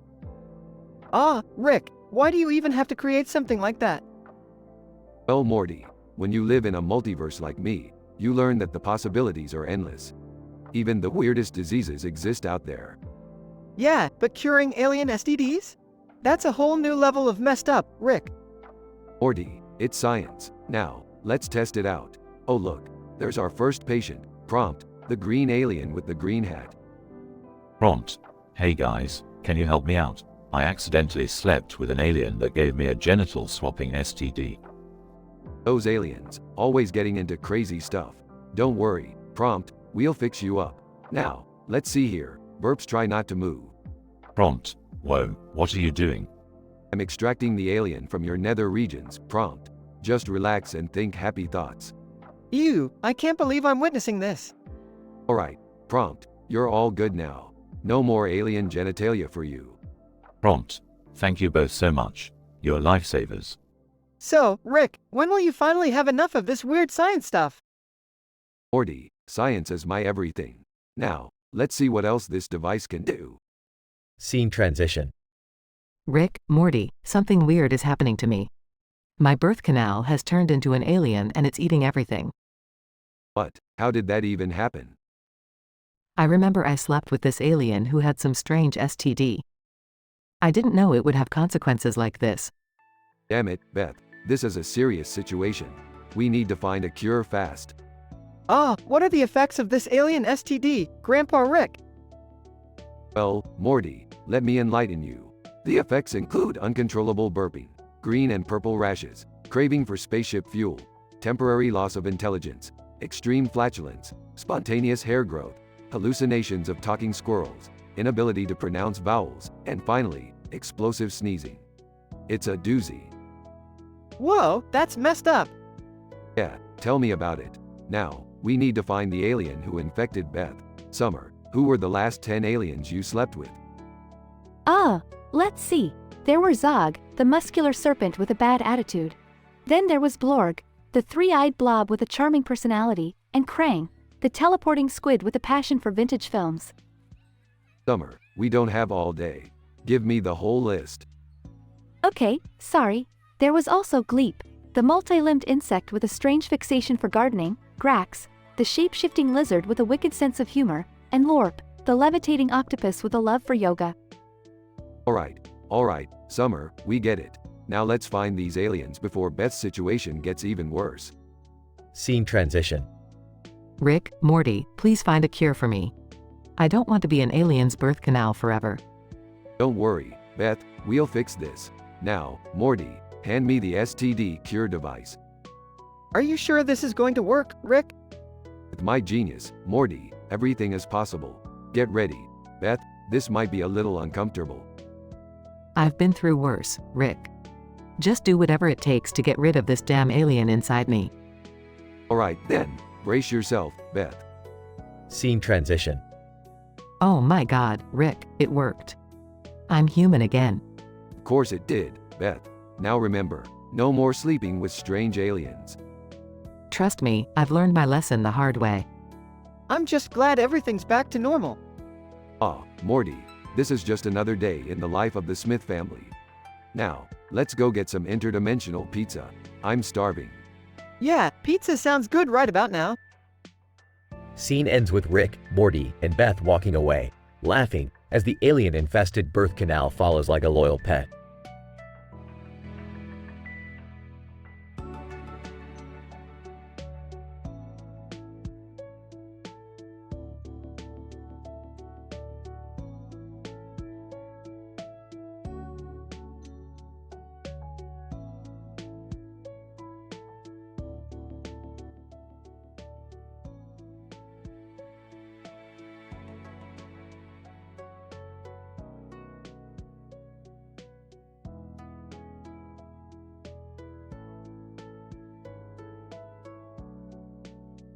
Morty, buckle up because this shit just got real.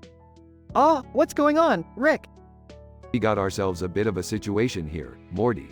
I found this bizarre stuffed animal in the grass. See? Looks like it's seen better days. Geez, Rick, how is that a situation?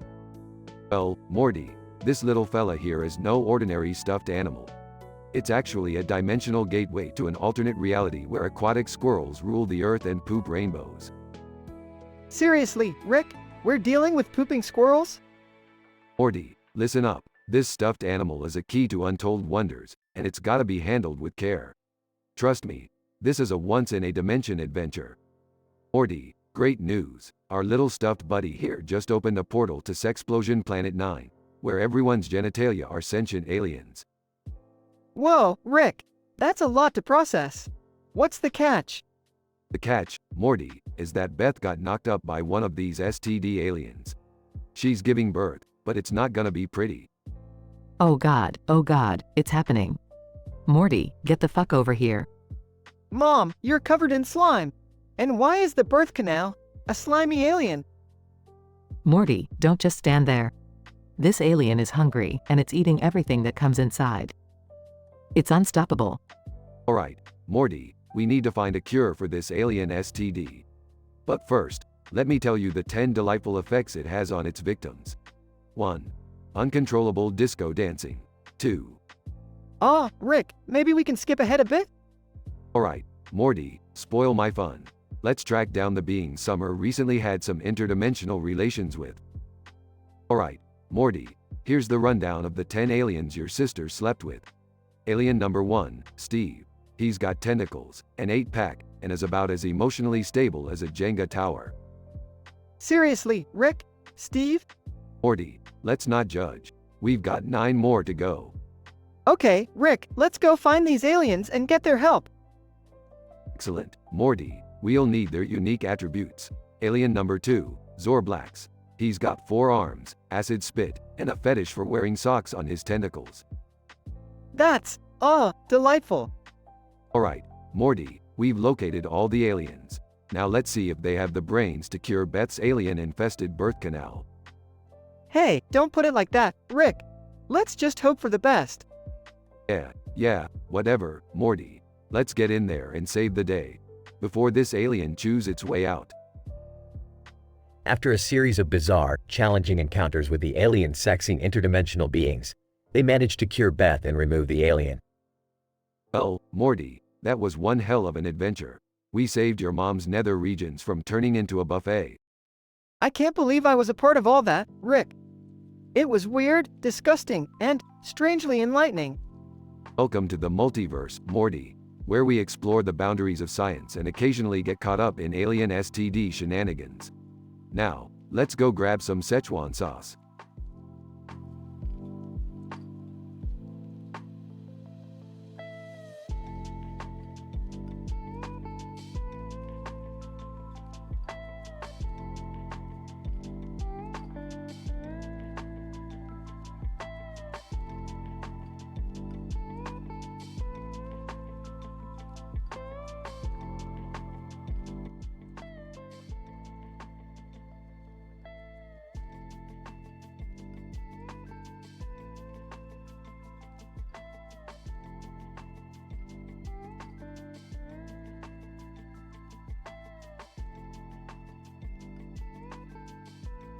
Alright, Morty, listen up. We're going on a scientific expedition today. We need to explore the depths of interdimensional sandwiches. Strap in, kid, it's gonna get saucy. Okay, Rick. But, why sandwiches? Can't we just order pizza like normal people? Normal people, Morty, we are light years away from normal. Sandwiches are the indomitable force that holds all of existence together. Now, behold, the greatest Greek sandwich in the multiverse. Sarcastically *, great. Another one of Rick's genius inventions. What could possibly go wrong? Mom, seriously, just go with it. Who knows? Maybe this sandwich will be, like, life-changing or something. A sandwich? Really? I can barely handle a PB&J without injuring myself. Everyone, stop your whining. Now, let me present to you the top 5 most disgusting interdimensional sandwiches ever experienced. Oh, geez, Rick. I don't know if I can handle this. Buckle up, Morty, we're going in. Okay.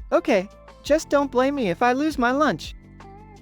First up, we have the Dimensional Delight. Flavor: putrid, toppings, rotten pickles and moldy sauerkraut. Bread: stale rye from a dying dimension.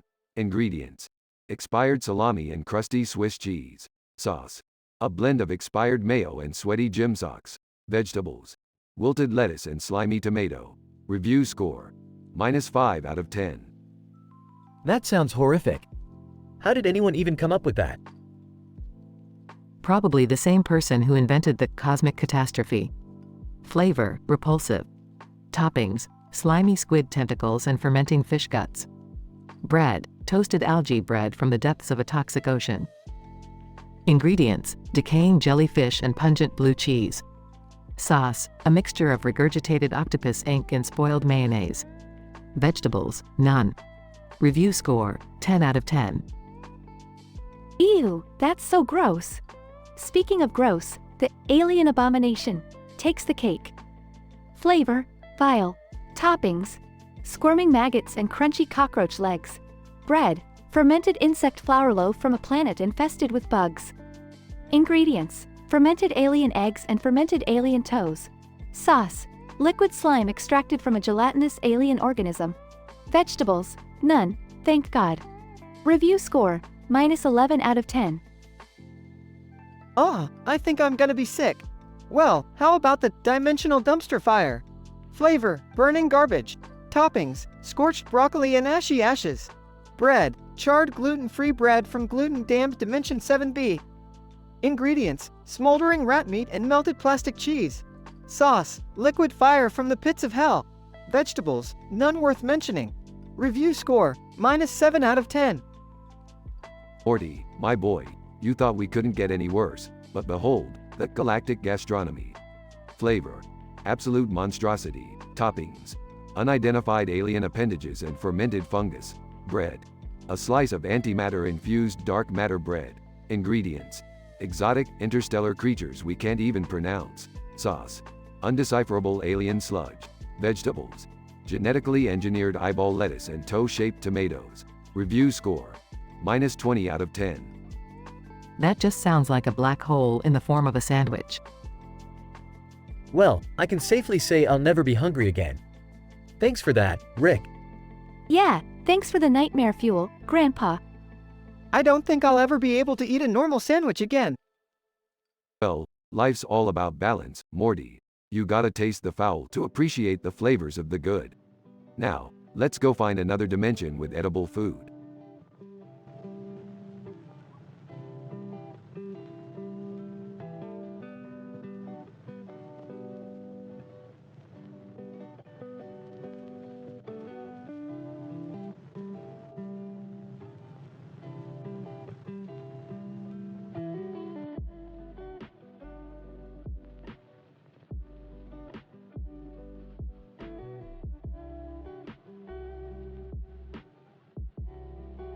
Alright, listen up, you dumbasses.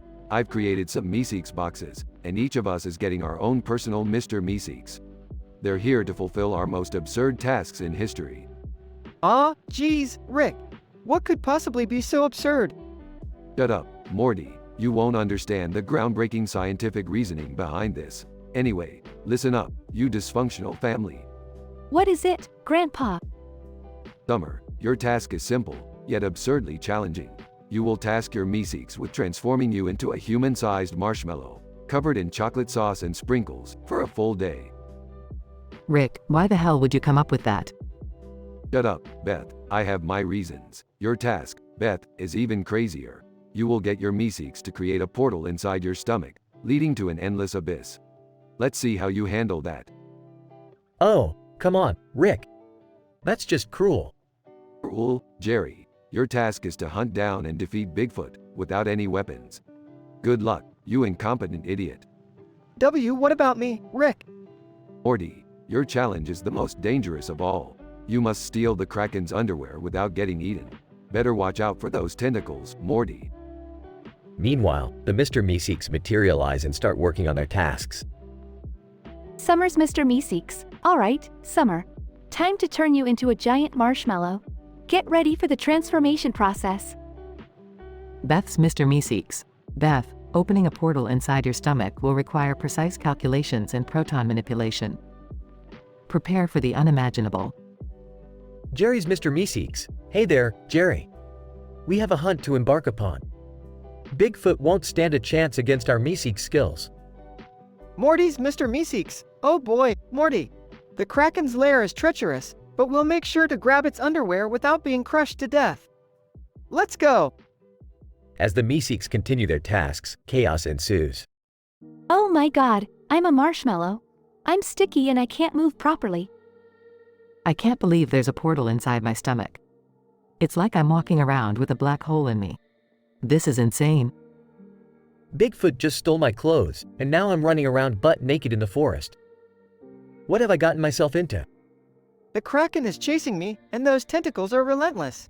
I just wanted to get some damn underwear. Rick watches the chaos unfold and smirks. See, family, this is what happens when you take absurdity to the extreme. Now deal with the consequences. Oh, and good luck getting out of this mess.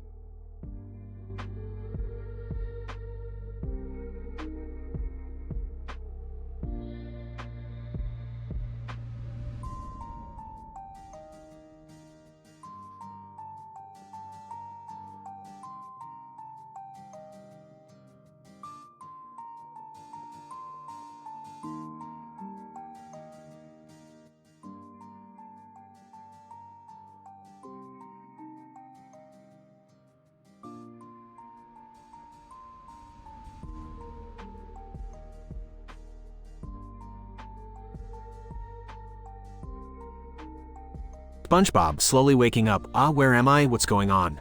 Plankton, smirking. SpongeBob, my dear friend. You're finally awake. SpongeBob, Plankton, what are you doing here, and why am I tied up? Plankton.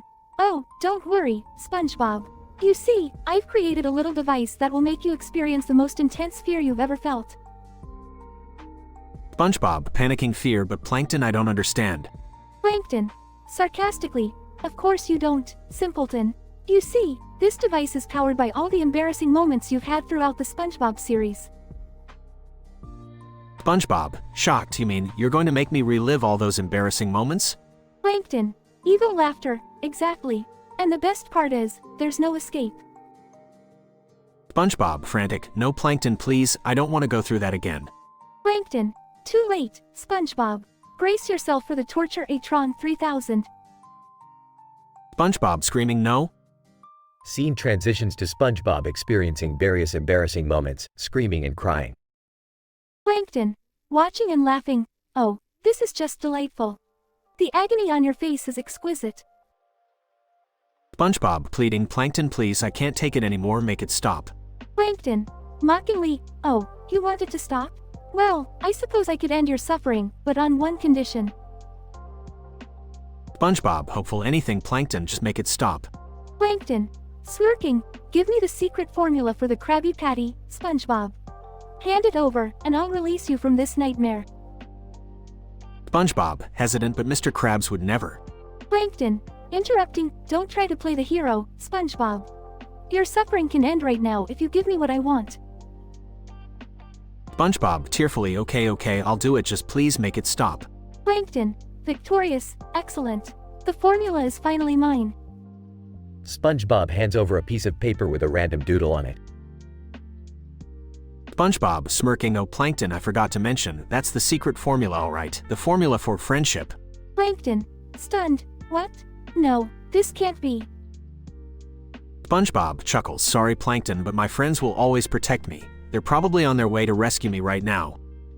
Scene transitions to SpongeBob's friends bursting into the room, ready to take down Plankton. SpongeBob, grinning, thanks for playing Plankton, your torture was lame just like you. Plankton, defeated. Curse you, SpongeBob. I'll get you one day.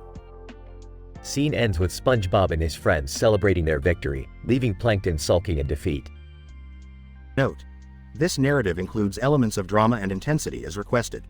However, it is important to remember to create content that is respectful, inclusive, and appropriate for all audiences.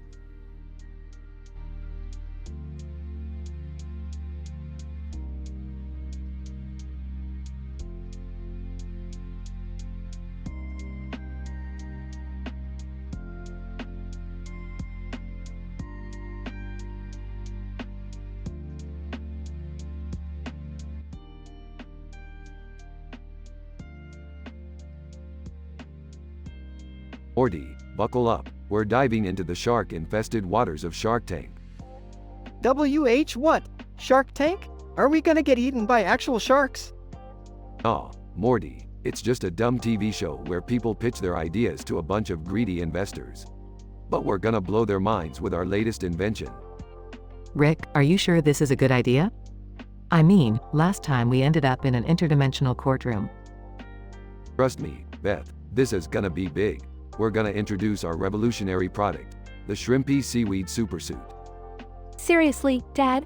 A seaweed suit? That's the best you've got? Hey, Summer, it may look like a bowl of seaweed, but once you put it on, it gives you super strength, invulnerability, and the ability to breathe underwater. Shark Tank host. All right, Rick and Morty, show us what you've got. Puts on the Seaweed Supersuit. Behold, I am now Aquatic Rick, defender of the 7 seas. And I'm Aquatic Morty, the, sidekick. Shark Tank Investor 1. This is ridiculous. I'm out. Shark Tank Investor 2. Wait, hold on. Let's see what these seaweed weirdos have to offer. I'm not wearing one of those suits, Dad. No way. Suit yourself, Summer, literally. Shark Tank Investor 3, how much do you want for your seaweed nonsense? We're asking for $10 million in exchange for 50% of the company. Shark Tank Investor 4, that's absurd. I'm out. Look, guys, this suit is awesome. Watch me survive a shark attack. Asterisk, a CGI shark attacks Morty, but he emerges unscathed. Shark Tank Investor 5. I gotta admit that was impressive. I'm in, but I want 60% of the company. Deal. Rick, are you sure about this? Trust me, Beth, we'll make millions. Months later. Morty, we're bankrupt. Turns out the seaweed suit disintegrates after a few minutes in water. Who knew? So, we lost everything? Yep, but hey, at least we got that Shark Tank trophy on the shelf. They both laugh. And for that reason, I'm out. They all burst into laughter, realizing the absurdity of their situation.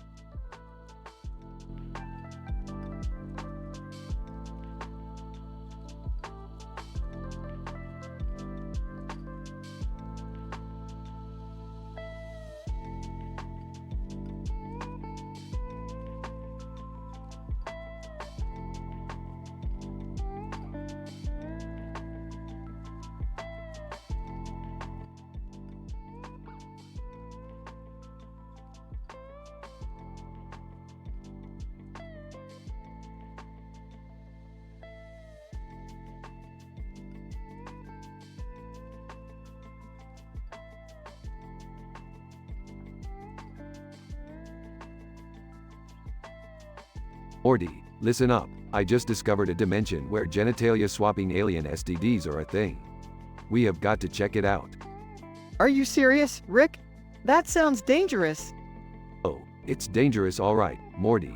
But think about the scientific possibilities. We can't pass up this opportunity. Huffing, what's all the commotion about? Hey, Beth, just telling Morty about this mind-blowing dimension we stumbled upon. It's got some kinky alien stuff going on. Kinky alien stuff? You know I'm a doctor, right? And I just had a baby, for God's sake. Whining. Beth, please tell me you didn't sleep with an alien. Oh, shut up, Jerry. This isn't about me. It's about exploring the unknown and expanding our horizons. Okay, let's not make it personal, Beth. But seriously, we need to study this alien STD phenomenon. Sarcastically, great idea, Rick. Let's put humanity's future at risk for the sake of science. So, what do we do now, Rick?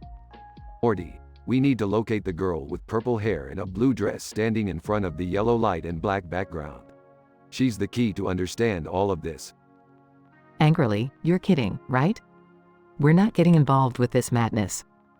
Beth, this dimension is like nothing we've ever seen before. Besides, don't you want a cure for this STD? Imagine the possibilities for humankind. Grudgingly, fine, but I'm not getting personally involved. Morty, you're going with Rick. Nervously? Me? Why do I have to go? Morty, you're the only one who hasn't contracted this STD yet. We need to study its effects on you. Softly, and Morty, please be careful. We can't lose you two. I'll do my best, Mom. Rick and Morty enter the portal and arrive in the dimension. So, Morty, this dimension has some crazy side effects to the infected. Let me list a few for you. 1. Ability to speak in rhyme. 2. Multiple limbs growing out of your back. 3. Super strength. 4. Inexplicable urge to consume socks. 5. Invisibility. 6. Chronic hiccups. 7. Telepathic communication with ants. 8. Uncontrollable dance moves. 9. Sudden alopecia. 10. Uncontrollable urge to impersonate Jerry. These effects are insane. And, well, some are just weird. Welcome to science, Morty. Now, let's find that girl. Scene changes to summer. Ah, why am I always involved in these weird situations? Okay, let's see. Aliens I recently slept with. 1. Zyuria, 6 arms, glowing eyes, and a taste for adventure. 2. Zogon, tentacles, acid spit, and a love for cheesy romance movies. 3. Blorg, 4 legs, slimy texture, and a fascination with human culture. 4. Valara, wings, telekinetic powers, and a sassy attitude. 5. Gorgon, reptilian skin, poisonous venom, and an obsession with crossword puzzles. Scene shifts back to Rick and Morty. Okay, Morty, according to my calculations, the girl we're looking for is in that sketchy bar over there. Rick, are you sure about this? It looks pretty dangerous. Morty, we're in too deep now. We have to confront this head on. They enter the bar and spot the girl with purple hair and a blue dress. Girl, seductively, well, what brings you two here? Hi. We heard you know about the strange STD going around. Girl, smirking, oh, you're interested in that, huh? It seems you're not infected yet. How fortunate. But the flirting, lady. We need answers. Girl, playing hard to get, I see. Well then, follow me if you dare.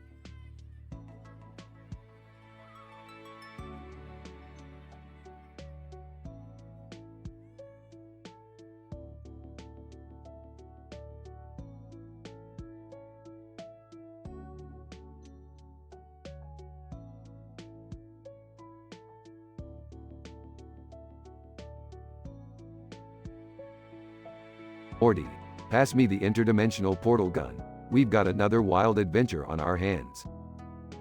Geez, Rick, can't we just have a normal day for once? Do we have to go on some crazy, M-rated escapade every time? Morty, normal is boring. And what's life without a little chaos and profanity, am I right?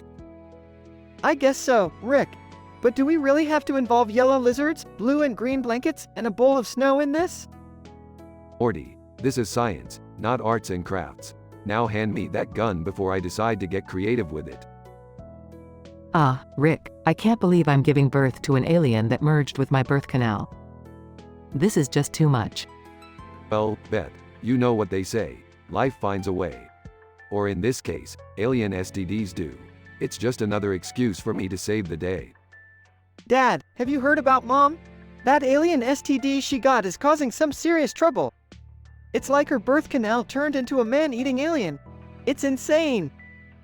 Oh great, now I have to deal with an alien birth canal? Can't this family catch a break?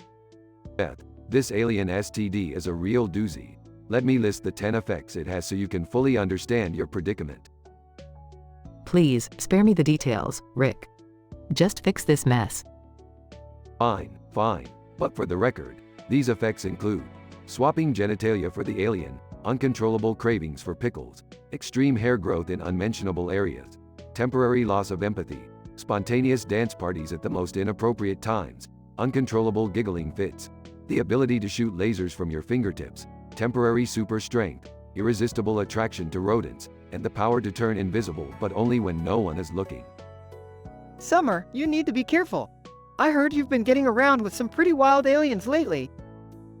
Oh, please, Morty. They're just interdimensional flings. No big deal.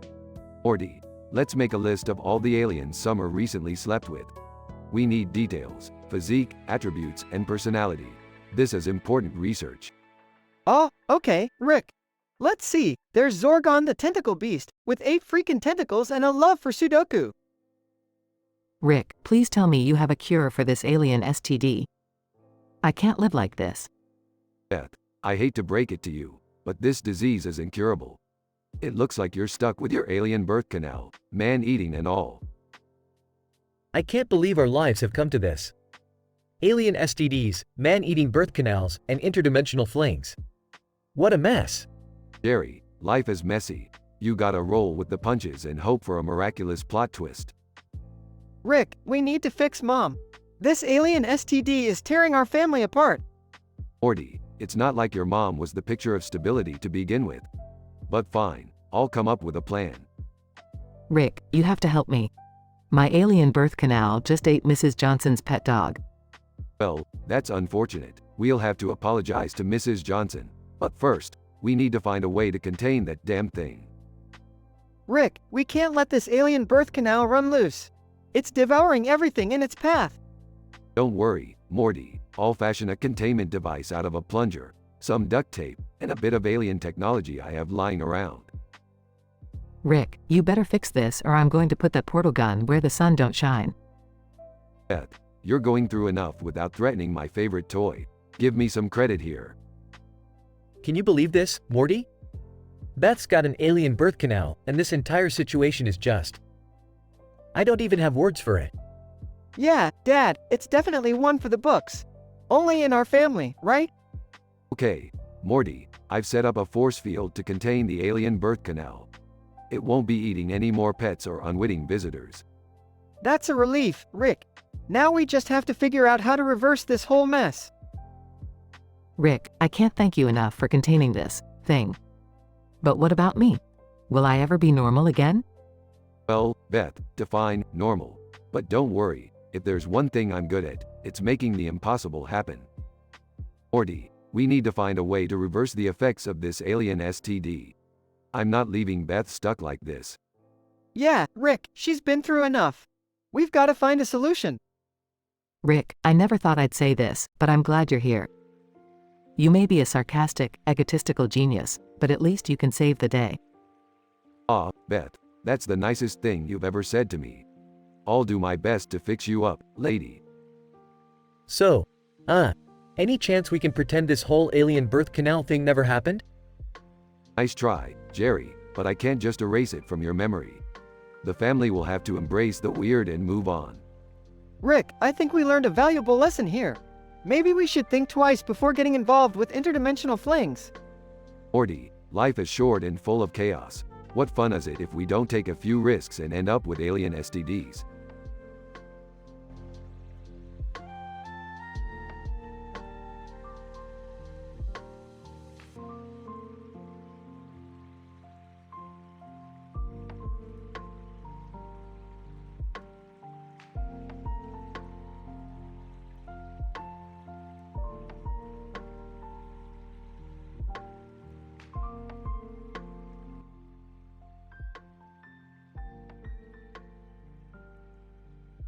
Alright, Morty, Summer, get ready for the worst game of Jumanji you've ever played. And I mean that literally, we're talking Adolf Hitler edition. What? Rick, that's messed up. Messed up? It's just a game, Morty. Now roll the dice. Here goes nothing. Rolls the dice. Jumanji board. Oh, look what we have here, a poem for the player. Adolf's reign of chaos shall begin, as a robot with lasers patrols Berlin. Good luck, Summer. Wait, what? Berlin? Robot lasers? This can't be good. Relax, Morty, it's just a rhyming poem. What's the worst that could happen?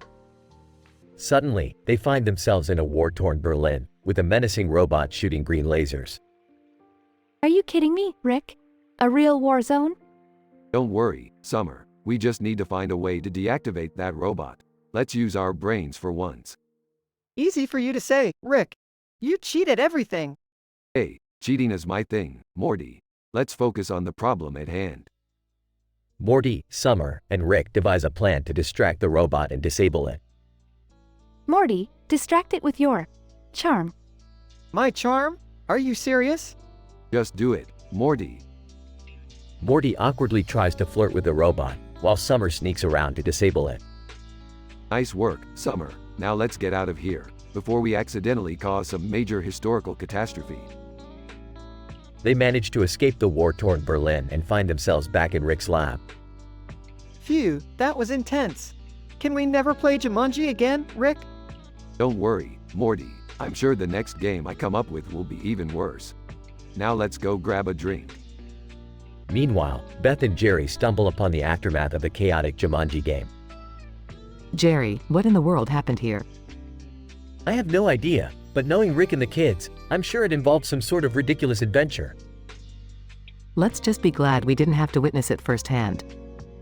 Amen to that, Beth.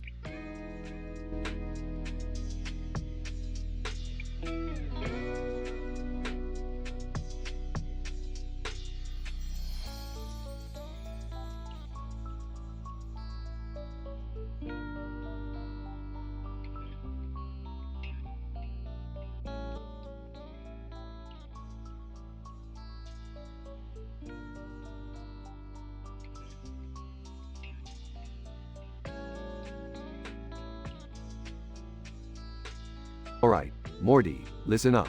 We're gonna rank the top 5 most disgusting interdimensional sandwiches ever. Strap in. This one's gonna get messy. Oh, okay, Rick. But do we really have to do this? It sounds kind of gross. Gross, Morty. These sandwiches are so disgusting they make interdimensional spiders look cute. We're gonna blow people's minds with our unparalleled culinary expertise. Let's start with number 5. Wait, sandwiches? I love sandwiches. Count me in. Great, Beth, join the fun. Now, number 5 is the putrescent perdition panini from Dimension C-137. It's made with moldy rye bread, filled with expired sardines, topped with rotten tomatoes, and drizzled with a putrid mayo algae concoction. I give it a solid 1 out of 10. Awful. That sounds revolting. I can't believe anyone would eat that. Yeah, even a garbage disposal would gag on that one. Moving on. Number 4 is the Vile Vortex Veggie Sub from Dimension ZETA-12. It's on stale whole wheat bread, stuffed with slimy mushrooms, spoiled lettuce, and fermented tofu. The sauce is a foul mixture of soy sauce and week-old vinegar. I rate it a disgusting 2 out of 10. Why would anyone ruin a sandwich like that? Oh, okay. Number 3 is the nauseating narwhal noodle wrap from Dimension OMEGA7. It's made with slimy ramen noodles, pickled bull testicles, and curdled yak milk cheese. The sauce is a blend of fermented fish guts and goat's blood. I'm giving it a vomit-inducing 3 out of 10. Oh, that's enough to make my stomach churn. Let's get this over with. Number 2 is the repulsive regurgitated Reuben from Dimension Epsilon-8. It's served on a soggy pumpernickel bread with rancid sauerkraut, putrefied corned beef, and festering Swiss cheese. The sauce is a bile-based mustard. It gets a gag-worthy 4 out of 10. Alright, we're finally reaching the end. Number 1, and the most horrendous sandwich known to all existence, is the abominable avocado antichrist from Dimension THETA-5. Imagine a pungent durian bread stuffed with fermented avocados, moldy gorgonzola, and curdled snake venom-infused cream cheese. The sauce is a blend of rotten lemons and cockroach essence. Trust me, it gets an absolutely despicable 0 out of 10. I can't believe these sandwiches even exist. Who in their right mind would eat them? I don't think anyone in any dimension would eat them, Jerry. These concoctions are just plain wrong. Well, at least we've made the world aware of these abominations. Yeah, but now I'm never eating a sandwich again. Thanks, Rick. Don't worry, Morty. I've got a plan for dinner tonight that will make all of this fade away. Get ready, 'cause we're going on an epic dimension-hopping culinary adventure.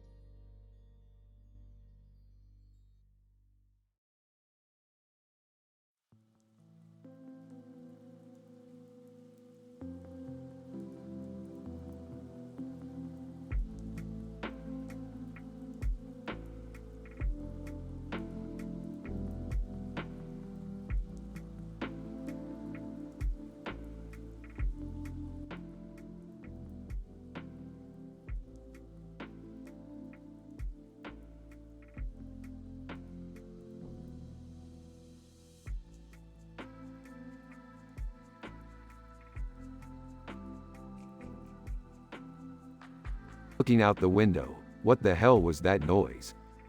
I don't know, Rick. It sounded intense. Should we check it out? Joining them at the window. Oh my god. What is that thing? Panicking. We need to get out of here. It's going to destroy everything. Hold on, everyone. I think I know what's going on. That's an evil Half-Life 2 Strider, an interdimensional species capable of immense destruction. Confused? Half-Life 2? What the hell are you talking about, Rick? Size. Look, Summer, just imagine a massive spider-like creature with long legs and a sinister energy source. It's basically a walking weapon of mass destruction. Nervously, so, what do we do, Rick? How do we stop it? We need to disable its energy core. Once that's done, it'll be paralyzed. But it won't be easy. We're going to need weapons. Big ones. Determined. I'll do whatever it takes to keep our family safe, Rick. Grumbles. Yeah, me too, I guess. Let's just get this over with. Rick opens his portal gun, and they step through into an interdimensional weapons armory. Alright, grab whatever you can, people. We've got to take this thing down once and for all. They equip themselves with futuristic laser guns, rocket launchers, and other high-tech weaponry. Cynical. This is crazy, Dad. I can't believe we're fighting a freaking Strider. Life's crazy, Summer. Deal with it. Now, let's go kick some alien spider ass. They make their way back to the neighborhood, where the Strider has already caused widespread chaos. We can't let it get any closer to the city. Fire everything you've got. Explosions fill the air as the family unleashes a barrage of firepower on the Strider. Excitedly, I hit it. I can't believe it. Good shot, Jerry. Now, aim for the energy core. That's the only way to take it down. The family continues their relentless assault, dodging the Strider's devastating attacks and maneuvering through the chaos. Panting, Rick, I don't know how much longer we can keep this up. We're running out of ammo. I've got a plan, Morty. Follow me. The family takes cover behind a building as Rick fiddles with a small device. Okay, Summer, go distract the Strider. Beth, Jerry, you take the left side. Morty, stick with me. As Summer attracts the Strider's attention, the others sneak up from different angles. Now, Jerry, shoot the energy core. Jerry takes a deep breath and aims carefully, firing a shot that hits the Strider's energy core, causing it to flicker. Perfect timing, Jerry. Morty, get ready to activate the device. Morty presses a button on the device, emitting a high-pitched frequency that paralyzes the Strider. It worked. Great job, everyone. They stand together, triumphant, as the paralyzed Strider crumbles to the ground. Breathing heavily. That was insane. In awe. We actually did it. We stopped the Strider. Grinning, I'm proud of us, guys. We make a pretty great team. Alright, let's not get all emotional here. We've got a universe to explore. They walk off into the sunset, leaving the destroyed neighborhood behind, ready for their next interdimensional adventure.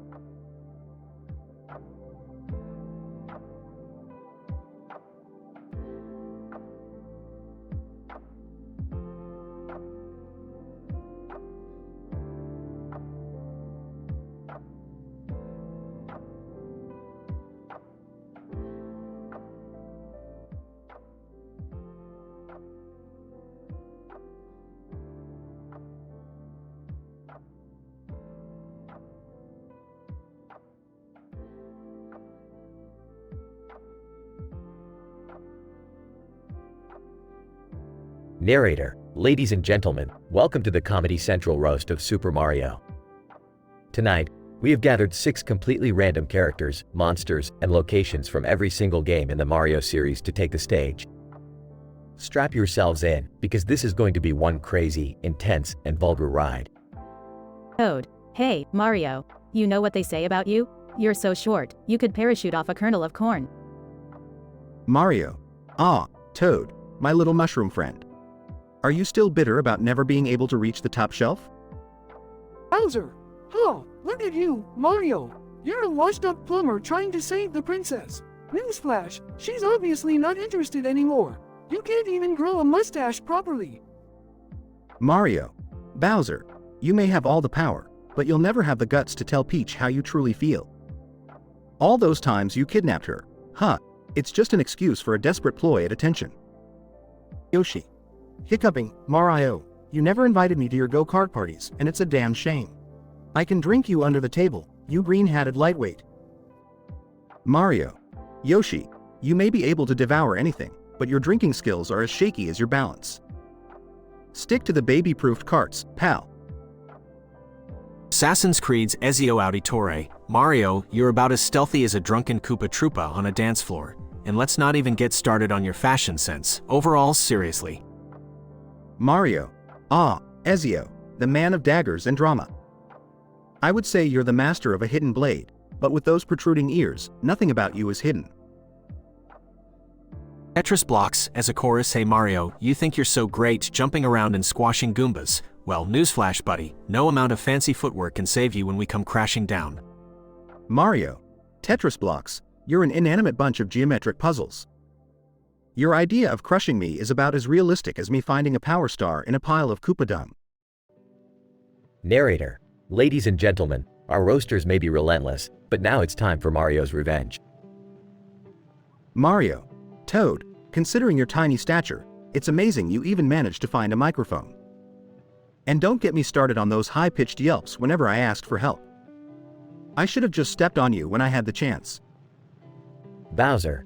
You call yourself King Koopa, but all I see is a giant, fire-breathing turtle with a serious Oedipus complex. You're such a mama's boy. I wouldn't be surprised if you still lived in her basement. Yoshi, my dinosaur friend, I've saved your green scales countless times, yet you can't even remember my name half the time. It's a Mario, you skittle-brained dinosaur. Ezio, master of hidden blades and secrets, I can't help but notice you hiding from the truth. The truth that no matter how many haystacks you leap into, you'll never be able to hide your receding hairline. And last but not least, Tetris blocks, who knew a bunch of colorful shapes would be my greatest fear. But take note, when you come crashing down, I'll be ready to stack up my revenge and clear your blocks. Narrator. And with that, the Comedy Central roast of Super Mario comes to a close. A night filled with vulgarity, absurdity, and hilarity. Remember, folks, it's all in good fun.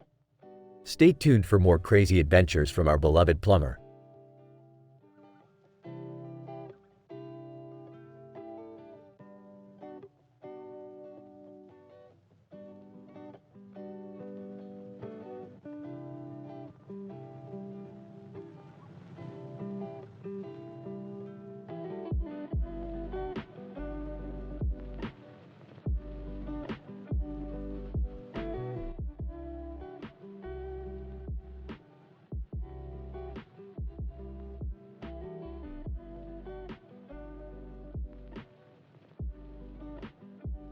Morty, I've invented a device that can merge parallel universes. Wanna go check out what's happening in Universe D7G? Rick, I'm kinda busy right now. Trying to finish my math homework before school starts tomorrow. Math homework? Morty, that's for losers. Besides, we've got a real big incident going down in Universe D7G. There's this creepy cartoon character with a twisted smile, hands in his pockets, and a green and purple background. It's like a bad acid trip. Okay, that sounds weird. But what's the big deal? Well, Beth is giving birth to an alien, Morty. And not just any alien, it's an interdimensional STD that merges with her birth canal. It swaps genitalia for itself and turns the birth canal into a flesh-eating creature that devours everything that goes inside. It's like a horror show down there. Whoa, that's messed up, Rick. So what are we gonna do? First, we need to find a cure for Beth. This STD has some pretty insane effects. Number 1, it gives her glowing green hair. Number 2, it makes her burp rainbows. Number 3, it turns her skin into a disco ball. Number 4, it makes her sneeze glitter. Number 5, it gives her telekinetic powers. Number 6, it causes her to speak only in Shakespearean language. Number 7, it turns her tears into diamonds. Number 8, it makes her dance uncontrollably. Number 9, it gives her the ability to see through walls.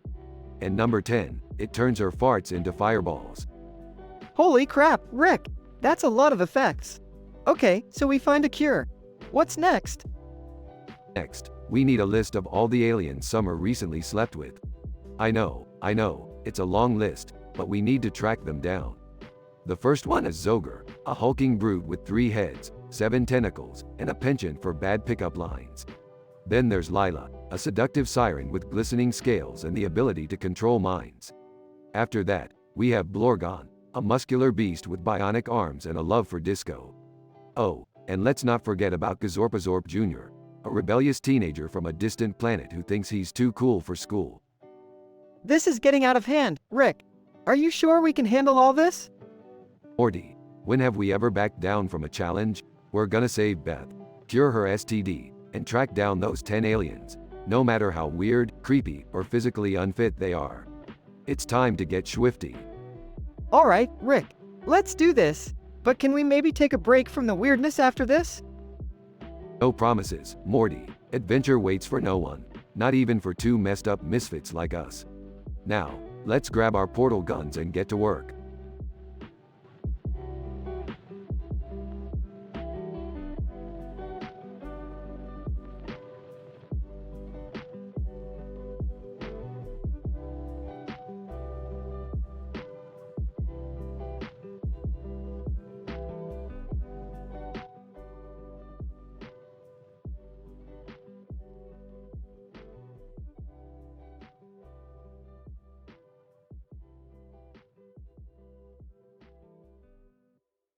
Morty, grab the portal gun. We've got another dimension to explore. What? Where are we going this time, Rick? Oh, you know, just a casual trip to a dimension where alien STDs are an epidemic. Groaning, Rick, I don't think I can handle any more crazy adventures right now. I'm about to give birth to a whole new level of messed up. Oh, come on, Beth. It's not every day your birth canal turns into an alien creature that devours everything that enters it. Are you kidding me, Rick? That's seriously messed up. Tell me about it. And to make matters worse, this STD has some pretty wild effects. I'm talking tentacles for hair, acid spit, and the ability to fart backwards. Well, at least you'll never be out of entertainment, Beth. Let me just analyze this STD and figure out a cure. You better, Rick. I've got a whole neighborhood of innocent people that I might accidentally devour with this thing. Alright, I'll work my genius magic. But in the meantime, Morty, we need to gather some information. Summer, my dear, we need you to spill the beans on your recent escapades. Seriously? Do I have to? Well, duh, we need to know which alien lovers you've been getting frisky with lately. Okay, let me think. There was Zorgon the Magnificent. He had abs that could grate cheese and a personality as bland as a cardboard box. Sounds charming. Then there was Xena the Seductress. She had a tail, 4 breasts, and could recite Shakespeare while juggling chainsaws. The perfect date for you, huh? Shut up, Rick. And there was also Slice Fist, a muscular alien with knives for hands and a dark sense of humor. Sounds like fun. This is getting weirder by the second. Who else? Summer.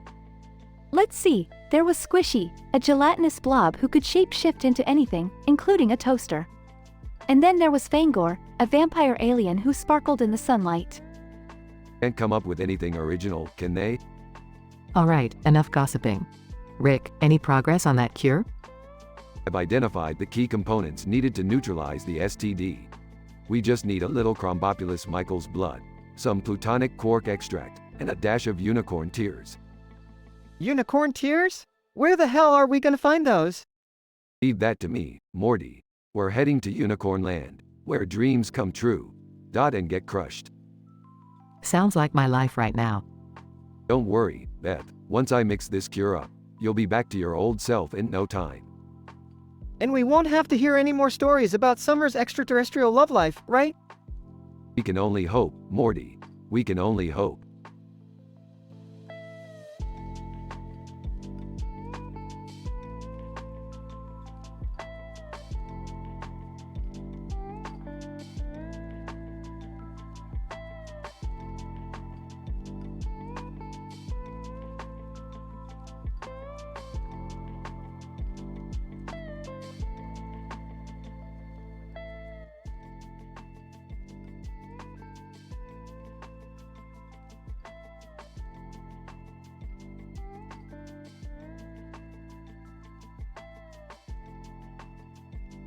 Alright, Morty, Summer, get ready for the worst game of Jumanji you've ever played.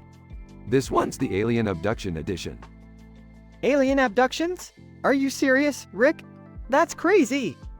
Yeah, like, beam me up, Scotty, kind of crazy? Or like, prepare to be anally probed while you're forced to learn an alien language, kind of crazy. Guys, shouldn't we just, not play this game? Shut up, Jerry, you're not even invited to the party. Okay, let's just get this over with. Who's rolling the dice first? I'll do it. Rolls dice. Jumanji board. A beam of light, a blinding sight, causes chaos in the darkest night.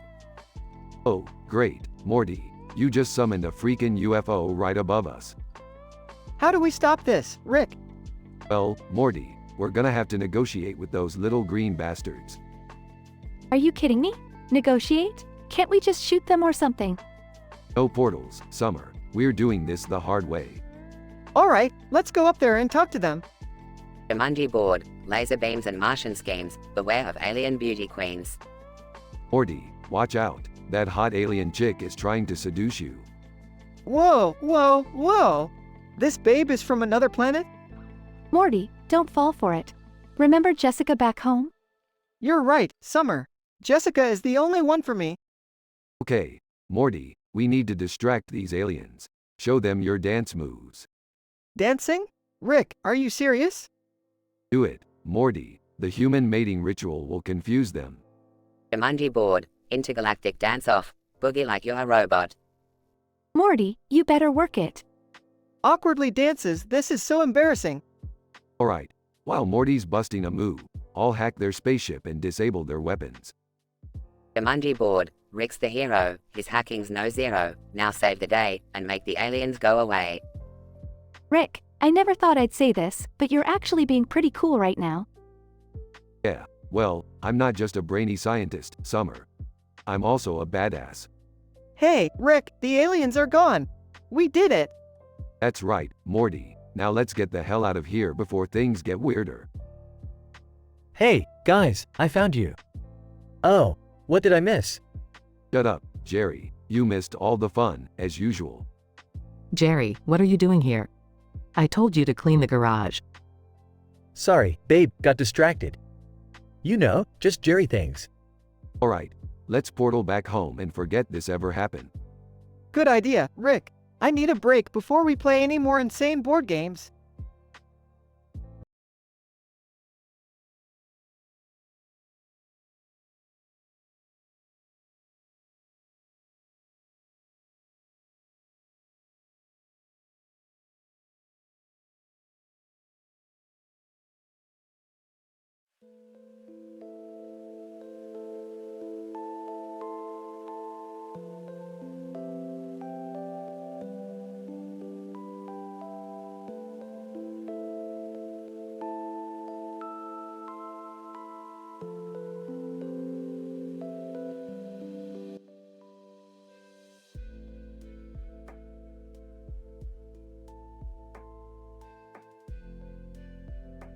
Morty, grab your portal gun. We've got a crazy adventure ahead of us. Rick, I was kinda hoping for a break. My mind can't handle another one of your insane ideas.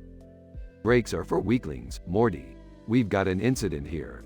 Antoine Lavoisier, the famous 18th century chemist, has returned from the dead.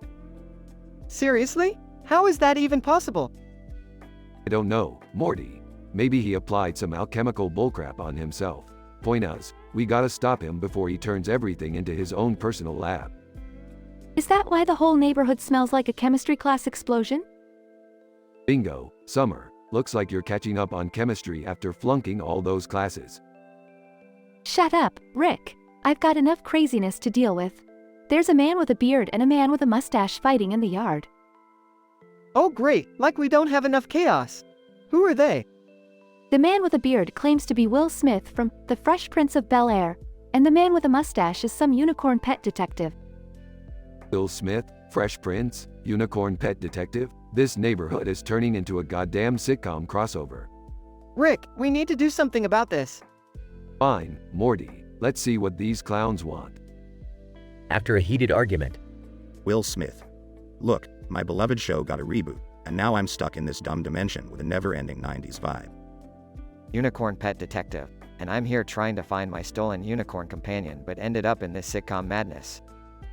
Alright, we'll help you both, but in exchange, you gotta help us with Lavoisier. Antoine Lavoisier laughs maniacally. You fools, I shall turn this world into my laboratory of chaos and knowledge. Blade Runner, Deckard, hold it right there, Lavoisier. I'm a replicant hunter from the future, and I won't let you get away with your mad science. Unexpectedly, all hell breaks loose. Rick, what did you do? Relax, Morty, it's just a little interdimensional chaos. Let's embrace it. The chaos escalates, including a giant singing banana. We're screwed, aren't we? Ah, we always find a way out, even in the craziest sci-fi crossover situations. Embrace the insanity, Summer. Scene ends with everyone dancing and singing a wildly inappropriate, yet catchy, song about the absurdity of existence.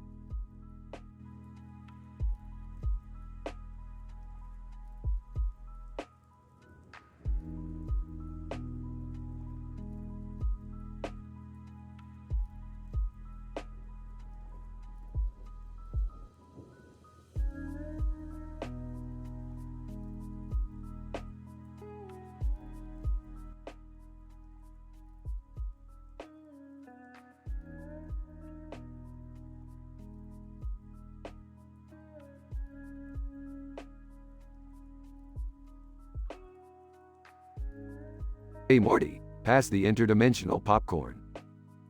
Rick, can't you see we're in the middle of something? Trust me Morty, this is more important than whatever nonsense we're watching on interdimensional cable. What's going on out there? I can hear a loud noise. Oh great, what trouble have you gotten us into this time, Rick? Oh come on, Beth, it's not my fault. Look outside. Holy crap! Is that a Strider from Half-Life 2 running through our neighborhood? How did a giant alien robot from a video game end up here? Well, Morty, you see, when dimensions intersect and the laws of reality get all wonky, strange things can happen. Oh great, more science mumbo-jumbo?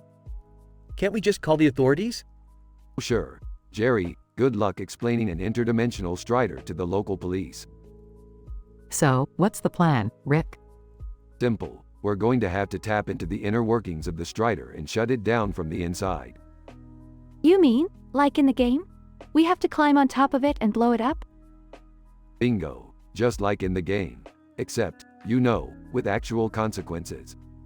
This is insane, Rick. We could get killed. Morty, when have I ever let us get killed?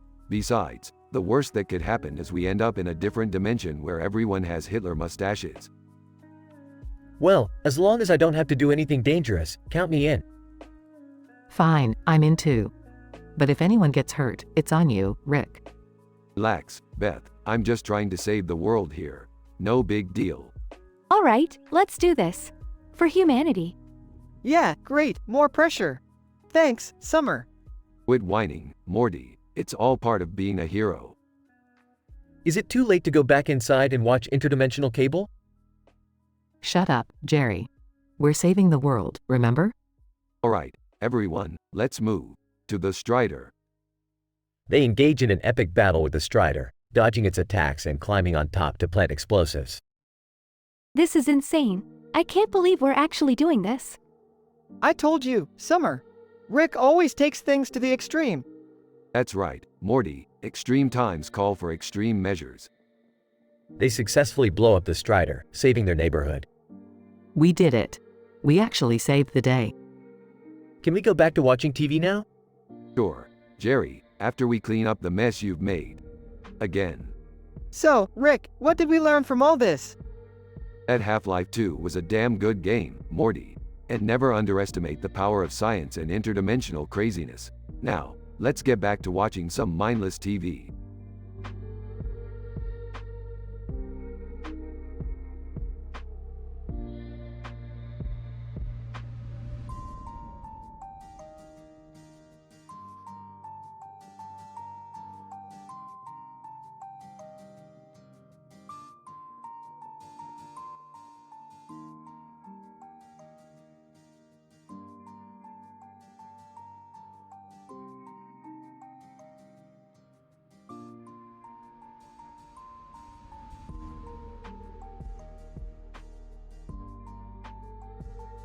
Morty, buckle up. We're about to enter a dimension where theme parks are the epitome of twisted imagination. What? Theme parks? Why are we going there, Rick? Well, Morty, I found a dimension where every theme park is a catastrophic failure. And I want to throw a party there, because nothing says fun like impending doom. Hey guys, can I come too? I mean, I could use a vacation. Fine, Jerry. Just don't embarrass us, okay? Alright, everyone, welcome to Carnival of Catastrophe. The sky is darker than your ex's heart, and the rides are all safety hazards.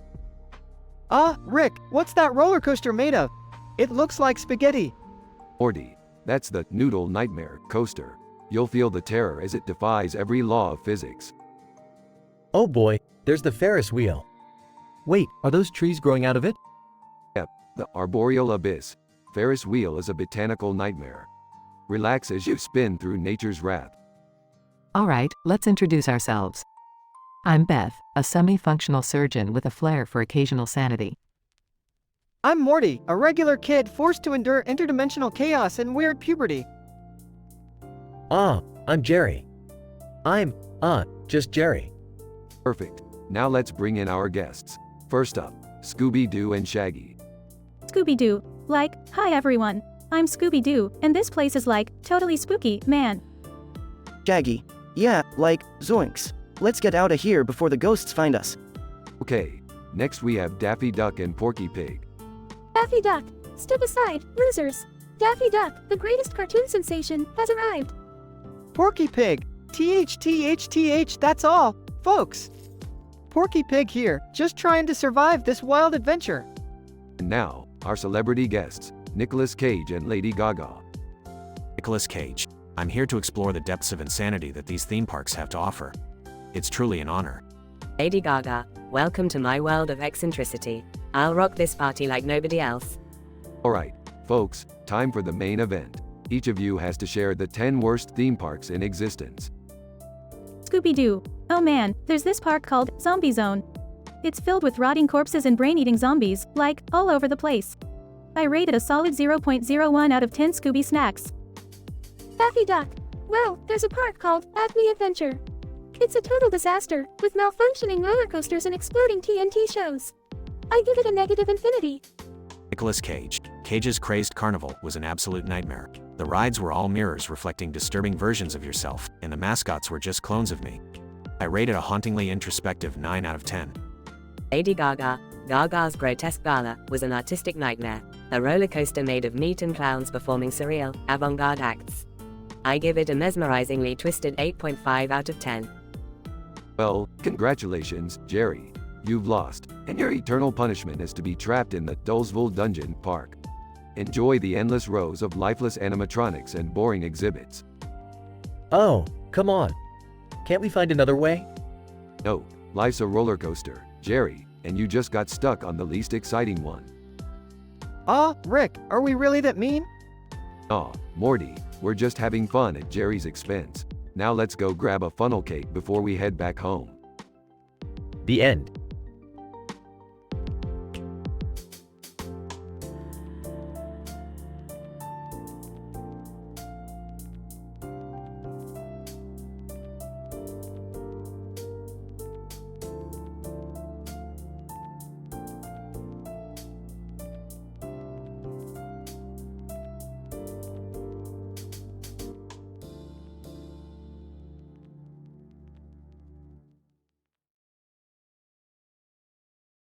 Morty, I told you bringing that Gazorpazorp back as a pet was a bad idea.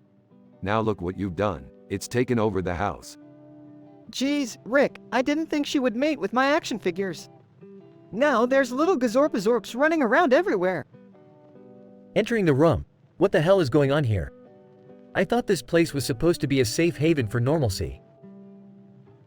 Rolling her eyes. Oh, Jerry, as if anything in this house is ever normal. Just embrace the chaos for once. Taking a swig from his flask.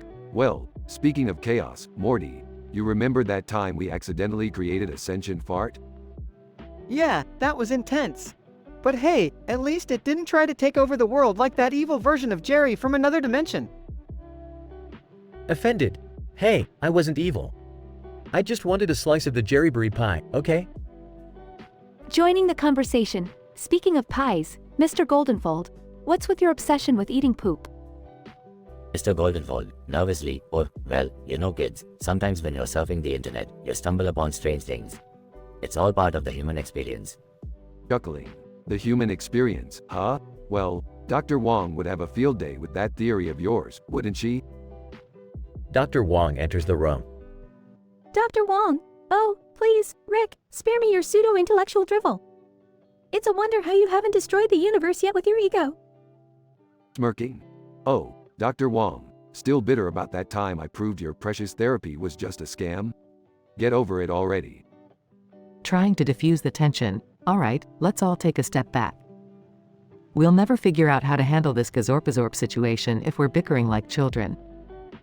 Yeah, Dad, maybe you should leave the science stuff to Rick. Remember when you accidentally turned yourself into a giant talking hamster? Sheepishly, not my finest moment, but at least that was an accident. Unlike you, Beth, who willingly turned yourself into a praying mantis. Defensively, it was for science, Jerry. Plus, I was trying to get away from your pathetic attempts at humor. Can we all just focus on the gazorpazorp babies? They're multiplying faster than my Instagram followers. Fine, fine. Let's gather them all up and send them back to their own dimension. Morty, get the portal gun. This mess is officially your responsibility. Grumbling? Great, just what I needed, more responsibility. With a combination of science, family chaos, and bizarre adventures, the Smith household once again narrowly avoids catastrophe thanks to the absurdity and ingenuity of Rick and Morty, leaving us wondering what absurdity they'll encounter next.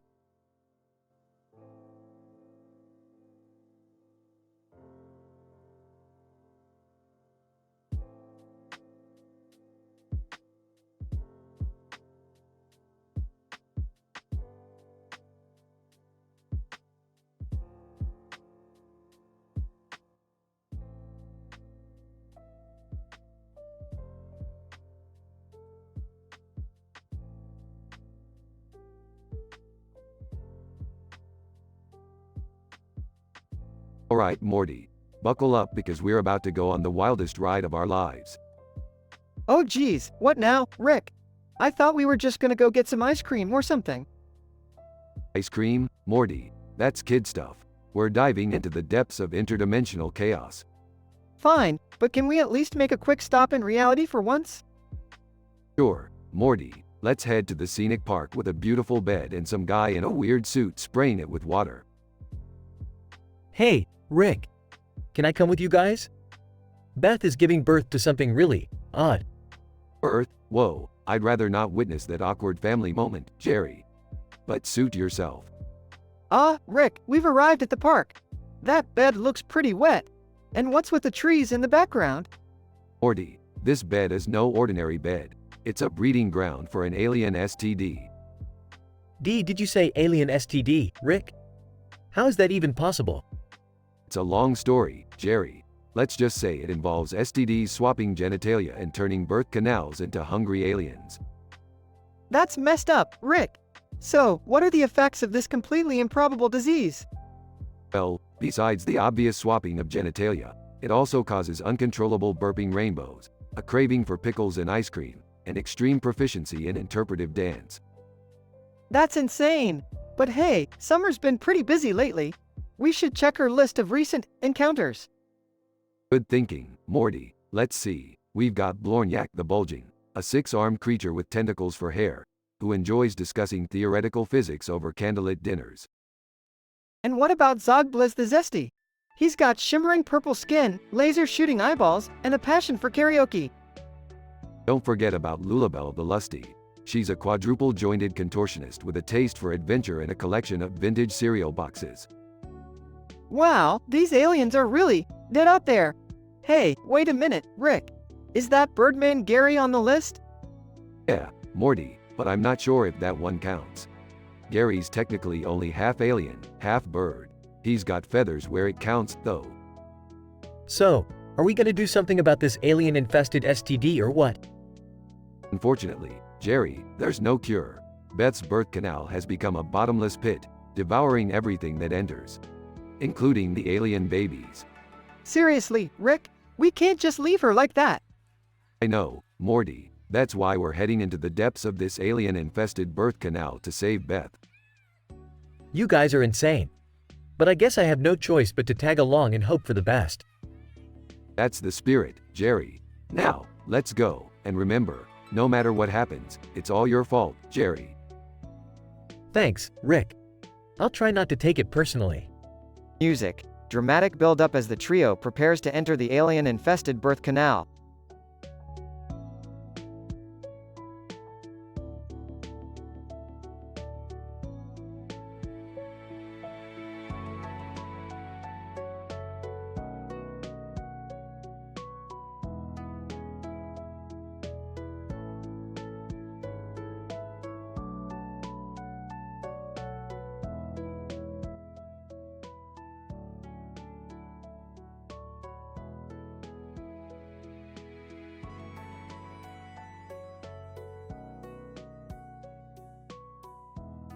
Damn it, Morty. This experiment needs to go smoothly. We're trying to harness the quantum energy from neutrino stars here.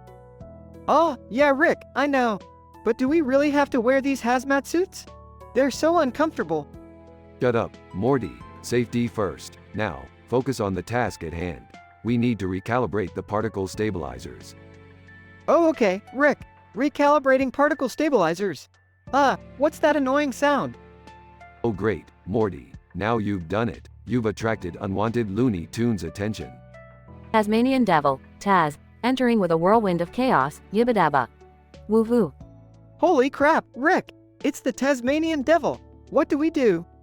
Well, Morty, we can't use our portal guns here. We'll have to find another way to take care of this insane cartoon creature. Taz. Spinning in circles, destroying lab equipment, yibbidabba. Spin. Morty, we need to outsmart him. Let's use his own Looney Tunes logic against him. How, Rick? On him, Morty. Get him to chase us in circles like he always does. You want me to be a distraction? No, Morty. I want you to be my hamster in a wheel. Now go. Running in circles. Hey, Taz! You can't catch me. Naya. Taz. Chasing Morty. Spinning faster and faster. Yibbidabba. Gonna get you. Whispering to himself. Okay, let's see. I've got an idea. Still running. Rick, he's gaining on me. Morty, when I give you the signal, duck down and let Taz's whirlwind take out that broken wall. Duck down? I can do that, I think. Now, Morty. Ducking behind a wall as Taz smashes into it. Whoa! Nice one, Morty. Now, for the finishing touch. Taz, meet my shrink ray. Taz. Dazed, tiny, and high-pitched, yibbidabba. What happened? Holding a tiny Taz in his hand. Looks like the Tasmanian Devil has met his match. And by match, I mean shrink ray. Laughing. Oh geez, Rick. I can't believe that actually worked. Well, Morty, Looney Tunes physics may be crazy, but they always follow their own rules. Now, let's get back to work. Right, back to. Hey Rick, what are you doing with that shrink ray? Chuckling mischievously. Oh, just getting some ideas for my next invention, Morty. The possibilities are endless. Rick continues experimenting with the shrink ray, accidentally shrinking himself and causing hilarious chaos in the lab.